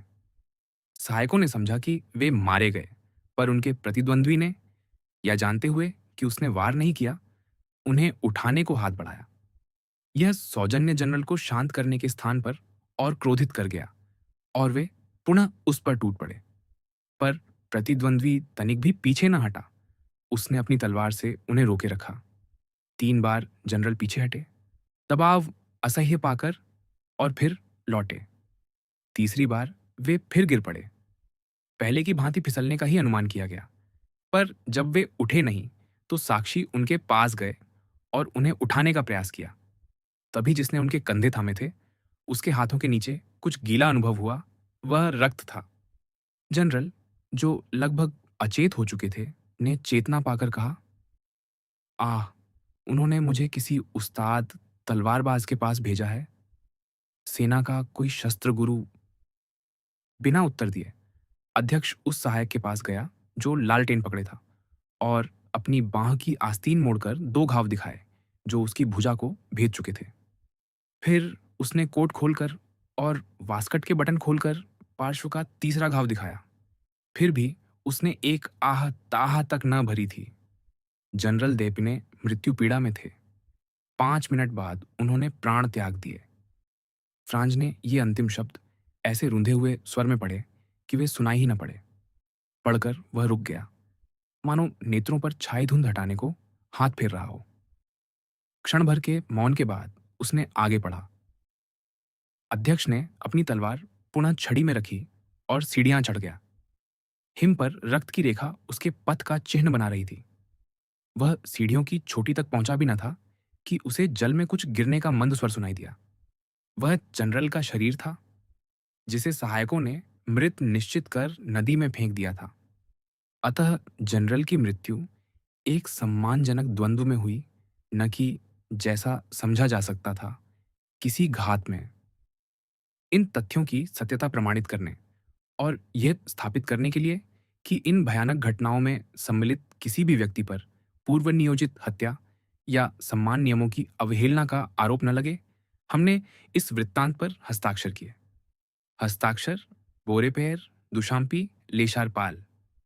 जब फ्रांज ने यह वृत्तांत समाप्त किया, जो किसी पुत्र के लिए पढ़ना कितना भयानक था, जब वेलांतिन पीली और तनावग्रस्त एक अश्रु पहुंच चुकी थी, और जब विल्फोर कक्ष के एक कोने में कांपता हुआ उस निर्दय वृद्ध की ओर विनयपूर्ण दृष्टि डालकर आने वाले तूफान को रोकना चाहता था, तब दैपिने नोरतिये की ओर मुड़ा और बोला, महाशय, चूंकि आप इस भयानक कथा के प्रत्येक विवरण से परिचित हैं, चूंकि आपने इसे सम्मानित व्यक्तियों से प्रमाणित कराया है, और अंततः चूंकि आप मुझ में रुचि लेते प्रतीत होते हैं, यद्यपि अब तक वह रुचि केवल पीड़ा का स्रोत रही है, मुझे अंतिम संतोष से वंचित न कीजिए। मुझे उस क्लब अध्यक्ष का नाम बताइए, ताकि मैं जान सकूं कि मेरे दुर्भाग्यपूर्ण पिता का वध किसने किया। विल्फोर मानो विक्षिप्त सा द्वार का कुंडा टटोल रहा था। वेलांतिन एक कदम पीछे हट गई। उसने वृद्ध का उत्तर पहले ही भांप लिया था, क्योंकि वह उसकी भुजा पर तलवार के 2 घावों के चिन्ह प्रायः देख चुकी थी। ईश्वर के नाम पर, वेलांतिन, फ्रांज ने अपनी वाग्दत्ता की ओर मुड़कर कहा, मेरी सहायता करो, ताकि मैं उस व्यक्ति का नाम जान सकूं जिसने मुझे 2 वर्ष की आयु में अनाथ बना दिया। वेलांतिन मौन और स्थिर रही। आइए महाशय, विल्फोर ने कहा, मेरा परामर्श मानिए, इस भयानक दृश्य को लंबा न कीजिए। और फिर, नाम जानबूझकर छिपाए गए थे। मेरे पिता भी उस अध्यक्ष को नहीं जानते, या यदि जानते भी हों तो बता नहीं सकते। शब्दकोश में व्यक्ति नाम नहीं होते। हाय, फ्रांज ने कहा, पूरा वृत्तांत पढ़ते समय जो एकमात्र आशा मुझे अंत तक पढ़ने का साहस देती रही, वह यही थी कि कम से कम उस व्यक्ति का नाम जान सकूं जिसने मेरे पिता को मारा। महाशय, वह नोर्तिये की ओर मुड़कर पुकारा। ईश्वर के लिए जो संभव हो कीजिए, मुझे दिखाइए, मुझे जानने दीजिए। हाँ, नोर्तिये ने संकेत किया। आह, वेलांतिन, फ्रांज बोला। आपके दादा संकेत कर रहे हैं कि वे बता सकते हैं। उस व्यक्ति का नाम। मेरी सहायता कीजिए। आप उन्हें समझती हैं। हमारी सहायता कीजिए। नोर्तिये की दृष्टि शब्दकोश की ओर मुड़ी। फ्रांज ने उसे कांपते हाथों से उठाया और वर्णमाला के अक्षर बोलने लगा, जब तक कि वह पर न पहुंचा। यहां वृद्ध ने हां का संकेत किया। फ्रांज ने दोहराया। युवक की उंगली शब्दों पर चलने लगी, पर प्रत्येक पर नोर्तिये ने नकार दिया। वेलांतिन का मस्तक उसके हाथों में छिपा था। अंततः फ्रांज उस शब्द पर पहुंचा। मैं स्वयं। हाँ, वृद्ध ने संकेत किया। आप। फ्रांज चीख उठा। उसके सिर के बाल मानो खड़े हो गए। आप, नोर्तिये, क्या आपने मेरे पिता की हत्या की? हाँ, नोर्तिये ने उत्तर दिया, युवक पर अपनी आज्ञात्मक दृष्टि स्थिर करते हुए। फ्रांज के पांव उसका भार न सह सके और वह कुर्सी पर ढह गया। विल्फोर ने द्वार खोल दिया और बाहर भाग गया, क्योंकि उसी क्षण उसके भीतर उस भयानक हृदय में शेष जीवन की अंतिम चिंगारी तक बुझा देने का आवेग उठा था। युवा कावालकांति की प्रगति। इस बीच कावालकांति वरिष्ठ अपने पद पर लौटने के लिए प्रस्थान कर चुके थे, न कि ऑस्ट्रिया के सम्राट की सेना में, बल्कि बानी दी लुक्का के रूलेट कक्षों में, जहां वे सबसे निष्ठावान दरबारियों में गिने जाते थे। यह कहने की आवश्यकता नहीं कि वे अपने यात्रा व्यय की वह राशि साथ ले गए थे, और पिता की भूमिका को जिस गंभीर और गरिमामय ढंग से उन्होंने निभाया था, उसके प्रतिफल स्वरूप अंतिम पौल तक सावधानी से गिनी हुई। उनके प्रस्थान पर आंद्रेया को वे सभी दस्तावेज प्राप्त हो गए जो यह प्रमाणित करते थे कि उसे मार्किस बार्तोलोमियो और मार्कियोनेस लियोनोरा कोर्सिनारी का पुत्र होने का गौरव प्राप्त है। इस प्रकार वह पेरिसीय समाज में कुछ हद तक स्थापित हो गया। वह समाज जो अजनबियों को ग्रहण करने और उन्हें उनके वास्तविक स्वरूप से नहीं, बल्कि उनके इच्छित स्वरूप से देखने में अत्यंत उदार है। अंततः पेरिस में एक युवक से अपेक्षित क्या है? भाषा कुछ कुछ बोल सके, वस्त्राभूषण सुसंगत हो, स्वभाव मिलनसार हो और भुगतान नगद कर सके। यह भी कहने की आवश्यकता नहीं कि विदेशियों के प्रति पेरिस वासियों की अपेक्षा और भी अधिक उदार होते हैं। फलस्वरूप 15 दिनों के भीतर ही आंद्रेया ने एक संतोषजनक प्रतिष्ठा अर्जित कर ली। उसे काउंट कहकर संबोधित किया जाने लगा। कहा जाता था कि उसकी आय 50,000 लिब्र है, और उसके कुलीन पिता की एक अपार संपत्ति की भी चर्चा थी, जो कथित रूप से सारावेजा की पत्थर खदानों में दबी हुई थी। इस अंतिम विवरण को एक वैज्ञानिक की उपस्थिति में तथ्य के रूप में प्रस्तुत किया गया, जिसने घोषणा की कि उसने वह खदान स्वयं देखी है। इससे उन कथनों को, जो अब तक संदिग्ध और अस्थिर थे, एक ठोस विश्वसनीयता प्राप्त हो गई। पेरिसीय समाज के उस वर्ग में, जहां तक हमने अपने पाठकों का परिचय कराया है, यही स्थिति थी जब एक संध्या मोंते क्रिस्तो दांगलार से मिलने गया। दांगलार स्वयं घर पर न था, पर काउंट को बैरोनेस से मिलने का निमंत्रण दिया गया, जो अतिथियों से मिलने के लिए स्वतंत्र थीं, और उसने उसे स्वीकार किया। ओतिउइल के उस रात्रि भोज और उसके पश्चात की घटनाओं के बाद बैरोनेस दांगलार मोंते क्रिस्तो का नाम सुनते ही एक प्रकार की स्नायविक कंपन अनुभव करती थीं। यदि उसके नाम के साथ उसका प्रत्यक्ष आगमन न होता तो यह असुविधा और बढ़ जाती, परंतु यदि काउंट उपस्थित हो जाता तो उसका खुला मुख, चमकती आंखें, सौजन्य और बैरोनेस के प्रति उसकी विनम्र शिष्टता शीघ्र ही उस चिंता के चिन्ह मिटा देती। बैरोनेस को यह असंभव प्रतीत होता कि इतना आकर्षक पुरुष उसके प्रति कोई दुष्प्रयोजन रख सकता है। और फिर हम में से सबसे भ्रष्ट व्यक्ति भी किसी दुष्टता पर तब तक विश्वास नहीं करता जब तक उसके पीछे कोई स्वार्थ ना हो। बिना कारण और बिना लाभ किए गए अनिष्ट की कल्पना हम असंगत मानते हैं।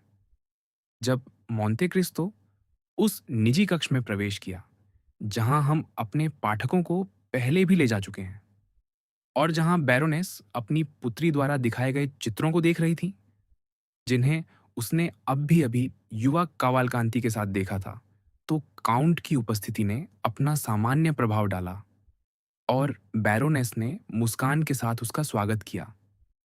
यद्यपि उसके नाम के उच्चारण से वह क्षण भर विचलित हुई थी, उसने एक दृष्टि में पूरा दृश्य ग्रहण कर लिया। बैरोनेस के समीप यूजिनी सोफे पर लगभग आधी लेटी बैठी थी और कवालकांति खड़ा था। वह गोएथे के किसी नायक की भांति काले वस्त्रों में सुसज्जित था। उसके जूते अत्यंत चमकदार थे, श्वेत रेशमी मोजे पहने थे और वह अपने सुनहरे केशों में अपनी सुघड़ धवल उंगलियां फेर रहा था, जिनमें हीरे की चमक झिलमिला रही थी। मोंते क्रिस्तो की सलाह के बावजूद उस अभिमानी युवक ने अपनी छोटी उंगली में वह रत्न धारण करने का प्रलोभन त्यागा न था। उसके हाथ की गति के साथ यूजिनी की ओर उकसाती दृष्टियां और उसी दिशा में प्रेषित निहाश्वास भी थे। यूजिनी वैसी ही थी, अर्थात सुंदर, शीतल और अवमाननापूर्ण। आंद्रिया की कोई दृष्टि या निःश्वास उससे छिपा नहीं था, पर वे मानो मिनर्वा के वक्ष कवच से टकराकर लौट जाते थे, जिसे दार्शनिक कभी कभी कहते हैं कि वास्तव में सैफो के वक्ष पर था। यूजिनी ने काउंट का शीतल अभिवादन किया और वार्तालाप के प्रारंभिक अवसर का लाभ उठाकर अपने अध्ययन कक्ष में चली गई, जहां से शीघ्र ही दो स्वरों की उल्लासपूर्ण चंचल ध्वनियां और पियानो के प्रारंभिक स्वर सुनाई देने लगे, यह सूचित करते हुए कि यूजिनी ने अपनी गायन शिक्षिका लुईज दार्मिल्ली की संगति को काउंट और कावालकांति दोनों पर वरीयता दी है। काउंट यद्यपि बैरोनेस से वार्ता में तल्लीन प्रतीत हो रहा था, फिर भी विशेषतः आंद्रेया कावालकांति पर ध्यान रखे हुए था। उसकी व्याकुलता, संगीत सुनने को द्वार तक जाकर ठिठक जाना, भीतर जाने का साहस न कर पाना और प्रशंसा व्यक्त करने का उसका ढंग। कुछ ही देर बाद स्वयं बैंकर भीतर आया। उसकी पहली दृष्टि मोंते क्रिस्तो पर, दूसरी आंद्रेया पर पड़ी। जहां तक उसकी पत्नी का प्रश्न था, उसने उसे वैसे ही अभिवादन किया जैसा कुछ पति अपनी पत्नियों का करते हैं। ऐसी रीति जिसकी कल्पना अविवाहित केवल तब कर सकते हैं जब कोई वैवाहिक व्यवहार की परंपराओं का अत्यंत गहन विश्लेषण कर चुका हो। क्या इन युवतियों ने आपको उनके साथ संगीत करने का निमंत्रण नहीं दिया? दांगलार ने आंद्रेया से पूछा। अफसोस, नहीं, आंद्रेया ने उत्तर दिया और इस बार उसका निःश्वास पहले से भी अधिक स्पष्ट था। दांगलार तुरंत दोनों कक्षों के बीच का द्वार खोलने गया। वहां दोनों युवतियां एक ही पियानो आसन पर, एक ही पियानो के सामने बैठी थीं। प्रत्येक एक हाथ का भाग बजा रही थी, एक अभ्यास जिसे वे मनोरंजन के लिए करती थीं और जिसमें वे अत्यंत दक्ष हो चुकी थीं। द्वार की चौखट में इस प्रकार घिरी हुई अब लुईस दार्मिली यूजिनी के साथ मिलकर उन जीवित चित्रों में से एक प्रतीत हो रही थी, जिन्हें जर्मनी में प्रायः प्रदर्शित किया जाता है। वह असाधारण सौंदर्य की नहीं, बल्कि अनुपम कोमलता की स्वामिनी थी। वह नन्ही काया की, परिसी पतली और स्वर्णकेशी थी। उसकी आंखों में थकान की गहराई थी और लंबे केश घुंघरालों में उसकी अत्यधिक लंबी गर्दन पर गिरते थे। वैसी ही गर्दन जैसी पेरुजिनो कभी कभी अपनी कुमारियों को देता है। कहा जाता था कि उसका वक्ष दुर्बल है और क्रेमोना के वायलिन की अंतोनिया की भांति वह एक दिन गाते गाते ही मर जाएगी। मोंते क्रिस्तो ने इस स्त्री समूह को एक तीव्र पैनी दृष्टि से देखा। यह पहली बार था जब उसने लुईस दार्मिली को देखा, यद्यपि इस घर में उसका नाम वह कई बार सुन चुका था। तो बैंकर ने अपनी पुत्री से कहा, क्या तुम हमें बाहर ही रोके रखना चाहती हो? और वह युवक को लेकर छोटे बैठक कक्ष में चला गया। संयोग से या जानबूझकर द्वार आंद्रेया के पीछे इस प्रकार बंद कर दिया गया कि जहां वे बैठे थे वहां से न मोंते क्रिस्तो और न ही बैरोनेस भीतर कुछ देख सकते थे। पर चूंकि बैंकर स्वयं आंद्रेया के पीछे गया था, बैरोनेस ने इस बात पर ध्यान न दिया। कुछ ही देर बाद काउंट ने आंद्रेया का स्वर सुना, जो पियानो के साथ एक कोर्सिकन गीत में सम्मिलित हो रहा था। वह इसे मुस्कान के साथ सुनता रहा, आंद्रेय को भूलकर बेनेडिक्टो को स्मरण करते हुए।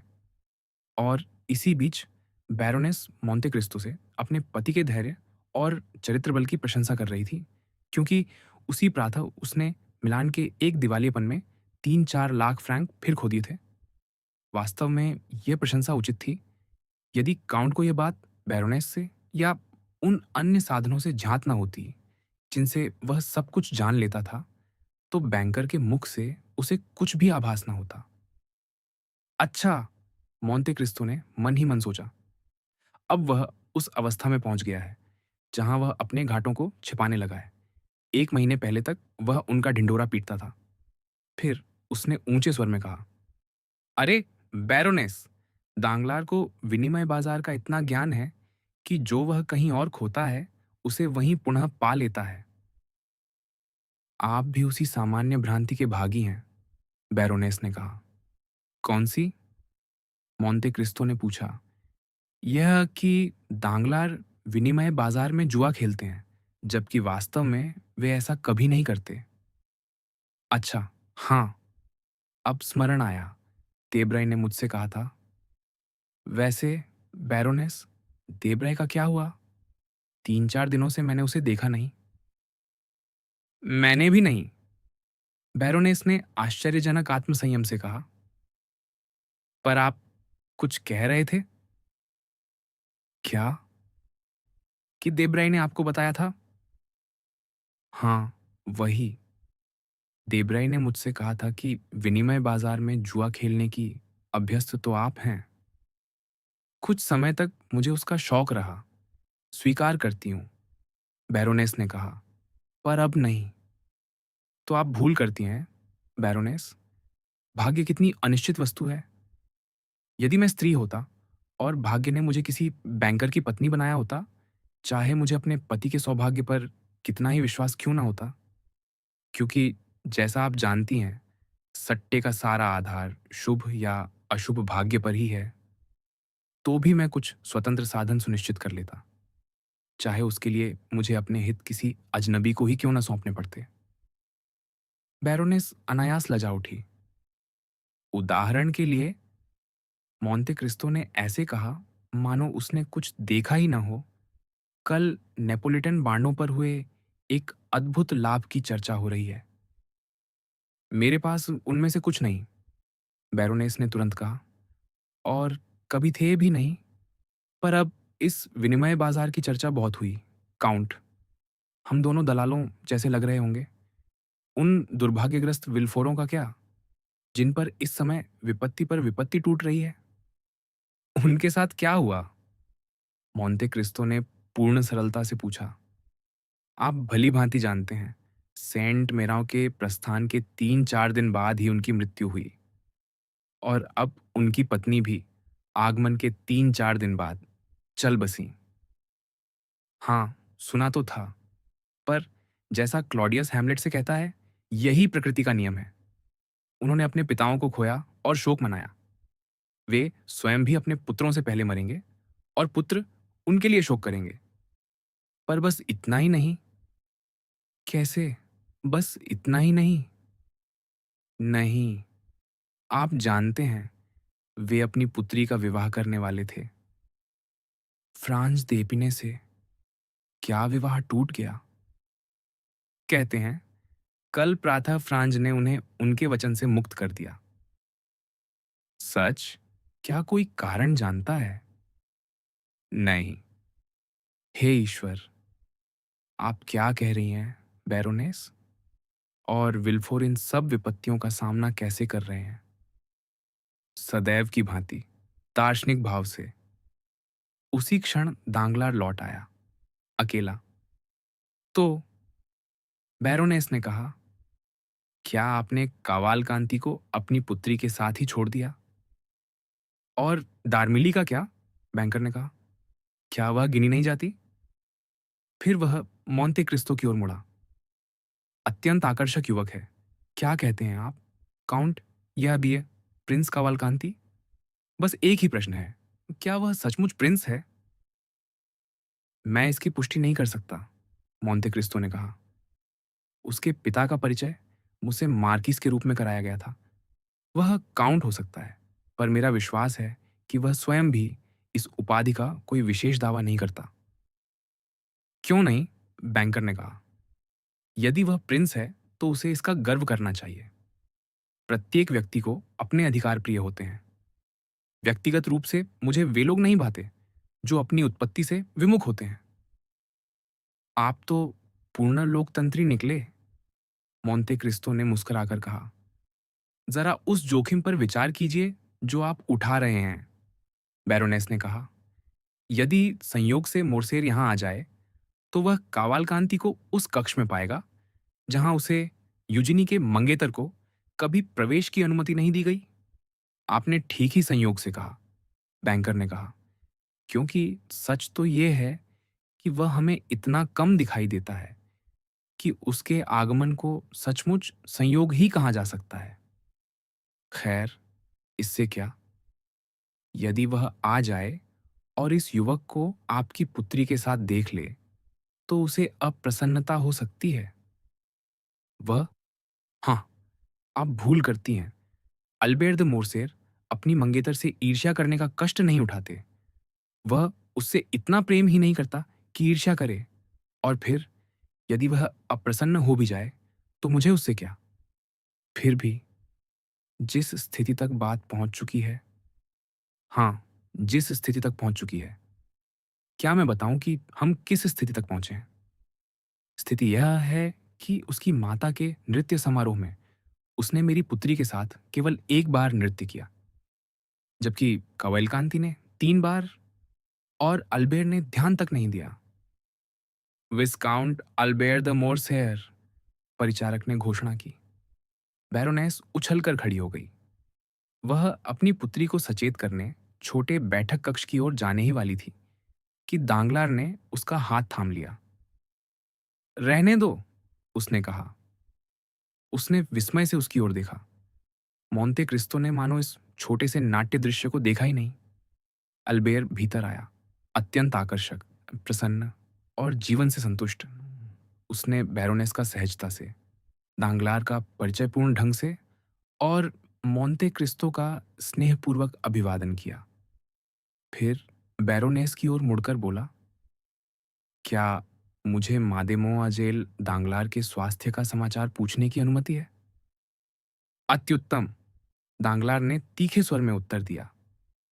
इस समय वह अपने निजी अध्ययन कक्ष में कावालकांति के साथ संगीत कर रही है। अल्बेर ने अपनी शांत उदासीनता बनाए रखी। संभव है भीतर उसे कुछ क्षोभ हुआ हो, पर वह मोंटे क्रिस्टो की दृष्टि अपने ऊपर अनुभव कर रहा था। कावालकांति का टेनर स्वर अत्यंत मधुर है, उसने कहा, और यूजिनी का सोप्रानो विलक्षण, और वह थालबर्ग की भांति पियानो बजाती है। निस्संदेह अत्यंत मनोहर संगीत होगा। वास्तव में, दांगलार ने कहा, दोनों का स्वर अद्भुत सामंजस्य रखता है। टिप्पणी जितनी स्पष्ट थी, अल्बेर ने उतनी ही अनदेखी कर दी, पर बैरोनेस लजा उठी। मैं स्वयं भी संगीतज्ञ हूं, युवक ने आगे कहा। कम से कम मेरे शिक्षक तो यही कहते हैं, पर आश्चर्य है, मेरा स्वर कभी किसी अन्य स्वर से मेल नहीं खा सका, विशेषतः सोप्रानो से तो बिल्कुल नहीं। दांगलार के मुख पर हल्की मुस्कान उभरी, मानो कह रही हो, पर तुम क्रुद्ध क्यों नहीं होते? और शायद अपने उद्देश्य की पूर्ति के लिए उसने कहा, इसी कारण कल राजकुमार और मेरी पुत्री सर्वत्र प्रशंसित हुए। क्या आप कल उपस्थित न थे, मोर्सेयर? कौन से राजकुमार? अल्बेर ने पूछा।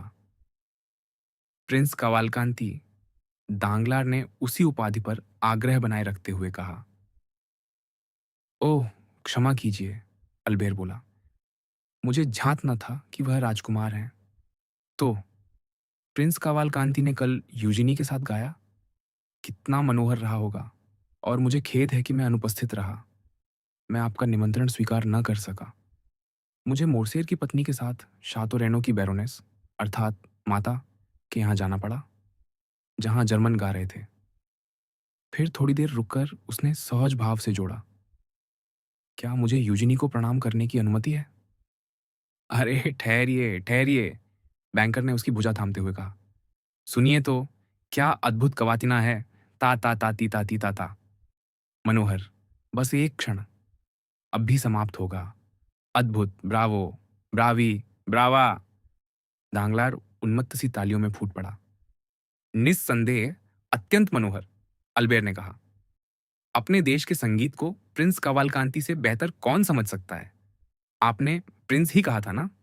खैर, यदि वह न भी हो तो बनाया जा सकता है। इटली में यह सरल है। पर लौटें अपने इन मधुर गायक गायिकाओं पर। आपको हमारे लिए कुछ करना चाहिए दांगलार। बिना ये बताए कि यहाँ कोई अतिथि है, यूजिनी और कावालकांति से एक और रचना आरंभ करने को कहिए। छाया में, दूर से, बिना देखे या देखे गए संगीत का आनंद लेना कितना सूक्ष्म सुख है। कलाकार तब अपने प्रतिभा प्रेरित भावों और हृदय उत्कंठाओं में पूर्णतः लीन हो सकता है। इस बार युवक की धैर्य शीतलता ने स्वयं दांगलार को निरुत्तर कर दिया। वह मोंते क्रिस्तो को एक ओर ले गया। अद्भुत, उसने कहा। हमारे प्रेमी के विषय में आपका क्या विचार है? स्वीकार करना पड़ेगा, काउंट ने कहा। वह कुछ अधिक ही शीत प्रतीत होता है। पर अब क्या किया जा सकता है? आप वचनबद्ध हैं। निश्चय ही वचनबद्ध हूं अपनी पुत्री का विवाह ऐसे पुरुष से करने को जो उससे प्रेम करे, न कि उससे जो न करे। देखिए तो, संगमरमर सा शीत, अपने पिता सा गर्वीला। यदि वह धनवान होता, यदि कावालकांतियों सा उसका वैभव होता, तो ये सब सहा जा सकता था। अभी तक मैंने अपनी पुत्री से कुछ नहीं कहा, पर यदि उसमें रुचि का लेश भी हुआ। अरे नहीं, मोंते क्रिस्तो ने कहा। संभव है मित्रता के कारण मैं पक्षपाती हूं, पर विश्वास कीजिए, मोर्सेर अत्यंत मनोहर युवक है। आपकी पुत्री को सुखी रखेगा और आगे चलकर स्वयं भी प्रतिष्ठा पाएगा। उसके पिता उच्चतम समाज में विचरण करते हैं। दांगलार ने कहा। यह संकोच क्यों? उसका अतीत अभी भी धुंधला है। पर पिता का अतीत पुत्र पर प्रभाव नहीं डालता। नहीं नहीं, निस्संदेह नहीं। अब उग्र मत होइए। 1 महीने पहले आप इसे उत्कृष्ट संबंध मानते थे। समझिए, मैं स्वयं संकोच अनुभव कर रहा हूं।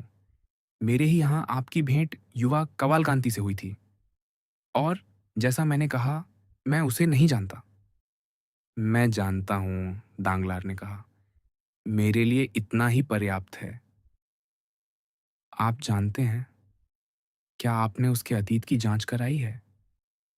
मोंते क्रिस्तो ने पूछा। क्या आवश्यकता है? क्या उसके मुखमंडल से ही उसके व्यक्तित्व का अनुमान नहीं लगाया जा सकता? प्रारंभ ही से वह धनवान है। मैं इसकी शपथ नहीं ले सकता, पर फिर भी आप उसके लिए जमानत दे रहे हैं। 50,000 लिब्र के लिए तुच्छ सी राशि। वह सुशिक्षित है।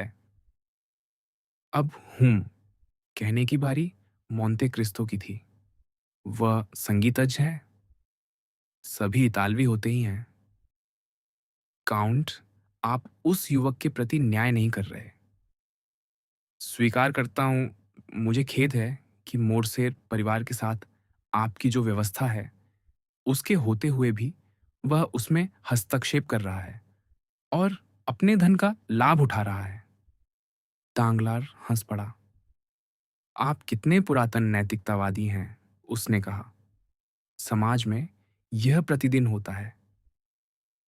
पर प्रिय दांगलार, आप इस प्रकार अचानक संबंध नहीं तोड़ सकते। मोरसेर परिवार इस संबंध पर आश्रित है।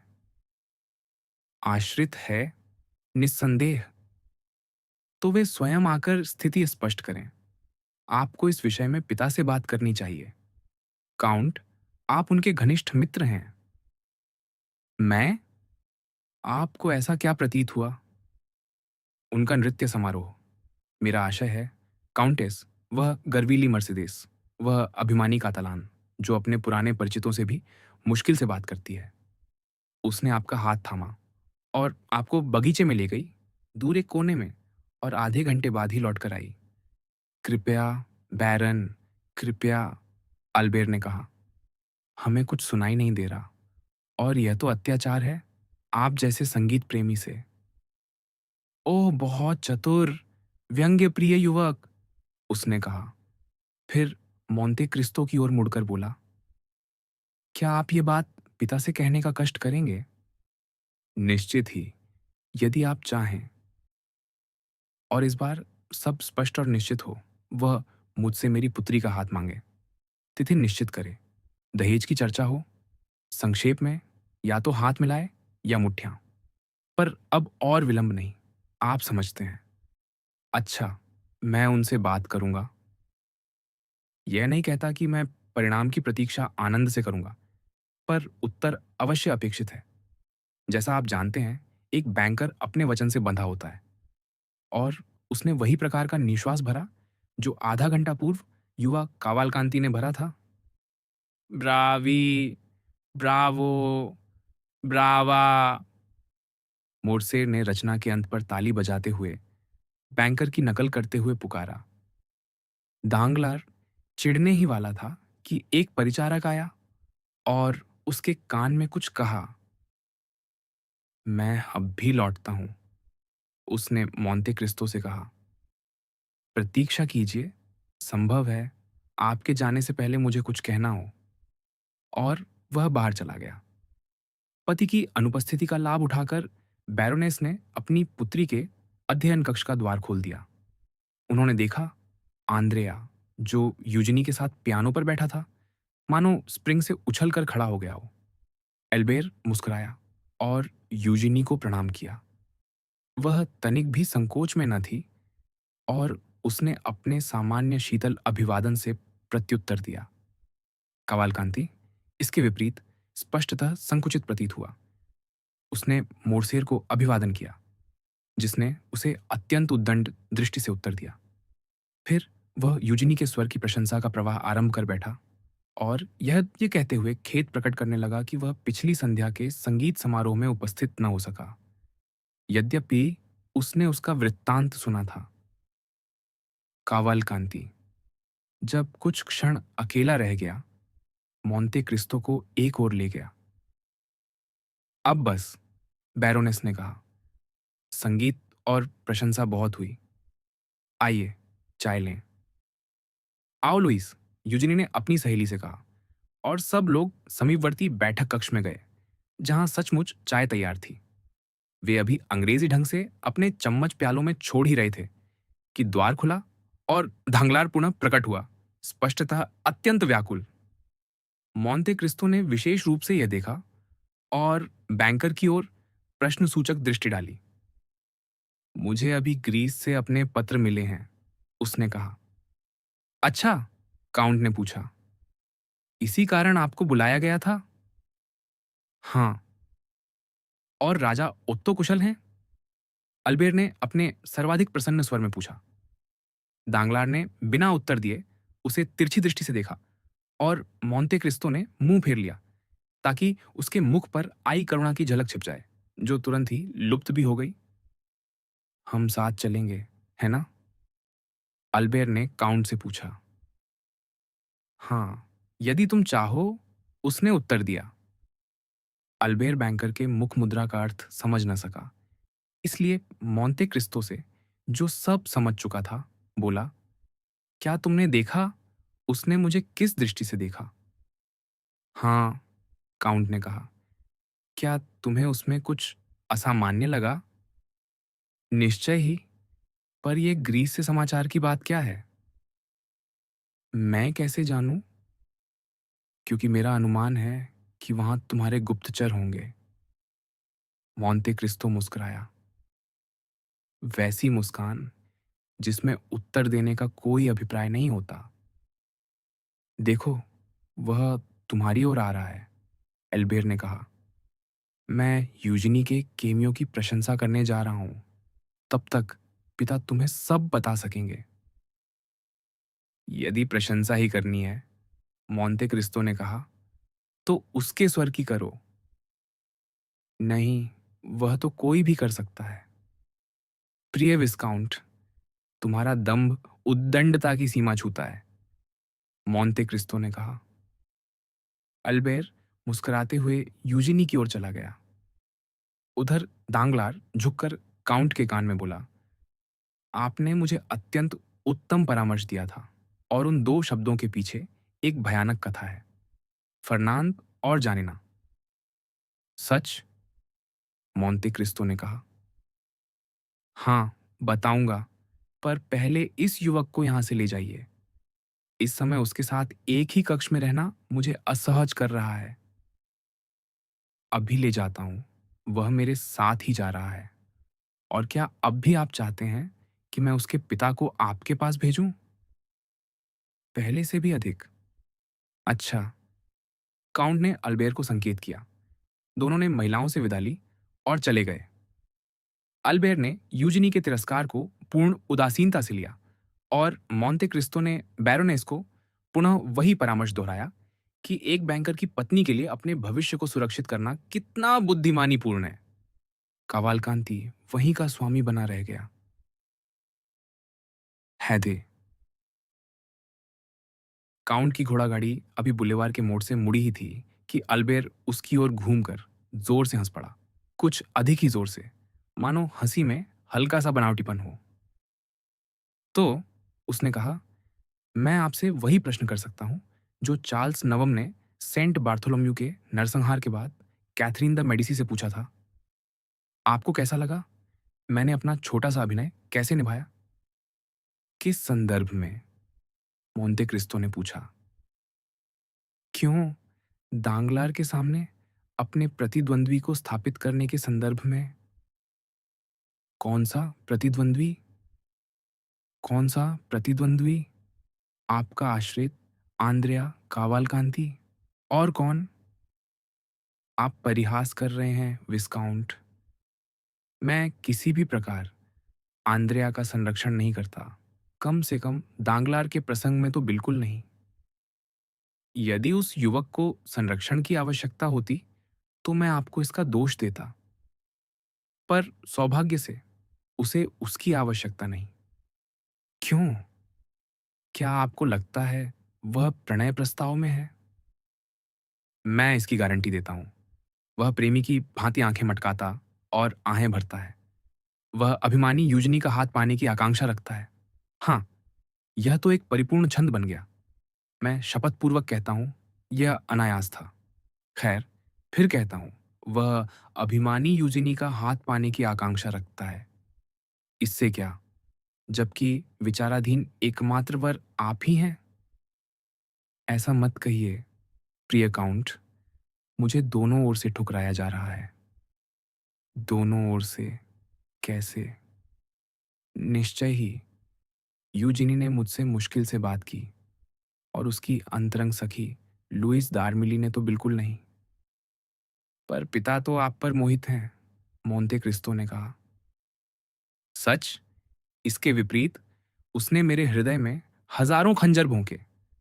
यद्यपि वे रंगमंचीय खंजर थे, जिनकी धार भीतर सिमट जाती है, पर वह उन्हें वास्तविक ही समझता था। ईर्ष्या स्नेह का द्योतक होती है। हाँ, पर मैं ईर्ष्यालु नहीं हूं। पर वो है। किससे? देबराई से? नहीं, आपसे। मुझसे?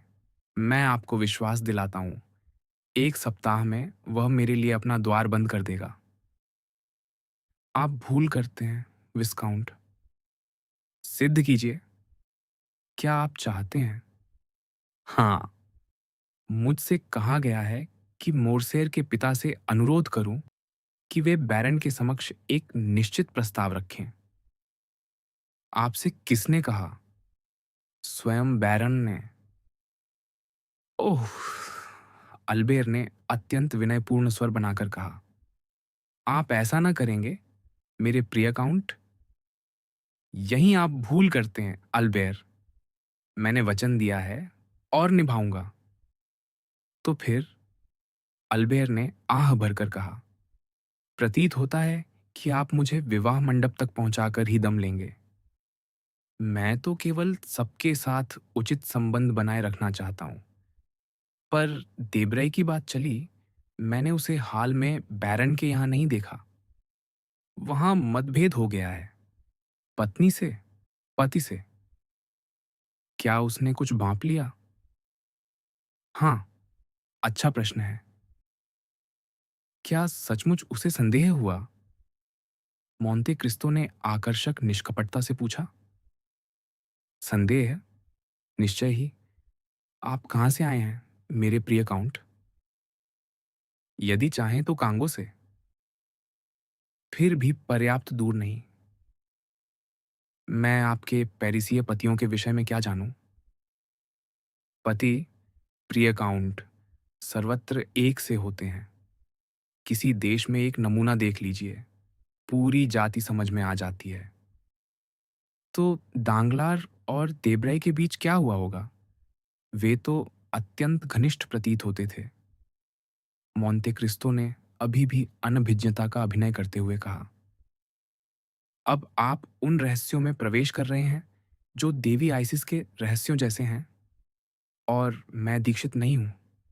जब युवा कावालकांति परिवार का अंग बन जाएगा, तब उससे पूछेगा। गाड़ी रुक गई। हम पहुंच गए, मोंते क्रिस्तो ने कहा।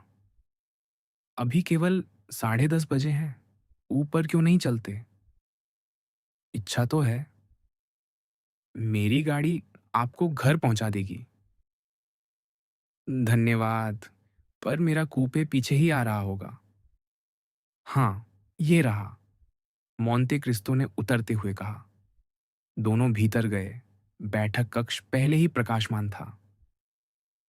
बैप्तिस्ता, चाय लाओ, मोंते क्रिस्तो ने कहा। बैप्तिस्ता निःशब्द चला गया। 2 क्षण बाद वह एक सुसज्जित तश्तरी लेकर लौटा, जो मानो किसी जादुई प्रदर्शन की भांति भूमि से ही प्रकट हुई हो। स्वीकार करता हूं, प्रिय काउंट, मोर्सेर ने कहा। आप में जो मुझे सबसे अधिक प्रशंसनीय लगता है, वह आपकी संपत्ति नहीं, क्योंकि आपसे अधिक धनी भी हो सकते हैं, न ही आपकी बुद्धि, क्योंकि व्योमार्श की उससे कम न थी, बल्कि वह ढंग है जिससे आप सेवा प्राप्त करते हैं, बिना प्रतिवाद, बिना विलंब, क्षण भर की भी देर नहीं। मानो आपके सेवक आपकी घंटी के स्वर से ही जान लेते हो कि आपको क्या चाहिए, और वह वस्तु सदैव तैयार प्रतीक्षा कर रही हो। आपकी बात में कुछ सत्य है। वे मेरी आदतें जानते हैं। उदाहरण के लिए, क्या चाय पीते हुए आपको कुछ और करने की इच्छा नहीं है? धूम्रपान। मोंते क्रिस्तो ने घंटी बजाई। अगले ही क्षण एक गुप्त द्वार खुला और अली 2 चिबूक लिए प्रकट हुआ, उत्कृष्ट लताकियां से भरे हुए। अद्भुत। नहीं, अत्यंत साधारण, प्रिय मोरसेर, मोंते क्रिस्तो ने कहा। अली जानता है कि मैं चाय या कॉफी के साथ प्रायः धूम्रपान करता हूं। उसने मुझे चाय मंगाते सुना और तुम्हारे साथ लौटते भी देखा। वह समझ गया। और चूंकि वह उस देश का निवासी है जहां आतिथ्य का प्रमुख माध्यम पाइप है, इसलिए वह एक नहीं, 2 चिबूक लाया। ठीक है, यह स्पष्टीकरण भी उतना ही अच्छा है जितना कोई और। पर तथ्य यह है कि केवल आप ही। अरे, यह कैसी ध्वनि है? और मोरसेर ने अपना सिर द्वार की ओर झुका दिया, जहां से गिटार जैसी ध्वनियां आ रही थीं। लो प्रिय विस्काउंट, आज सायंकाल तुम्हें संगीत का दंड भोगना ही होगा। मादेमो आजेल दांगलार के पियानो से जैसे तैसे बचकर निकले ही थे कि अब हैदे की गुजला में फंस गए। हैदे, कितना मनोहर नाम है। क्या सचमुच बायरन की कविताओं के बाहर भी स्त्रियां हैदे नाम से जानी जाती हैं? निस्संदेह फ्रांस में यह नाम दुर्लभ हो सकता है, पर अल्बानिया और एपिरस में यह पर्याप्त सामान्य है।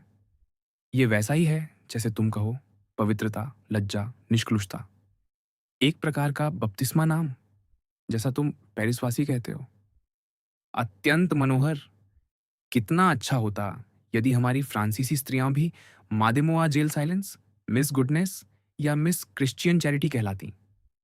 जरा कल्पना करो, मादेमोआ जेल दांगलार, जिनका नाम क्लेयर मैरी यूजनी है, यदि उनका नाम होता मिस पवित्रता, लज्जा, निष्कलुषता, दांगलार, तब विवाह घोषणा कितनी भव्य लगती। मूर्ख, काउंट ने कहा, इतना ऊंचे स्वर में परिहास मत करो, हैदे सुन सकती है। तो क्या वह अप्रसन्न हो जाएगी? बिल्कुल नहीं, काउंट ने गर्व से कहा, स्वभाव से सरल है। सरलता का प्रश्न नहीं, कर्तव्य का है। दासी अपने स्वामी से अप्रसन्न नहीं होती। अरे रहने भी दीजिए, क्या अब भी दासियां होती हैं? निश्चय ही, क्योंकि हैदे मेरी है। सच कहूं, आप कुछ भी दूसरों की तरह न करते हैं, न रखते हैं। काउंट दे मोंते क्रिस्तो की दासी, यह तो फ्रांस में एक पदवी हुई। जिस प्रकार आप सोना उछालते हैं, उसका मूल्य वर्ष में 1 लाख एक्यू अवश्य होगा। 1 लाख एक्यू। वह दुर्भाग्यशाली युवती कभी उससे अधिक की स्वामिनी रही है। वह इस संसार में ऐसे वैभव के साथ आई थी जिसके सामने हजार एक रातें की संपदाएं भी तुच्छ हैं। तो वह सचमुच राजकुमारी हुई, जैसा तुम कहते हो, और अपने देश की महानतम राजकुमारियों में से एक। मैंने अनुमान किया था, पर एक महान राजकुमारी दासी कैसे बन गई? जैसे डेनिस अत्याचारी शिक्षक बन गया था। युद्ध की विपत्तियां, प्रिय विस्काउंट, और भाग्य की विचित्रताएं। क्या उसका नाम गुप्त है? सबके लिए, पर तुम्हारे लिए नहीं, क्योंकि तुम मित्र हो और मौन रखना जानते हो। यदि मैं कहूं कि किसी से न कहना, अपने सम्मान की शपथ। क्या तुम जानिना के पाशा का इतिहास जानते हो? अली तेबेलिन, निश्चय ही, मेरे पिता ने उसी की सेवा में अपना भाग्य बनाया था। सच है, मैं भूल गया था। तो हैदे का अली तेबेलिन से क्या संबंध है?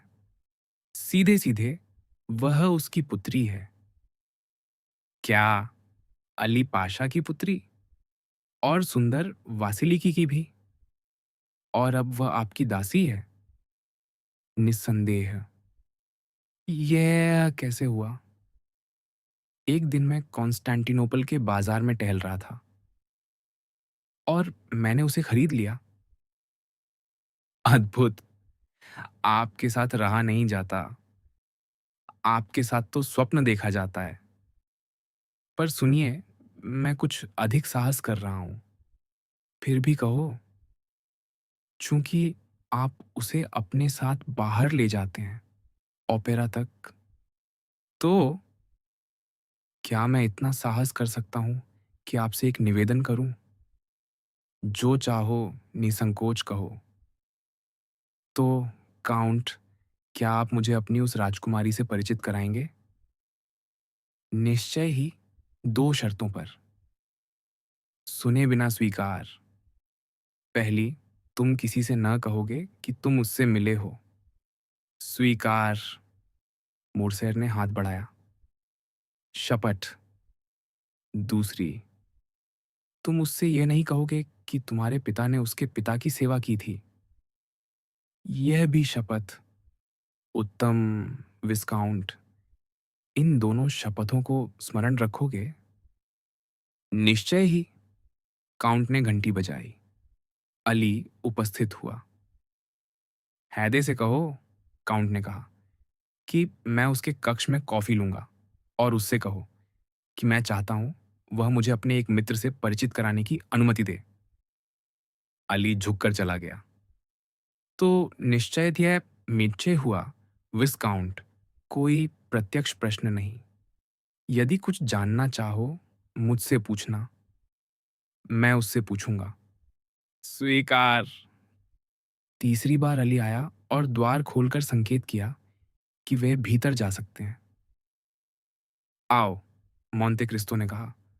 अल्बेर ने अपने केश संवारे, मूछें ऐंठी।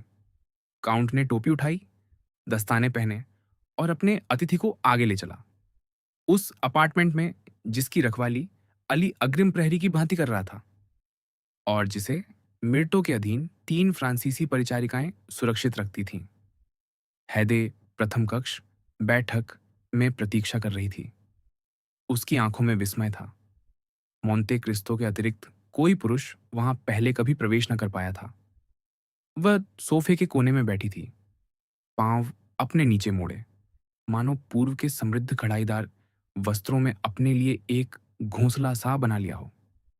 पास ही वह वाद्य रखा था जिसकी ध्वनि ने उसकी उपस्थिति प्रकट की थी। दृश्य मनोहर था। मोंटे क्रिस्टो को देखते ही वह उठी, मुस्कान ऐसी जिसमें पुत्री का स्नेह और प्रेमिका की कोमलता दोनों सम्मिलित थे। काउंट आगे बढ़ा, उसने हाथ बढ़ाया और उसने आदतन उसके हाथ पर अपने अधर रख दिए। अल्बेर द्वार पर ही ठिठका रहा, इस विलक्षण सौंदर्य से मोहित जिसकी कल्पना फ्रांस में असंभव थी।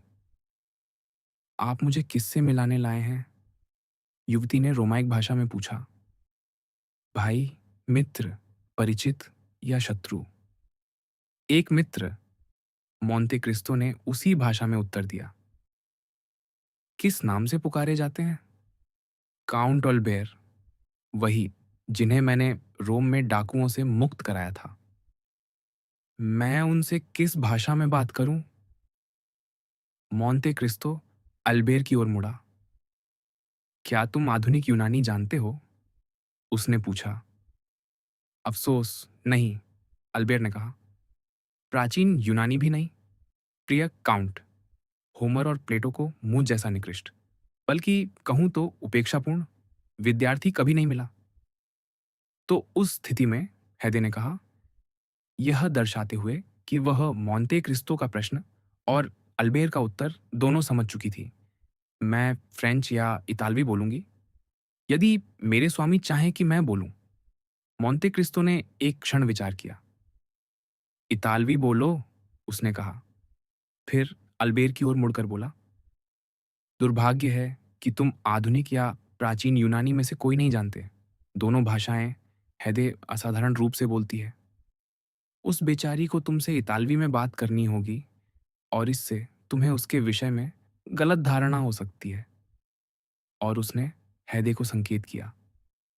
स्वागत है मित्र, चूंकि आप मेरे स्वामी के साथ आए हैं, युवती ने उत्कृष्ट तुस्कानी इतालवी में कहा, उस कोमल रोमी लहजे के साथ जो दांते की भाषा को होमर की अपेक्षा अधिक मधुर बना देता है। अली, हमारे लिए कॉफी और पाइप लाओ।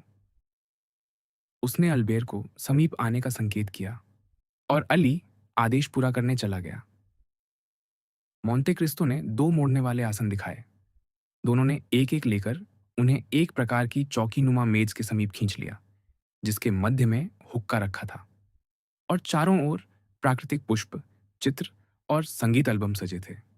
अली लौट आया, कॉफी और चिबुक लेकर। जहां तक बैप्तिस्ता का प्रश्न था, घर का यह भाग उसके लिए निषिद्ध था। अल्बेर ने नूबियन द्वारा प्रस्तुत पाइप लेने से इनकार कर दिया। ले लो, मोंटे क्रिस्टो ने कहा। हैदे लगभग पेरिस की स्त्री जितनी सभ्य है, उसे हवाना तंबाकू से अरुचि है, दुर्गंध उसे अप्रिय लगती है। पर पूर्वी तंबाकू, जैसा तुम जानते हो, एक प्रकार का इत्र है। अली बाहर चला गया। कॉफी के प्याले तैयार थे। अल्बेर के लिए शक्कर का कटोरा भी रखा था। मोंटे क्रिस्टो और हैदे ने अपनी मौका अरबी ढंग से, अर्थात बिना चीनी, ली। हैदे ने जापानी चीनी मिट्टी का प्याला अपनी लंबी गुलाबी उंगलियों के सिरों से उठाया और उसे बाल सुलभ निष्कपट आनंद से अधरों तक ले गई, जैसे कोई बालक प्रिय पेय या व्यंजन का आस्वाद लेता है। उसी समय 2 स्त्रियां और भीतर आईं, अतिरिक्त तश्तरियां लिए जिन पर शरबत और बर्फीले पकवान सजे थे, और उन्हें उन 2 छोटी मेजों पर रख दिया जो इसी उद्देश्य से वहां पहले से सजी थीं। मेरे प्रिय आतिथेय, अल्बेर ने इतालवी में कहा, और आप भी, सिग्नोरा, मेरी विस्मय भावना को क्षमा कीजिए। मैं स्वाभाविक ही चकित हूं। यहाँ पेरिस के हृदय में मुझे पूर्व मिल रहा है, सच्चा पूर्व, वैसा नहीं जैसा मैंने अनुभव किया। बल्कि जैसा मैंने स्वप्न में देखा था। और अभी कुछ ही क्षण पहले मैं सड़क से गुजरती ओमनिबस की ध्वनि और नींबू पानी बेचने वालों की घंटियां सुन रहा था। ओह! सिग्नोरा, यदि मैं यूनानी समझ पाता, तो इस मंत्रमुग्ध परिवेश में आपका संवाद इस संध्या को सदा के लिए स्मरणीय बना देता। मैं इतालवी इतनी जानती हूँ कि आपसे वार्ता कर सकूँ, हैदे ने शांत भाव से कहा। यदि आपको पूर्व प्रिय है, तो मैं यहाँ उसे आपके सामने प्रकट करने का यत्न करूँगी। मैं किस विषय पर बात करूँ? अल्बेर ने धीमे स्वर में मोंते क्रिस्तो से पूछा। जो चाहो, उसके देश के विषय में, उसके बाल्यकाल के विषय में, उसकी स्मृतियों के विषय में, या यदि चाहो, रोम, नेपल्स या फ्लोरेंस के विषय में। ओह नहीं, अल्बेर ने कहा। यदि किसी यूनानी से मिलकर उन्हीं विषयों पर बात करनी हो जिन पर किसी पेरिसवासी स्त्री से करते, तो उसका क्या लाभ? मुझे पूर्व के विषय में पूछने दीजिए। तो पूछो, प्रिय अल्बेर, उसे उस विषय पर बोलना अत्यंत प्रिय है। अल्बेर हैदे की ओर मुड़ा। आप किस आयु में ग्रीस से निकली? उसने पूछा। 5 वर्ष की आयु में, हैदे ने उत्तर दिया। और क्या आपको अपना देश स्मरण है? अल्बेर ने पूछा। जब मैं अपनी आंखें बंद करती हूँ, तो सब कुछ फिर देख लेती हूँ। देखने के दो प्रकार होते हैं, शरीर से और आत्मा से। शरीर की दृष्टि कभी भूल जाती है, आत्मा सदा स्मरण रखती है। आपकी सबसे पहली स्मृति क्या है? मैं चल भी नहीं पाती थी। मेरी माता, जिनका नाम वासिलिकी है, यूनानी में वासिलिकी का अर्थ है राजसी। युवती ने मस्तक उठाकर जोड़ा। मेरी माता मेरा हाथ थामकर, हम दोनों घूंघट में ढकी हुई, और हमारे पास जो भी स्वर्ण था, उसे एक थैली के तल में रखकर बंदियों के लिए भिक्षा मांगने निकले, कहते हुए, जो निर्धन पर दया करता है, वह प्रभु को उधार देता है। फिर जब थैली भर जाती, तो हम महल लौटते और बिना पिता को बताए सारा धन, जो लोगों ने हमें निर्धन समझकर दिया था, मठ के हेगुमेनोस को भेज देते, जो उसे बंदियों में बांट देता। तब आपकी आयु कितनी थी? 3 वर्ष, हैदे ने कहा। तो आपको 3 वर्ष की आयु से सब कुछ स्मरण है? सब कुछ। काउंट, मोर्सेर ने मोंते क्रिस्तो से धीमे स्वर में कहा। कृपया सिग्नोरा को अपने इतिहास का कुछ भाग कहने दीजिए। आपने मुझे मेरे पिता के विषय में पूछने से रोका है, पर संभव है वह स्वयं कुछ कहे, और आप कल्पना नहीं कर सकते कि उसके सुंदर अधरों से उनका नाम सुनकर मुझे कितना आनंद होगा। मोंते क्रिस्तो हैदे की ओर मुड़ा और भौहें सिकोड़कर उसे सावधान करते हुए कि वह उसके शब्दों पर पूरा ध्यान दे, यूनानी में बोला कि वह अपने पिता के भाग्य का वृत्तांत कहे, पर उस विश्वासघाती का नाम और उसके विश्वासघात का उल्लेख न करे। हैदे ने एक गहरी आह भरी, और उसके निर्मल ललाट पर एक गहरा बादल सा छा गया। तुमने उससे क्या कहा? मोरसेर ने धीमे स्वर में पूछा।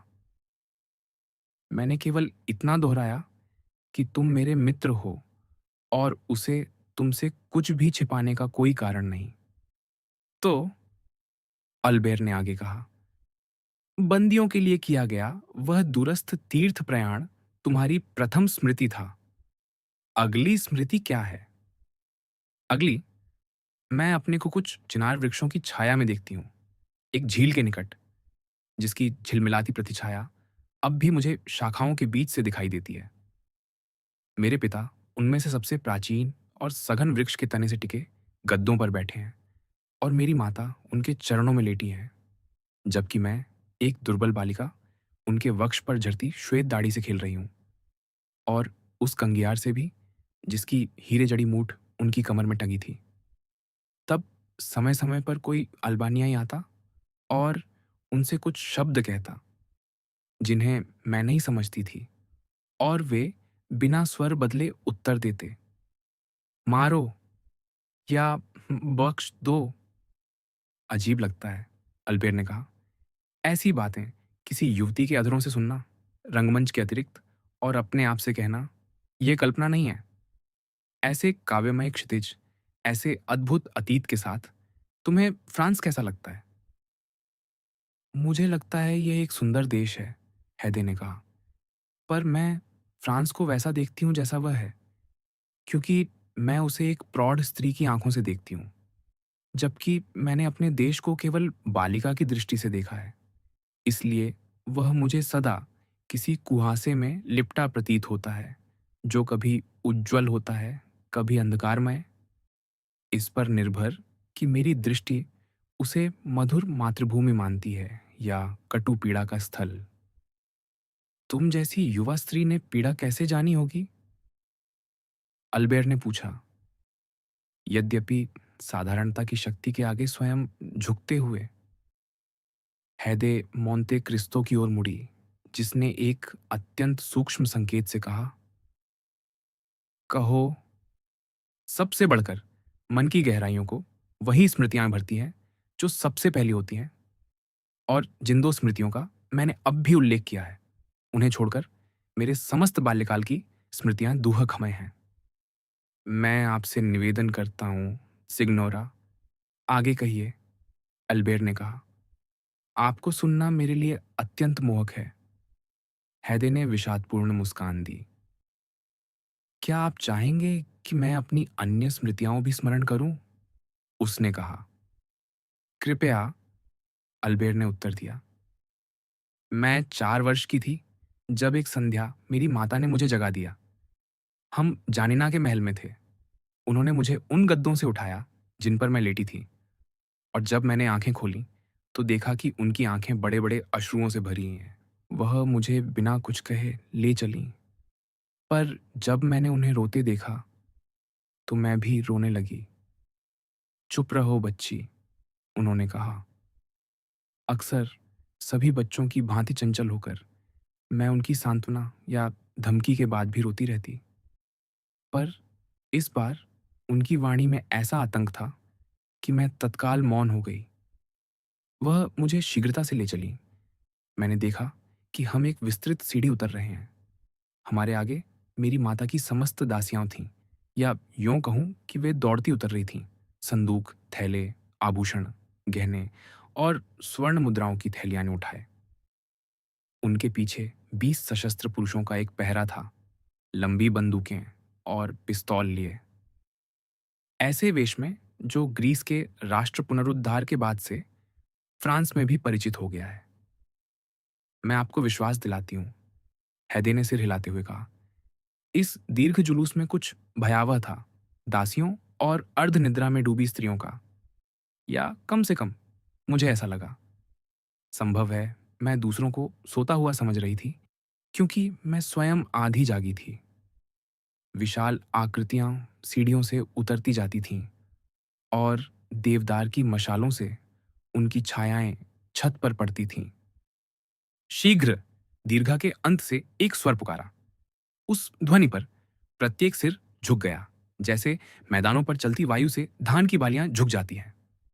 पर उसे सुनकर मैं कांप उठी, क्योंकि वह मेरे पिता का स्वर था। वह हम सबके पीछे चल रहे थे, अपने श्रेष्ठतम वस्त्रों में, हाथ में वह कार्बाइन लिए जो आपके सम्राट ने उन्हें भेंट की थी, और दूसरे हाथ से अपने प्रिय सेलिम पर टिके हुए। वह हमें अपने आगे ऐसे हाँक रहे थे जैसे कोई चरवाहा भयभीत झुंड को हाँकता है।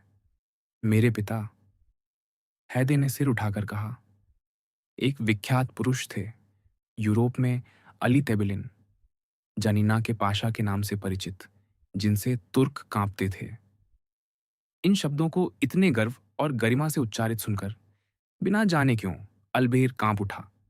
उसे प्रतीत हुआ मानो उस युवती की आंखों में कोई अंधकारमय भयावह ज्योति चमक उठी हो, जैसे कोई भविष्यवक्ता किसी भूत छाया को पुकार रहा हो, उस रक्त रंजित पुरुष की स्मृति को पुनर्जीवित करते हुए, जिसकी भयानक मृत्यु ने आधुनिक यूरोप की दृष्टि में उसे और भी विराट बना दिया था।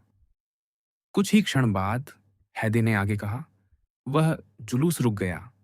हम झील के तट पर सीढ़ियों के नीचे थे। मेरी माता ने मुझे अपने धड़कते वक्ष से लगा लिया, और 2 कदम पीछे मैंने अपने पिता को देखा, चारों ओर व्याकुल दृष्टि डालते हुए।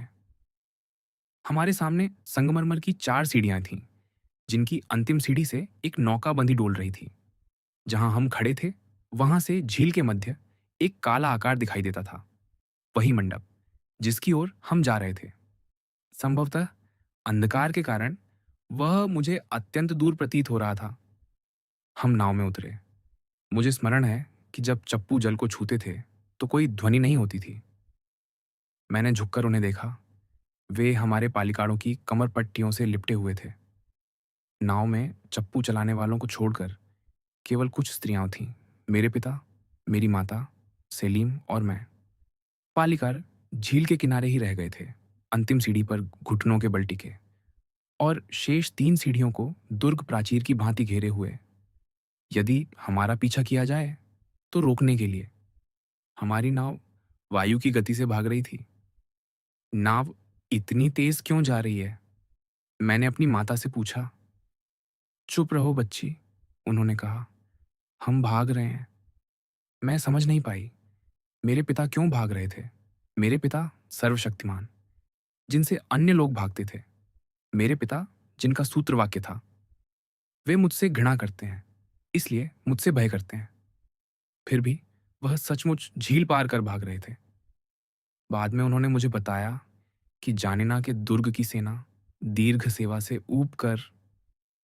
यहाँ हैदे ने अर्थपूर्ण दृष्टि से मोंते क्रिस्तो की ओर देखा, जिसकी आंखें उससे हटी नहीं थीं। फलतः वह धीरे धीरे बोलने लगी, मानो कथा के विवरण गढ़ रही हो या छिपा रही हो। आप कह रही थीं, सिग्नोरा, अल्बेर ने कहा, उसके वृत्तांत पर पूरा ध्यान देते हुए, कि जानिना की सेना दीर्घ सेवा से ऊबकर। उन्होंने सेरास्की और कूर्चित से समझौता कर लिया था, हैदे ने कहा, जिसे सुल्तान ने मेरे पिता का अपहरण करने भेजा था। तब मेरे पिता ने निश्चय किया कि वे उस गुप्त आश्रय में चले जाएं, जिसे उन्होंने बहुत पहले से अपने लिए तैयार कर रखा था, जिसे काताफिगियोन कहते हैं, जिसका अर्थ है शरण। और सुल्तान के पास एक फ्रांसीसी अधिकारी को भेज दिया, जिस पर उन्हें पूर्ण विश्वास था। क्या आपको उस अधिकारी का नाम स्मरण है, सिग्नोरा? ऑल्बेर ने पूछा। मोरसेर की दृष्टि से ओझल मोंते क्रिस्तो और युवती ने एक दूसरे की ओर देखा। नहीं, उसने कहा, मुझे अभी स्मरण नहीं, पर बाद में आ सकता है, तब मैं आपको बताऊंगी। अल्बेर अपने पिता का नाम लेने ही वाला था कि मोंते क्रिस्तो ने धीरे से उंगली उठाकर उसे मौन रहने का संकेत दिया। युवक को अपनी शपथ स्मरण आ गई और वह चुप रह गया। हम उस मंडप की ओर बढ़ रहे थे। उसमें भूतल पर अरबी अलंकरण था और ऊपर एक मंजिल, जो झील पर दृष्टि रखती थी। जहां तक दिखता था, बस वहीं था। पर भूतल के नीचे एक भूमिगत मार्ग था, जो द्वीप के नीचे से गुजरता था। एक विशाल गुफा, जिसमें मुझे, मेरी माता और उनकी स्त्रियों को ले जाया गया। वहां एक ही ढेर में 60,000 थैलियां और 200 पीपे रखे थे। थैलियों में 25 मिलियन स्वर्ण मुद्राएं थीं और पीपों में 30,000 पौंड बारूद। सेलीम, मेरे पिता का प्रिय, जिसका मैंने उल्लेख किया, उन पीपों के पास खड़ा रहता था। वह दिन रात पहरा देता, हाथ में एक डंडा लिए जिसके सिरे पर जलती बत्ती थी। उसे आदेश था कि मेरे पिता के संकेत मात्र पर सब कुछ उड़ा दे। मंडप, पहरेदार, पाशा, स्त्रियां और स्वर्ण, सब कुछ। मुझे स्मरण है कि हमारे दास, यह जानते हुए कि वे इतने भयानक साथी के बीच हैं, दिन रात प्रार्थना करते, रोते और कराहते रहते थे। जहां तक मेरा प्रश्न है, मैं अब भी उस युवा सैनिक को देख सकती हूँ, जिसकी त्वचा पीली और आंखें काली थीं। जब मृत्युदूत मुझे लेने आएगा, मुझे विश्वास है, मैं सेलीम को पहचान लूंगी। मैं नहीं कह सकती हम वहां कितने समय रहे। उन दिनों मुझे समय का ज्ञान नहीं था। कभी कभी, यद्यपि विरले ही, मेरे पिता हमें महल की छत पर ले आते। वे क्षण मेरे लिए आनंद के होते, क्योंकि भूमिगत अंधकार में देखने को कुछ न था, सिवाय कराती आकृतियों और सेलीम की जलती बत्ती के। एक विशाल खुली मेहराब के सामने बैठकर मेरे पिता क्षितिज की गहराइयों की ओर कठोर दृष्टि से देखते रहते। झील पर दिखाई देने वाले प्रत्येक काले बिंदु को परखते हुए, जबकि मेरी माता आधी बैठी, आधी लेटी, उनका सिर उनके कंधे पर टिकाए रहती और मैं उनके चरणों में खेलती। बाल्यकाल के उस आश्चर्य से जो हर वस्तु को विशाल बना देता है, मैं पिंडस की पर्वत श्रृंखलाओं को निहारती, जो क्षितिज पर उभरी रहती, जानिना के दुर्गों को, जो झील के नील जल से श्वेत और कोणीय उठते थे, और उन काले वृक्ष गुच्छों को, जो पर्वत ढालों से ऐसे चिपके थे मानो काई हो, दूर से काई से, और पास जाकर देवदार और विशाल मर्तल वृक्षों के समूह। एक सुबह मेरे पिता ने हमें बुलवाया। हमने उन्हें अत्यंत शांत पाया, पर सामान्य से अधिक पीले। धैर्य रखो वासिलिकी, उन्होंने कहा। आज सब समाप्त हो जाएगा। आज स्वामी का फरमान आएगा और मेरा भाग्य निर्धारित होगा। यदि पूर्ण क्षमा मिली तो हम विजय के साथ जाने ना लौटेंगे। यदि समाचार प्रतिकूल हुआ तो हम आज ही रात भाग जाएंगे। और यदि वे हमें भागने ना दें, मेरी माता ने कहा। उसका भय मत करो, अली ने मुस्कुराकर उत्तर दिया। सेलीम और उसकी जलती बत्ती उसका आश्वासन है। वे मुझे मृत देखना चाहें, पर मेरे साथ मरना नहीं चाहेंगे। सांत्वना के ये शब्द मेरे पिता के हृदय से नहीं निकले थे, और मेरी माता ने उनका उत्तर केवल आहों से दिया। वह उनके लिए शीतल जल तैयार करती, जिसे वह निरंतर पीते रहते, क्योंकि जिस क्षण से वे उस मंडप में आए थे, उन्हें प्रचंड ज्वर ने आ घेरा था। वह उनकी श्वेत दाढ़ी में सुगंध लगाती और चिबूक सुलगाती, जिसके धुएं को वह वायु में उठते देखते रहते, कभी कभी घंटों तक विचारों में डूबे हुए। तभी अचानक उन्होंने एक तीव्र झटका सा दिया, जिससे मैं चौंक उठी। जिस वस्तु ने उनका ध्यान आकर्षित किया था, उसे दृष्टि हटाए बिना उन्होंने अपना दूरबीन मंगाया। मेरी माता ने उन्हें थमा दिया। वह स्वयं उस संगमरमर की जंगले से भी अधिक श्वेत हो उठी थी, जिसके सहारे वह झुकी थी। मैंने देखा, मेरे पिता का हाथ कांप रहा था।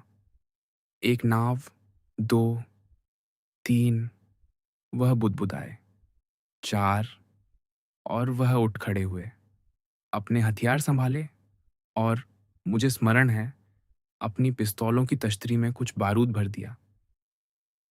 वासिलिकी, उन्होंने मेरी माता से स्पष्ट कंपकंपी के साथ कहा, यह वही क्षण है जो हमारे भाग्य का निर्णय करेगा। आधे घंटे में हमें परम सम्राट का उत्तर झात हो जाएगा। हैदे को लेकर भूमिगत कक्ष में लौट जाओ। मैं आपको छोड़ना नहीं चाहती, वासिलिकी ने कहा। यदि आप मरेंगे, मेरे स्वामी, तो मैं भी आपके साथ मरना चाहती हूं। सेलीम के पास जाओ, मेरे पिता ने पुकारा। विदा, मेरे स्वामी, मेरी माता ने आज्ञापूर्वक बुदबुदाया, मानो मृत्यु के समीप आने से दूहरी हो गई हों। वासिलिकी को ले जाओ, मेरे पिता ने अपने पालिकानों से कहा, पर मुझे भूल गए। मैं दौड़कर उनके पास पहुंची और अपनी भुजाएं फैला दी। उन्होंने मुझे देखा, झुककर मेरे ललाट पर अपने अधर रख दिए। ओह, वह चुंबन, वही अंतिम था, और आज भी मेरे मस्तक पर है। नीचे उतरते समय छत की बेलों के बीच से हमने देखा, नावें झील पर निकट आती जा रही थीं। आरंभ में वे केवल काले बिंदु थीं, अब वे जल तल पर उड़ते पक्षियों जैसी दिखने लगी थीं। उधर मंडप में 20 पालिकार मेरे पिता के चरणों के समीप बैठे, लकड़ी की पैनलिंग के पीछे छिपे, क्रुद्ध दृष्टि से उन नावों का आगमन देख रहे थे। उनकी लंबी बंदूकें चांदी और मोती जड़ित तैयार थीं। फर्श पर असंख्य कारतूस बिखरे पड़े थे। मेरे पिता अपनी घड़ी देखते और व्याकुलता से इधर उधर टहलते रहते। यह वही दृश्य था जो मैंने अपने पिता को छोड़ते समय देखा, उनका अंतिम चुंबन साथ लिए। मेरी माता और मैं भूमिगत मार्ग से नीचे गईं। सलीम अपने स्थान पर था। उसने हमें विषादपूर्ण मुस्कान से देखा। हम गुफा के दूसरी ओर गद्दे खोजने गए और उसके समीप बैठ गए, क्योंकि बड़े संकट के समय निष्ठावान हृदय एक दूसरे का सहारा खोजते हैं। और यद्यपि मैं केवल बालिका थी, मुझे सहज ही अनुभव हो गया था कि कोई महान दुर्भाग्य हमारे ऊपर मंडरा रहा है। अल्बेर ने जानिना के वजीर के अंतिम क्षणों के विषय में बहुत कुछ सुना था, अपने पिता से नहीं, जिन्होंने कभी उसका उल्लेख नहीं किया, बल्कि अजनबियों से। उसने उसकी मृत्यु के भिन्न भिन्न वृत्तांत भी पढ़े थे। पर यह कथा, जो इस युवती के व्यक्तित्व और स्वर में सजीव हो उठी थी, ये जीवित ध्वनियां और यह शोकमय विलाप, उसे एक साथ अवर्णनीय आकर्षण और अवर्णनीय भय से भर गई। जहां तक हैदे का प्रश्न था, वह एक क्षण को ठिठक गई, अपनी भयानक स्मृतियों में डूबी हुई। उसका सिर तूफानी दिन में झुकते पुष्प की भांति उसकी हथेली पर झुक गया था, और उसकी आंखें दूर कहीं खोई हुई अब भी पिंडस की हरित ढलानों और जानिना झील के नील जल को देखती प्रतीत होती थी। वह जादुई दर्पण, जिसमें उसने अभी अभी वर्णित उस अंधकारमय दृश्य की छाया झलक रही थी। मोंते क्रिस्तो उसे एकाग्र और करुण दृष्टि से देख रहा था। आगे कहो, उसने रोमाइक में कहा। हैदे ने सिर उठाया, मानो मोंते क्रिस्तो के गंभीर स्वर ने उसे स्वप्न से जगा दिया हो। और वह आगे कहने लगी। संध्या के 4 बजे थे, पर बाहर दिन निर्मल और दीप्तिमान होने पर भी हम उस भूमिगत सुरंग के अंधकार में डूबे थे। गुफा में एक ही प्रकाश जल रहा था, मानो काले आकाश में कांपता तारा। वही सेलीम की बत्ती थी।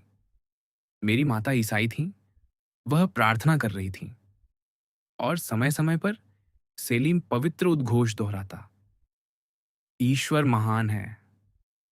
अब भी मेरी माता के हृदय में कुछ आशा शेष थी। नीचे आते समय उन्हें लगा था कि उन्होंने उस फ्रांसीसी अधिकारी को पहचान लिया है, जिसे कॉन्स्टेंटिनोपल भेजा गया था, और जिस पर मेरे पिता को पूर्ण विश्वास था, क्योंकि फ्रांसीसी सुल्तान के सैनिक प्रायः उदार और कुलीन होते हैं। वह सीढ़ियों की ओर कुछ कदम बढ़ी और सुनने लगी। वे आ रहे हैं, उन्होंने कहा। प्रार्थना करें कि वे शांति और जीवन लेकर आए हों। तुम किससे भय करती हो, वासिलिकी? सेलीम ने उत्तर दिया, ऐसी वाणी में जो एक साथ कोमल और गर्वपूर्ण थी। यदि वे शांति नहीं लाते, तो हम उन्हें मृत्यु देंगे। और उसने अपनी भाले से अंगारों को कुरेदा, मानो प्राचीन कृति डियोनिसस का कोई भाव हो। पर मैं, एक निष्पाप बालिका, उसके साहस से ही भयभीत हो उठी, जो मुझे उग्र और निरर्थक लगा, और उस भयानक मृत्यु से सिहर गई, जो ज्वाला बनकर वायु में लहराती थी। मेरी माता ने भी वही भय अनुभव किया, क्योंकि मैंने उन्हें कांपते महसूस किया। हे ईश्वर, हे ईश्वर, माता, मैंने पुकारा, क्या हम मरने वाले हैं? ये सुनते ही दासों का विलाप और तीव्र हो गया।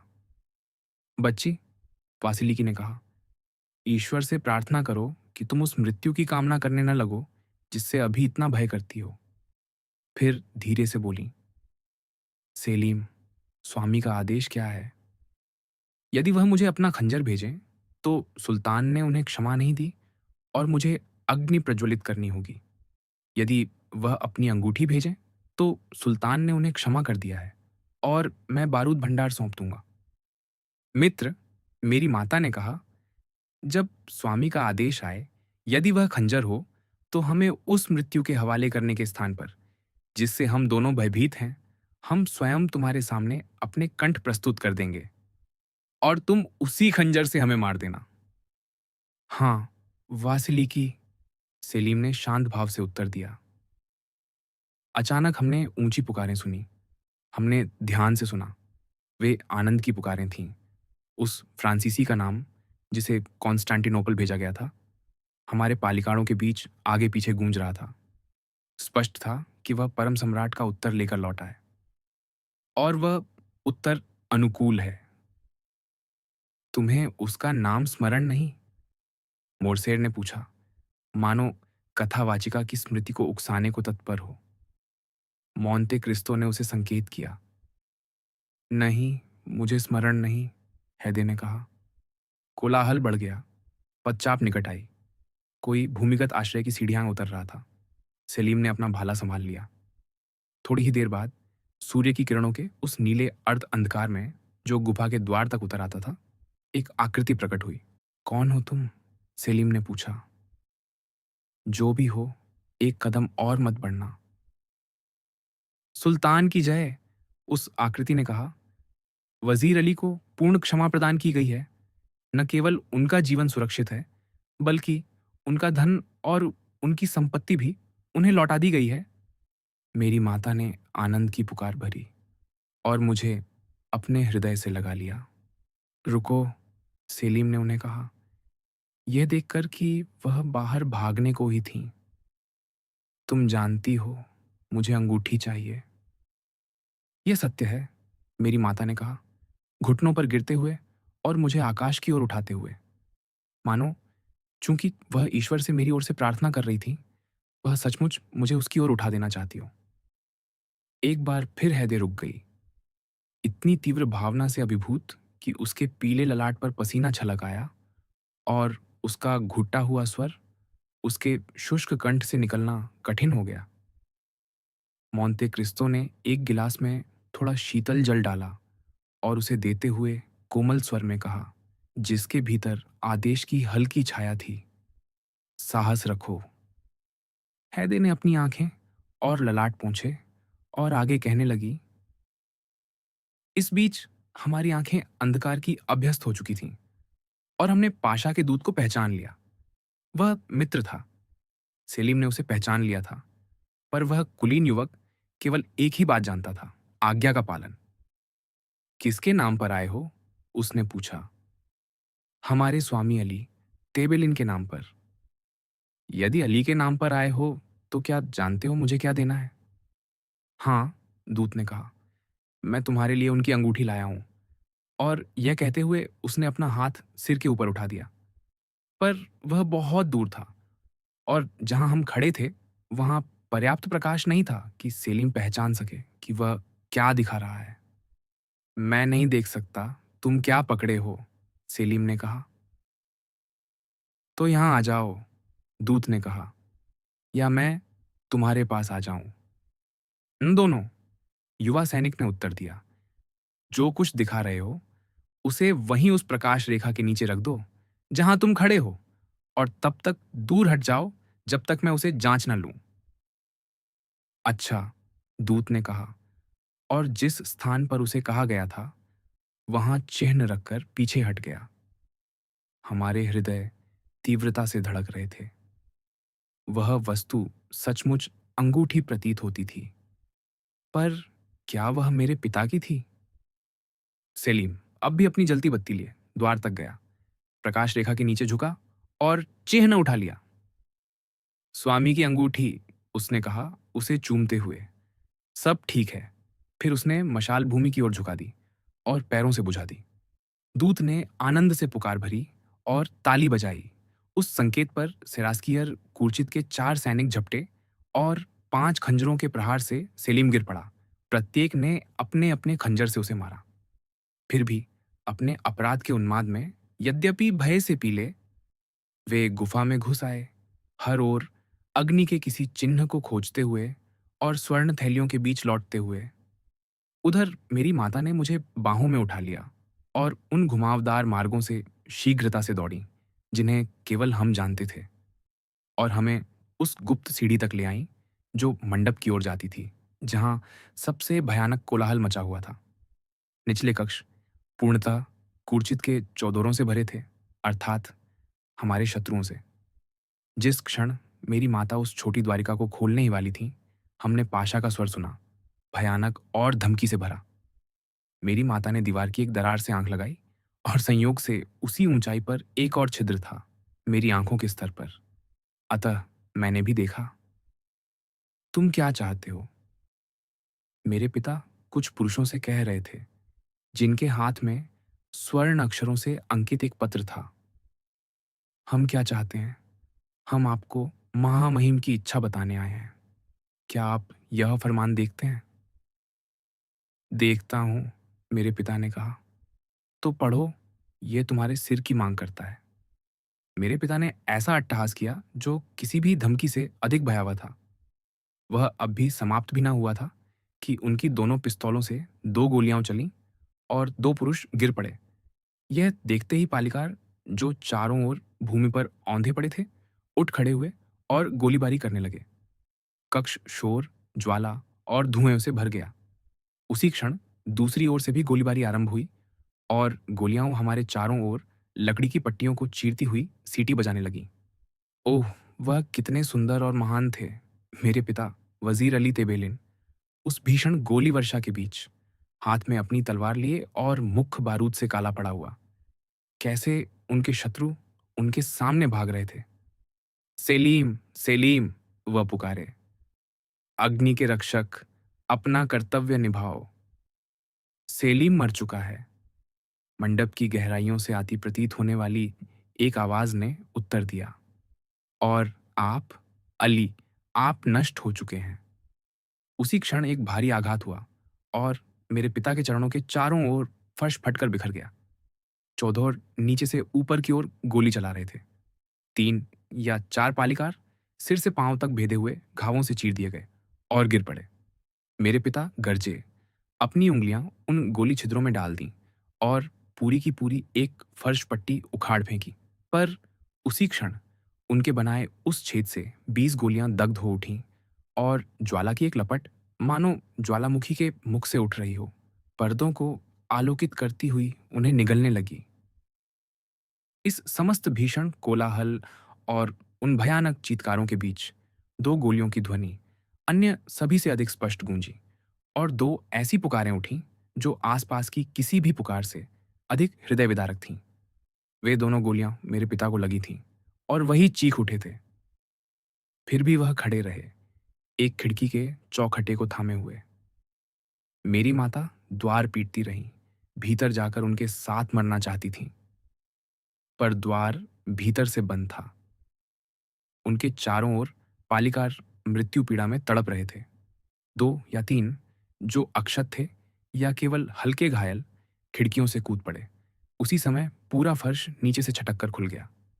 मेरे पिता एक घुटने पर गिर पड़े और उसी क्षण 20 भुजाएं ऊपर उठीं, तलवारें, पिस्तौलें और खंजर थामे। 20 प्रहार एक साथ उस एक पुरुष पर पड़े और मेरे पिता अग्निभंवर में विलीन हो गए, उन गर्जन करते दैत्यों की लपटों से भड़काई हुई ज्वाला में, मानो उनके चरणों तले स्वयं नरक खुल गया हो। मैंने अनुभव किया कि मुझे भूमि पर खींच लिया गया है। मेरी माता मूर्छित हो चुकी थी। हैदे ने अपनी भुजाएं गिरा दी, कराहते हुए, और काउंट की ओर ऐसे देखा मानो पूछ रही हो, क्या वह उसकी आज्ञाकारिता से संतुष्ट है। वह उठे, उसके पास आए, उसका हाथ थामा और रोमाइक में कहा, विश्राम करो प्रिय बालिका, और इस विचार से अपने को सांत्वना दो कि विश्वासघातियों को दंड देने के लिए एक ईश्वर है। यह अत्यंत भयावह कथा थी, काउंट, अल्बेर ने कहा, हैदे के पीले पड़ते मुख से व्याकुल होकर। अब मुझे खेद हो रहा है कि मैं इतना असावधान था। तुम्हें खेद करने की आवश्यकता नहीं, मोंटे क्रिस्टो ने उत्तर दिया। फिर उसका हाथ उसके मस्तक पर रखते हुए आगे कहा, हैदे साहसी है और कभी कभी अपनी विपत्तियों का वर्णन कर उसे हल्कापन मिला है, क्योंकि स्वामी, युवती ने कहा, मेरे दुखों की कथा मुझे आपके प्रति आपकी कृपा की स्मृति दिलाती है। अल्बेर ने उसे कौतूहल से देखा। उसने अब तक वह बात नहीं कही थी जिसे जानने की उसे सर्वाधिक इच्छा थी कि वह काउंट की दासी कैसे बनी। हैदे ने उसकी आंखों में वही जिज्ञासा देखी और काउंट की दृष्टि में भी। इसलिए वह आगे कहने लगी, जब मेरी माता को होश आया, हम दोनों सेरास्कियर के सामने थे। मुझे मार डालो, मेरी माता ने कहा, पर अली की विधवा की मर्यादा को बख्श दो। तुम्हें मुझसे नहीं प्रार्थना करनी चाहिए, कूर्चित ने कहा। तो किससे? अपने नए स्वामी से। और वह कौन है? कूर्चित ने हमें उन पुरुषों में से एक की ओर संकेत किया जिसने मेरे पिता की मृत्यु में सबसे अधिक योगदान दिया था। युवती ने कहा, गहरे रोष से भरी हुई, तो क्या तुम उसी मनुष्य की संपत्ति बन गई? अल्बेर ने पूछा। नहीं, हैदे ने उत्तर दिया। उसने हमें अपने पास रखने का साहस नहीं किया, पर हमें उन दास व्यापारियों को बेच दिया जो कॉन्स्टेंटिनोपल जा रहे थे।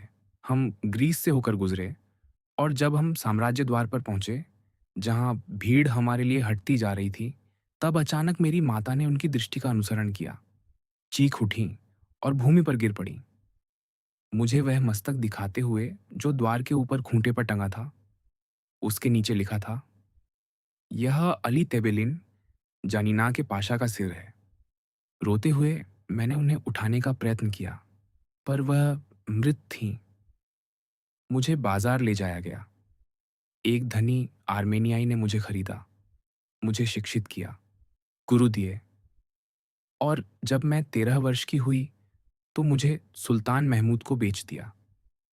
और वहीं से, मोंते क्रिस्तो ने कहा, मैंने इसे खरीदा, जैसा मैंने तुमसे कहा था अल्बेर, उसी रत्न के बदले जिसके समान का एक पत्थर मैं अपने हशीश गोली रखने के डिब्बे में रखता हूं।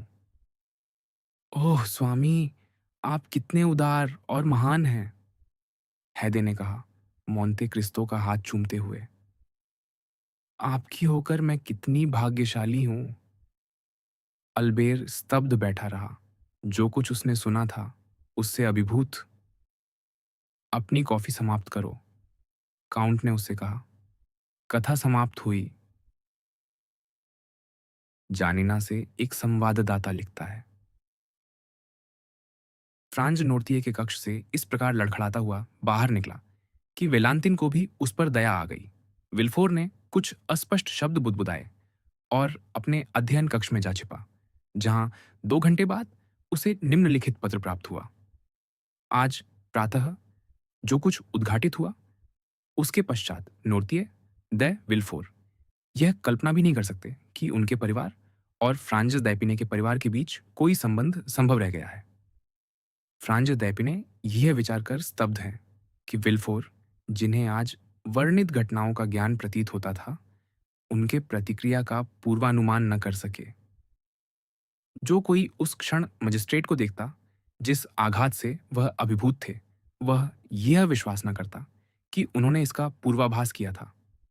वास्तव में उन्होंने कभी सोचा ही न था कि उनके पिता इतने स्पष्ट या इतने कठोर होंगे कि ऐसी कथा स्वयं कह सुनाएंगे। सत्य तो यह है कि नोर्तिये अपने पुत्र की मत धारणा की उपेक्षा करते हुए कभी इस विषय को स्पष्ट करने का कष्ट ही नहीं उठाया था, और विल्फोर सदैव यह मानते रहे कि जनरल क्वेस्नेल अथवा बैरन डेपिने, चाहे उसे उसके स्वनिर्मित नाम से पुकारें या प्रदत्त उपाधि से, की हत्या की गई थी, न कि सम्मानपूर्वक द्वंद्व युद्ध में मृत्यु हुई थी। यह कठोर पत्र उस युवक की ओर से जो अब तक अत्यंत आदरपूर्ण रहा था, विल्फोर जैसे व्यक्ति के अभिमान पर घातक आघात था। वह अब भी अपने अध्ययन कक्ष में पहुंचा ही था कि उसकी पत्नी पीछे पीछे आ गई। नोर्तिये के बुलावे पर फ्रांस का अचानक लुप्त हो जाना सबको इतना चकित कर गया था कि विल्फोर की पत्नी की स्थिति, जो नोटरी और साक्षियों के साथ अकेली रह गई थी, अधिकाधिक असहज हो गई। अंततः उसने निश्चय किया और यह कहकर चली आई कि वह जानना चाहती है कि क्या हुआ। विल्फोर ने उसे केवल इतना बताया कि उसके, नोर्तिये और दैपिने के बीच हुए विवाद के पश्चात फ्रांस का वेलांतिन से संबंध विच्छेद हो गया है। यह समाचार उन लोगों तक पहुंचाना सरल न था जो अब भी प्रतीक्षा कर रहे थे। अतः विलाफोर की पत्नी लौटकर बोली कि बैठक के आरंभ में ही नोर्तिये को पक्षाघात का आघात सा हुआ, इसलिए अनुबंध पर हस्ताक्षर स्वाभाविक ही कुछ दिनों के लिए स्थगित कर दिए गए हैं। यह समाचार यद्यपि असत्य था, पर समान प्रकार की 2 अन्य विपत्तियों के बाद इतना विचित्र प्रभाव डाल गया कि सबने एक दूसरे की ओर विस्मय से देखा और बिना कुछ कहे चले गए। इधर वेलांतिन एक साथ प्रसन्न और स्तब्ध उस दुर्बल वृद्ध को आलिंगन कर और कृतज्ञता व्यक्त कर, जिसने एक ही आघात में उस बंधन को तोड़ दिया था जिसे वह अब अविच्छेद्य मानने लगी थी, यह पूछकर कि क्या वह विश्राम के लिए जा सकती है, नोर्तिये की दृष्टि से अनुमति लेकर चली गई। पर अपने कक्ष में जाने के स्थान पर वह गलियारे से उतरकर छोटी द्वारिका से बगीचे में जा पहुंची। एक के बाद एक घटित घटनाओं के बीच उसके मन को एक अस्पष्ट आशंका सतत व्याकुल किए हुए थी। हर क्षण उसे प्रतीत होता था कि मोरेल भीतर आ धमकेगा, पीला, उग्र, जैसे लूसी ऑफ लैमरमूर के वागदान पर रेवनसूट का स्वामी। संयोग से वह ठीक समय पर फाटक तक पहुंच गई। मैक्सिमिलियन, ये भांप कर कि कुछ होने वाला है, जब उसने फ्रांस को विल्फोर के साथ कब्रिस्तान से निकलते देखा, उसके पीछे पीछे आया था। फिर उसे भीतर जाते, निकलते और शातो रेनो के साथ लौटते देख उसके मन में कोई संदेह न रहा। वह अपने स्थान पर पहुंच गया, किसी भी स्थिति के लिए तैयार, निश्चय पूर्वक कि अवसर मिलते ही वेलांतिन उससे मिलने आएगी। वह सही था। बाढ़ से लगी आंखों से उसने युवती को फाटक की ओर दौड़ते देखा, अपनी सामान्य सावधानियां तक भूलकर।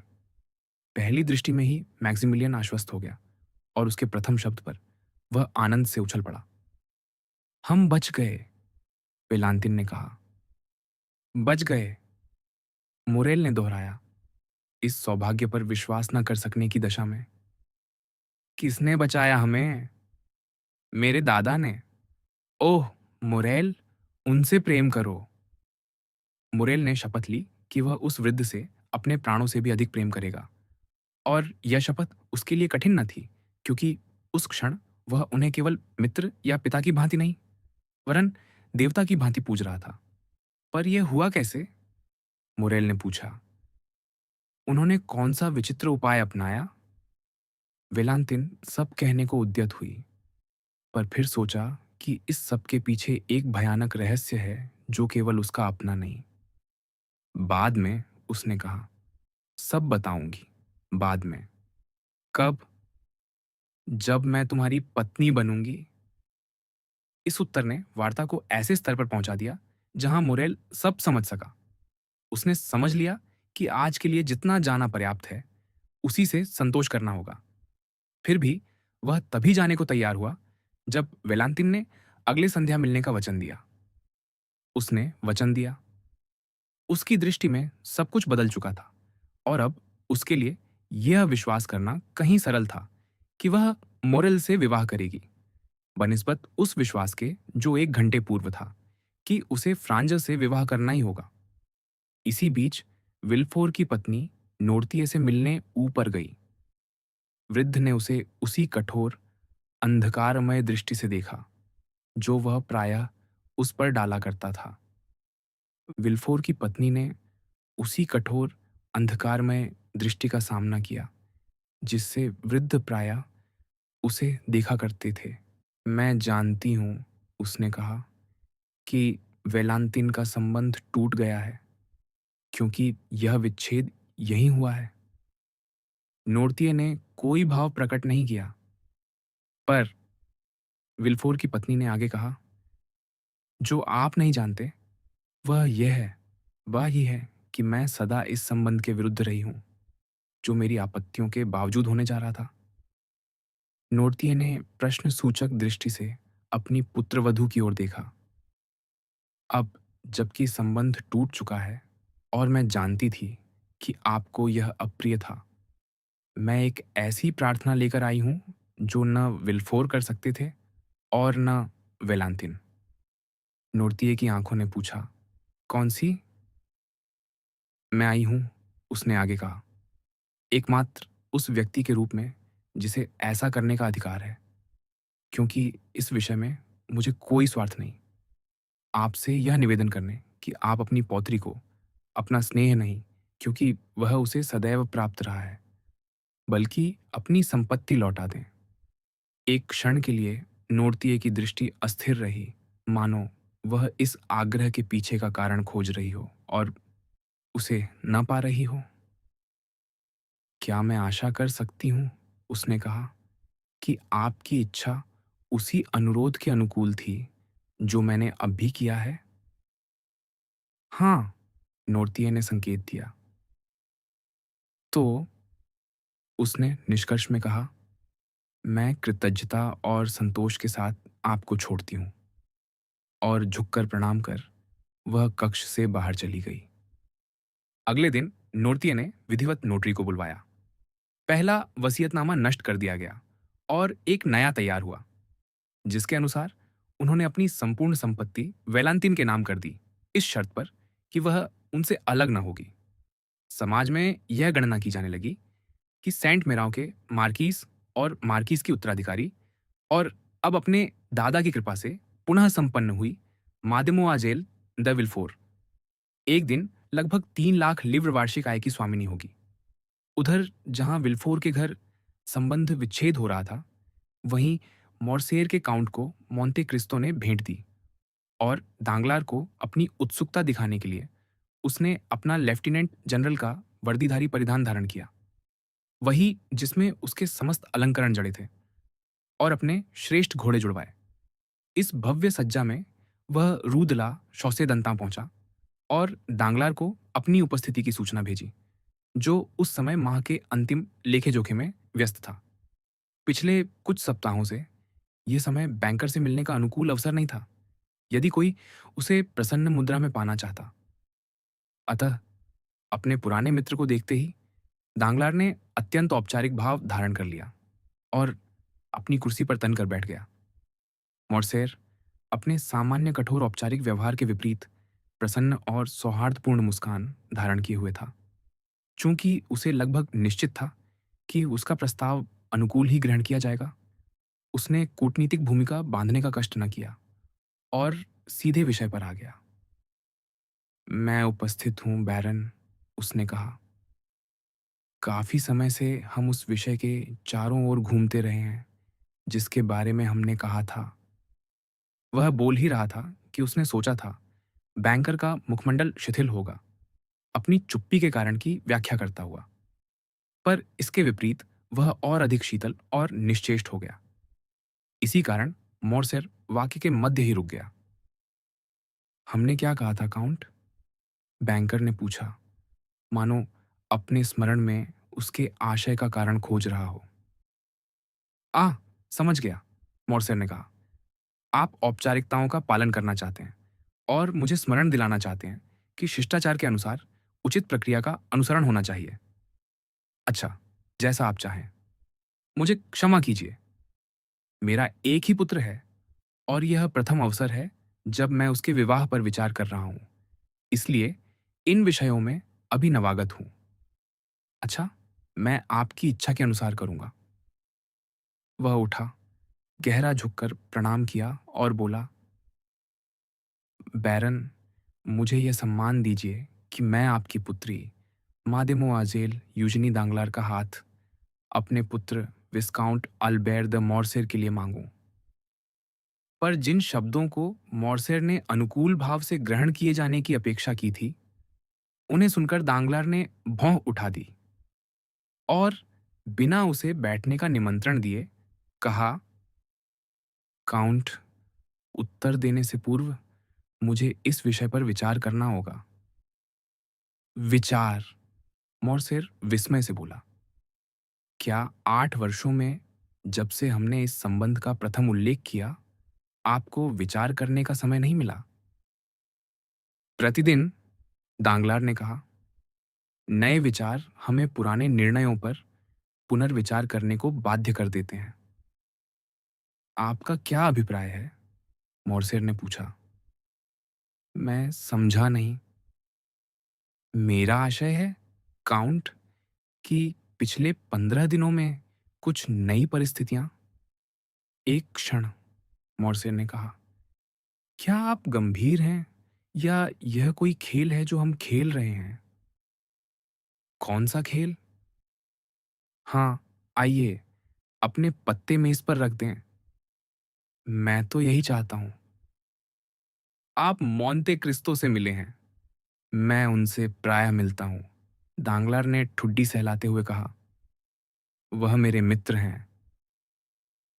तो पिछली बार जब आप उनसे मिले, आपने कहा था कि मैं इस संबंध के विषय में अनिश्चित प्रतीत होता हूं। हाँ, कहाँ था? तो देखिए, मैं न अनिश्चित हूं न विस्मृत, क्योंकि मैं आपसे आपका वचन निभाने को कहने आया हूं। दांगलार मौन रहा। क्या आपने अपना विचार बदल लिया है? मोर्सेर ने जोड़ा, या केवल मुझे अपमानित करने के लिए मुझे स्पष्ट निवेदन करने को विवश कर रहे हैं? दांगलार ने अनुभव किया कि यदि वार्ता इसी दिशा में चलती रही तो वह उसके लिए प्रतिकूल सिद्ध होगी। अतः उसने कहा, काउंट, मेरी शीतलता पर आपका आश्चर्य स्वाभाविक है। मैं इसे समझता हूँ, और विश्वास कीजिए, मुझे स्वयं इससे कम खेद नहीं है। परंतु मैं आपको आश्वस्त करता हूँ, यह मेरे नियंत्रण से परे परिस्थितियों के कारण आवश्यक हो गया है। यह सब ठीक है महोदय, मोर्सेर ने कहा। कोई साधारण आगंतुक ऐसी अस्पष्ट बातों से संतुष्ट हो सकता है, पर काउंट ड मोर्सेर साधारण आगंतुक नहीं है। जब मेरे समान व्यक्ति किसी दूसरे से मिलने आए, उसे उसके वचन की स्मृति दिलाए और वह अपना वचन न निभाए, तब उसे अधिकार है कि वह तत्काल एक स्पष्ट कारण की मांग करे। दांगलार कायर था, पर कायर दिखाई देना नहीं चाहता था। मोर्सेर के स्वर ने उसे उत्तेजित कर दिया। मेरे पास पर्याप्त कारण है, उसने उत्तर दिया। और उसका क्या अर्थ है? अर्थ यह कि कारण है, पर ऐसा नहीं जिसे मैं सरलता से बता सकूं। आपको यह तो झांत ही होगा, मोर्सेर ने कहा, कि आपकी यह गोपनीयता मेरे लिए निरर्थक है। और किसी भी स्थिति में एक बात स्पष्ट है कि आप इस संबंध को अस्वीकार कर रहे हैं। नहीं, दांगलार ने कहा, मैं केवल निर्णय स्थगित कर रहा हूं। आप यह अपेक्षा तो नहीं करते, मोर्सेर ने कहा, कि मैं आपकी इच्छा पर निर्भर होकर विनम्रता से प्रतीक्षा करता रहूं जब तक आप अनुकूल न हो जाएं? यदि आप प्रतीक्षा नहीं कर सकते, काउंट, तो इस व्यवस्था को निरस्त मान लीजिए। काउंट ने अपने अभिमानी और उग्र स्वभाव के उस विस्फोट को रोकने के लिए अपने होंठ इस प्रकार भींच लिए कि वे रक्तिम हो उठे। फिर भी यह समझकर कि इन परिस्थितियों में उपहास का पात्र वही बनेगा, वह कक्ष से बाहर जाने को ही था कि विचार बदलकर लौट आया। उसके मुख पर छाया सा संशय उतर आया, आहत गर्व के स्थान पर। आइए, दांगलार, उसने कहा, हम अनेक वर्षों से एक दूसरे को जानते हैं, अतः हमें एक दूसरे के प्रति कुछ विचार रखना चाहिए। आप मुझे एक स्पष्टीकरण के आड़नी हैं, और मैं केवल इतना जानना चाहता हूं कि ऐसा कौन सा दुर्भाग्यपूर्ण प्रसंग घटित हुआ जिसने मेरे पुत्र के प्रति आपकी अनुकंपा बदल दी? यह विस्काउंट से संबंधित नहीं है, इतना ही कह सकता हूं, दांगलार ने उत्तर दिया। और यह देखकर कि मोर्सेर कुछ नरम पड़ा है, वह फिर उद्दंड हो उठा। तो किससे संबंधित है? मोर्सेर ने घुट्टे स्वर में पूछा, उसका मुख पीला पड़ता हुआ। दांगलार ने इन सभी लक्षणों पर ध्यान दिया और काउंट को असामान्य आत्मविश्वास से देखने लगा। आपको मुझे धन्यवाद देना चाहिए कि मैं इसे स्पष्ट नहीं कर रहा, उसने कहा। दबी हुई क्रोध कंपन से मोर्सेर का शरीर कांप उठा। उसने स्वयं को संयत करने का भरसक प्रयत्न किया। मुझे अधिकार है, उसने कहा, और मैं उस संतोष की मांग करूंगा जो स्पष्टीकरण से मिलता है। क्या आपको मोर्सेर की पत्नी से कोई आपत्ति है, या मेरा धन अपर्याप्त है, या मेरे राजनीतिक विचार जो आपसे भिन्न हैं? इनमें से कोई नहीं, दांगलार ने कहा। ऐसी दशा में तो मुझे क्षमा योग्य भी ना माना जाता, क्योंकि ये सब मुझे तब झांत थे जब मैंने ये संबंध स्वीकार किया था। नहीं, आगे मत खोजिए। मुझे लज्जा है कि मैंने आपको ऐसे विचार सुझाने को बाध्य किया। विश्वास कीजिए, यहीं बात समाप्त कर दें। इसे न तो संबंध माने, न विच्छेद, केवल विलंब। ईश्वर के लिए क्या शीघ्रता है? मेरी पुत्री 17 वर्ष की है और आपका पुत्र 21 का। समय बीतता रहेगा और घटनाएं घटेंगी। जो बातें आज अस्पष्ट प्रतीत होती हैं, वे कल अत्यंत स्पष्ट हो सकती हैं। और इस प्रकार सबसे क्रूर कलंक भी एक दिन में लुप्त हो जाते हैं। कलंक? आपने कलंक कहा महोदय? मोर्सेर चिल्लाया, श्वेत पड़ते हुए। कोई मुझे कलंकित कर रहा है। काउंट, आगे मत बढ़िए, तांगलार ने कहा। तो क्या मुझे यह अस्वीकृति बिना शब्द कहे स्वीकार करनी होगी?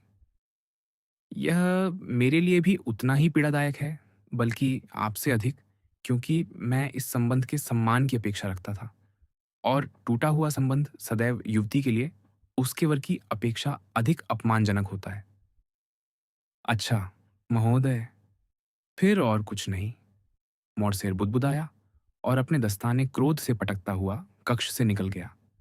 दांगलार ने ध्यान दिया कि एक बार भी मोरसेर ने यह पूछने का साहस नहीं किया कि क्या वह स्वयं मोरसेर इस अस्वीकार का कारण है।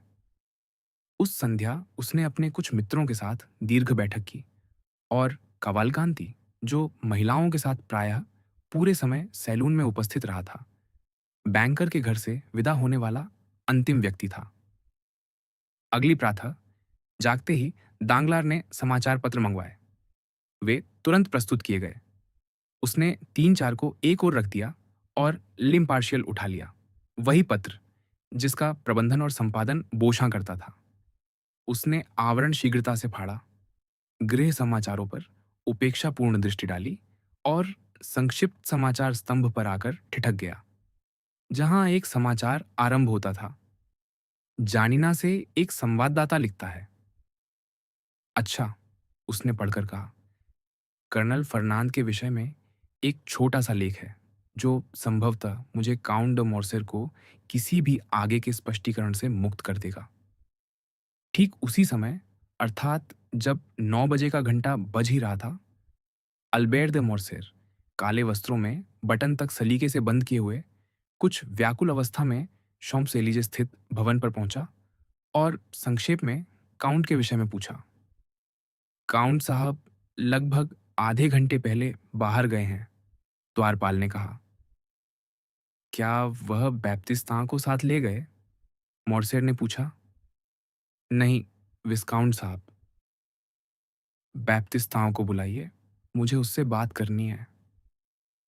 द्वारपाल स्वयं परिचर को खोजने गया और थोड़ी देर में उसे लेकर लौटा।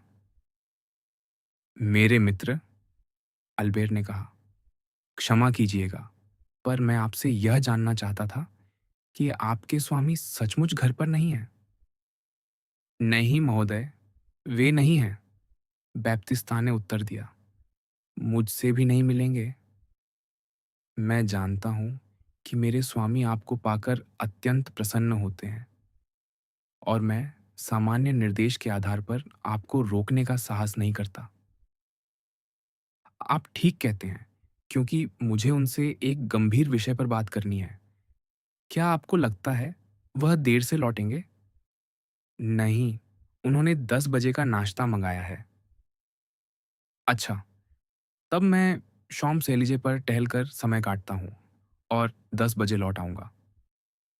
यदि काउंट मुझसे पहले लौट आई तो उनसे कहिएगा कि मेरी प्रतीक्षा करें। निश्चय ही, महोदय, आप निश्चिंत रहें। अल्बेर ने अपनी किराए की गाड़ी काउंट के द्वार पर छोड़ दी और पैदल चल पड़ा। अल्ले द वेव से गुजरते हुए उसे लगा कि उसने गोस्से के निशानेबाजी गृह के द्वार पर काउंट के घोड़े खड़े देखे हैं। वह उधर गया और घोड़ों को पहचानकर सारथी को भी पहचान लिया। क्या काउंट अभ्यास कर रहे हैं? उसने पूछा। जी हाँ, महोदय, सारथी ने उत्तर दिया। मोरसेर के वहां पहुंचने से पहले से ही नियमित अंतराल पर कई गोलियों की ध्वनि आ रही थी। वह भीतर गया। परिचर छोटे बगीचे में खड़ा था। क्षमा कीजिए, विस्काउंट साहब, उसने कहा। क्या आप एक क्षण प्रतीक्षा करेंगे? क्यों, फिलिप? अल्बेर ने पूछा। वह नियमित आगंतुक था, अतः यह अवरोध उसे आश्चर्यजनक लगा। क्योंकि जो सज्जन इस समय अभ्यास कर रहे हैं, वे पूरा मैदान अपने लिए लेते हैं और कभी किसी के सामने नहीं चलते। तुम्हारे सामने भी नहीं, फिलिप। जैसा आप देख रहे हैं, मैं अपने दफ्तर के द्वार पर खड़ा हूं और उनकी पिस्तौल कौन भरता है? उनका सेवक, नूबियन, एक अश्वेत। मेरा वही आशय था। तो आप उस सज्जन को जानते हैं? मैं उन्हें ढूँढने आया हूँ। वह मेरे मित्र हैं। अच्छा, तो बात और है। मैं उन्हें सूचना देता हूँ। जिज्ञासा से प्रेरित फिलिप भीतर गया। एक क्षण बाद मोंते क्रिस्तो स्वयं द्वार पर प्रकट हुआ। प्रिय काउंट, क्षमा कीजिए कि मैं आपका पीछा करते यहाँ तक आ पहुँचा, अल्बेर ने कहा। और आरंभ ही में कह दूँ, यह आपके सेवकों की भूल नहीं, असावधानी मेरी थी। मैं आपके घर गया था। उन्होंने कहा आप टहलने निकले हैं, पर 10 बजे नाश्ते के लिए लौटेंगे। मैं भी समय काटने निकला और तभी आपके घोड़े और गाड़ी देख ली। आपकी बात से मुझे आशा होती है कि आप मुझे नाश्ते का निमंत्रण देने आए हैं। नहीं, धन्यवाद। अभी भोजन का प्रश्न ही नहीं। संभव है बाद में 7 दोपहर का भोजन करें, पर आज मैं अच्छा साथी नहीं रहूंगा। आखिर बात क्या है? प्रिय काउंट, मैं आज युद्ध करने जा रहा हूं। आप? ये कैसे? द्वंद्व युद्ध में? और कैसे? यह तो समझा, पर कारण? सम्मान का प्रश्न। ओह, तब बात गंभीर है। इतनी गंभीर कि मैं आपसे एक उपकार मांगने आया हूं। कौन सा? आप मेरे सहायक बने। तब तो वास्तव में गंभीर है। यहां नहीं, घर चलकर बात करेंगे। अली, जल लाओ। काउंट ने आस्तीनें चढ़ाई और उस छोटे प्रकोष्ठ में गया जहां निशानेबाज हाथ धोते हैं। आइए, विस्काउंट, फिलिप ने धीरे से कहा। मैं आपको कुछ दिखाना चाहता हूं। अल्बेर उसके पीछे गया। वहां लक्ष्य पट्ट पर निशानों के स्थान पर ताश के पत्ते जड़े थे। दूर से उसे लगा, इक्का से 10 तक की पूरी गड्डी है। अरे, उसने कहा, क्या आप पिकेट खेल रहे थे? नहीं, काउंट ने कहा, मैं ताश की गड्डी बना रहा था। क्या मतलब? जो तुम इक्के और दो देख रहे हो, मेरी गोलियों ने उन्हें 3, 5, 7, 8, 9 और 10 बना दिया है। अल्बेर निकट गया और देखा कि सचमुच अनुपस्थित चिन्हों के स्थान पर गोलियों के सूक्ष्म समदूरी छिद्र थे, प्रत्येक पत्ते पर ठीक वहीं जहां अंक अंकित होना चाहिए था। लक्ष्यपट की ओर जाते हुए उसने 2-3 अबाबिलें भी उठाईं, जिन्हें काउंट ने उड़ान में ही मार गिराया था। अद्भुत, अल्बेर बोला। और क्या अपेक्षा थी, प्रिय विस्काउंट? मोंते क्रिस्तो ने हाथ पोंछते हुए कहा। मुझे अपने अवकाश के क्षण भरने होते हैं। चलिए। दोनों काउंट की कूपे में बैठे और कुछ ही मिनटों में उनके भवन के द्वार पर उतरे।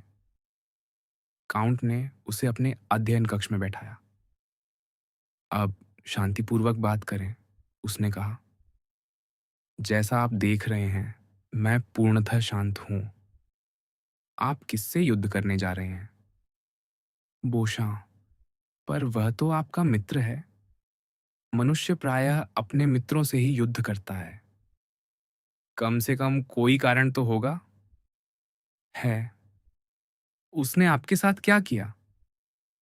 कल रात्रि के समाचार पत्र में, पर आप स्वयं पढ़ लीजिए।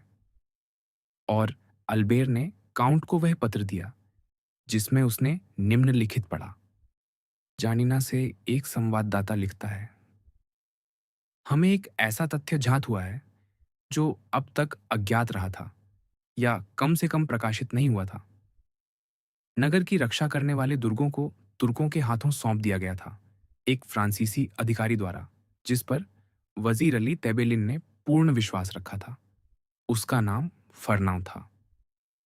तो मोंते क्रिस्तो ने कहा, इसमें ऐसा क्या है जिसने तुम्हें विचलित कर दिया? क्या पाया मैंने? हाँ, तुम्हें इससे क्या कि जानिना के दुर्ग किसी फरनान नामक अधिकारी द्वारा तुर्कों को सौंप दिए गए। मुझे इसलिए कि मेरे पिता काउंट द मोर्सेर का बपतिस्मा नाम फरनाव था। और तुम्हारे पिता अली पाशा के अधीन सेवा में थे। उन्होंने यूनान की स्वतंत्रता के लिए युद्ध किया था। यही तो कलंक है। प्रिय विस्काउंट, संयत हो जाओ। मैं उससे बढ़कर कुछ नहीं चाहता। तो बताओ, फ्रांस में कौन जानता है कि यह फरनाव वही व्यक्ति है जो आज काउंट द मोर्सेर कहलाता है? और आज कौन जानेना की परवाह करता है, जिसे मेरा विश्वास है 1822 या 1823 में लिया गया था? यही तो विश्वासघात है। समय को बीत जाने दिया गया और अब उन भूली घटनाओं को खोदकर निकाला जा रहा है ताकि उच्च पद पर आसीन व्यक्ति को कलंकित किया जा सके। मैं अपने पिता के नाम का उत्तराधिकारी होकर उस पर संशय की छाया तक नहीं पड़ने दूंगा। मैं बोशां के पास अपने सहायक भेजूंगा, क्योंकि उसी के पत्र में यह लेख छपा है और वह इसे वापस लेगा। बोशां कुछ वापस नहीं लेगा तो हमें युद्ध करना होगा। नहीं, तुम युद्ध नहीं करोगे। वह उत्तर देगा कि यूनानी सेना में फरनाव नाम के 50 अधिकारी रहे होंगे। फिर भी हम युद्ध करेंगे।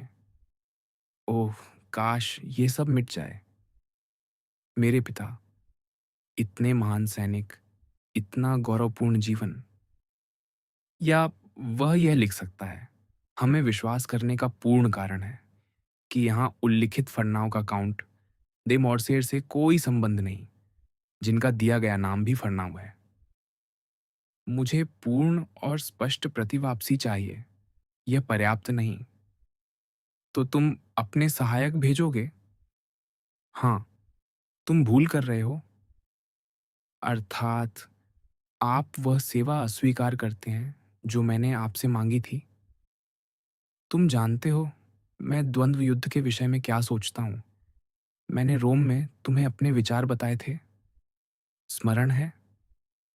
इसके बावजूद, प्रिय काउंट, मैंने आज प्रातः आपको उसी अभ्यास में लिप्त पाया जो उन विचारों से मेल नहीं खाता। क्योंकि प्रिय मित्र, मनुष्य को एकांगी नहीं होना चाहिए। जब पागलों के बीच रहो तो पागल की भांति अभ्यास भी करना चाहिए। किसी भी क्षण कोई उन्मत्त उतने ही तुच्छ कारण से जितना तुम्हारा बोशां से विवाद मुझे ललकार सकता है, अपने सहायक भेज सकता है या सार्वजनिक स्थान पर अपमानित कर सकता है, तब मुझे उसे मारना ही होगा। तो आप मानते हैं कि आप युद्ध करेंगे? निश्चय ही। तो मुझे क्यों रोकते हैं? मैं यह नहीं कह रहा कि तुम युद्ध न करो, केवल यह कि द्वंद्व युद्ध गंभीर विषय है, विचार मांगता है। क्या उसने विचार किया होगा मेरे पिता का अपमान करने से पहले? यदि नहीं, और यदि वह स्वीकार कर ले, तो तुम्हें उसे दोष नहीं देना चाहिए। प्रिय काउंट, आप अत्यधिक उदार हैं और तुम अत्यधिक कठोर। कल्पना करो, सुनो, जो मैं कहने जा रहा हूं उससे रुष्ट मत होना। मैं सुन रहा हूं। मान लो जो उसने प्रकाशित किया सत्य हो। कोई पुत्र अपने पिता के सम्मान पर ऐसा अनुमान स्वीकार नहीं कर सकता। हे भगवान, हम ऐसे युग में जीते हैं जहां बहुत कुछ स्वीकार कर लिया जाता है। यही तो युग का दोष है। क्या तुम उसे सुधारने चले हो? हाँ, जहां वह मुझे स्पर्श करे। क्या नैतिकतावादी हो तुम, प्रिय बालक? मैं ऐसा ही बना हूं। क्या तुम्हें सलाह का प्रभाव नहीं होता? होता है, जब मित्र दे। क्या मुझे मित्र मानते हो? हाँ, तो अपने सहायक भेजने से पहले सत्य जान लो। किससे? उदाहरण के लिए, हैदे से। इसमें किसी स्त्री को घसीटना, वह क्या कर सकती है? या ये बता सकती है कि तुम्हारे पिता का उसके पिता के पतन या मृत्यु से कोई संबंध न था, या यदि दुर्भाग्य से था तो तुम्हें सत्य से अवगत करा सकती है। मैं कह चुका हूं, मैं ऐसी संभावना स्वीकार नहीं कर सकता। तो तुम इस उपाय को अस्वीकार करते हो। हाँ, पूर्णतः, पूर्णतः। तो अंतिम परामर्श सुनो। हाँ, पर अंतिम ही हो। क्या तुम सुनना चाहते हो? मैं स्वयं आग्रह करता हूँ। अपने सहायक बोशां के पास मत भेजो। क्यों? स्वयं जाकर उससे मिलो। यह प्रथा नहीं है, अत्यंत असामान्य होगा। तुम्हारा प्रसंग भी साधारण नहीं। तो मुझे स्वयं क्यों जाना चाहिए? क्योंकि तब यह विषय केवल तुम्हारे और बोशां के बीच रहेगा। निस्संदेह, यदि बोशां प्रतिवापसी करने को तैयार हो, तो तुम्हें उसके सद्भाव का श्रेय उसी को लेने देना चाहिए। प्रतिवापसी उतनी ही निश्चित रूप से हो जाएगी। यदि वह इनकार करे, तब समय होगा कि तुम अपना रहस्य दो अजनबियों को सौंपो। वे अजनबी नहीं, मित्र होंगे। आज के मित्र कल के शत्रु हो सकते हैं। क्या बात कहते हैं आप? बोशां को ही देख लो। तो मैं सावधानी की सलाह देता हूँ। तो आप समझते हैं कि मुझे स्वयं बोशां से मिलने जाना चाहिए? हाँ, अकेले। अकेले। जब किसी मनुष्य के आत्मसम्मान को स्पर्श करने वाली कोई बात प्राप्त करनी हो, तो उसके अभिमान को आहत होने की आभा तक से बचाना चाहिए। मुझे लगता है आप ठीक कहते हैं। ये सुनकर मुझे प्रसन्नता हुई। मैं अकेला ही जाऊंगा। अच्छा, पर न जाना और भी अच्छा होता। ये असंभव है। तो जैसा कहते हो वैसा करो। फिर भी यह तुम्हारी पूर्व योजना से बेहतर है। उस दशा में बताइए, यदि मेरे सभी प्रयत्नों और निवेदनों के बाद भी मुझे युद्ध करना पड़े, तो क्या आप मेरे सहायक बनेंगे? प्रिय विस्काउंट, मोंते क्रिस्तो ने अत्यंत गंभीरता से कहा, तुमने देखा ही होगा कि मैं हर समय और हर स्थान पर तुम्हारे प्रति समर्पित हूं।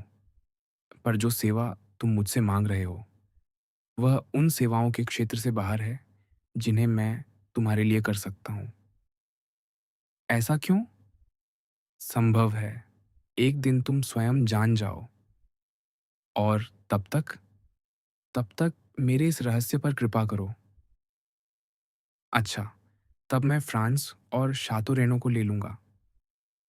ऐसा ही करो, वे उपयुक्त रहेंगे। पर कम से कम यदि मुझे युद्ध करना ही पड़े, तो क्या आप मुझे एपी या पिस्तौल का थोड़ा अभ्यास करा देंगे? नहीं, यह भी असंभव है। वास्तव में आप बड़े विचित्र व्यक्ति हैं। तो आप इस विषय से कुछ भी संबंध नहीं रखना चाहते? कुछ भी नहीं। अच्छा, फिर और कुछ नहीं। वेदा काउंट। वेदा, विस्काउंट। मॉर्सेर ने अपनी टोपी उठाई और बाहर चला गया। द्वार पर उसने अपनी गाड़ी ली और अपने क्रोध को यथासंभव दबाते हुए बोशां के यहाँ चलने का आदेश दिया। बोशां अपने समाचार पत्र के दफ्तर में था, अतः अल्बेर ने सारथी से वहीं चलने को कहा। बोशाओं का कार्यालय अंधेरा और धूल भरा था, जैसे प्रायः समाचार पत्रों के दफ्तर होते हैं। अल्बेर द मोर्सेर की सूचना दी गई। उसने नाम 2 बार दोहरवाया, फिर भी अविश्वास में पुकारा, अंदर आइए। अल्बेर भीतर आया, कागजों के बंडलों के बीच संभलते हुए और हर आकार के बिखरे समाचार पत्रों से भरे लाल फर्श पर ठोकर खाते हुए। उसे देखकर बोशा ने विस्मय से पुकार भरी, इधर आइए, प्रिय अल्बेर। उसने हाथ बढ़ाते हुए कहा, किस दैत्य ने आपको यहाँ पहुंचा दिया? क्या टॉम थंब की तरह भटक गए हैं, या मुझे भोजन पर आमंत्रित करने आए हैं? कोई कुर्सी खोजिए। देखिए, उधर जेरेनियम के पास एक है। उस पौधे को देखकर ही मुझे विश्वास होता है कि संसार में कागज के अतिरिक्त भी पत्तियां होती हैं। मैं आपके पत्र के विषय में आपसे बात करने आया हूं, बोशां, अल्बेर ने कहा। आप, मॉर्सेर, क्या चाहते हैं? एक प्रतिवापसी। आप, प्रतिवापसी? किस विषय में, अल्बेर? बैठिए। धन्यवाद। अल्बेर ने हल्का सा झुककर कहा। अब बताइए, ऐसे विषय में प्रतिवापसी जिसने मेरे परिवार के एक सदस्य के सम्मान को कलंकित किया है। अरे अरे, बोशा ने विस्मय से कहा। कौन सा विषय? यह असंभव है। वही विषय जिसके विषय में आपका संवाददाता जानिना से लिखता है। जानिना? हाँ, जानिना। आप सचमुच नहीं जानते कि मैं क्यों आया हूं? मैं शपथ लेकर कहता हूं, नहीं जानता। बैप्टिस्ट, कल का पत्र। आवश्यक नहीं, मैं अपनी प्रति लाया हूं। बोशा ने अंश पढ़ा, बुदबुदाते हुए। जानिना से एक संवाददाता लिखता है। आप देखते हैं, यह गंभीर विषय है, मोरसेर ने कहा। यह अधिकारी आपका संबंधी है? पत्रकार ने पूछा। हाँ, अल्बेर ने लज्जित होकर उत्तर दिया। तो आप चाहते क्या हैं कि मैं करूं? बोशा ने कोमलता से पूछा। जो मैं चाहता हूं, प्रिय बोशा, वह यह कि आप प्रतिवापसी प्रकाशित करें। बोशा ने उसे ध्यान से देखा, स्पष्ट सद्भाव के साथ। देखते हैं, उसने कहा, यह लंबी चर्चा होगी, क्योंकि प्रतिवापसी सदैव गंभीर विषय होती है। बैठिए, और मैं वे 3-4 पंक्तियां फिर पढ़ता हूं। अल्बेर बैठ गया, और बोशा ने उन आपत्तिजनक शब्दों को पहले से अधिक ध्यान से पुनः पढ़ा। देखिए, अल्बेर ने दृढ़, लगभग कठोर स्वर में कहा, मेरे परिवार के एक सदस्य का अपमान आपके पत्र में हुआ है, और मैं प्रतिवापसी चाहता हूं। आप चाहते हैं? हाँ, चाहता हूं। क्या मैं स्मरण दिला सकता हूं, प्रिय विस्काउंट, कि आप सभा से संबोधित नहीं हो रहे हैं? मैं ऐसा करना भी नहीं चाहता, युवक ने उठते हुए कहा। मैं कल प्रकाशित उस समाचार की प्रतिवापसी चाहता हूं, और उसे प्राप्त करूंगा। आप मेरे इतने मित्र हैं, और इसलिए मुझे इतना जानते हैं कि ऐसी स्थिति में मेरी दृढ़ता समझ सकें। मैं आपका मित्र हूं, मॉरसेर, बोशा ने कहा, पर अंततः आप मुझे यह भूलने पर विवश कर देंगे, यदि ऐसे शब्द कहेंगे। आइए, अब भी हम एक दूसरे से क्रुद्ध न हों। आप व्यथित हैं, उद्विग्न हैं, तो बताइए, यह फरनाव नामक संबंधी कौन है? मेरे पिता, और कोई नहीं, अल्बेर ने कहा। फरनाव मोंदेगो, काउंट द मॉर्सेर, एक पुराना सैनिक, जिसने 20 युद्ध भूमियों पर युद्ध किया है, जिनके गौरवपूर्ण घावों पर अब सड़क की गंदी कीचड़ उछाली जा रही है। तुम्हारे पिता? बोशा ने कहा। तो बात भिन्न है। मैं तुम्हारे रोष को समझ सकता हूं, प्रिय अल्बेर। आओ, इसे फिर देखें। और उसने समाचार को पुनः पढ़ा, इस बार प्रत्येक शब्द तौलते हुए। पर तुम्हें कैसे झात कि पत्र में उल्लिखित यह फरना तुम्हारे पिता ही हैं? बोशा ने पूछा। मुझे नहीं झात, पर दूसरों को झात हो जाएगा। इसी कारण मैं प्रतिवापसी चाहता हूं। तुम प्रतिवापसी करोगे, है ना, बोशा? मोर्सेर ने कहा, संयमित किंतु बढ़ते क्रोध के साथ। हाँ, बोशा ने कहा। अंततः, अल्बेर ने पुकारा, पर तभी जब मुझे यह सुनिश्चित हो जाए कि आरोप असत्य है। क्या? यह विषय स्पष्ट किया जाना चाहिए, और मैं इसे स्पष्ट करूंगा। इसमें स्पष्ट करने जैसा क्या है? अल्बेर ने कहा। अपने आप इसे बाहर। यदि तुम्हें विश्वास नहीं कि यह मेरे पिता हैं, तो तुरंत कह दो। यदि विश्वास है कि वही हैं, तो उस विश्वास का उत्तर देने को तैयार रहो। बोशा ने अल्बेर की ओर अपनी विशिष्ट मुस्कान से देखा, जो हर भावना के साथ ढल जाती थी।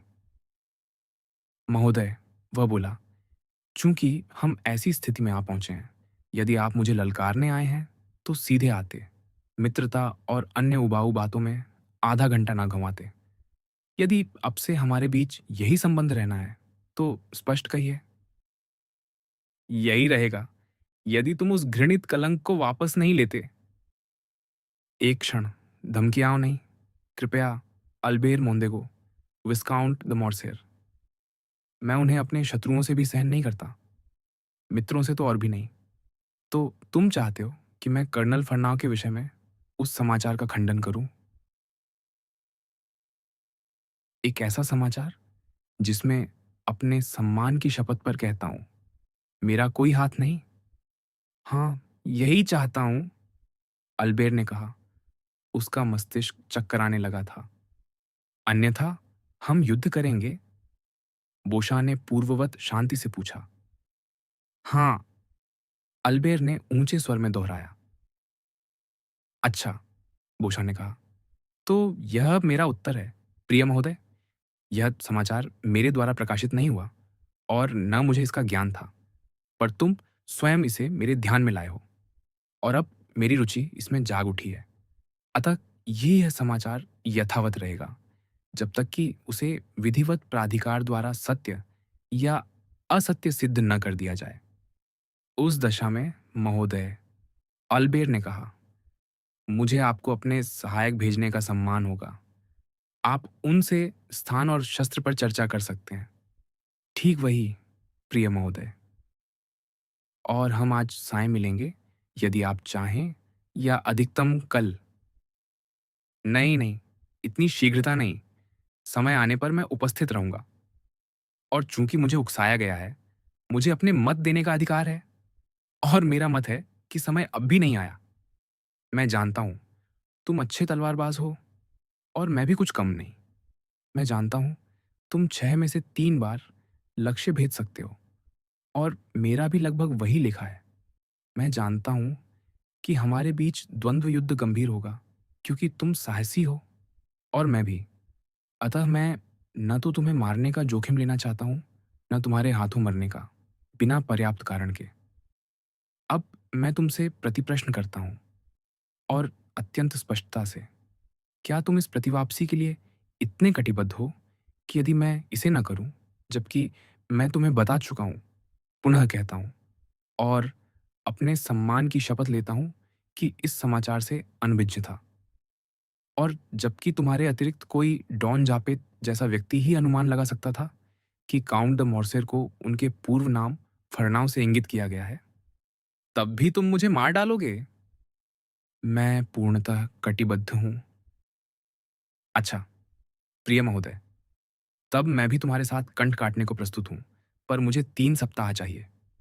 3 सप्ताह बाद लौटाना, और मैं तुम्हें या तो कहूंगा, हाँ, समाचार असत्य है, मैं उसे निरस्त करता हूं, अथवा हाँ, समाचार सत्य है, और तब तलवारें म्यान से निकलेंगी या पिस्तौलें उनके बक्सों से, जैसा तुम चाहो।